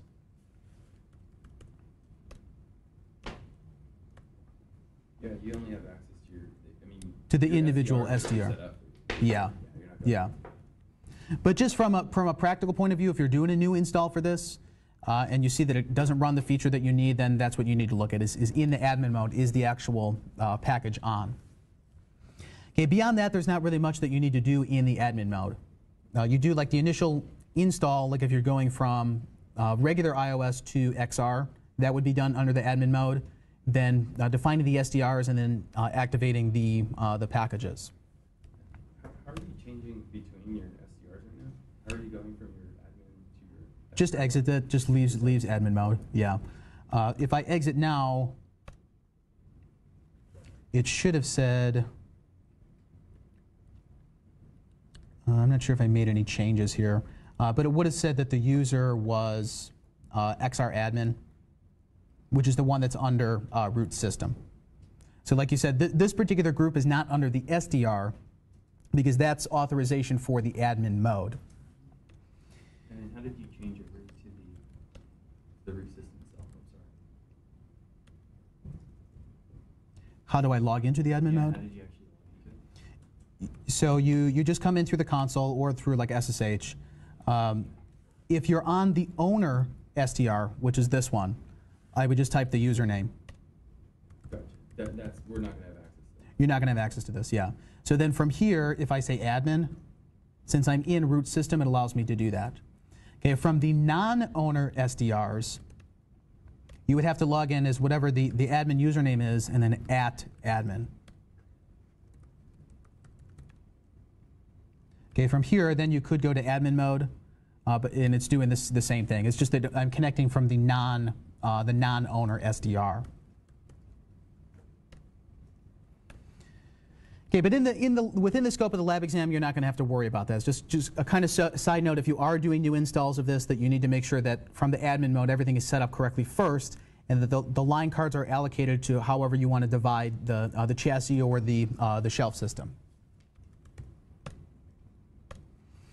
Okay, the next thing that's going to be different from the regular like exec mode or the global config mode, when we look at show run, and actually let me revert this back to its defaults.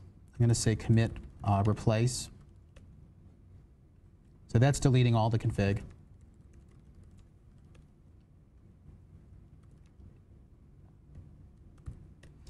And if we now look at the show run, there's basically nothing in the initial configuration.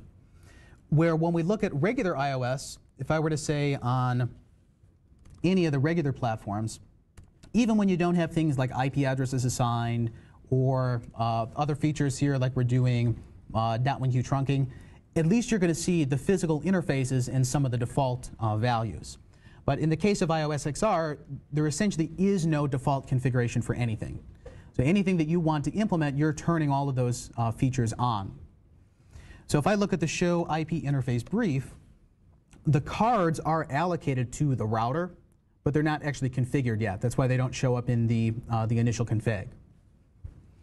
Okay, a lot of the other features that you would normally take for granted, like CDP, for example, is not on by default.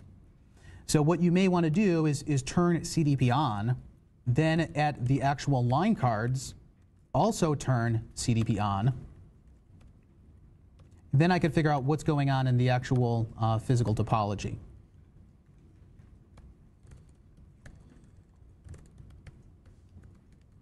So if you globally turn on CDP, it doesn't globally turn it onto the interface? Correct.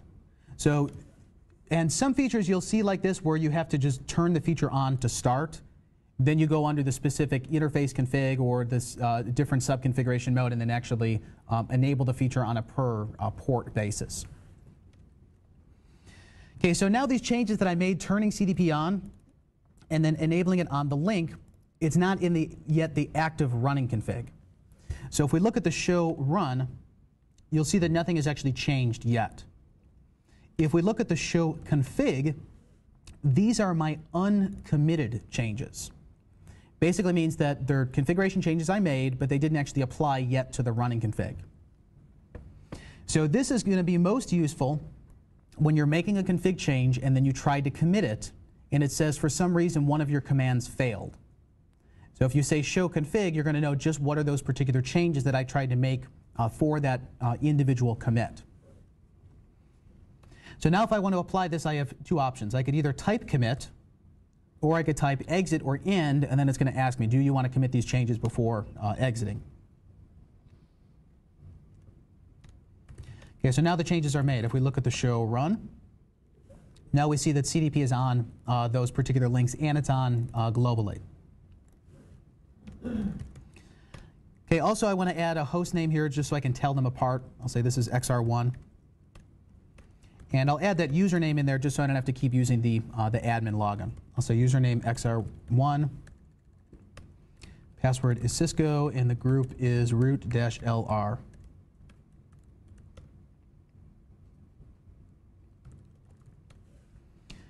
On the other router, I'm going to do the same thing, except the interface numbering is going to be a little bit different.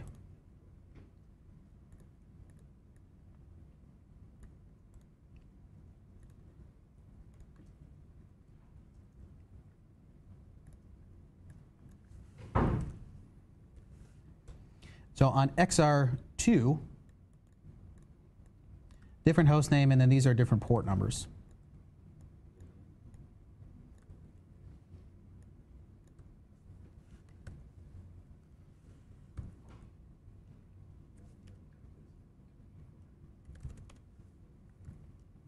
Oops.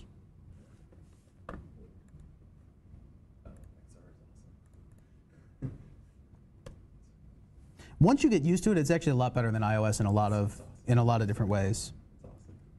So is this just going to be limited to like the 12,000 series? No, it's on our ASRs. ASRs and the CRS. It'll have feature parity. It'll be the same as in the next couple of nodes here. Or if you're used to Juniper, JunoOS. CRS.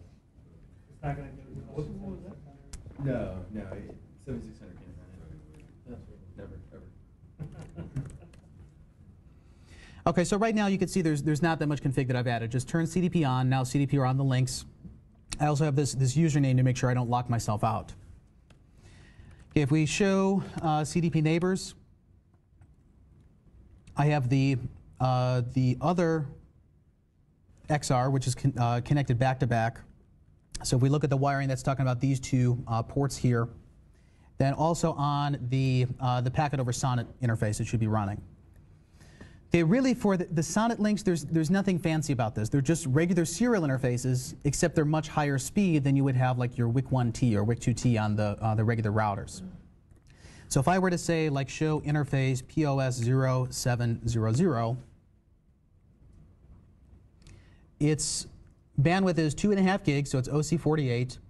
The encapsulation is HDLC. The CRC is normally going to be 32 bits. Normally you wouldn't change this. It's that on higher speed links, you need a larger error check. Otherwise you could miss some of the errors in the frames and then they would get discarded. So basically every single frame that comes in, the card is doing the error check to make sure that the transmission was fine. But beyond this, it's going to behave just like a normal serial interface. So if we look at the config of it, right now the only thing that's running there is CDP. And let's say that we have just a basic back-to-back configuration between them. So we have XR1 to XR2. This side is POS 0600. This is POS 0700. Okay, we'll say the IP subnet is just going to be the 10 network /24. We'll say this guy is .1, this guy is .2.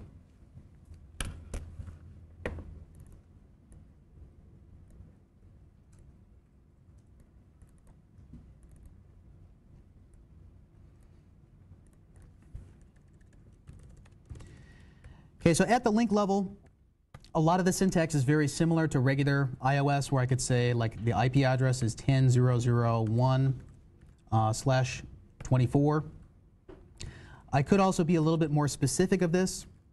It does give you some backwards compatibility from the regular iOS syntax, where the full completion of the syntax would be the IPv4 address. And then what's a nice shortcut, you can just say /24 or /31, whatever you have. Now when I show config, in the running config, it's still going to show up as the dotted decimal format. But configuration-wise, it's a little bit easier just to enter it this way than to figure out all your, whatever your weird, like discontiguous masks are. Okay, so if I end, it's going to ask me, do I want to commit? Yes, I do. On the other one, I could just say commit. That's going to do it manually for me. Okay, so now I should just have basic connectivity to the other side. which I do.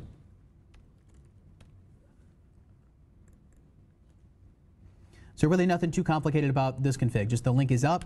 It doesn't have to be running CDP. This is just for, check that the port is working. Then it's running IP version 4. If we want it to run IPv6, the syntax is going to be similar. So on the interface, we'll say the IPv6 address, and then whatever address we want to use.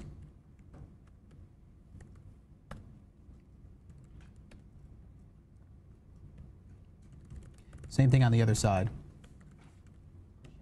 Yes? Do we need IPv6 enable, or that's just, As soon as you turn an address on, it turns the routing process on globally. Well, that would be with the XR. For the, Right. For the iOS, we have to do the unicast routing. Correct. For regular iOS, if you're running IPv6 routing, you need to say IPv6 unicast routing. Okay, because the default is already IP routing for version 4. For version 6, you have to turn it on. Okay, this can be kind of confusing because it allows you to configure addresses. It even allows you to configure routing protocols, but the process doesn't initialize until you say IPv6 unicast routing. But in iOS XR, you don't have to do that. As soon as you turn an address on, then it's going to start the routing process. IPv6 address.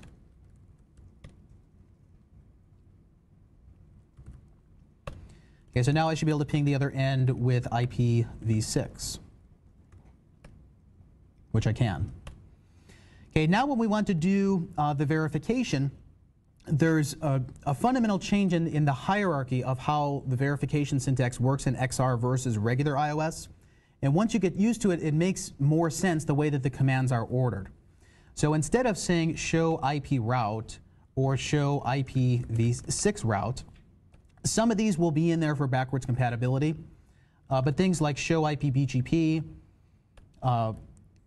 you don't want to use the normal hierarchy of the iOS syntax.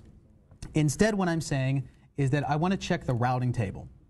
What's the particular address family identifier and the sub-address family identifier? Like, am I talking about the IPv4 multicast routing table, or am I talking about just the IPv4 unicast routing table? So show route IPv4 would then be the equivalent of show IP route. Okay, likewise for v6, this would be show route IPv6. Like show route IPv6, show route IPv6 connected, show IPv6 route RIP, whatever the particular protocols are. You just did a show route. Show route is going to show, I believe this is going to show just the global IPv4 table, which it does. Okay, also when we get into BGP, especially with MPLS, it can get kind of confusing what the order of the syntax is. Where on the routers we would say something like show IPBGP, VPNv4, unicast all, or VPNv4 all. You could also say show BGP, VPNv4, unicast.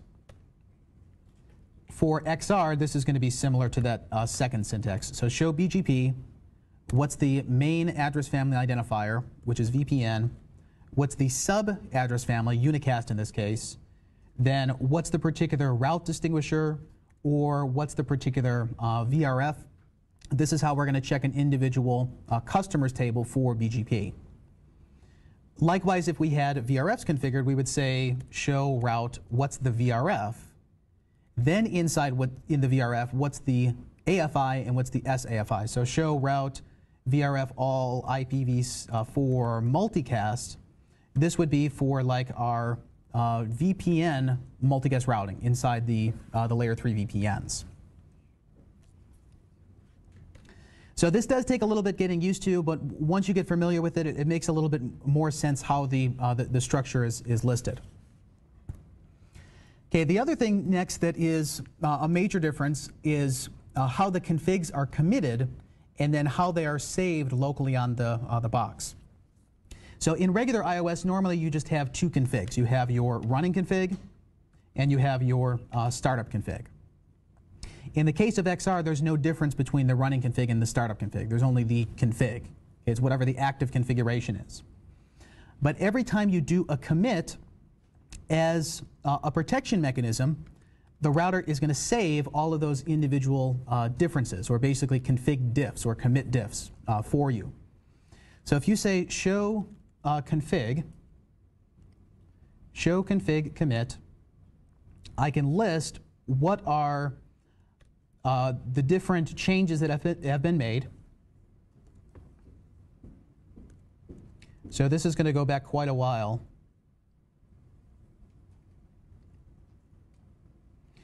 Where they have individual numbers that correspond to them. You can also give them a label, which is like just a description that you want to use. So I could say, like, set the label to BGP enabled. So then I know if something is wrong and I need to remove that config, I can roll back to whatever the one is previous to that.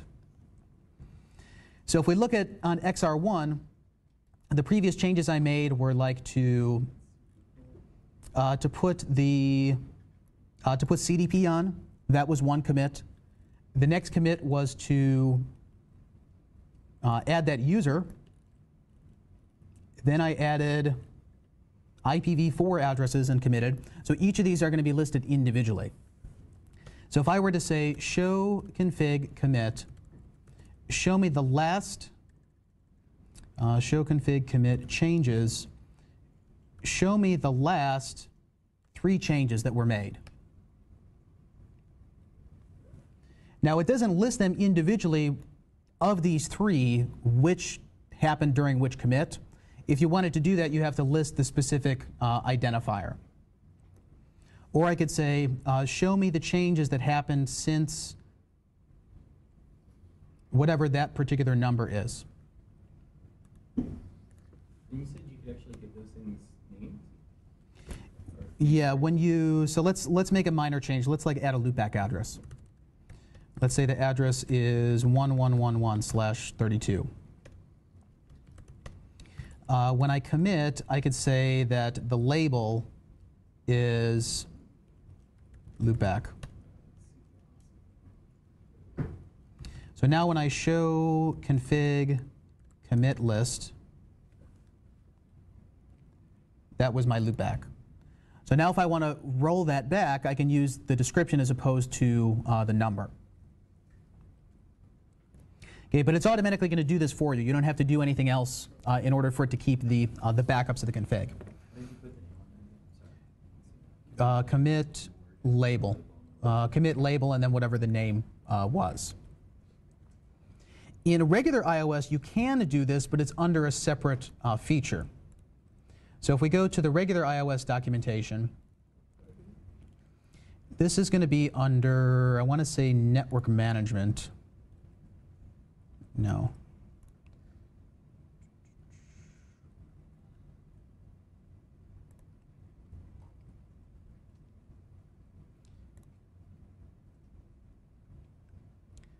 Configuration, replace, and rollback. This is the, and let's just look at their example. This is the archive config command. So you can do this in regular iOS. Every time you make a change, every time you write the config, it's going to save it in the archive, and then you can roll those individual changes back.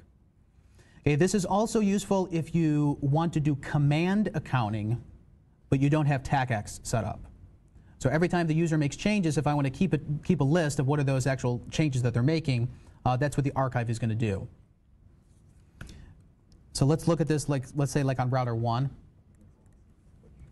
If I were to say turn the archive on, and I want to do the archive for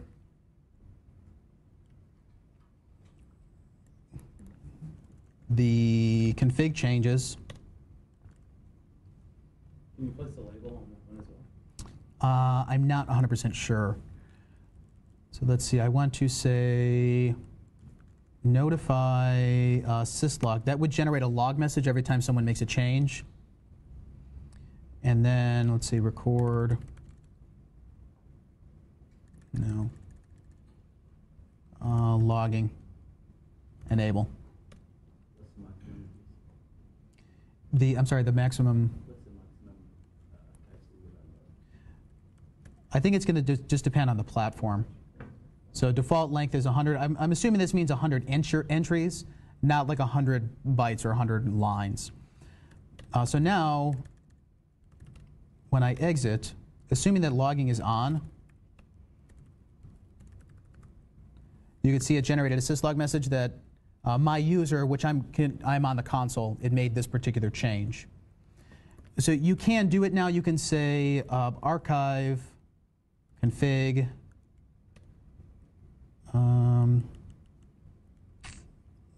let's see. Configure replace, actually, that's what it's going to do it. So this is going to allow you to roll back based on whatever changes that you made. So you can do it. It's not as intuitive as XR's is, because XR does this automatically. Every time that you make a commit, it's going to show up in the commit list. And then you can, like I said, you can show these individually. You could show the combinations of them. Or if you were to accidentally say commit replace, which deletes everything because I didn't make any changes, I could now say roll back my config, the last one commit.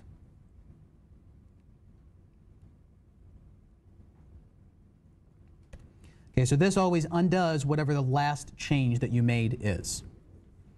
Okay, the other thing that's useful is that if you're making a change live outside of a change control window, that you could say to commit the config, but then to commit confirmed. And how many minutes do I have, or seconds, like let's say 180 seconds, that after I make the commit, so let's say I create like loopback 1. Commit, confirm, 30.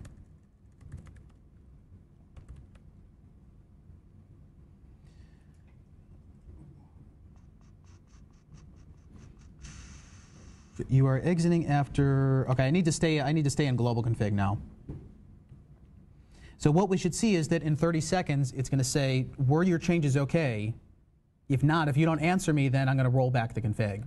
So the idea behind this is that if I make the change and then I lock myself out with the new change, it's automatically going to revert back to whatever the one that I had before. Okay, in iOS, kind of the best thing that you can do for this is just say like reload in 5. If I screw it up, then just reboot the box and. I don't know what happened. Yeah, I don't know what happened. Or you could say test crash. Make it look like it wasn't your fault that the router reloaded.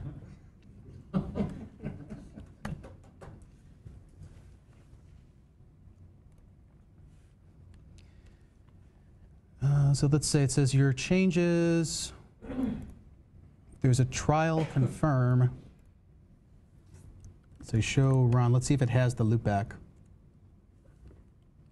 So it removed it. It automatically rolled it back because I didn't say that I wanted to confirm the commit.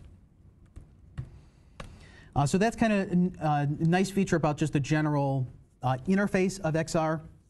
Some of the other things that are different is that when you run the different show commands, there's different Linux utilities like tail or egrep that you could use for searching and doing regular expression work.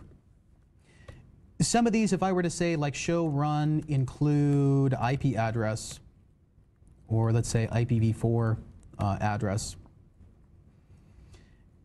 In this particular version, it doesn't allow you to do multiple pipes. If I were to say like show run include IP address or interface, it doesn't support this.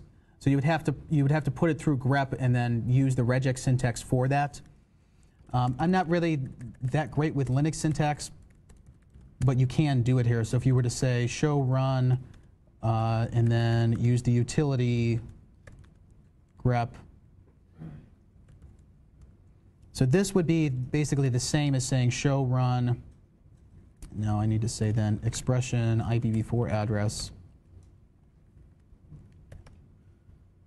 So this is the same as saying show run include, because I didn't add a regular expression here. But what is also nice about this is that assuming when we show install active, and hopefully they would do this for you in the exam, hopefully the documentation is installed. So you can have man pages. Man command, let's say utility egrep.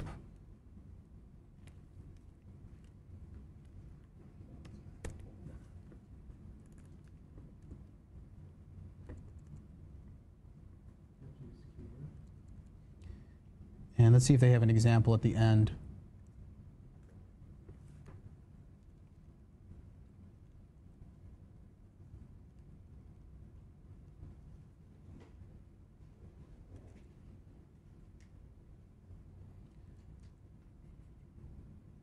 So as you can see, you can get really, really complex with this. It's really useful when your configs are really large, like if this is a PE router that is servicing literally hundreds of customers. You may have crazy BGP and crazy VRF config that just saying show run is going to take way too long to try to parse through whatever you're trying to look for. In our case, within the scope of the lab exam, the config is not going to get that big, so you don't necessarily need to use these, but if you're already good with Unix and Linux syntax, then a lot of these utilities are already there. This type of stuff is going to be documented under, if we go to, so let me start back at the main documentation page. So let's say products iOS, iOS XR, config guides. We're running 3.9. This is going to be under, I want to say, system monitoring.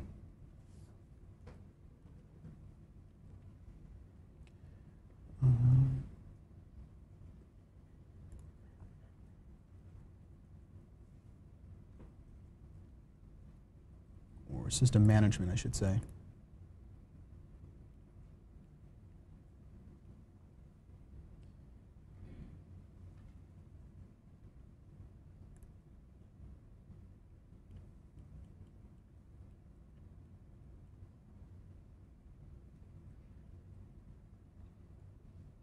So this one, upgrading, that's going to be, no, that's 3.8. Let me go to 3.9.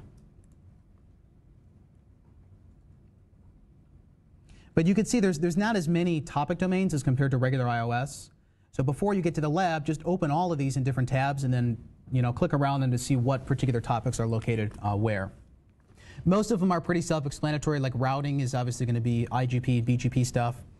But then, like under MPLS, this is just where LDP and traffic engineering are. The things that are like L2, L3 VPN, that's going to be under virtual private networks.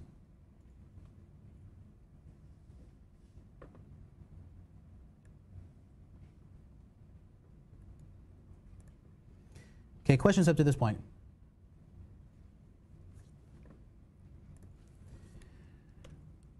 Okay, let's see. Now, another thing that it is going to help you with when you go to commit the config is that if you make an error, let's say that we configure loopback 2 has the address 1111/32. I already have another interface that has that configured. This one, actually, this is an exception. This allowed me to override it. But let's say it's like a blatant syntax error. Or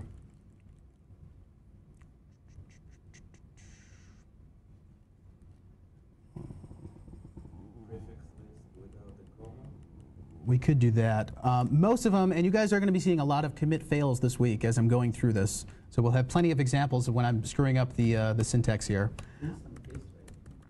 But let's say like this. So let's turn BGP on, and let's say like for a neighbor, 10.0.0.2, address family, IPv4 unicast. It should tell me here that I didn't actually enable IPv6 or IPv4 unicast routing under the BGP process first.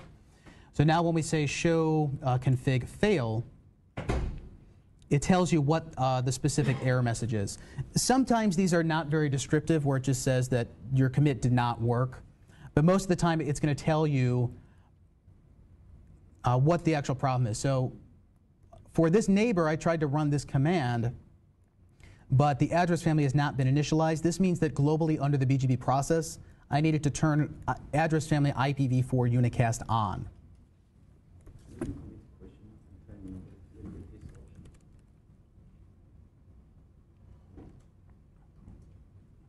What you could also do is to say commit best effort, which says take the portions of my changes that were not errors and put those into the config.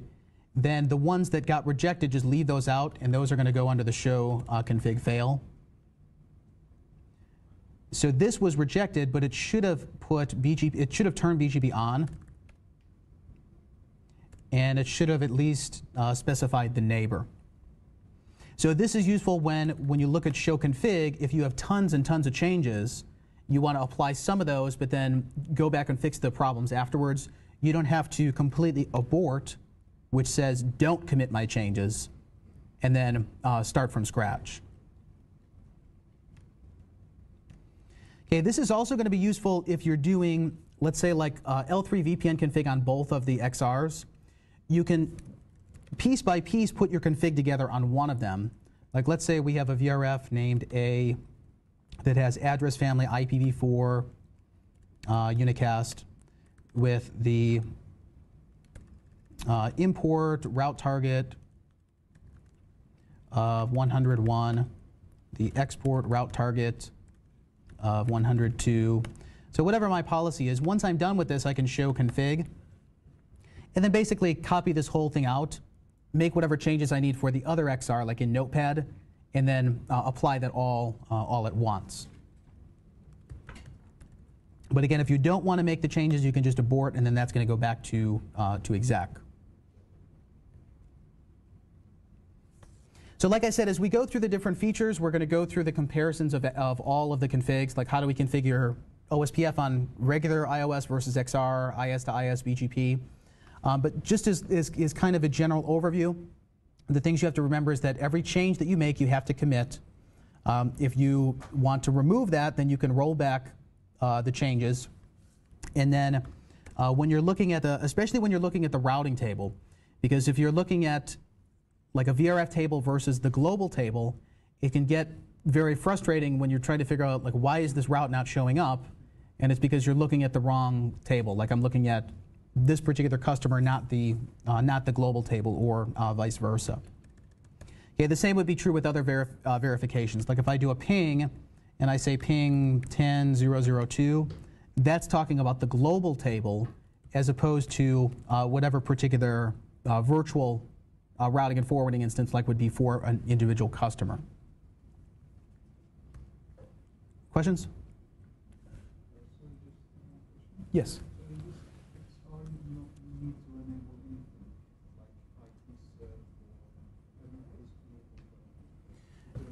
Pretty much no. There are going to be, so the question was, do you need to enable default features like Ceph or like IP routing? Most of the time when you turn a feature on, it's going to do whatever else behind the scenes that you need to do that. There are going to be some exceptions for that. One of them would be like if we're doing MPLS traffic engineering, you also need to turn LDP on. Even if you're not using LDP for labeling, you can end up in some weird situations where your config looks good, but then the router doesn't actually forward traffic. And those are going to be kind of more minor caveats that we're going to talk about when we get to those particular features.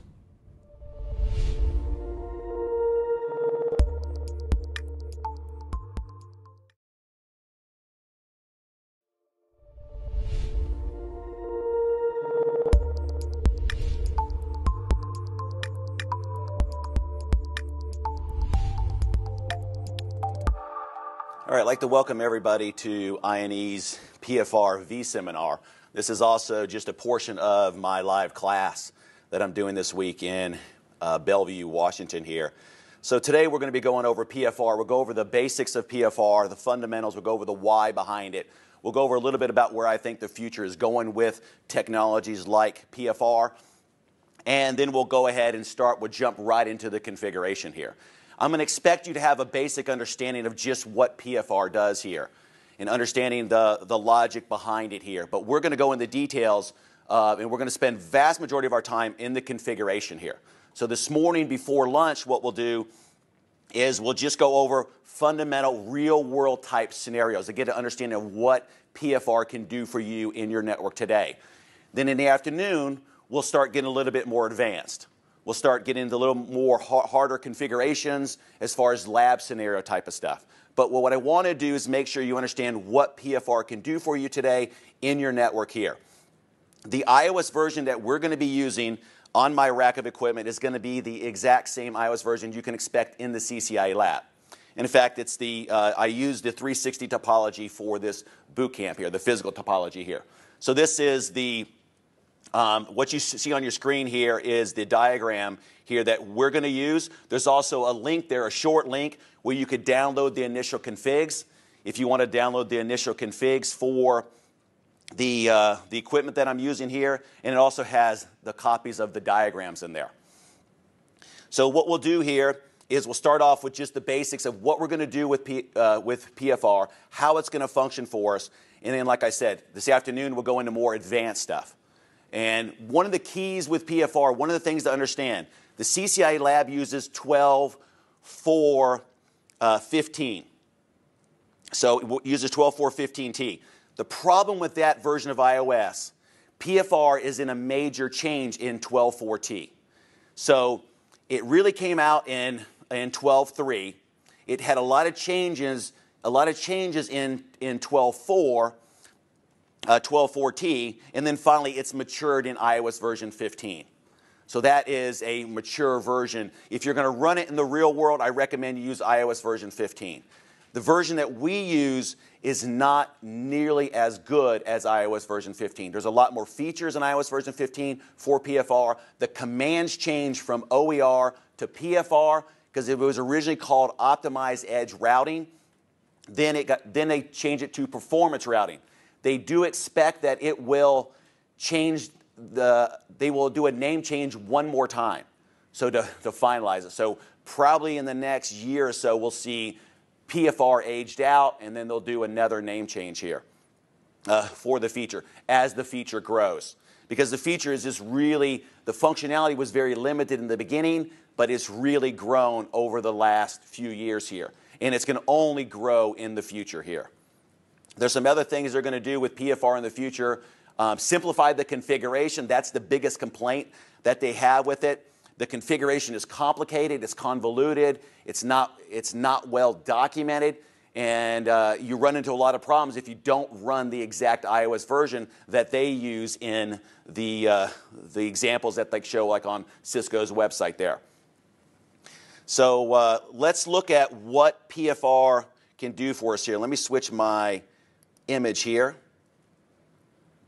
Open up another image real quick. And let's talk a little bit about what PFR can do for us here. So let me break down here. Go to a different layer there. All right. So let's say we have this simple situation. One router connected to the internet. So this is a small office. We got a single router. We have two connections to the internet here. So over on this side here, on the back side here, this is our internal network here. So this is the internal network here. And then this is connected to ISP A, and this is connected out to ISP B. So how do we normally do a situation like this? We got two connections to an ISP. One's primary, one's backup. So let's say this one here, let's say this is small office. This is a 20 meg Metro E, and this is a 10 meg Metro E backup. So we're too small to really run BGP. The ISPs are not going to want to run BGP with us here. So how do we normally solve this issue? Does anybody know? We do static routes, right? So we'll do a static route. So what we'll normally do is we'll put a static route on. So 0, 0, 0, 0 here, /0, pointing out this way. And then we'll do another static route out this way with a higher administrative distance, right? So it's a higher administrative distance here. So we'll give it administrative distance of 5 here. So what's the drawback of doing this here? We can't use, yeah, correct. If we have a customer or if an internal user wants to, if an internal user here wants to go from here and goes out to the internet, he may be actually going to that ISP there. So that's a real drawback if we end up going this link to just get to that ISP. So maybe what we do is we do a little bit more static routes. So we do some static routes pointing over to ISPB that says, okay, routes, networks that this guy has, we will go ahead and put static routes in here for this here. So we'll put some static routes in here pointing to ISPB. And then if that interface goes down, then what we'll do is we'll switch over to the default route for it. So we can do some things, but what about now if we're looking at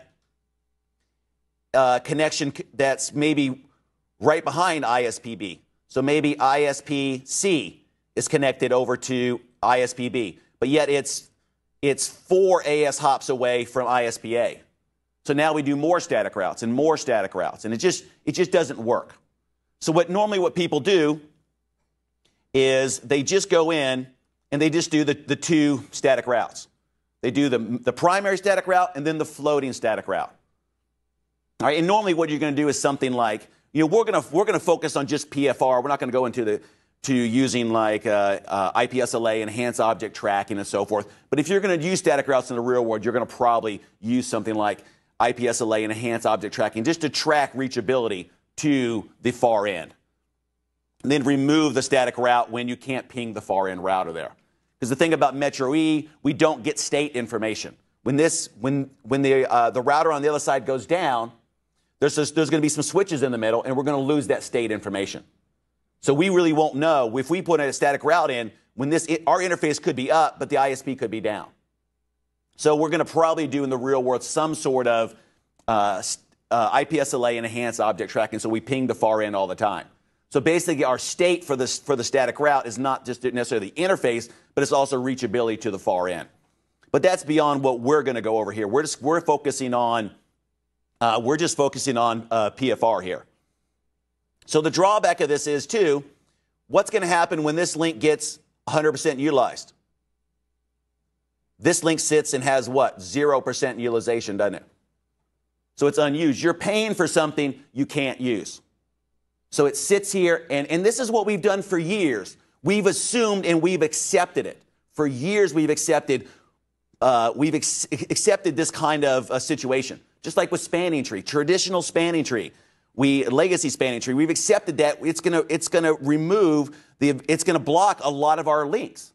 So as soon as if we put in a bunch of gig links, we lose a good portion of them between the switches through spanning tree. And we've always accepted that. But the future, when we're looking at stuff like Trill for replacement for spanning tree and some of the other things that are even looked at, even running BGP at layer 2, which people are talking about here, for layer 2 here, you're trying to utilize all the links. And that's what we're trying to do here. We're trying to utilize all the links here. Ideally what we would have happen is that these links get used equally here. So that these links get used equally connected to the internet here. So if this one runs at, maybe what I want to do is some sort of, so if this one gets near 100%, then I want to start using this link here. Once I start getting near 100%, I want to fall over to start using that link. So rather than it look like 2 links to me, so rather than look like a 20 meg link and a 10 meg link, so I should say or a 10 meg link, use one or the other, what I'd rather it look like is just one 30 meg link. So what I'd rather have to do is use the primary, but once utilization starts to get high on the primary, switch over. Switch over to start using new traffic starts going on the other path. So automatically do that. So before it gets congestion, before users can't reach the internet and they start calling you, to try to fix this problem manually using some static routes or something, what you would rather do is you would rather the router go ahead and say, look, I got the utilization's at 95%. You've configured me to start routing traffic over through ISPB once we hit that 95%. That's intelligent routing. That's performance routing. That's what you want to do. So you want to, rather than have a 10 or a 20 meg link, you'd rather have a 10 and a 20 meg link. So let's look at another scenario here. So move this down here. Let's say we had another situation here. And let's say the other situation was I have, the company has outsourced their documents. They've outsourced their Office suite to Google Docs. So let's say they've or they went to Microsoft 365. So whatever, some online service. We've got a couple Microsoft employees in here, so we're going to be nice to them today. When we're going to be searching today, we're going to probably use Bing. We won't find anything, but we'll probably use Bing today. So we got Microsoft employees. We're the building right behind you guys can't see it, but you guys online, the building right behind you is a big Microsoft building. So we got some employees in here. It's been a rough 2 weeks for them, getting picked on. All right. So let's say we're going to go to Google Docs. So Google Docs here, and what we want to do, so if this pin pad's a little slippery, new pin pad here. What we want to do is I want the router to route traffic to Google Docs based upon the latency to Google Docs. That's all I want. I don't care if you go out ISPA or ISPB. I want the best performance. So that's what you want to tell when you say, when your manager comes to you and says, we got 2 links to the internet here, which one are we going to use for Google Docs? You say, I will have the router select the best. The router will select the best based upon which ISP is giving me the best performance. So what I'll do is I'll configure PFR, and I'll do PFR just for traffic to Google Docs. So let's say it's, let's just say it's 8.0.0.0/8, just for simply. Of course, there's not a whole class A for Google Docs, but just for simplicity's sake here. So what I'll do is I will configure PFR to monitor the delay to Google Docs out both links. And if one falls out of a relative, if one has a major relative change, or if one has an absolute delay that that value that I say that's too long, it'll start looking at the other link to see if the other link has a lower delay. So you can have it switch over here. So it can either be relative delay, meaning it's normally 50 milliseconds, but now it's gone to 80 milliseconds. You could say, I don't want that. Now I've had too much of a change. Now look at the other link. So I can tell the user that I can give you the best performance between the 2 links. Because that's what you want at the end of the day. You want to tell the users that you have 2 links and it will route based upon the best performance automatically here. I mean, you look like a genius when you set this kind of stuff up. And you use PFR, people think, oh, I'm not going to use PFR. It's too much changes. There's too many things. I don't understand it. I'll stick to my OSPF and static routes, But it's the future. The future is not routing based upon legacy protocols. OSPF v2, 20 years old. You think about what protocols do you use today that's that old, besides spanning tree, legacy spanning tree. Not very many here. So that's one good use for it here. Another use that I could do here for another good use I could do here for get my eraser here. Rather than just based upon the latency of particular traffic here, what I can do here is I can try to keep the links in balance with each other. So what I want to do is I want the links to, if this one's running at 50%, I want this one to run at 50%. So I want them both to run at 50%. How would you do that today? There's not really many ways you can do that. I'll tell you, you could hack it up. You could put another default route down this way You could put 3, so take off that, take that floating static off, put a primary, point this default to the primary address and this one to a secondary address on the same interface. So basically you would have 3 routes in the table, and this one points to the primary on the other end. It's not a great solution, but I mean, it will install 3 default routes in. 2 down this way, 1 this way. You point the second one to secondary addressing. The other side has 2 addresses on. So you point the second one down it. So you can do 2 to 1, but even if you did that, it'd be really odd if you did that, but let's go back to something normal here.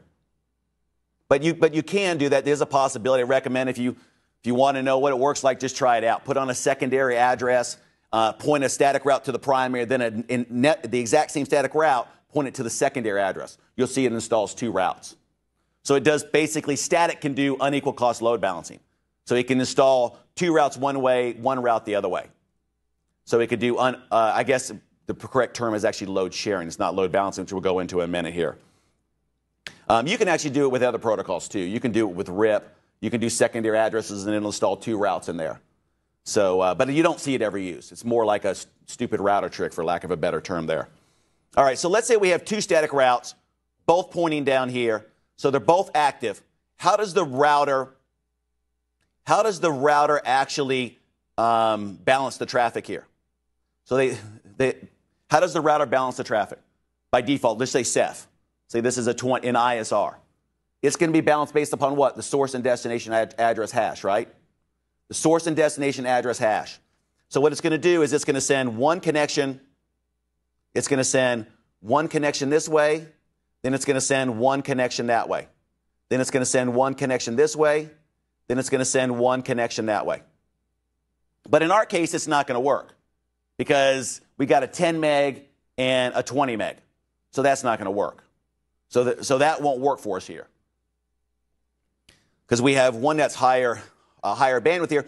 Plus, what you are doing today with Ceph is not load balancing. If anybody tells you Ceph is doing load balancing, they're incorrect. What Ceph is doing is load sharing. There's a key difference between load sharing and load balancing. Load balancing actually looks at the utilization on the link and determines and makes decisions based upon the utilization. Load sharing is just that they share the bandwidth. I mean, they share the load, but they don't try to balance it. When you do 2 static routes, that's not load balancing. That is load sharing. Anybody that tells you it's load balancing is incorrect. That's why when you go to the routing table and you look at like EIGRP, it says the share count. When you look at Ceph, it talks about the share. Okay, it's not balancing. They're just sharing the load. It's like if I send one connection this way and this connection ends up burning up 5 megs. This connection this way ends up burning 8 megs. The next connection comes in this way, and that connection burns 1 meg of traffic. The next one comes in this way, and this one tries to burn about 5 megs. That's not load balancing, is it? That's just they're sharing the load. The second one would be overloaded anyways. That's just they're sharing the load. You're sharing the load. You're not balancing it. Ceph doesn't look at when Ceph goes to make the decision on which flow to send down which link. When it has multiple links to send it down, it doesn't look at it and say, well, the interface utilization on this one is X and this one is Y. Y is lower than X, so I'm going to keep doing this one. They don't do that. Could they have done it? Yeah, probably they could have done it here. So this is load sharing. You just hope that at the end of the day it ends up balancing itself out. But ideally what you would have is, rather than just do it per connection, you would say, okay, when this one has 10 megs of traffic, and this one has 7 megs, well, let's say 5 megs of traffic here, they could be considered balanced as far as load balancing goes, I should say. Load balancing goes, because each one is 50%. So it is balancing. So then if this one kicks up to 15 megs here, It can push 7.5 megs here. And it can do this by looking at the throughput of the interface. So PFR can look at the throughput of the interface and make this decision on where to send the next traffic. So the next traffic that gets routed down, it can go ahead and say, you know what, I want to route that traffic this way, or I want to route that traffic that way. So it can make these intelligent decisions. Because that's what you're looking for at the end of the day. You want the router to make intelligent decisions. And you also want the router, so let's say we make it a little bit harder here. So let's say we have this situation here. So let's say we have this situation. Now we have 3 connections to the internet here. So we have 3 connections to the internet. So let's say this is let's say this is a primary. So this is 20 megs. This is primary 20 megs. And this one's just a backup link of 10 meg.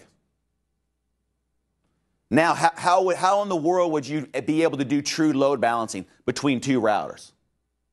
You really couldn't. You know, you could try some techniques. That's not load balancing. You're balancing the connections, but you're not balancing the load. You're not actually looking at the load to determine where you're going to send the traffic. That's what you want at the end of the day. You don't care if it's equal number of, if this one's got 10 connections, the other one has 10 connections, because one may have 10 connections that's 15 megs, one may have 10 connections that's 2 megs. That's not really what we want. We want some device to make a big picture look at the network here and make decisions between the 2 devices, because you can't have these guys talk. These guys aren't going to talk to each other and say, hey, look, you know, I'm running at about 15 meg utilization. What are you running? Oh, you're running at 5. Well, they'll go ahead and send the traffic to you. What are you going to do for that? Static routes? OSPF? BGP? I mean, what are you going to do? I mean, there's nothing you can really do here. You don't have protocols that actually look at the utilization of the link and then make this decision based upon it here. So that's what we want. We want a router to make that intelligent decisions. We want a router, or we want some sort of offline device to make that intelligent decisions. Where the future is going, I don't know if PFR or what Cisco plan is, but I would imagine it moves off a router. It moves to a centralized device that makes, so you take the control plane or part of the control plane off of the router, and then you make intelligent decisions based upon the full network view here. And that's what companies like Google are doing today with OpenFlow. Their decision making is done offline by a central device. They move the control plane to a central device. It makes the decisions, and then it implements those decisions down to the devices in the network there. So let's look at one more example here. So let's say I had this design here. So let's say the Cisco sales guy got a hold of me and he sold me all these routers here. He sold me redundancy out the wazoo here, huh? So we got all kinds of redundancy here. All right. So let's say we want to go from A to B. So this is data center A, this is data center B here. Now, how are we going to do any sort of, how are we going to be able to do any sort of load balancing on this, in this fabric, with this network the way it is here? That would be really hard to do, wouldn't it? I mean, how can one router get a full picture of what's going on? You know, ideally, you have some device that's sitting there and has a full view of the network, and it makes intelligent decisions on where to send traffic. So it truly balances the traffic. So it says, okay, the first connection, you may start going down this link here.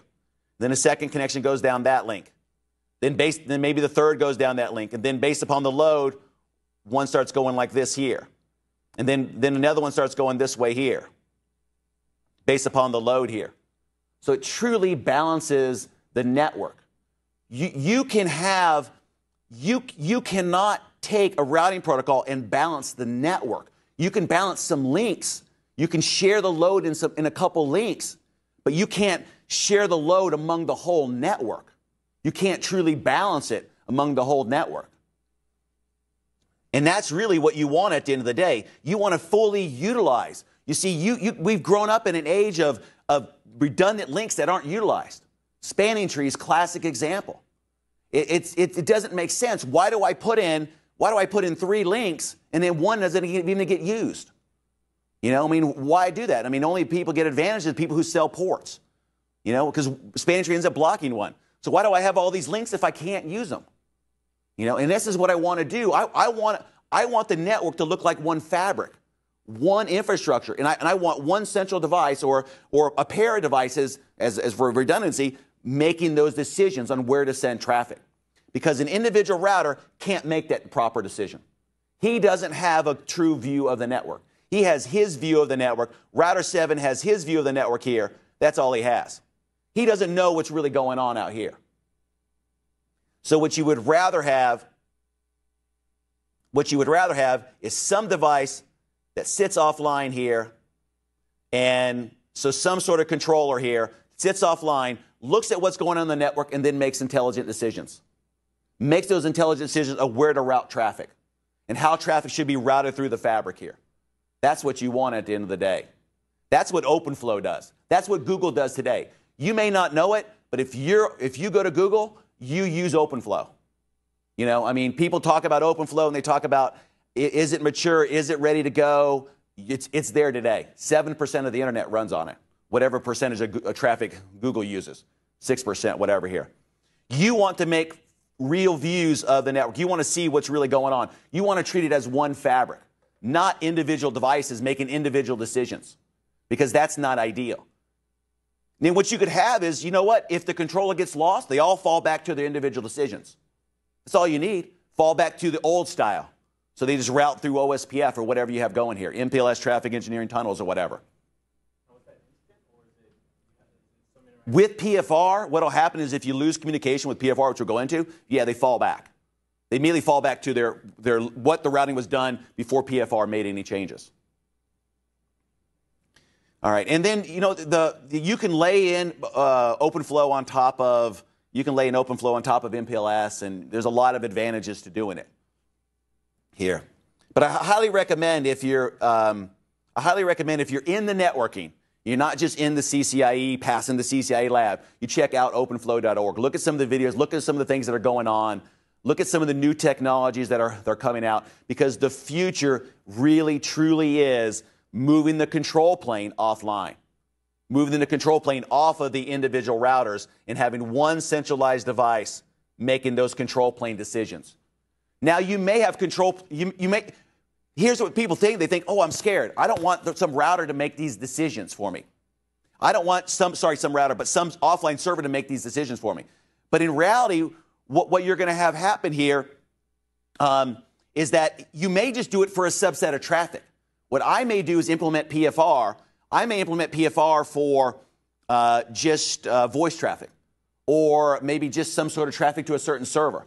I don't implement it wild for the whole network. Just certain traffic. So certain traffic that I want to implement for PFR. But today, though, PFR is not at the level where it can do an advanced fabric like this. I think this is where Cisco's going. Today, what we can do with PFR is we can configure PFR to look at like 2 routers like this here, and then make intelligent decisions of how to load out, how to send the traffic out these 6 links. But it can't go this level, then that level, and then finally down to here. You can't have a hierarchy in PFR. It's just one edge you have. But I think in the next iteration, we'll probably see you'll get to that full level hierarchy.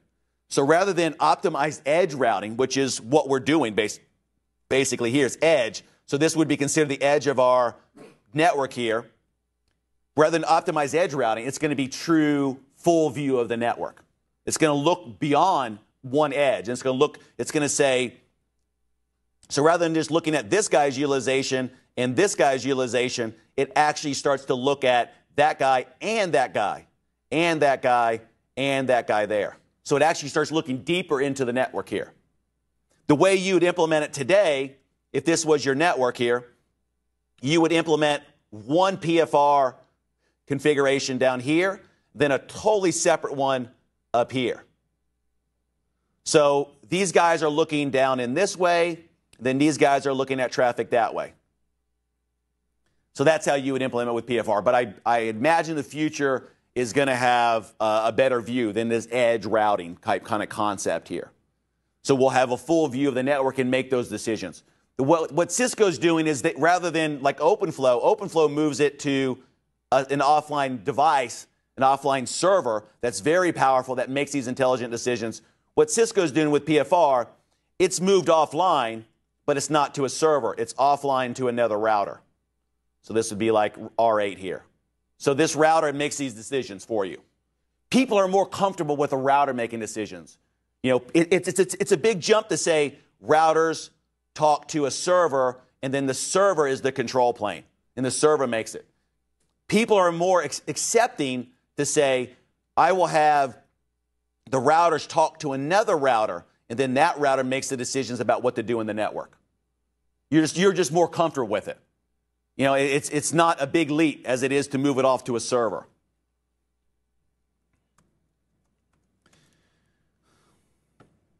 All right, so let's look at here. Start talking a little bit about PFR here. Let me collapse this layer down. All right. So in PFR, we're going to have the concept. We're going to have the concept of a border router or border routers, and we're going to have the concept of a master controller. That master controller is where the control plane decisions are made. You can decide how what control plane decisions the master controller is making for you, but you're moving the control plane decision off to a central device that has a better view of the network than one individual router. So what we have here is we have the concept of a border router and a master controller. So a border router and a master controller. The border routers are the devices that are on path. Traffic flows through these devices. The master controller doesn't have to be on path. It doesn't have to be in the data path. It can just be off to the side. It could be anywhere here. But it could be the same device. So we could have a situation where this one router, well, not that router here, this one router here is the master controller and the border router. So he's doing both functionality. We could have a situation where this guy's a border router and this guy's the master controller. So he's got two exit links, one interior link here. And we could have a situation where the master controller is there, this guy's a border router also. We could also have a mix like this, where this guy is the master controller and a border router, and this guy is also a border router for that master controller there. So it's really up to us what we want to do. We could have all kinds of mixes out here of designs here. But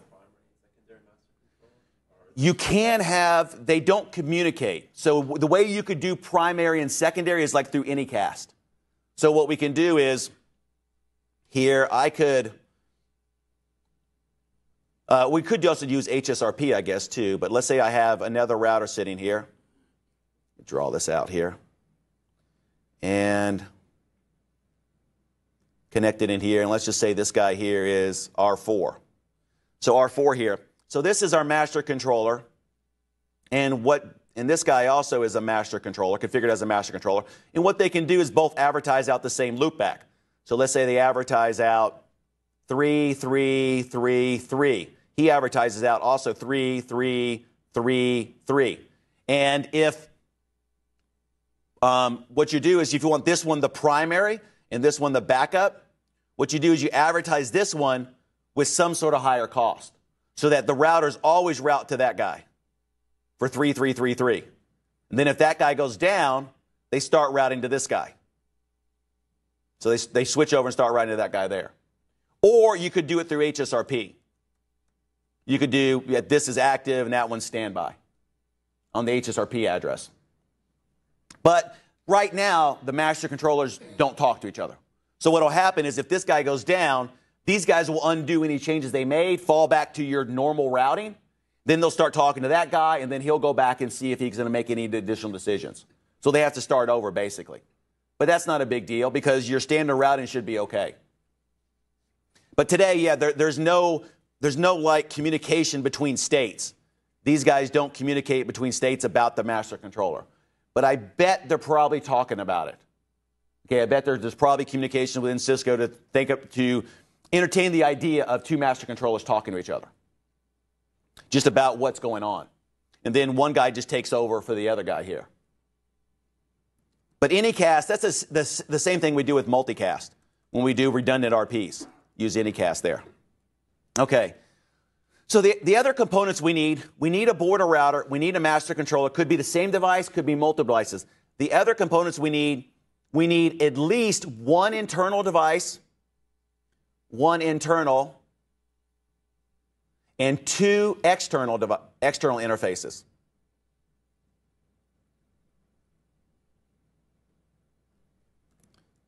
A second, pin's a little slippery here. External.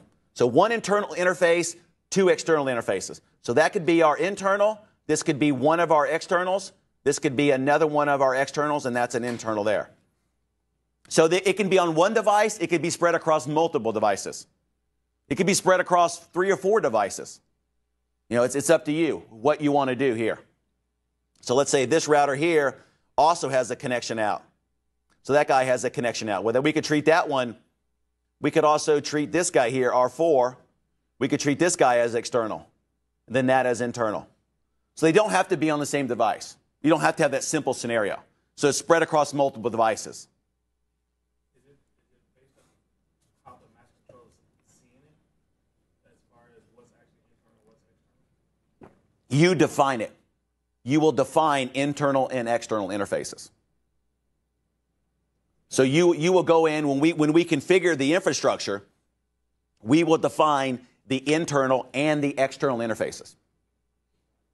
So we're going to actually define these here. You need to define the internal and external for some of the things that PFR is going to do for us. It's going to do some net flow monitoring. That's one reason it needs internal and external. And also needs to know what interfaces you're trying to control. So if I don't put this interface here as external, it just leaves it alone. It doesn't do anything on it. So that interface is just left alone here. But the basic infrastructure, you need a master controller, you need a board or router, you need one internal and two externals. You won't get it to come up until you have this configured. So everything won't come up here. I see people when they're trying to configure it, they'll go, hey, I configured the first board or router and I configured the master controller, but it's not coming up because you haven't met the minimum criteria yet. You got to have two externals and one internal there.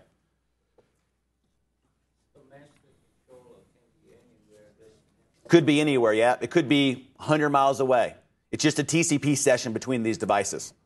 So basically, these guys are letting the master controller know about what's going on in the network here. So they're telling him what's going on here.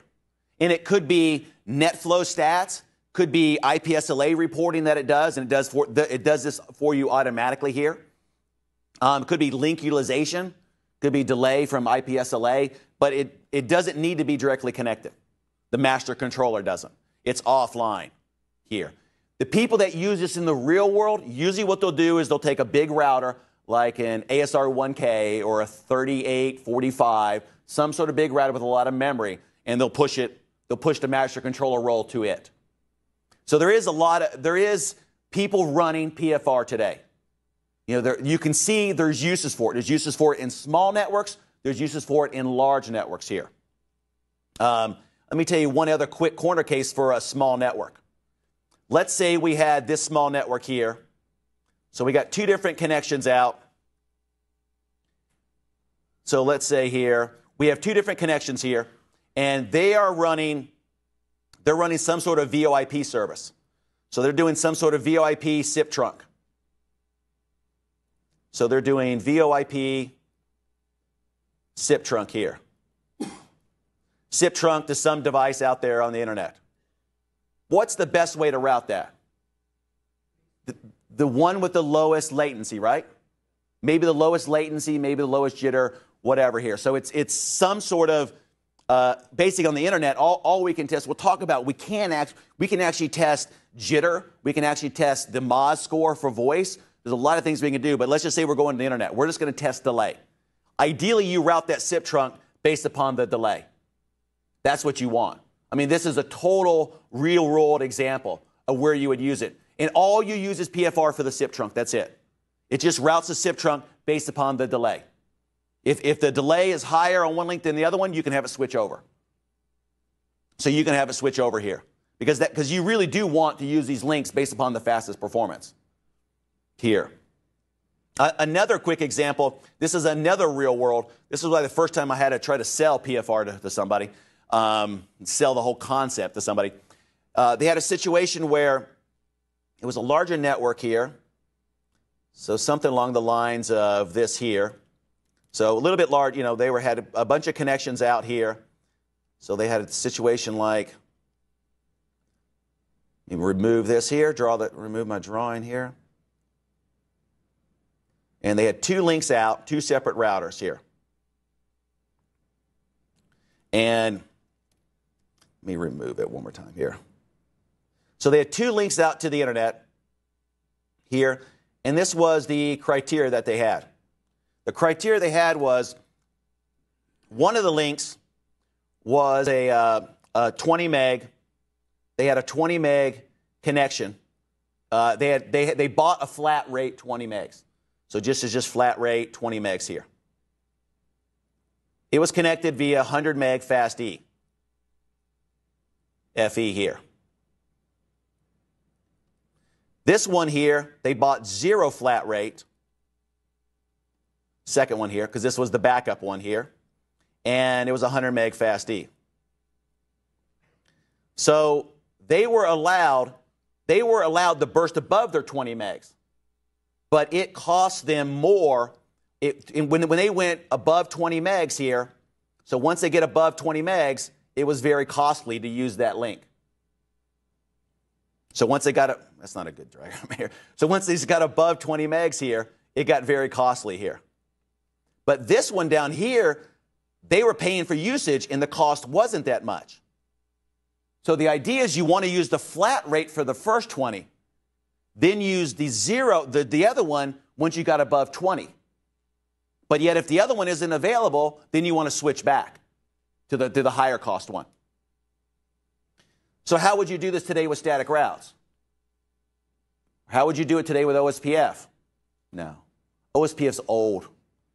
OSPF has been around longer than I've had my CCIE, which is almost over 15 years now.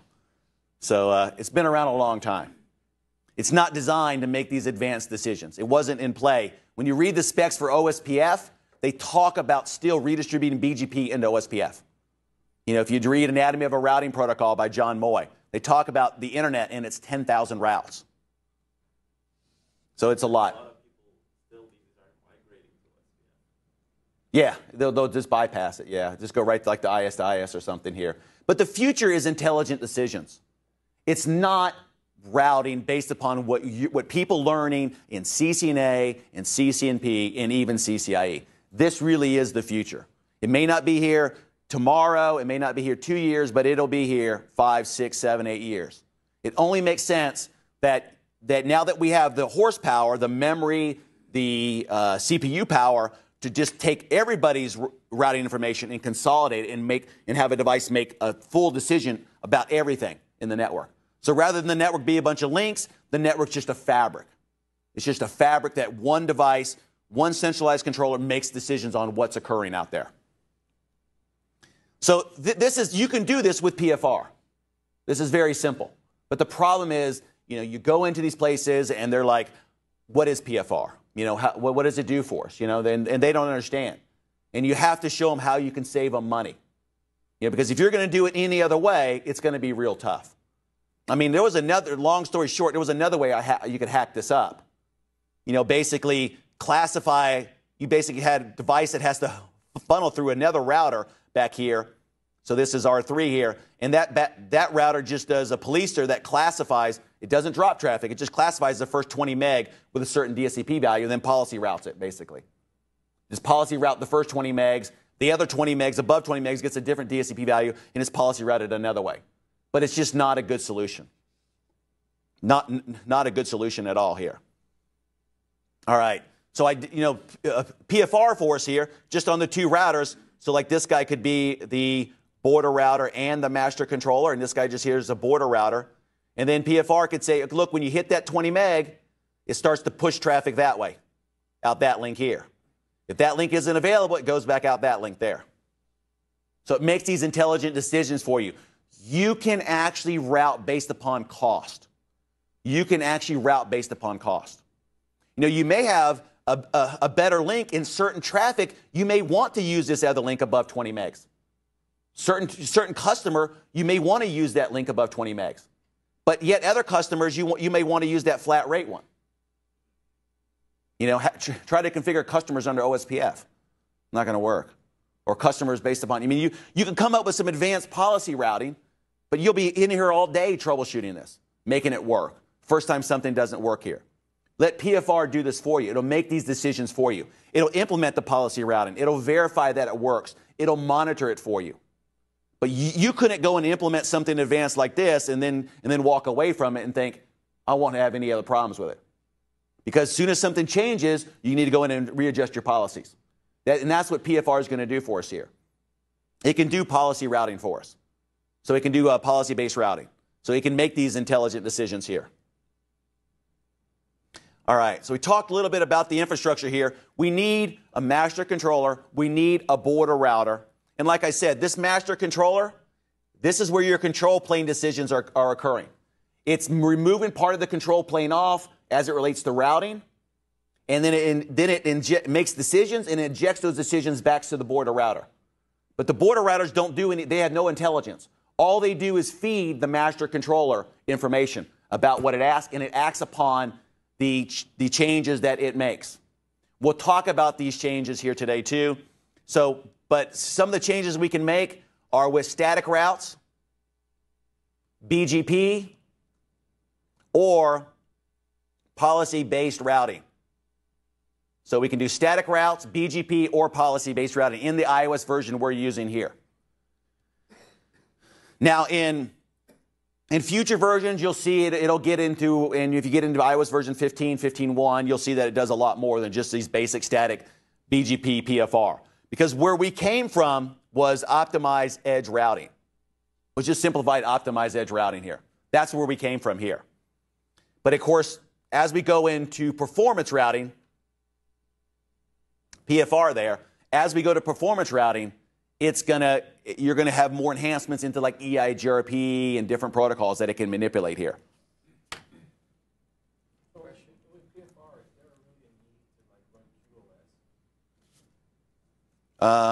Yeah, you would still probably have QS policies in there.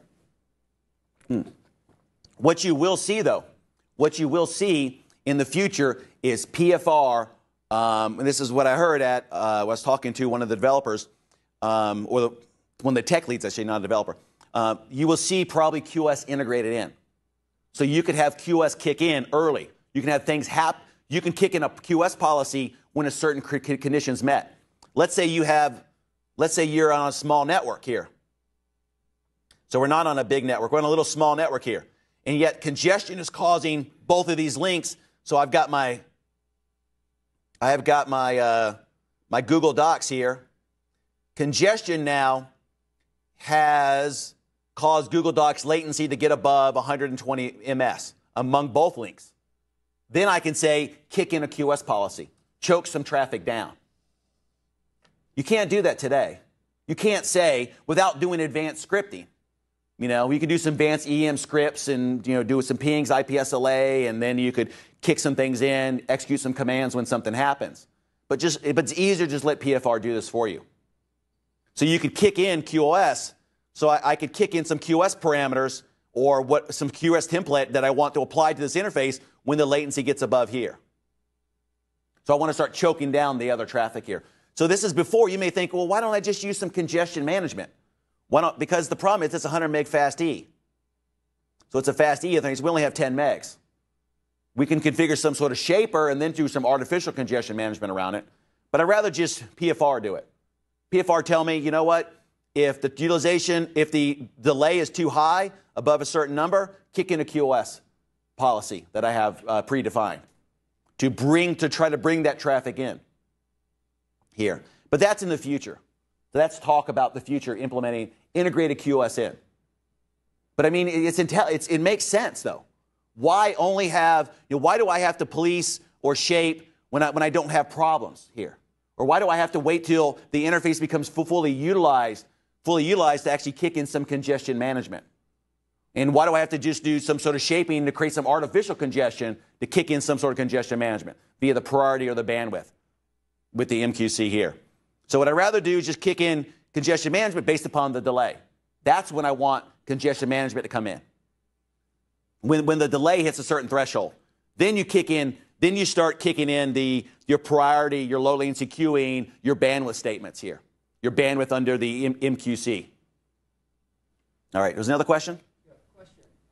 Now, the diagram on the screen right now, let's say I have two external links and one internal. Can I apply the MC and the border on that routers and implement, let's say, if the links, the primary links for now the utilization up to 50%, I want to kick in policy routing to move the FTP traffic to the secondary link that is not being used. Correct. You can.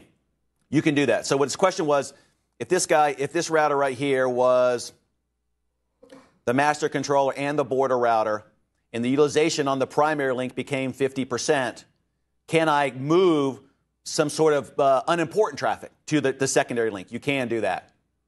So I can move my FTP traffic over. In the newer versions of PFR, it could do in-bar. You could just match in-bar. You could match FTP using in-bar. And it could just move it over based upon. So you don't have to, you can use PFR to optimize certain traffic, but you can also use PFR to drop out traffic when congestion occurs. What I could also do is when I hit 50% or whatever my utilization is, I could have PFR black hole FTP traffic. So I could drop it to null zero. So I could drop traffic. So let's say I'm a service provider. Hope my service provider has more than one router and two links. But so let's say I'm a service provider here. And once the utilization gets kicked up here, so let's say it's not 50%, but it's near 100% here. So it's near 100%. What I can do is I can start moving some of the traffic, the lower, maybe CS1, DSCP value CS1 to the other link. So the other link is like a slower link. It's a cheaper, slower link. Maybe it's, a smaller ISP you're connected to. So you can start moving. So rather than optimizing traffic, you can use it to flip around backwards to basically move junk traffic around when the utilization kicks in.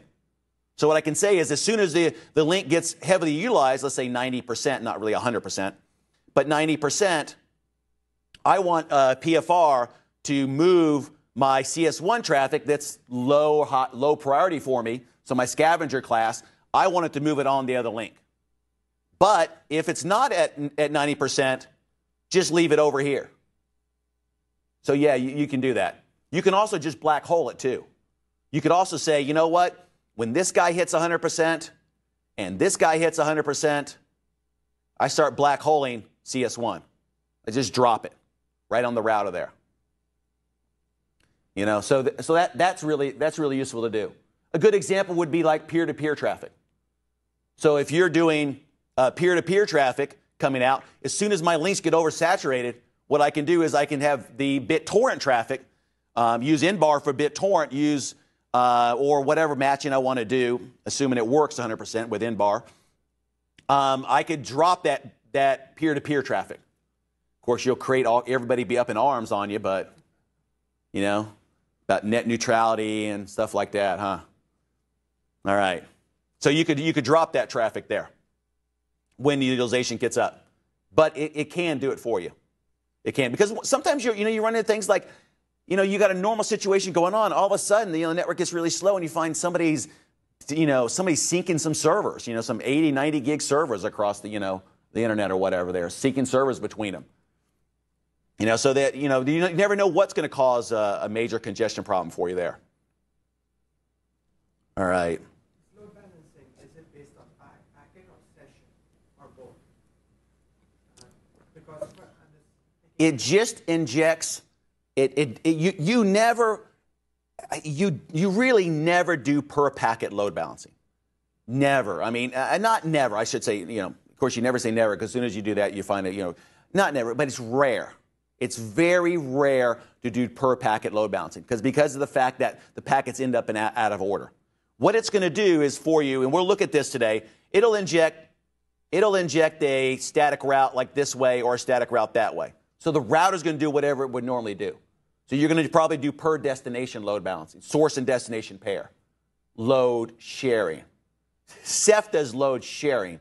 PFR does load balancing. So if anybody says to you, we're doing load balancing, and you can go, no, you're not doing load balancing. You're doing load sharing. You can even, when you look at this show IP Ceph and address internal, it shows you what the share count is. Or show IP route on an EIGRP route, it'll show you what the share count is. It's not balancing. Balancing is actually looking at the load and then making an intelligent decision based upon the load. So that's what you want at the end of the day. All right, any other questions so far before we start delving into the configuration here?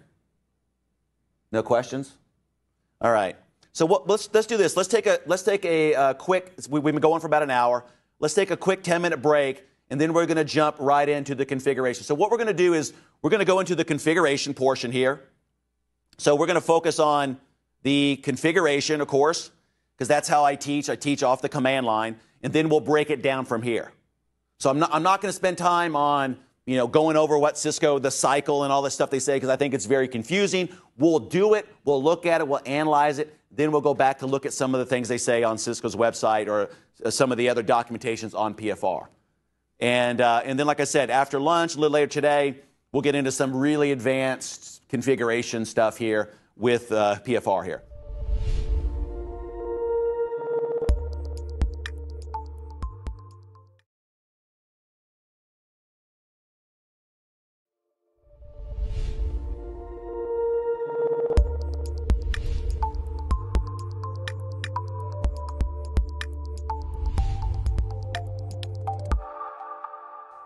Okay, so let's look at the topology we're going to use. So we're going to go right into configuring PFR. All right, so we're going to go right into configuring this here.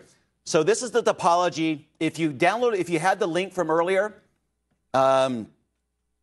if not, this is the link right there where you can download the topology that we use, the diagrams, and you can also download the initial configurations I have loaded in.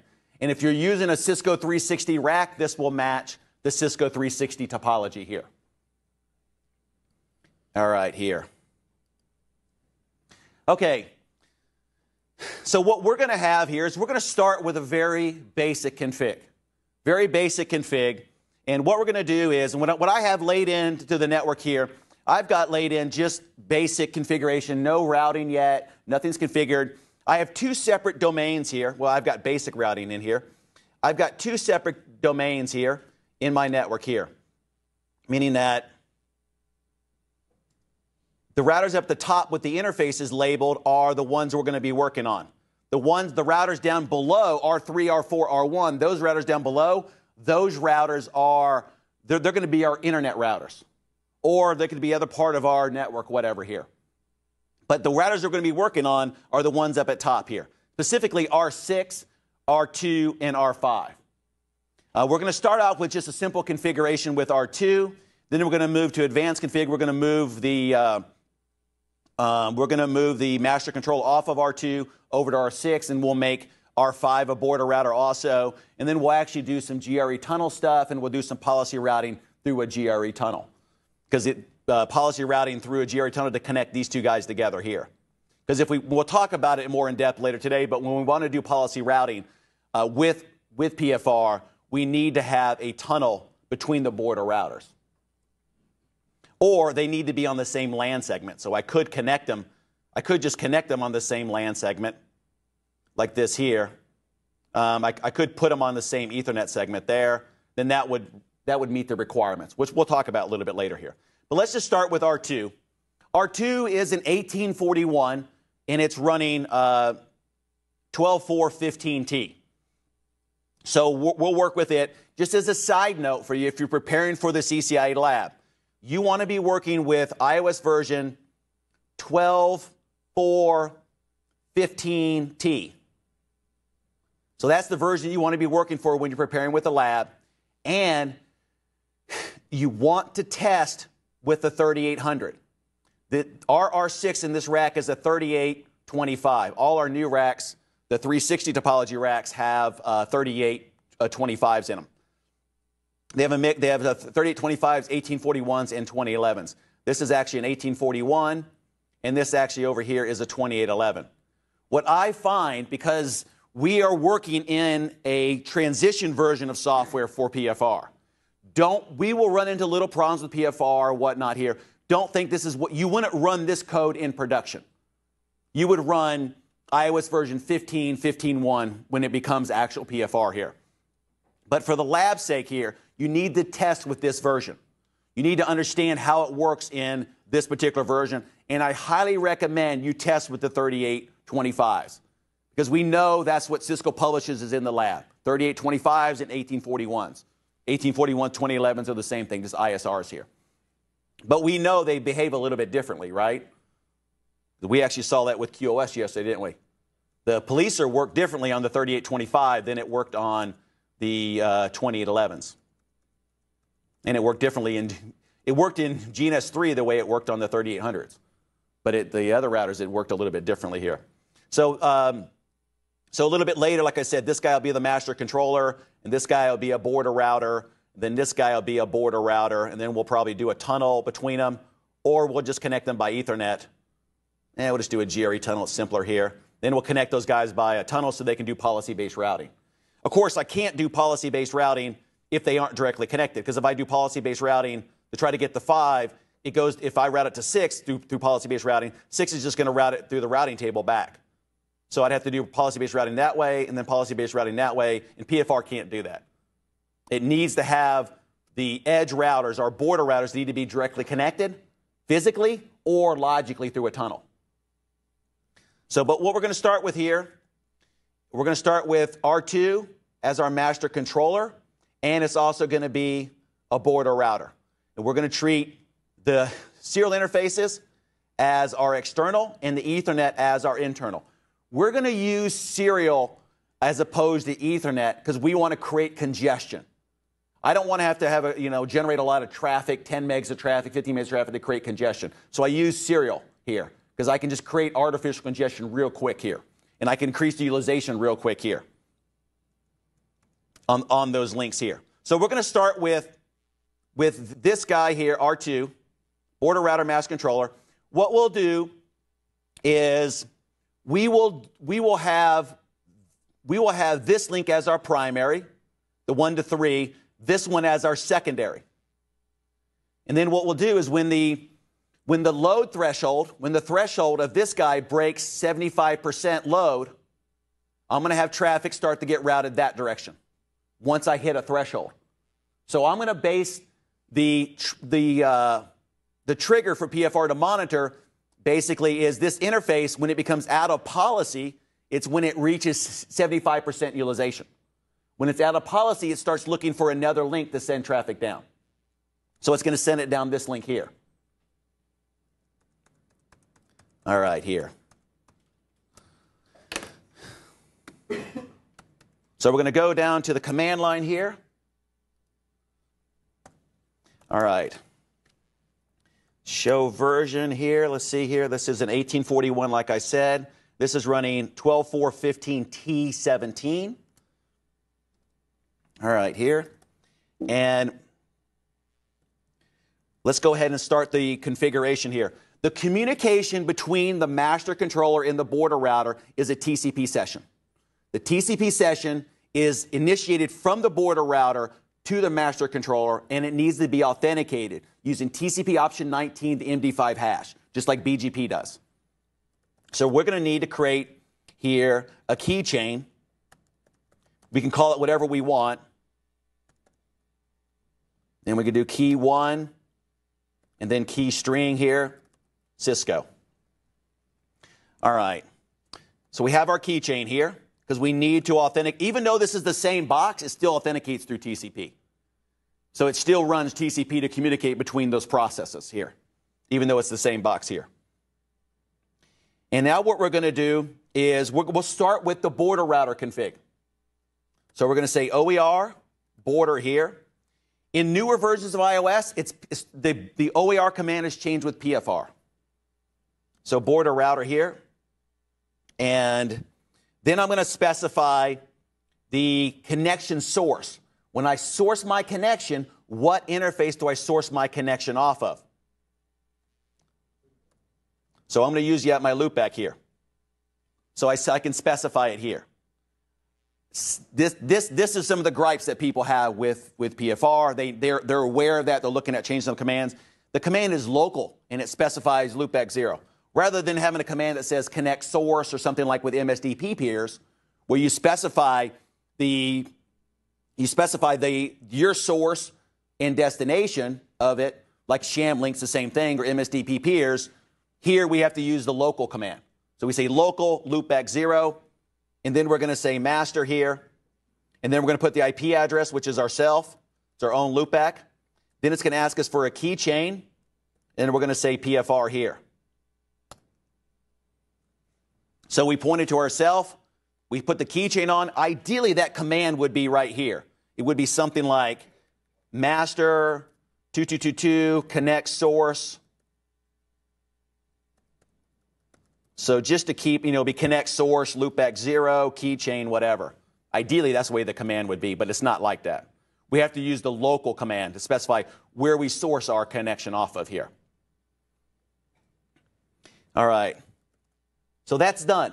The border router is done. That's it. You don't do a lot on the border router. Very, very, very little on the border router. All we do is specify the connection back. All the configuration, all the intelligence occurs on the master controller. So do, show, run, pipe, section, OER. So there's what we have. We specified the source of our connection, which is the loopback, and then we specified what the master is, and then the IP address and the key, and then we specify the keychain. This is for the authentication of the TCP session. Now what I'm going to do is I'm going to configure OER master. Then I'm going to say border and 2222, and then keychain PFR. Now, since the master controller doesn't initiate the TCP session, we don't specify a source interface for him because he doesn't initiate the TCP session. He just listens for the TCP session. It's always initiated by the border router, correct. So once I'm in here, I need to define my infrastructure, my interfaces here. So I'm going to do a do show IP interface brief. And then I'm going to specify my internal interface, which is going to be this guy right here. Interface, and then specify internal on the end. Then I'm going to go interface. This is going to be external. And you can see it brings us under a special configuration mode when we specify external here. A few of these commands we'll go into here, like link group, max transit utilization here. The max transit utilization defaults to 75%, which is what we're going to use here. Cost minimization, if you're going to do cost, you can do routing based upon cost, which you can do here. Downgrade is a BGP community that you can set on a route so that you can have your ISP do things based upon a community here. Link group, we'll talk about this afternoon. So we can say that I want to have some primary links for like VoIP. So VoIP, I want to use these links, and then backup, I want to use these other links. So I can tell it which links to hunt for. So when it hunts for a preferred exit, an alternate exit when a traffic's out of policy, what it can do is it can look only on certain links if they're available, and then finally fall over if those aren't available. So that's what a link group will do for us here. So we'll look at that a little bit later today after lunch. Maximum, some additional stuff here, but we're just going to focus on the basic config for now, and let's go back to our other interface, and that's 2.3. So that the first external was connected to R1, the second external was connected to R3. So it's these interfaces there that this guy's connected on here. So it's that interface there, and then that interface there, connected down like this. So that's our external, and this is our internal here. So that's internal, that's external there. It needs 2 externals and 1 internal. You can do all kinds of things. You can do one of the externals could be a tunnel. It doesn't have to be a real interface. It could be a tunnel, could be a virtual interface, but you need 2. Because it has to make decisions, one or the other. Which way do you route? I mean, why would you even use PFR if you only had one route out, right? Wouldn't make sense. All right, unless, I should say that, take it back, unless PFR integrates in QoS. Then it makes sense if you only have one link out to run PFR, because it could implement a QoS policy when certain conditions happen. When link utilization increases, when delay hits a certain amount, when jitter for a certain voice pro for IPSLA hits a certain threshold. So then it makes sense. But today, we're just routing here. No QoS involved. But I think the future will hold QoS for us here. All right. So now I've defined my basic infrastructure. And I'm like 8 levels deep in here. Look at those exit commands. 4, 4, 4. Could have just typed in, of course, get out of there. Show, run, pipe, section, OER. So look at the border and the master here. All right, so there's our master. Defines the border router, defines the keychain, the interface here, externals. There's my internal interface. And it needs to know what the flow of the traffic is. It needs to know what the flow, that's why it wants your internal, your externals. It needs to know what's external. You need to define this here. I mean, you can't imagine going on a network and saying, hey, I can fix your routing, and the customer doesn't tell you which is internal, which is external.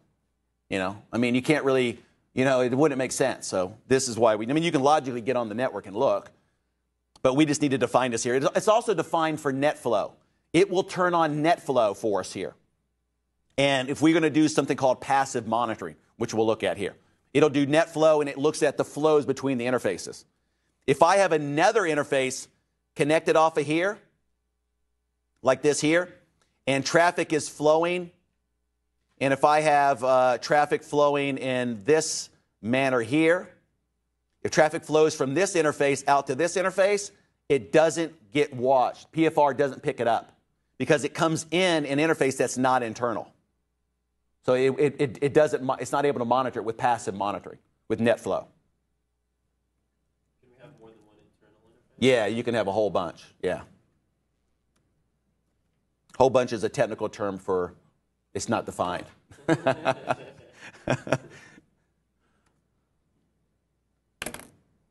was that command we looked at? We saw the stuff in there yesterday. What was that? What was that command we looked at? We saw stuff. Oh, show frame relay. And that's what we see. SVC stuff right there. Show frame relay SVC stuff. Like, what are you configuring? SVC stuff, right? I think that developer was tired of that feature. Just show stuff. That's a funny one. All right. So we look at our configuration here. The configuration looks correct. Now, here's the thing about PFR. This is the thing in all the thing we've talked about these last 2 weeks here. The biggest thing is you can't rely on the configuration to determine what's really happening. You've got to look at the show commands. And we're not going to spend a lot of time looking at the configuration here. We're going to put the configuration in, but it's going to be spending time on the show commands to verify what's actually occurring. If you are relying on the show commands for troubleshooting, it's not going to help you out much in the real lab. You've got to rely on those show commands. You've got to rely on the debug and the show commands to really have a good shot, especially with PFR. Because the configuration is one thing, but what's actually happening may not match up with what you think is going to happen. All right, so looks like our configuration here. So let's do a show OER master. Let's look at what we have here. So we do a show OER master. We see the OER state is enable and active. We can shut down the OER master. We can go in OER master shutdown. We can just turn it off. So enable. You can also go to the border and do a shutdown. So you can shut it down. The border router, if you need to make changes to it, infrastructure changes, meaning you put the wrong keychain or something in, you need to do a shutdown first, do a no on it, put the right one on, and then do a no shut. So it specifies the connection status is success. The port number is 3949. And show TCP brief all here. And we can see here we do have this connection. So there's the connection between the border router and the master controller here. So that connection has been established here. The master controller, yes. So if you have an access list or you have a firewall in the middle, it needs to allow destination port 3949 to reach the master controller. And of course, that's a TCP session there. The version here, the version we are going to be working on is 2.1. So that is the version here that we are going to be working with here. With the version that we have here, this version number, the major version number, must match between the border router and the master controller. You can't have, like if you get the iOS version 15, that version is going to be 3 whatever here. So that will not work with a router running version 2. So that version number must match.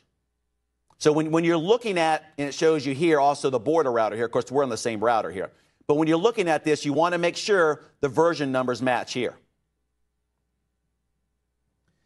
If the minor version here, so this is the minor version, like in version 12.4.15T here, this is version 2.1, but if you get up to like 12.4.24T, so the last release here for iOS version, that'll be 2.2. If you have a mismatch between the minor versions, the master controller must be the higher version. So the 2 must be the master controller. The borders can be either or. So you can have borders that are 2.1 and borders that are 2.2 here. But you cannot have a situation where the master controller is 2.1 and the border router is 2.2 here. So just remember that when you're testing. Try to keep your iOS versions kind of close to each other here. And so in the lab, you want to be running 2.1 anyways, because that's what you want to be practicing with. But if you're doing it in the real world, go ahead and jump up to version 3. Go ahead and jump up to version iOS version 15, assuming you have licenses. Not asking you to pirate the iOS, right? All right. All right, here.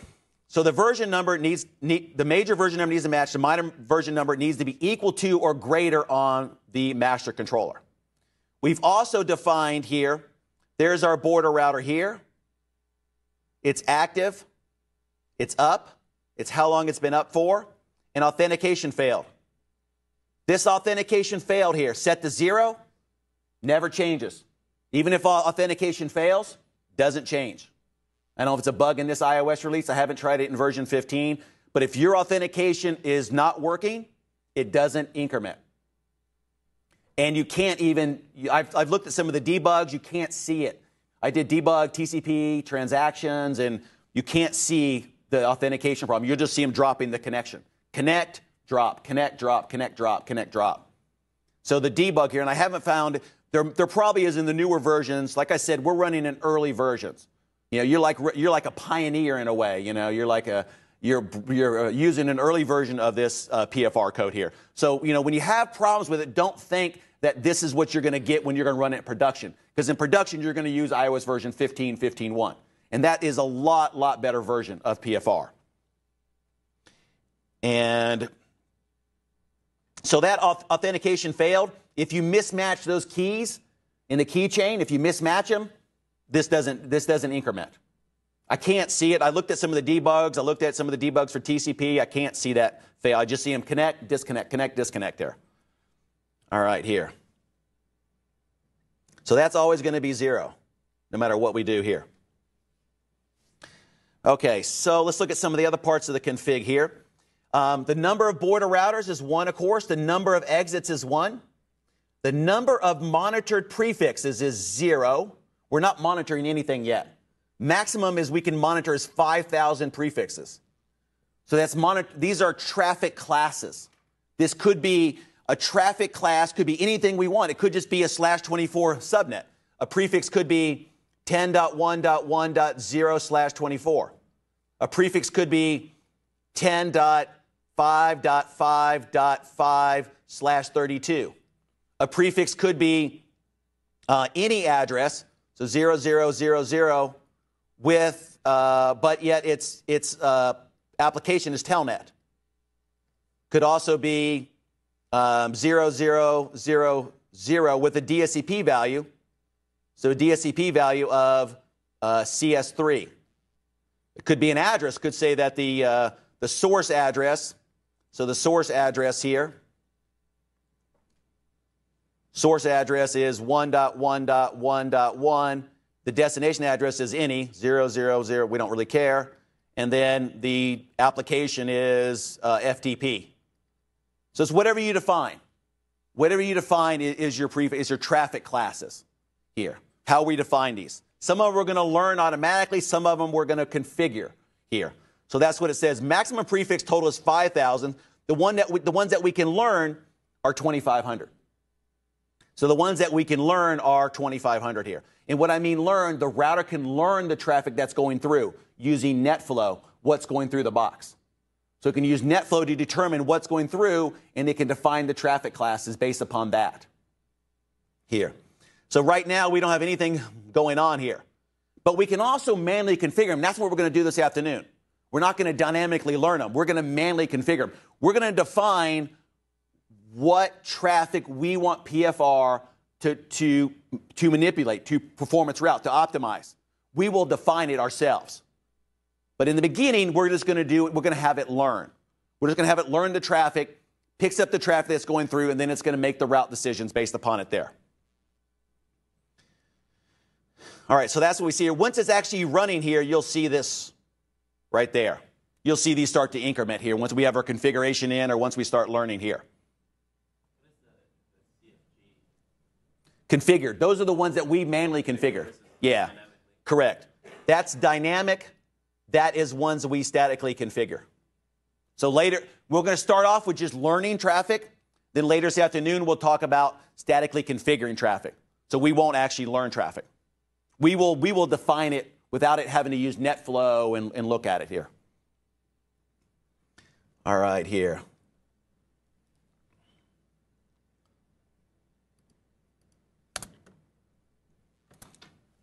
One of the nice things about PFR config, one of the things I do like about it, the show command here is just showing you what a lot of this is related to what the configuration is. They're actual commands. It's showing you what the commands are, basically the defaults here. So a couple things we're going to look at here is going to be, we're not going to, and I'm going to skip over some of the more complicated things until later. So, but we will go through every line item here. The max range utilization percent is 20 here. So what it's saying is here is that if we're trying to keep the interfaces to do load balancing, the difference between the two can only be 20%. Can only be 20%. So if one's running 70, one is running at 30, they're considered out of policy because they're more than 20% difference in the two. So that's just showing you what the max range percent is here. These are the defaults, yeah. Exactly, yeah. You can also do the receive utilization here.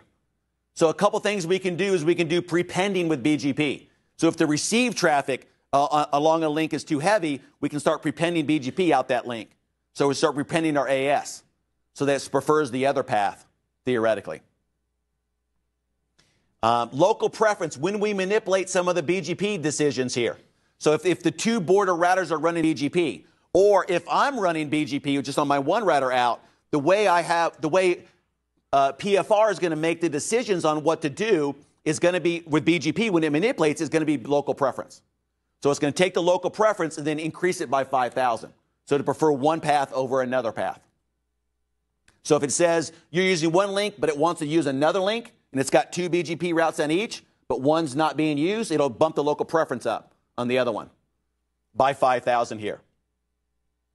If it does a static route, if we're using static routes to make changes, and that's where we're going to start. Start with static routes. We're going to start with static routes, and the main thing we're going to focus on is static, and we'll do a little bit of BGP, but then we're going to focus on policy-based routing.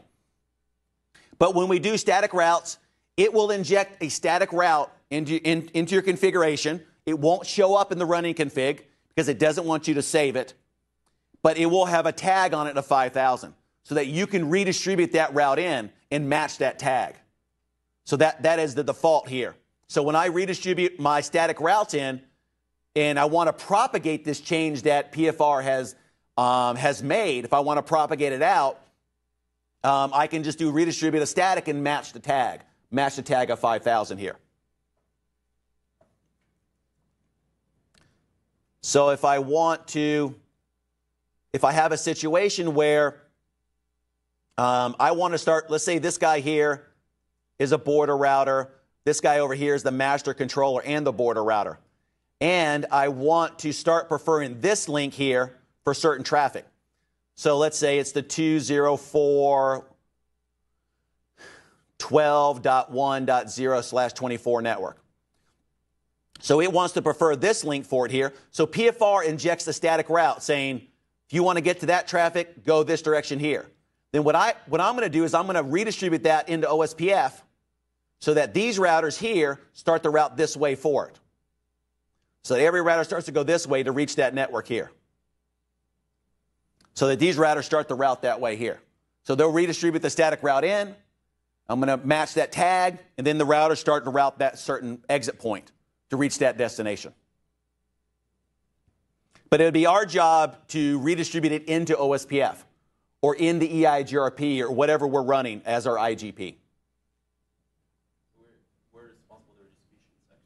Correct. You are. Yeah, you're responsible because it doesn't know about what goes on back in the back end of your network. You know, it doesn't know. It's not going to go on every router and then do a static route on it because it's too complicated. So it's easier just to just redistribute it into OSPF or EIGRP, whatever you're doing, match the tag, and then let it propagate through. And then ideally, this is a more specific route than what you have already. Because maybe these guys are just defaulting. So they're just using a default route there to get out here.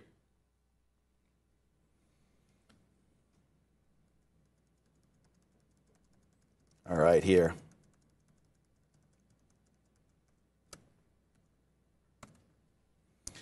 So that's what that static route. The trace probe delay we'll talk about a little later. Logging is something that we want to do. It just gives us information about what's going on. Just gives us information about what's going on, what PFR is doing. It's a little chatty, but it's definitely worth seeing.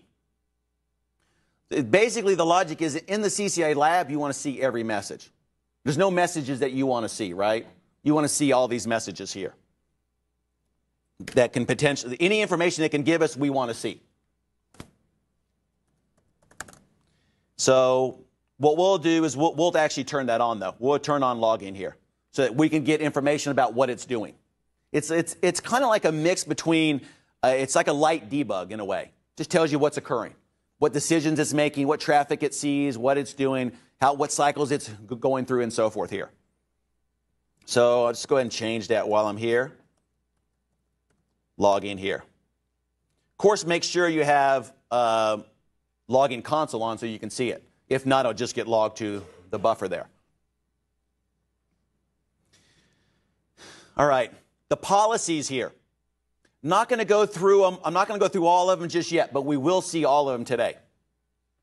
The back off is like a dampening on once I make it's basically a dampening on some of the processes. Once I cycle through a particular traffic class and I make a decision not to do anything with it, I'll back off it. And then I'll back off it more. Then I'll back off it more and back off it more, up to 3,000 seconds. So that, you know, if I keep looking at traffic, the idea is you don't want the box to constantly look at particular types of traffic if there's no changes to be made. So it just backs off, backs off, backs off. So it starts at 300 seconds, the increments by 300 seconds, and the maximum it can back off is 3,000 seconds. And this relates to the traffic class monitoring, which we'll look at here.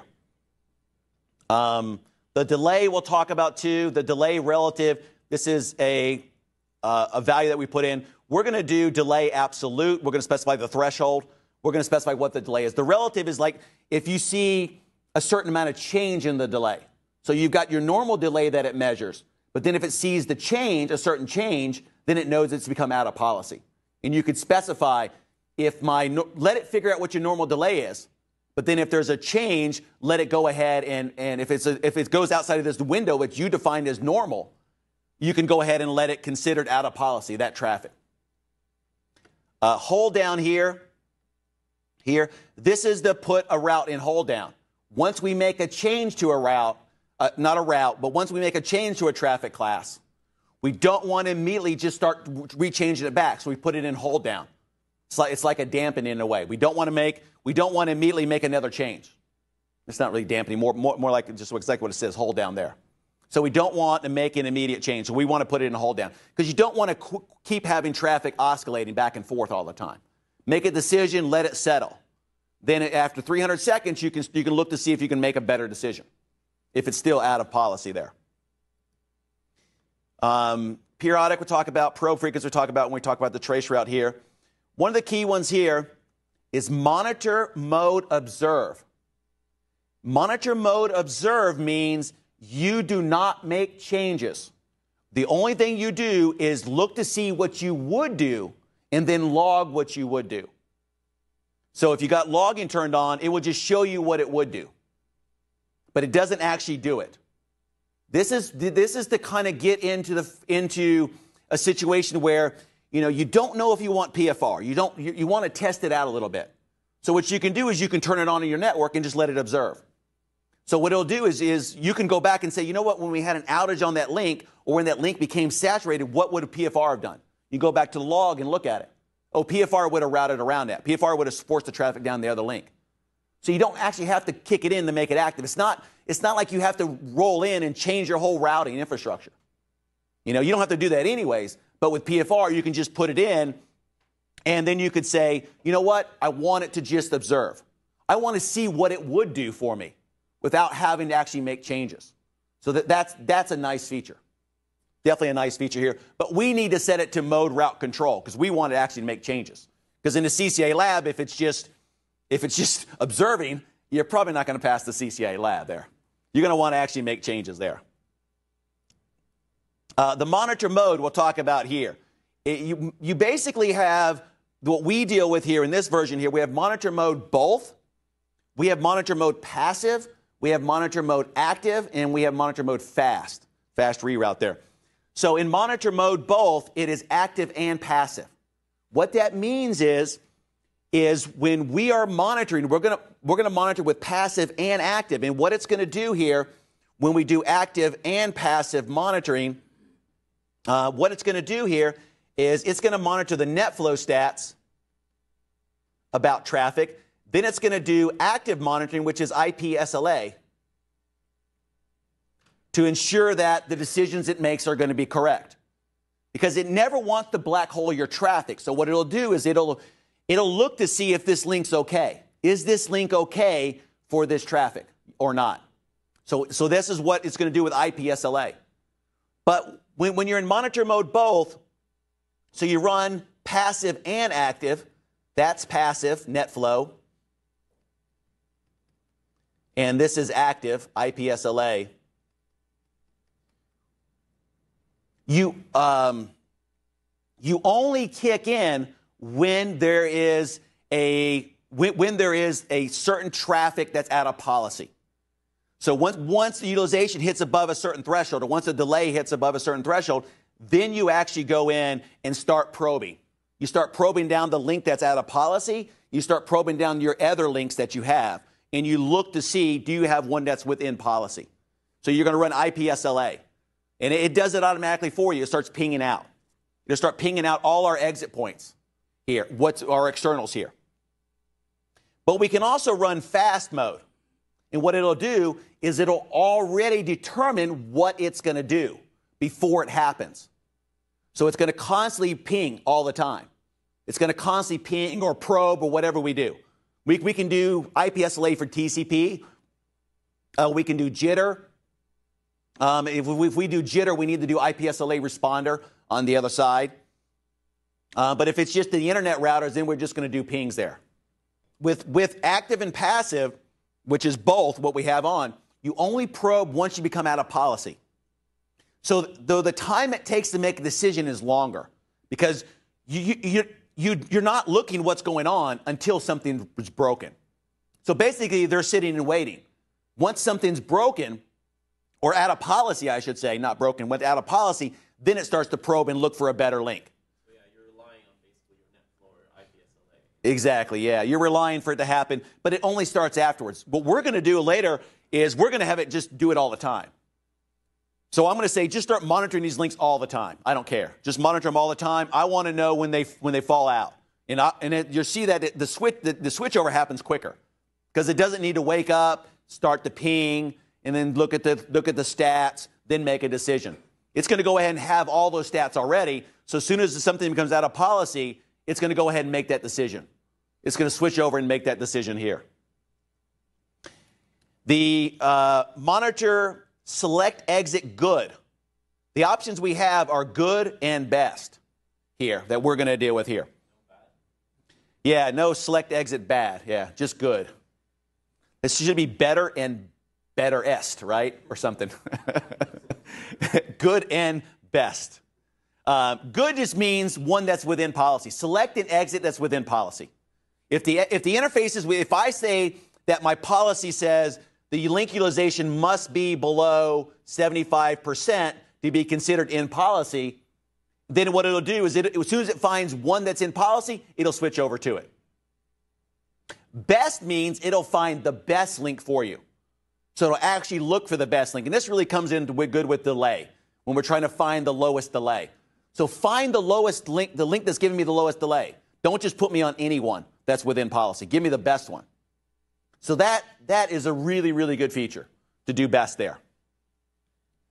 Loss here, well, we can also make routing decisions or policy decisions based upon packet loss. We'll talk about this here. This is number of packets that we lose here. So number of packets we lose here. And this could be through IPSLA, or it could be through passive monitoring with TCP. With NetFlow, we can get a lot of stats about the TCP session. So we can see it when a packet's been dropped. We know by looking at the TCP session when a packet was dropped. We know when they're having to resend a packet here. So we can pick that up with NetFlow. And we can also do it with IPSLA when we get packet drops. Jitter threshold, we'll go into that a little bit later too. Jitter will specify what are we going to do based upon the jitter. Are we going to make, you can make routing decisions based upon the jitter you're receiving among different links. And this could be very important for VoIP. So you got voice over IP, and not that you're connecting it to the internet, but it could just be your corporate network. So your office connected out to the WAN. So you got two connections out to the WAN, and you want to make decisions and send the traffic based upon the link that's giving you the least jitter. MOS, the mean opinion score here, we can also route that. That's a little bit more advanced. It's going to do IPSLA for voice here. Unreachables here. So if we can't even reach. So if we're doing IPSLA probe, we can't even reach a particular destination here. We'll look at all these here. And then what's on here is, what we have on is resolve delay here. So we're going to resolve for a delay. So it means we are going to consider traffic that has a certain delay characteristic to be out of policy, and we're going to want to fix it. That's what resolve is. When you resolve, you're trying to fix. You're trying to optimize it. So that's on by default. What we're going to start with here is resolve utilization. So we're going to start with utilization here. So we're going to resolve based upon the link utilization. This is the simplest example we're going to do. But the resolve delay is on, and it's got a higher priority here. So you can specify the priority. Which is more important to you? Is delay more important than link utilization? Which is more important to you for a particular traffic class here? And erase that. Let's go down a little bit more here. So the learning here. So we're doing learning here, and on learning, it is the traffic we are going to dynamically learn. So what traffic are we going to dynamically learn? This morning, we're going to do learning traffic classes dynamically. Later on, we're going to define our traffic classes. This is what we looked at earlier when we said this right here, learn, 0. So we can either learn traffic or we can configure the traffic that we are going to optimize here. So this is specifying it here. So the learning state is currently disabled here. We'll go through these here. We're going to do it based upon throughput. BGP we'll talk about after lunch too. We can specify what protocol to monitor. So by default, it's going to monitor everything with NetFlow. It's going to monitor ICMP, UDP, TCP. It's going to monitor all the traffic types. But we can get in there and specify what we want to monitor. We can get into very complicated configs. We can do very complicated configs in here. There's actually a lot you can do with the learn here. The monitor period. The monitor period here specifies, and this is kind of important. Well, actually, it's very important here. So the monitor period here, what this is specifying here, the monitor period here is for 5 minutes. And then the periodic interval is 120 minutes. So what we have is, in a timeline here, what we have is at time 0 here, we're going to monitor for 5 minutes. So we're going to monitor here for 5 minutes here. So for 5 minutes. We're going to monitor. That means collect stats, probe, do whatever we need to do. So collect stats. So we're going to wake up and collect, not probe, but we're going to wake up and start looking at the traffic. Is everything in order? Is everything in policy here? If we find traffic that's out of policy, then we will start acting upon it. We'll start doing the probes. We'll start looking at the traffic classes here. We'll start trying to optimize it here. But if everything's okay, we'll wake up for 5 minutes, look at what's going on. Then what we'll do is we'll go back to sleep for 120 minutes here. So we'll go to sleep for 120 minutes. Minutes there. Then after 120 minutes, we'll wake back up. We'll wake back up and start all over again. So then we'll wake back up for 5 minutes, then go to sleep for another 120 minutes. So if something were to happen, like right after you run that 5-minute interval, something happens at 10 minutes and it stays for like the next 15 minutes, you're not going to pick it up? So the question was, if you run it for 5 minutes, and then something happens sometime out here in this time frame, what's going to happen? Nothing. It sits in and it's asleep for that long here. Don't you have your SLAs and your network supposed to trigger it to come up? If you're doing dynamic learning, it's not. If you're doing dynamic learning, it's not. It doesn't do anything. It sleeps. These values will be changed in the future. I think they're going to be changed down to some very low value because this sleep at 2 hours is kind of worthless. You know, go to sleep for 2 hours. So if you're in the CCA lab and you were doing this, if you missed that window, it's all over. It's 2 hours later before he even tries to optimize. By that time, they're giving you the boot time to go home, right? 2 hours later there. So what we're going to do is we're going to set these down. We're not going to use these values. We're going to set it down to 1 minute and then 0. So we never want it to sleep. We want it to monitor for 1 minute and then sleep for 0. So it's basically constantly monitoring. It's constantly monitoring, writing data to the PFR database. What it sees. Monitor, write data, monitor, write data, monitor, write data. That's for learning traffic that we dynamically learn. I suspect that they probably won't do a lot of dynamic learning traffic in the CCA lab because it's a little, they're going to have to generate traffic to do that. So there's ways we can manually configure this so we don't have to learn the traffic. That would be the simplest to do. That would be the simplest to do. So if I was writing an exam, I would probably not do learning, because then I have to do traffic generation, which is a little bit harder to do. And then on top of that, I would have to rely on your network working to generate that traffic. So the grading could be very complicated to do. Because if you miss something in OSPF and you're not routing correctly, yet my traffic generation needs OSPF to work so I can generate traffic through here, it'd be hard. So I imagine this is probably not going to be used that much, the dynamic learning. But we want to see how it works, because we are not here just to learn whatever they do in the CCA lab, right? We want to understand the technology too. Prefix aggregation here. If we're going to learn traffic just based upon subnets, IP subnets, it's going to always aggregate them to /24s. So what it's going to do is when PFR wants to go down and say, give me the traffic that you have going through these interfaces, it's going to say aggregate them to /24s. So it's going to, because that's the decisions I'm going to make. So I'm going to make decisions. I'm going to make decisions, path decisions, based upon /24 subnets. So what I want to know is what is the utilization for /24x, and what is the utilization for /24y. If this utilization is 2 megs and this utilization is half a meg, then I know it gives me a little picture about what's going on.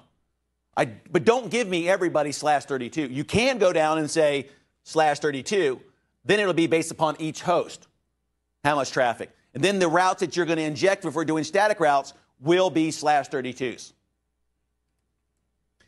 The number of prefixes we can learn, we limited to 100 here. And how long do we keep them in our database if there's nothing happening with them?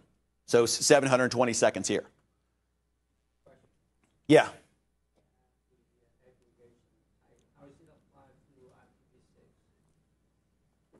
This doesn't work for IPv6, which we're happy for, right? For the CCA lab. Put that on the way down on the roadmap there. With IPv6, you're just happy it works, right? Woo, I got there, Not that many sites you can get, not that many people are. I mean, there is IPv6 out there, and like Facebook has an IPv6 site and stuff, and that you can reach on the IPv6 internet. But yeah, not a lot there. But so aggregation type, we'll look at this here. We can aggregate it also based upon the BGP prefix. So what is the BGP routes that they have in the routing table? And we'll aggregate based upon those, because that's what we're going to manipulate at the end of the day. If BGP has /20s or BGP has, /16s, that's how we're going to aggregate the traffic up, because that's how we're going to move the traffic anyways.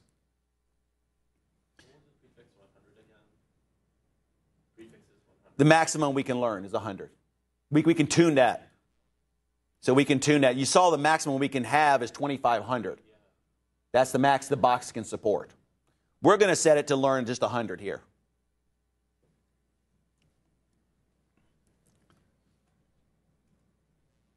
All right, here. So let's finish up our infrastructure real quick. And infrastructure means our static routes and so forth. This is up and working. We see this is up and working now. Now what we need to do, let's look back at our topology here. Now what we need to do is PFR has a concept, and this is very, very important, of parent routes. It must know that you wanted to route down a link before it would route down a link. If it doesn't have a parent route, it will not use the link. So a parent route could be a BGP route, or it could be a static route here. It must know that you want to route down that link. So let me clear some of this stuff off here. What's that? It must know, let's look at it here. Let me clean this off real quick.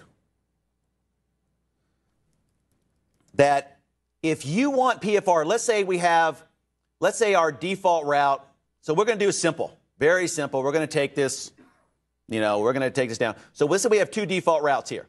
So we have a default route 0, 0, 0, 0. And that default route is pointing down that interface there. In order for you to get PFR to route traffic down this link, it must know that you would route down that link for the traffic. So there must be a route down here, a floating static route, if we're going to do static routes here. There must be a floating static route. Some route that's equal to or encompasses less specific than. Somehow or another, we need to have one in here. So what we'll do, simple case, our parent route will be this down the other link. And we'll put it a floating static. We'll make an administrative distance of 5. So we have 2 defaults. One down to 3, one down to 1. The one that's down to 3 will be the one in the routing table. The floating static will just be in the config. It's a backup, correct. PFR can view that route in the global configuration. It can see it, that it is a backup route. So you have to have those fixes first of all in order to... You must have some way, PFR must know that you would some way route down here. Yeah, so it doesn't have to be defaults. It could just be something like 173.100/16. And then that goes down the link to 3. Then you have another one, 173.100/16. And then that's an administrative distance of 5 or 10 or something here. So that's a parent route. It must know that you intend the route down here. If you look at it and you would never route down that link, PFR doesn't want to route down there for you because you would never route down that link. Let's say it's like this scenario here. So it relies on your route, like your RIF, basically. Yeah, it's just it doesn't look at the... let me open up this link here.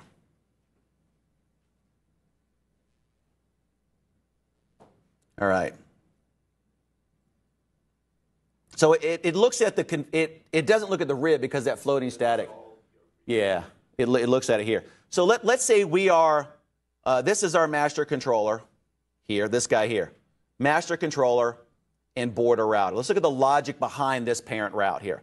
So let's say we're running BGP with this guy. So we're running BGP with this guy. This is ISP A, and this is ISP B. Here, and this is our own AS here. Now, let's say we got traffic from these guys. We're receiving the full internet routing table. So 350,000 odd routes from each, whatever. So we have the routes here. And so we have in the BGP table, and then let's say you have, you're preferring this guy. So you're preferring that guy for all the routes. This guy's just kind of a backup. So you basically bump the local preference, you basically bump the local preference up on that guy over there, so you prefer him. So his local preference here is 2,500. His local preference defaults to 100 here. So your BGP decision process, you are choosing this guy here for the best path. All right. Now, you have traffic that's, the link starts to get utilized. So the link gets above 75% utilization. Now you got traffic starting to come in here. So let's say you've got link above here, and you've got some traffic. Let's say it's a 204.12.10/24. So that traffic is on that link, and it's pulling about a meg. Let's just say it's pulling 1 meg here. So let's say performance routing says it picks this up as a traffic class, and then it wants to move it to the other link to kind of alleviate the load. So how do we move to the other link? We inject a static route, or we manipulate BGP. But if it looks in your BGP rib and doesn't see that this ISP is not sending you that route, so this ISP is sending you this, so it's sending you the 204.12.1.0/24, but this one is not sending it to you, you would never want to route that way, would you? No, because he can't get there. If he could get there, he'd be sending you the route. So what the parent route concept is protecting PFR from black holing traffic. So it's protecting PFR from black holing traffic. You don't want the black hole traffic. That's what the concept is. It must see that you would use this route. It must know that that router can reach that traffic. Because last thing it wants to do is, if the link is 75% utilized and traffic starts to get congested, but then you point it out here and then you end up black holing it because that guy can't get there, that's worse. That's not what you want. You're trying to optimize. You're trying to optimize the network, not make it worse. So it has this concept of a parent route. It can be, for us, it can be BGP as a parent route, or it could be a static route. Must be one of the two. When we look at some of the debugs a little bit later, you'll see when we do some troubleshooting this afternoon, you'll see in there it says, when we were missing it, it'll say no BGP, no static, no BGP, no static. It'll complain about it, that it's missing here. But that's the concept of the parent route. It's probably one of the biggest hurdles that people have to learning PFR because they don't understand that concept. But PFR must know that you're trying to route down this particular link here. So let's go back here. So that's what we're going to do. We're just going to put on 2 static routes. So let's do a ping 173.123.3. So that's our primary. And then ping. So these are slow links because I'm also going to try to create congestion here today. Ping 173.112.1. All right, so there's the other link there. So I'm going to put on my floating static route, my primary route, then my floating static route here. And 173.123. So that's going to be my primary to R3, if you look at the diagram. Then my secondary, my floating will be .1, and we'll give it an administrative distance of 5. Do show IP route static. So I see the primary, the other one's not there. PFR can see that there is a floating static, though. PFR can see it. So it's not a problem for PFR. It can be, and this could be like BGP. If we were running BGP, which we'll do, if we were running BGP, we would have both of them in the rib. It selects one. So it knows that, yes, that other ISP is sending me that route, so it could route down there. So that's a path it would take there. So now when I do, so let's see, you know what I need to do too is I need to go back onto 3 and make sure he's got a default route because they're not routing with each other here. I'm just going to have, just for simplicity's sake, this is our ISP, and we're just going to route back. Of course, hopefully your ISP is not defaulting to you. And that's the 2. And let's go to R1 here. And IP route 0000, and 173.112.1. Yep, 12.2, sorry. And ping 2.2.2.2. See if I can ping that loop back. And I can. And then 3, ping 2.2.2.2. And I can ping that loop. So I can ping R2's loopback. Everybody's got a loopback on. It's a device so if it's R1, it's 1111. If it's R2, it's 2222, and so forth. So that is, they have a loopback 0 on. And let's go to router 2 here. And just with standard routing, I should be able to reach 3333, which I can. I should be able to reach 1111.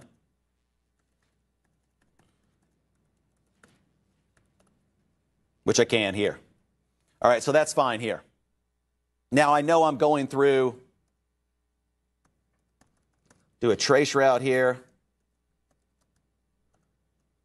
And so I'm going through 3. That's fine. So we're going to be doing a lot of trace routes. Let's turn that off here today. No IP, ICMP. And what we want to do here, let's go ahead and rate limit. Should have been I, unreachable. So let's do a no on that here. Show IP, ICMP rate limit here. So it's off now. That's the default rate limiting that's in the iOS for ICMP unreachables. That's why we get that star. You can see it's like on this guy here. So we're going to turn that off. No IP, ICMP rate limit unreachables there. So now when I do my trace routes from 2, I don't get that star in there. It's a lot faster. All right. By default, the routers try to rate limit that. If you look at it here, it tries to rate limit that ICMP. Don't close that.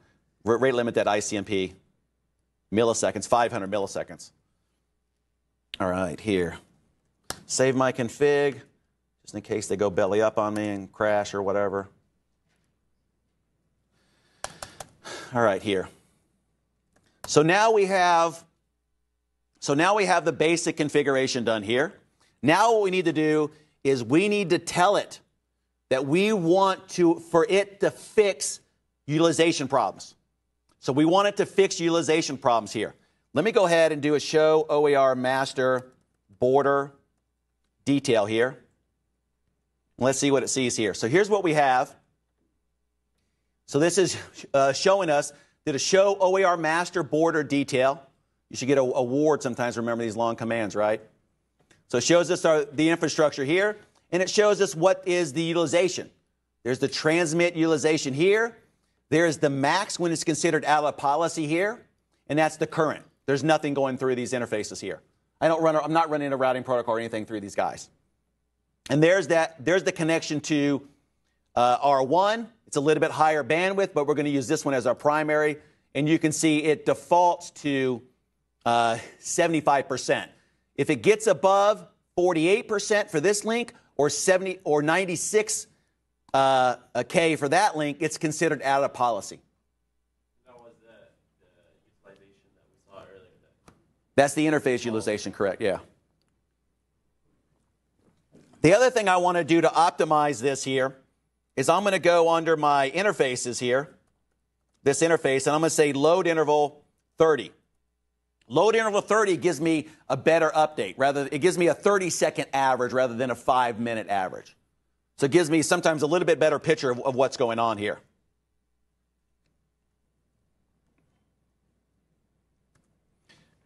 All right, so now what we need to do, show, run, section OER. So now what we need to do is let's go ahead and make a couple changes here. Let's look at it, show OER master. Let's look at what we're going to change before we make changes here. What I'm going to do is I'm going to say no on resolve delay. I don't want to resolve for delay. I just want to resolve for utilization. The default link utilization is 75%. So I'm going to resolve for utilization only. So it's 75%. The other link can be as far away as 20% variance. There's a variance, so it can be without. So you're specifying what is the variance for the other links here. We'll talk a little bit about variance, especially when we get into delay a little bit later. But we're just going to start with basic utilization here. So let's go turn that one off. Then we're going to turn this off here. We're going to turn that off. Just put a no on it once we get under the configuration here. Then what we're going to do is we're going to learn throughput. So we're going to go under learning. We're going to go to throughput. And then we're going to optimize the monitor period. The monitor period and the periodic interval here. We're going to set that to 1 and set that to 0. The other thing we need to do is we need to set the mode to route control. We want it to actually make changes. So that if you're just in observe mode, you don't make changes, you just log what you would do. So like I said, if you want to play around with this in the real world, you can put it in without doing any changes. You can just let it run for a few months and see what it would do. Then you can see, when we had that outage on that link or when that link became utilized and the users complained that they couldn't get to that site or it was too slow, this is what PFR would have done. It would have switched to the other link. It would have switched to the other link within a couple minutes, rather than we had to wait for the users to open up a ticket, call us, we went in there, we started routing traffic around or whatever here. So rather than us doing it there. All right, so let's go. This will be these default policy settings. This is going to affect all of our traffic. Later on, we're going to create custom policy settings for different types of traffic. Right now, all traffic will get affected by these policy settings we have here. So let's go to config T, OER master. And we turned login already, and we're going to turn this off. I don't really need to turn this off because I'm not going to learn delay, but I'm just going to go ahead and get it out of the way here. And then I'm going to say, what I want to do is I want to say mode route control. Mode route control. You won't do anything unless you say mode route control here. You're not going to make any changes. But later on, what we're going to do, like I said, is you see where it says default policy settings? This is the default policy. We're going to create copies of this. Basically, we're going to create an OER map. And then what we're going to do is with the OER map is we are going to manipulate different policy settings based upon certain types of traffic. Right now, everybody's going to get the same policy settings. The other one I'm going to change the back off. The back off means once you go through, once you monitor it, once you're watching a particular traffic class and you look to make potential changes, but yet it's considered in policy, you start backing off and get slower. So meaning that the more times it goes through and doesn't make a change, the less it starts to look at it. So what I want to do is I don't want to do that. So I'm just going to go 90 and 90 here. So the maximum I ever will back off is 90 seconds. So 90 seconds I'm going to try through. So I said mode route control, and then I said no resolve delay. All right, now I'm going to go into learning. As soon as I do learning, it's going to kick it in. As soon as I type learn, it's going to activate it here. Here, then I'm going to go throughput here. Then I'm going to specify my monitor period of 1.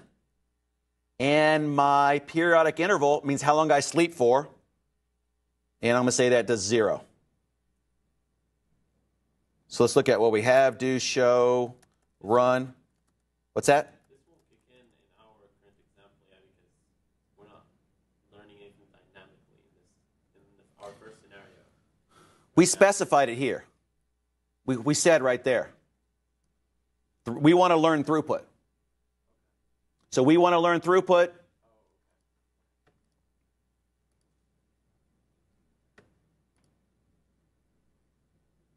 All right, here.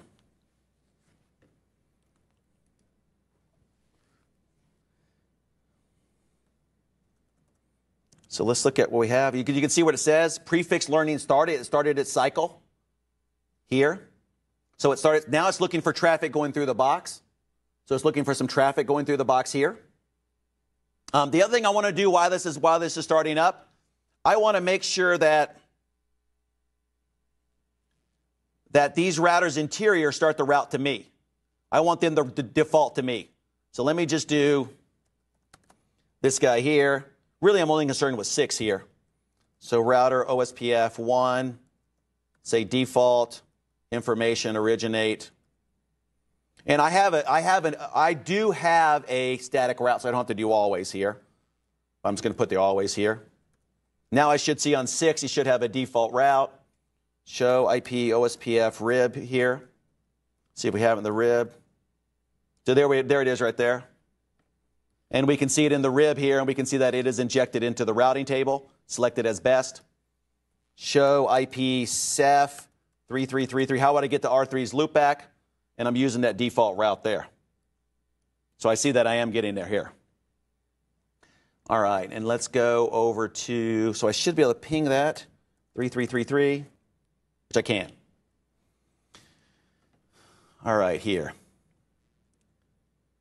Go back to R2 here. So show OER master. And when we're looking at this information, we'll do traffic class here. Nothing's going on. There's no traffic flow. Show IP cache flow. Let's see what it sees. It saw the ping here. So it was able to see the ping here, but it's not really seeing anything else here.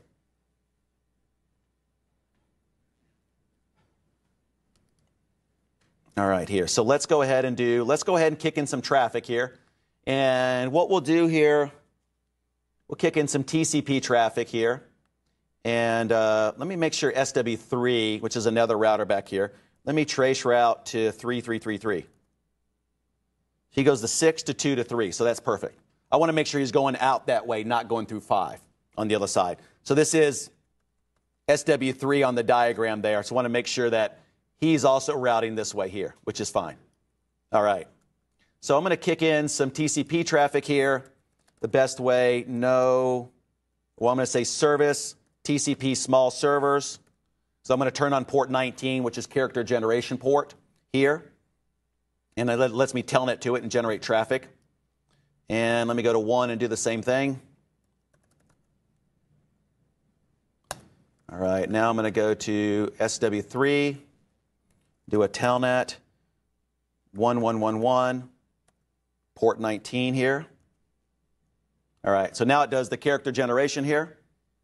So it's generating TCP stream for me. And the thing is about with NetFlow, this TCP stream, you want it to constantly be talking, working, so that it picks it up. Because you know, if there's nothing communicating between the devices, there's no TCP traffic between the devices. So I have this on here. Now if I look at the flow here, so now it actually sees it here. All right. Looks like it's actually, so let's see the cache flow here.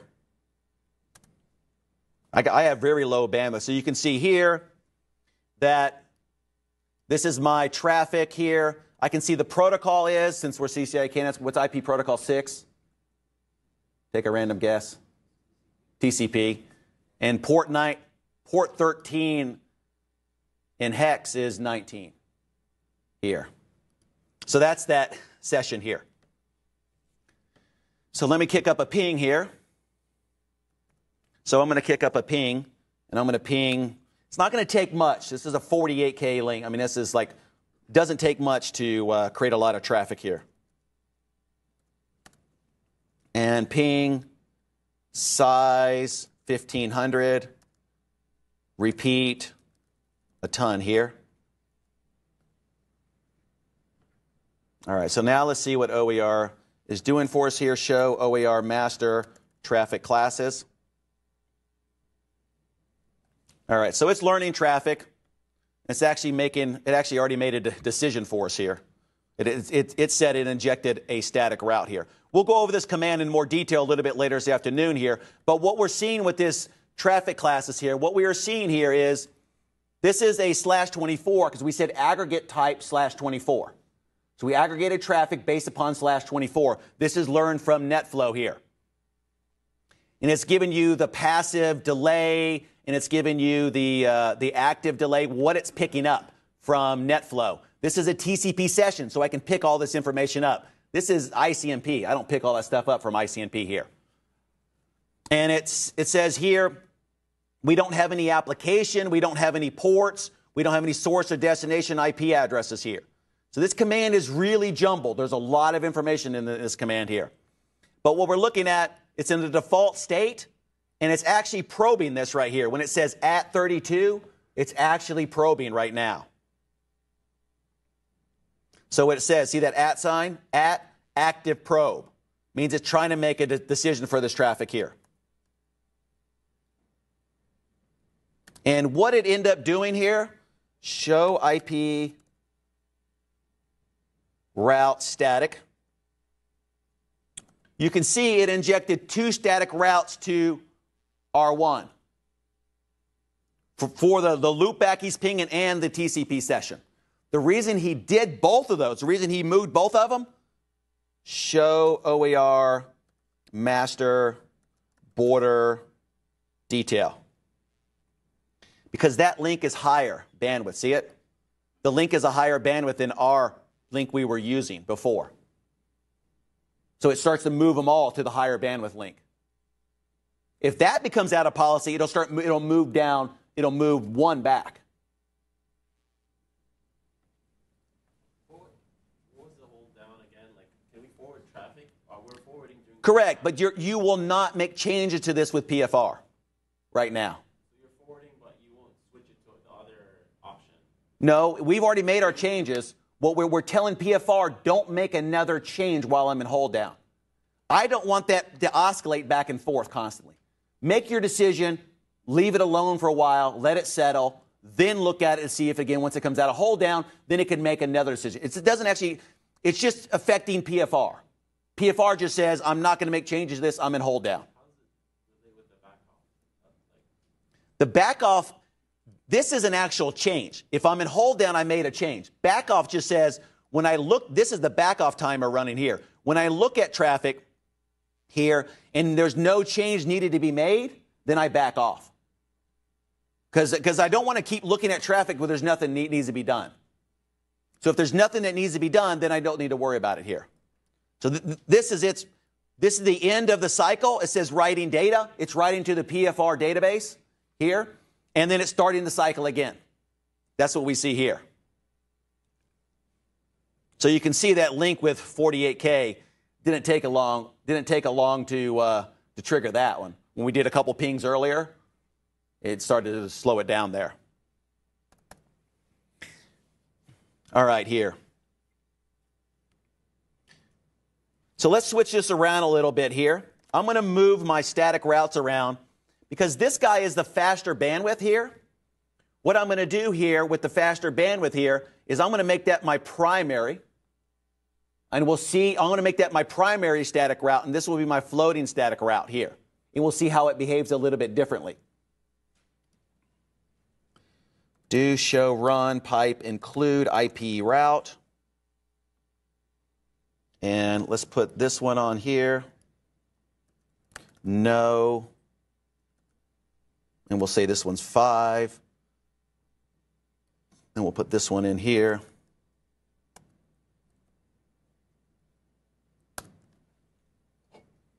So there we go. Now we flipped them around. So we flipped them around here.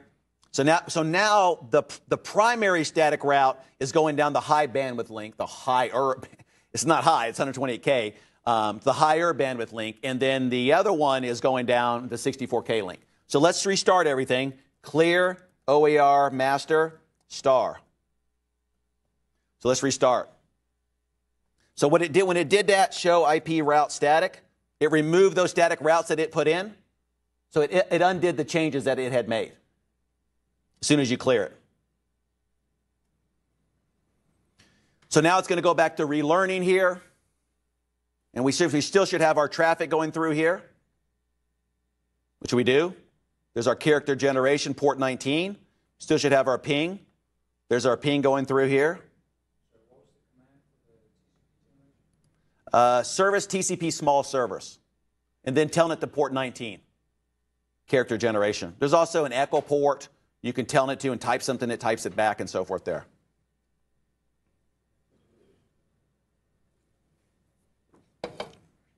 All right, here. So let's go back to here. So prefix learning started. So now it's woke back up here. So let's see what it has information about. You can see the link utilization here. Shows us what our link utilization is. Sees the utilization is 15% here. Load percent here. Let's let it go through its first cycle. We can see if it's learning anything. Nope, it's not learning anything here. The problem with PFR, not one of the problems with it, but one of the things about it, you got to have patience. You know, it's like cooking or something. You know, you're sitting there watching something in the oven here. It's like cooking routes here. All right, so we got to let it cook here. So it went through a cycle, didn't do anything. So it wrote data, it didn't do anything. You saw what it did last time, though. It immediately switched over. It switched us over to the higher bandwidth link. Immediately to the higher bandwidth link. So now let's go ahead and create some real congestion here. And what I'm going to do is, I don't want to create too much congestion. Okay, I don't want to create too much congestion with R6. But I want R6 to send a lot of ICMP traffic, but not way, I don't want to send if I do a ping with a timeout of 0, if I set my timeout here of 0, that's going to send, 5 megs of ICMP traffic, way too much. And that's a slow link. It'll absolutely just swamp it. So what I'm going to do is I'm going to do a service policy output. Actually, I'll just do it on 2 here. And what I'll do is class map, and we'll say ICMP underscore class map, and we'll say match protocol ICMP. Let it turn on NBAR here. And I'm just going to rate limit that ICMP coming in. I don't want 5 megs coming in and trying to go out that 0 line. I'm just going to rate limit it down to, 196K here. So I'm going to police it here. So policy map, ICMP underscore policy map. Here, class, ICMP class map. And then police. And we would do police, and let's just do 128. Well, let's give it bigger here. 256 here. All right, exceed action defaults to drop here. Just want to make sure it drops anything seeded there, but we'll go ahead and just put it in there so we know what's going on. Interface FA0/0 and service policy input ICMP underscore policy map. All right, so now I can do a big ping and I won't kill the box here. I won't kill that link too bad. It's definitely going to be enough. It's definitely going to be enough to create a lot of congestion. So 9, so big timeout here. So a big repeat count, timeout 0. And there it goes.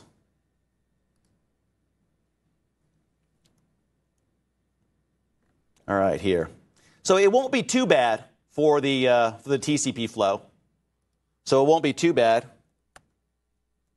Why won't it be too bad for the TCP flow, even though we're doing this?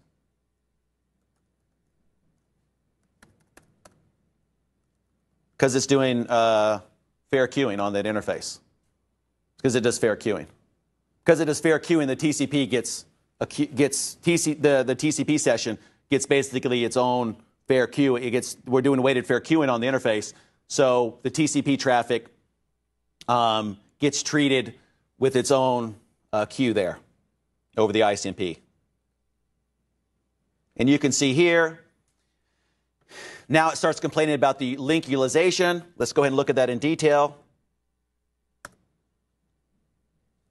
So we can see the link utilization is getting close here to 128K.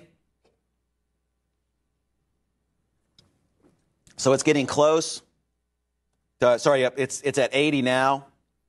I think this is a slow speed serial because it's a frame relay switch that you're connected to. So it's not going to get above really 60. 60 is where it's going to start to choke out. It's a 64K clock rate on it here. So what I'm going to do on here, in order to trigger this, I'm going to set that interface right here, 128, that the max bandwidth it can be is 32K. So if it gets above 32K, I want it to start switching over. And like I said, we're just using low bandwidth links just for testing purposes. So let's see how to do this here. Actually, it looks like it's making changes to us here. Anyway, show OER master traffic class. See what it learned. So it learned all this traffic there. So this one is in hold down. Show IP route static. So you can see this time it didn't move the high bandwidth traffic. See it? This is the ping. The ping is going to 3333. That's the ping traffic. That is the telnet traffic there. So the telnet traffic got moved, but the ping traffic did not, because the ping traffic is already on the high bandwidth link, and it's causing the congestion. So you might as well just leave it alone. Earlier, it moved everything over to the high bandwidth link for us automatically. So it said this was the high bandwidth link. This link has more bandwidth. This link is not being used. Let's move it all over. So that's an intelligent decision. That is an intelligent decision here. So now it moved this traffic over, and now the traffic is going down the other link here. So it already kicked in. I didn't have to lower it down. Looks like it did reach the threshold there. So it's injected that static route, show OER border route static, and it tells you here. It tells you here that I have this 1.1.1.1/24, the parent route 000/0. That's that's the floating static route. That's the parent route, and there's a tag that it put on it here. So it's showing that the range is out of policy, but we're not resolving for range. We're not worried about it. So it's showing that the utilization is between the two interfaces is out of balance. The range is out. One's running, shows here, one's running at 56, and one's running at 60, and the other one's running about near 0. So it's showing you the range is out of balance. But we really don't care about range. We're not resolving for range. We're not trying to do balancing of the traffic just yet here. All right, so it made an intelligent decision here about what to do. It injected the static route. So now this traffic here, if I do a trace route from 3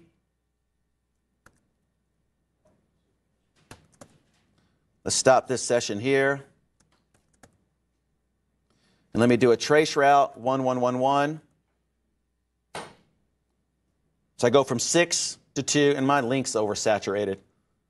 So I'm not going to get anything back here. I'm flooding that link there. There I go. So I end up routing down through 3 to get here. So I end up routing down to 3 to get there here. So that was correct here. But if I route to 3,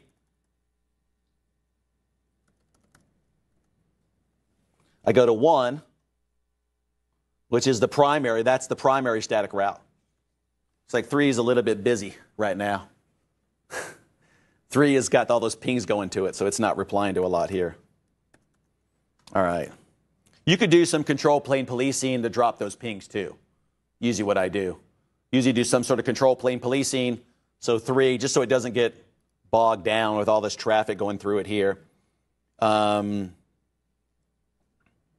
can just say class map, ICMP, underscore class map, match, protocol, ICMP.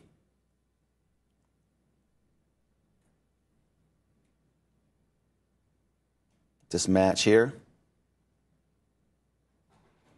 Turn it on N bar, that's why it takes a little bit long. Then policy, map, ICMP, policy map, class, ICMP, class map, and just drop.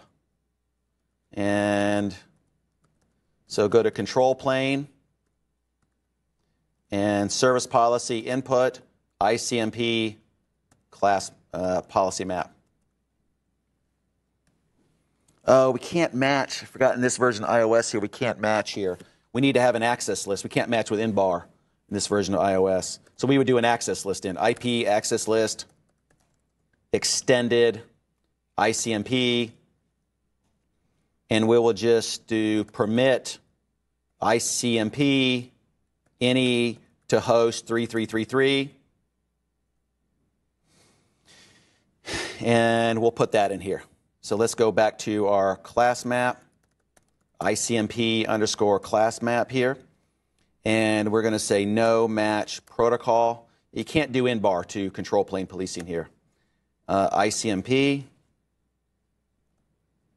then match access group, name, ICMP, and then go back to control plane.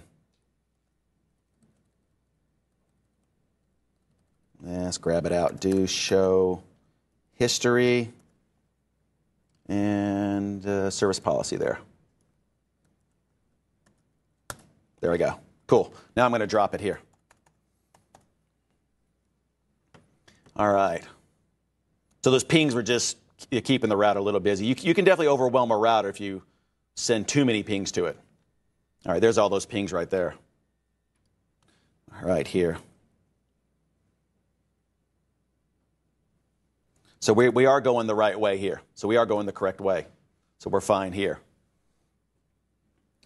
All right. And so that worked for us here. It switched the routes here. It switched the routes. Let's look at the diagram real quick and talk real quick about what it did for us here. And hide that layer. Duplicate this layer here. So what we had was this guy, of course, is, let's review what we have so far. So this guy here is the master controller and the border router. And this was external, and then this was internal here. We had a ping coming from this guy who pinged 3.3.3.3, and that's that guy's loopback. Then we had this guy that did a telnet to 1.1.1.1 port 19, which was on that guy.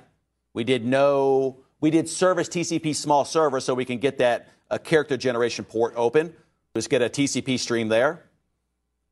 And our primary static route was down this way.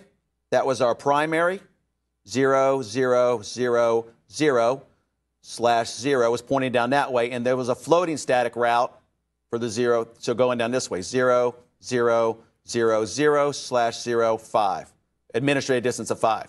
So what it did was, when we had this situation, this bandwidth here was 128K. This bandwidth here is 64K. When the traffic became out of policy, so once the utilization of this link increased to a threshold that said it's out of policy, this link, it started to route traffic down that link here. So it routed traffic down that link to get to that for the telnet session. So the telnet session was able to route around it. So the telnet traffic, so it injected a static route in here and said for 1111 go, so it actually said 0, 1110 slash 24. It does the slash 24 because that's the aggregate length we said. So we have under the interface, under OER, show OER master here. And the aggregate right there, aggregate type prefix length is 24. If I want to do it on host routes, I can do it on host routes. That's fine. So slash 24, and it injected that route down this link for me right here, which is, so it alleviated around the problem. All right. Earlier, before we had this flipped around a little bit, where we had the links like this, so what we had a 64K link, but this was the primary, that was the primary static route, and this was the secondary with the admin distance of 5. What it did in that case here, it saw all the traffic going down this link here. It saw that traffic going down that link, any of it, and it said, look, this link is better than that link because this link is higher bandwidth and there's no utilization. But everything's going down this link that's lower bandwidth. So what it did is it routed all that traffic down this way because it said this is a higher bandwidth link. So it makes that intelligent decision for you. So it made that decision, said this is a higher bandwidth link. There's no utilization on it. It routes all that traffic down. That's why we saw, even after we did the big pings, it pushed all traffic down this link. Now, if this link became out of policy, without the pings, I should say, if this link became out of policy, then it'll move the telnet session back that way. It'll undo the change it made. So it'll move it all over when it starts. If it comes out of policy, it'll switch it back. It'll switch the telnet traffic back. So it'll leave, because what it knows is it sees both of these traffic classes.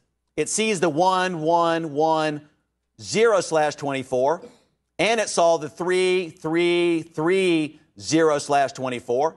So it saw these two, and it said this one is running at, 10K, and this guy's trying to pull, this guy's trying to pull about 80K here.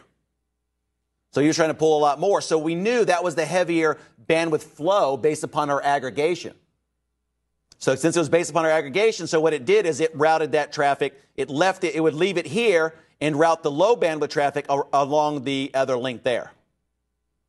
So it tries to make intelligent decisions about what's going on here. And it can do this across multiple routers too. So it can actually, a little bit later, we'll mix in R5 into the picture. We'll mix in R5 into the picture, and you'll see that it'll actually look at R5. Then it'll start installing a lot of, it'll start taking R5's interfaces into consideration here. All right. Quick note about testing. Where people run into problems with testing. My aggregation type is type 24. It's a slash 24. That's how it gets the net flow stats. So if I did this here, so let's say I did my testing a little bit different here. Take this one down here real quick here. So let's say I did my testing a little bit different. So, once again, master controller, border router, same config. These guys are all routing out that way here. But let's say I telnetted. So I telnet 3333 port 19. And then I did a ping. We did a giant ping with all the timeout and stuff. Big packet size here, 3 here. So we did a ping and then we did a telnet. And that's going to, even though they're routing this way, they're routing up that way here to 3333. So they're going to this guy here. PFR can't do anything for this with the basic config. You can't use static routes to fix this issue. PFR can fix it, but not with static routes here. Not with static routes, because you really need, because in this case here, this link utilization may get up above the 75%, but the problem is it only gets back one traffic class. The traffic class that gets back is 3330/24. That's how we inject static routes. So it can't resolve for the telnet traffic if we're just using static routes to fix it. Does everybody see that? Because how would you do a static route and specify the port in the application? Wouldn't really work, would it? Now the static route. Static route is looking at what part of it? It's looking at the destination IP address. In order to do this, in order to fix this, we can't use dynamic learning here, and as far as basing upon /24s. What we need to do is tell learning, don't just take traffic and group it upon /24s, but look a little deeper into it.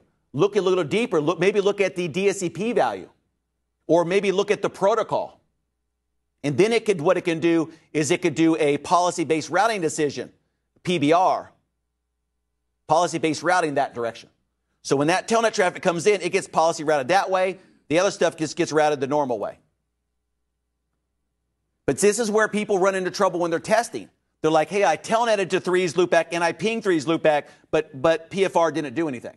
It's because there's nothing it can do. You're going to this, you're doing static routes. So you're using static routes to optimize the network, but you're only going to one address. So there's nothing it can do. What I could do is put like a secondary address on this loopback, something like this, for telnet to .4 to 4 here, then change my aggregation type to /32, then it can do it, then it can fix it, because you're going to two different addresses. But static routes, as you can only get granular down to a /32 destination IP address with static routes. That's all you can do. BGP, the same thing. If you want to route based upon the application, the port number, the DSCP value, you're going to need to use policy-based routing with PBR. So we'll look at that today.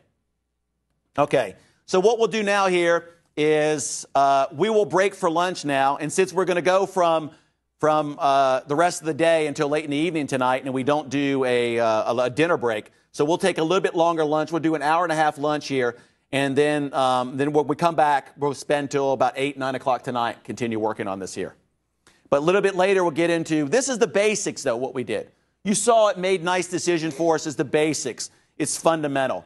Personally, I think this is how they should introduce people to performance routing, because it shows some of the nice things you can do. You don't need to do a bunch of complicated things in performance routing to really learn it. You want people to look at the feature and say, I can see how that's used.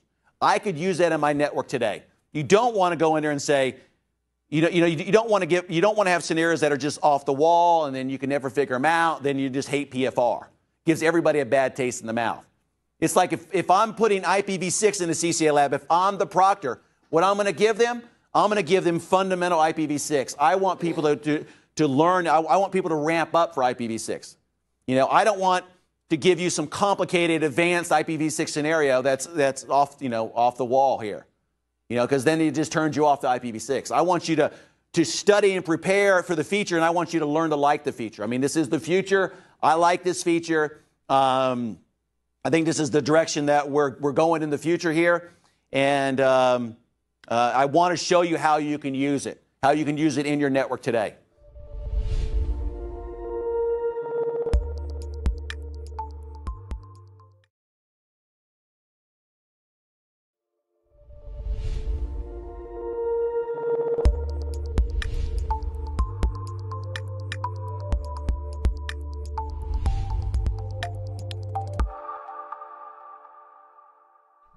In our next section for IS to IS, we're going to continue our discussion of the route leaking feature, which we saw in our previous example was used to perform traffic engineering based on longest match routing by allowing selective level 2 routes to move into the level 1 domain, or vice versa, to take level 1 routes and deny them from moving into the level 2 domain.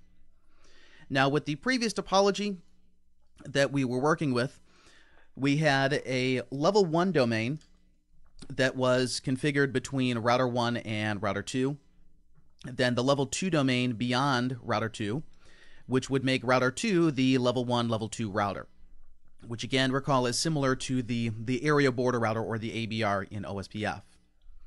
Now, typically when the level 2 routes are being learned from the other level 2 neighbors, when they are advertised into the level 1 domain, the only thing that router 2 is going to be advertising is any link that is in the level 1 database, and it is also going to be setting the attached bit or the ATT bit in its own link state packets to tell devices in the level 1 that it is candidate as a default exit point. So technically, they're not advertising a default route. They're setting this bit that's used to generate the default route, but the end result is the same, that the level 1 routers are going to use the L1, L2 router as the exit point out of the level 1 domain. Now, since we can only change the cost of the individual link and we cannot change the cost of a route itself, this route leaking can be used for longest match routing, where when we extended the level 1 domain beyond router 2, and we extended it to include both router 3 and router 4, where router 3 was then an L1, L2 router, and likewise router 4 was an L1, L2 router. Now both of them are going to be setting the attached bit. So router 2 has multiple choices that it could use for its default exit point out of the domain. We saw that if we were to change the cost of the link, for example, if we were to take the default metric of 10 that was used on the link to router 3 and increase that to a metric of 20, then router 2 would prefer to route all of its traffic to router 4 for any other levels or any other domains. Because we're simply going to choose, just like OSPF, we're going to choose whatever is the lowest cost path end to end. Now, since the only route that we can make our decision on here was the default route, what route leaking allowed us to do is to selectively choose destinations from the level 2 domain, like router 6's loopback, for example, and have one of the level 1, level 2 routers redistribute this in, or essentially leak the route. Then when router 2 is making its routing decision, and it says, well, I have a default route through both of these exit points, but then I have a more specific route via just one of them for this individual destination, we're then going to choose whatever particular L1, L2 router is leaking that destination. Now, we can also configure this on iOS XR. The syntax is a little bit different. We use the propagate command as opposed to the redistribute command. And the key to understand about this, and as we'll see with a lot of other topics as we get into more detail with iOS XR, is how the routing policy language, or the RPL, is used in place of the route map syntax or the access list and prefix list syntax that we use in iOS for prefix matching. Now, the way that I have the topology set up right now is that everyone is a level 2 router, with the exception of the link between XR1 and XR2, where XR1 right now is a level 1, level 2 router. The link between XR1 and XR2 is running as level 1, and the rest of the network is running as level 2. Now, assuming that these devices are in different areas, XR1 and XR2, these are configured right now in area 49002. The rest of the network is in 490001. So based on the fact that XR1 is attached to a different area, then it is going to be sending the attached bit into the database, which means that XR1 can be using that as a default destination. If we were to change this design so that everyone was in the same area, even though we were to have a level 1 adjacency between the two iOS XR instances, XR1 would not set the attached bit. So the key is that the attached bit is only set if you have a connection to a different area and you are a level 1, level 2 router. Now, since in this design we only have one link between XR1 and XR2, the route leaking isn't really going to accomplish anything from a traffic engineering point of view. I just want to show everyone this configuration, though, so we can see how the syntax of the routing policy language works. And once you get more involved with it, you'll see that it makes a little bit more sense than the route map does, because it's more structured in its logic. It's easier to edit in a modular format, and it uses a very, very flexible programming-like language or a programming like logic that allows us to match different attributes like prefixes or BGP attributes and set different policies, especially when we're looking at this from a large-scale implementation. So this is one of the things that you definitely want to know where it's located on the documentation. This is going to be under the iOS XR documents. So under products, we would go to iOS. Then for iOS XR, down to the configuration guides, and then our particular release, which is going to be 3.9 for the 12,000 series. And this is going to be under our routing configuration.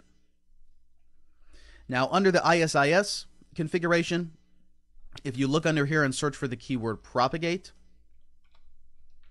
this is what the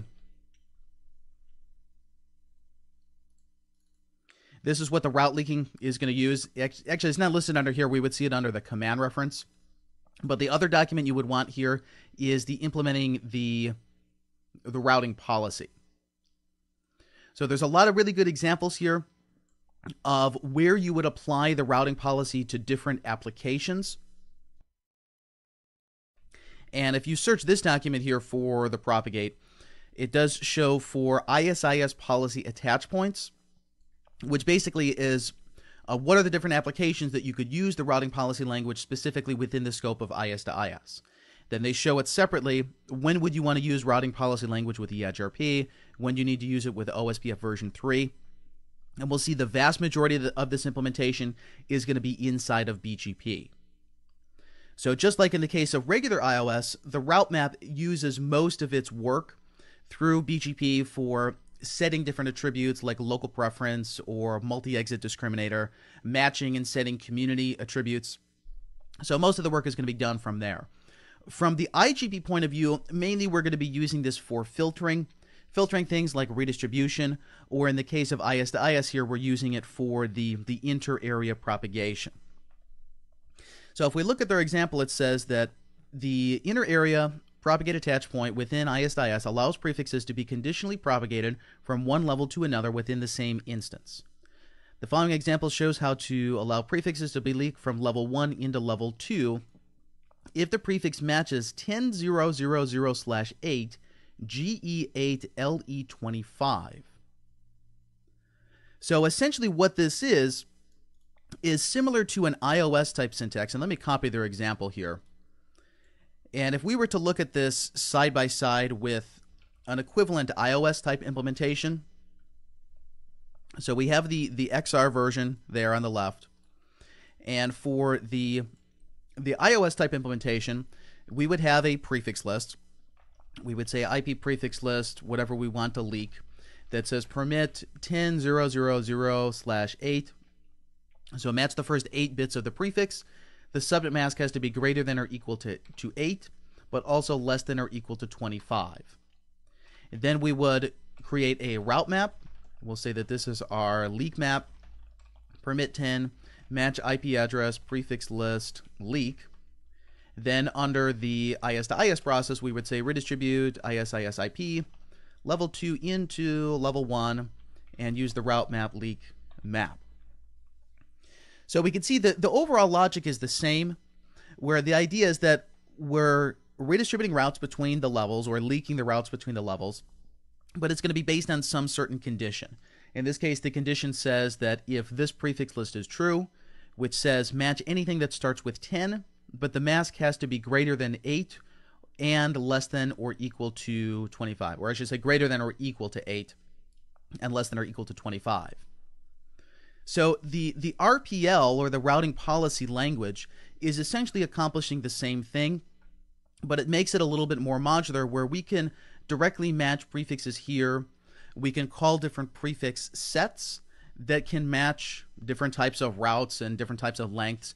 And we can also use negative logic, where we could say if the destination is not in this particular list. So it makes it a little bit more flexible for our particular implementation. So let's take a look at the command line, and let's go through a basic example of the first thing that XR1 is going to do is simply leak all prefixes from the level 2 domain into the level 1 domain. which essentially means that we're going to have a routing policy or an RPL syntax that says we want to pass or essentially allow all the prefixes as they're moving between the areas.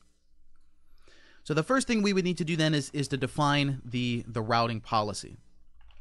Under global config, this is the route policy. We'll give it a name. I'll say this is to pass all, which is the name. From here, then we decide our logic, how we are going to match the prefixes and specifically what we are going to do.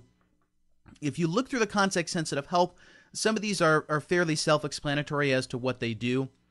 If I were to say I want to drop a particular prefix based on a match, then it says I'm essentially denying the route, but then once I'm done denying the route, I'm going to do no further processing. So it's going to break out of the routing policy process. Now, in the case of the iOS route map, this is always the case, that as soon as our single match occurs, the route map is done, and whatever attributes we have matched or set, that's all that's going to happen. But in the case of the routing policy language, we can have multiple nested policies that says if this attribute is true, then perform this action, but then continue on to further actions where we can get more granular in the policy. So especially when we look at in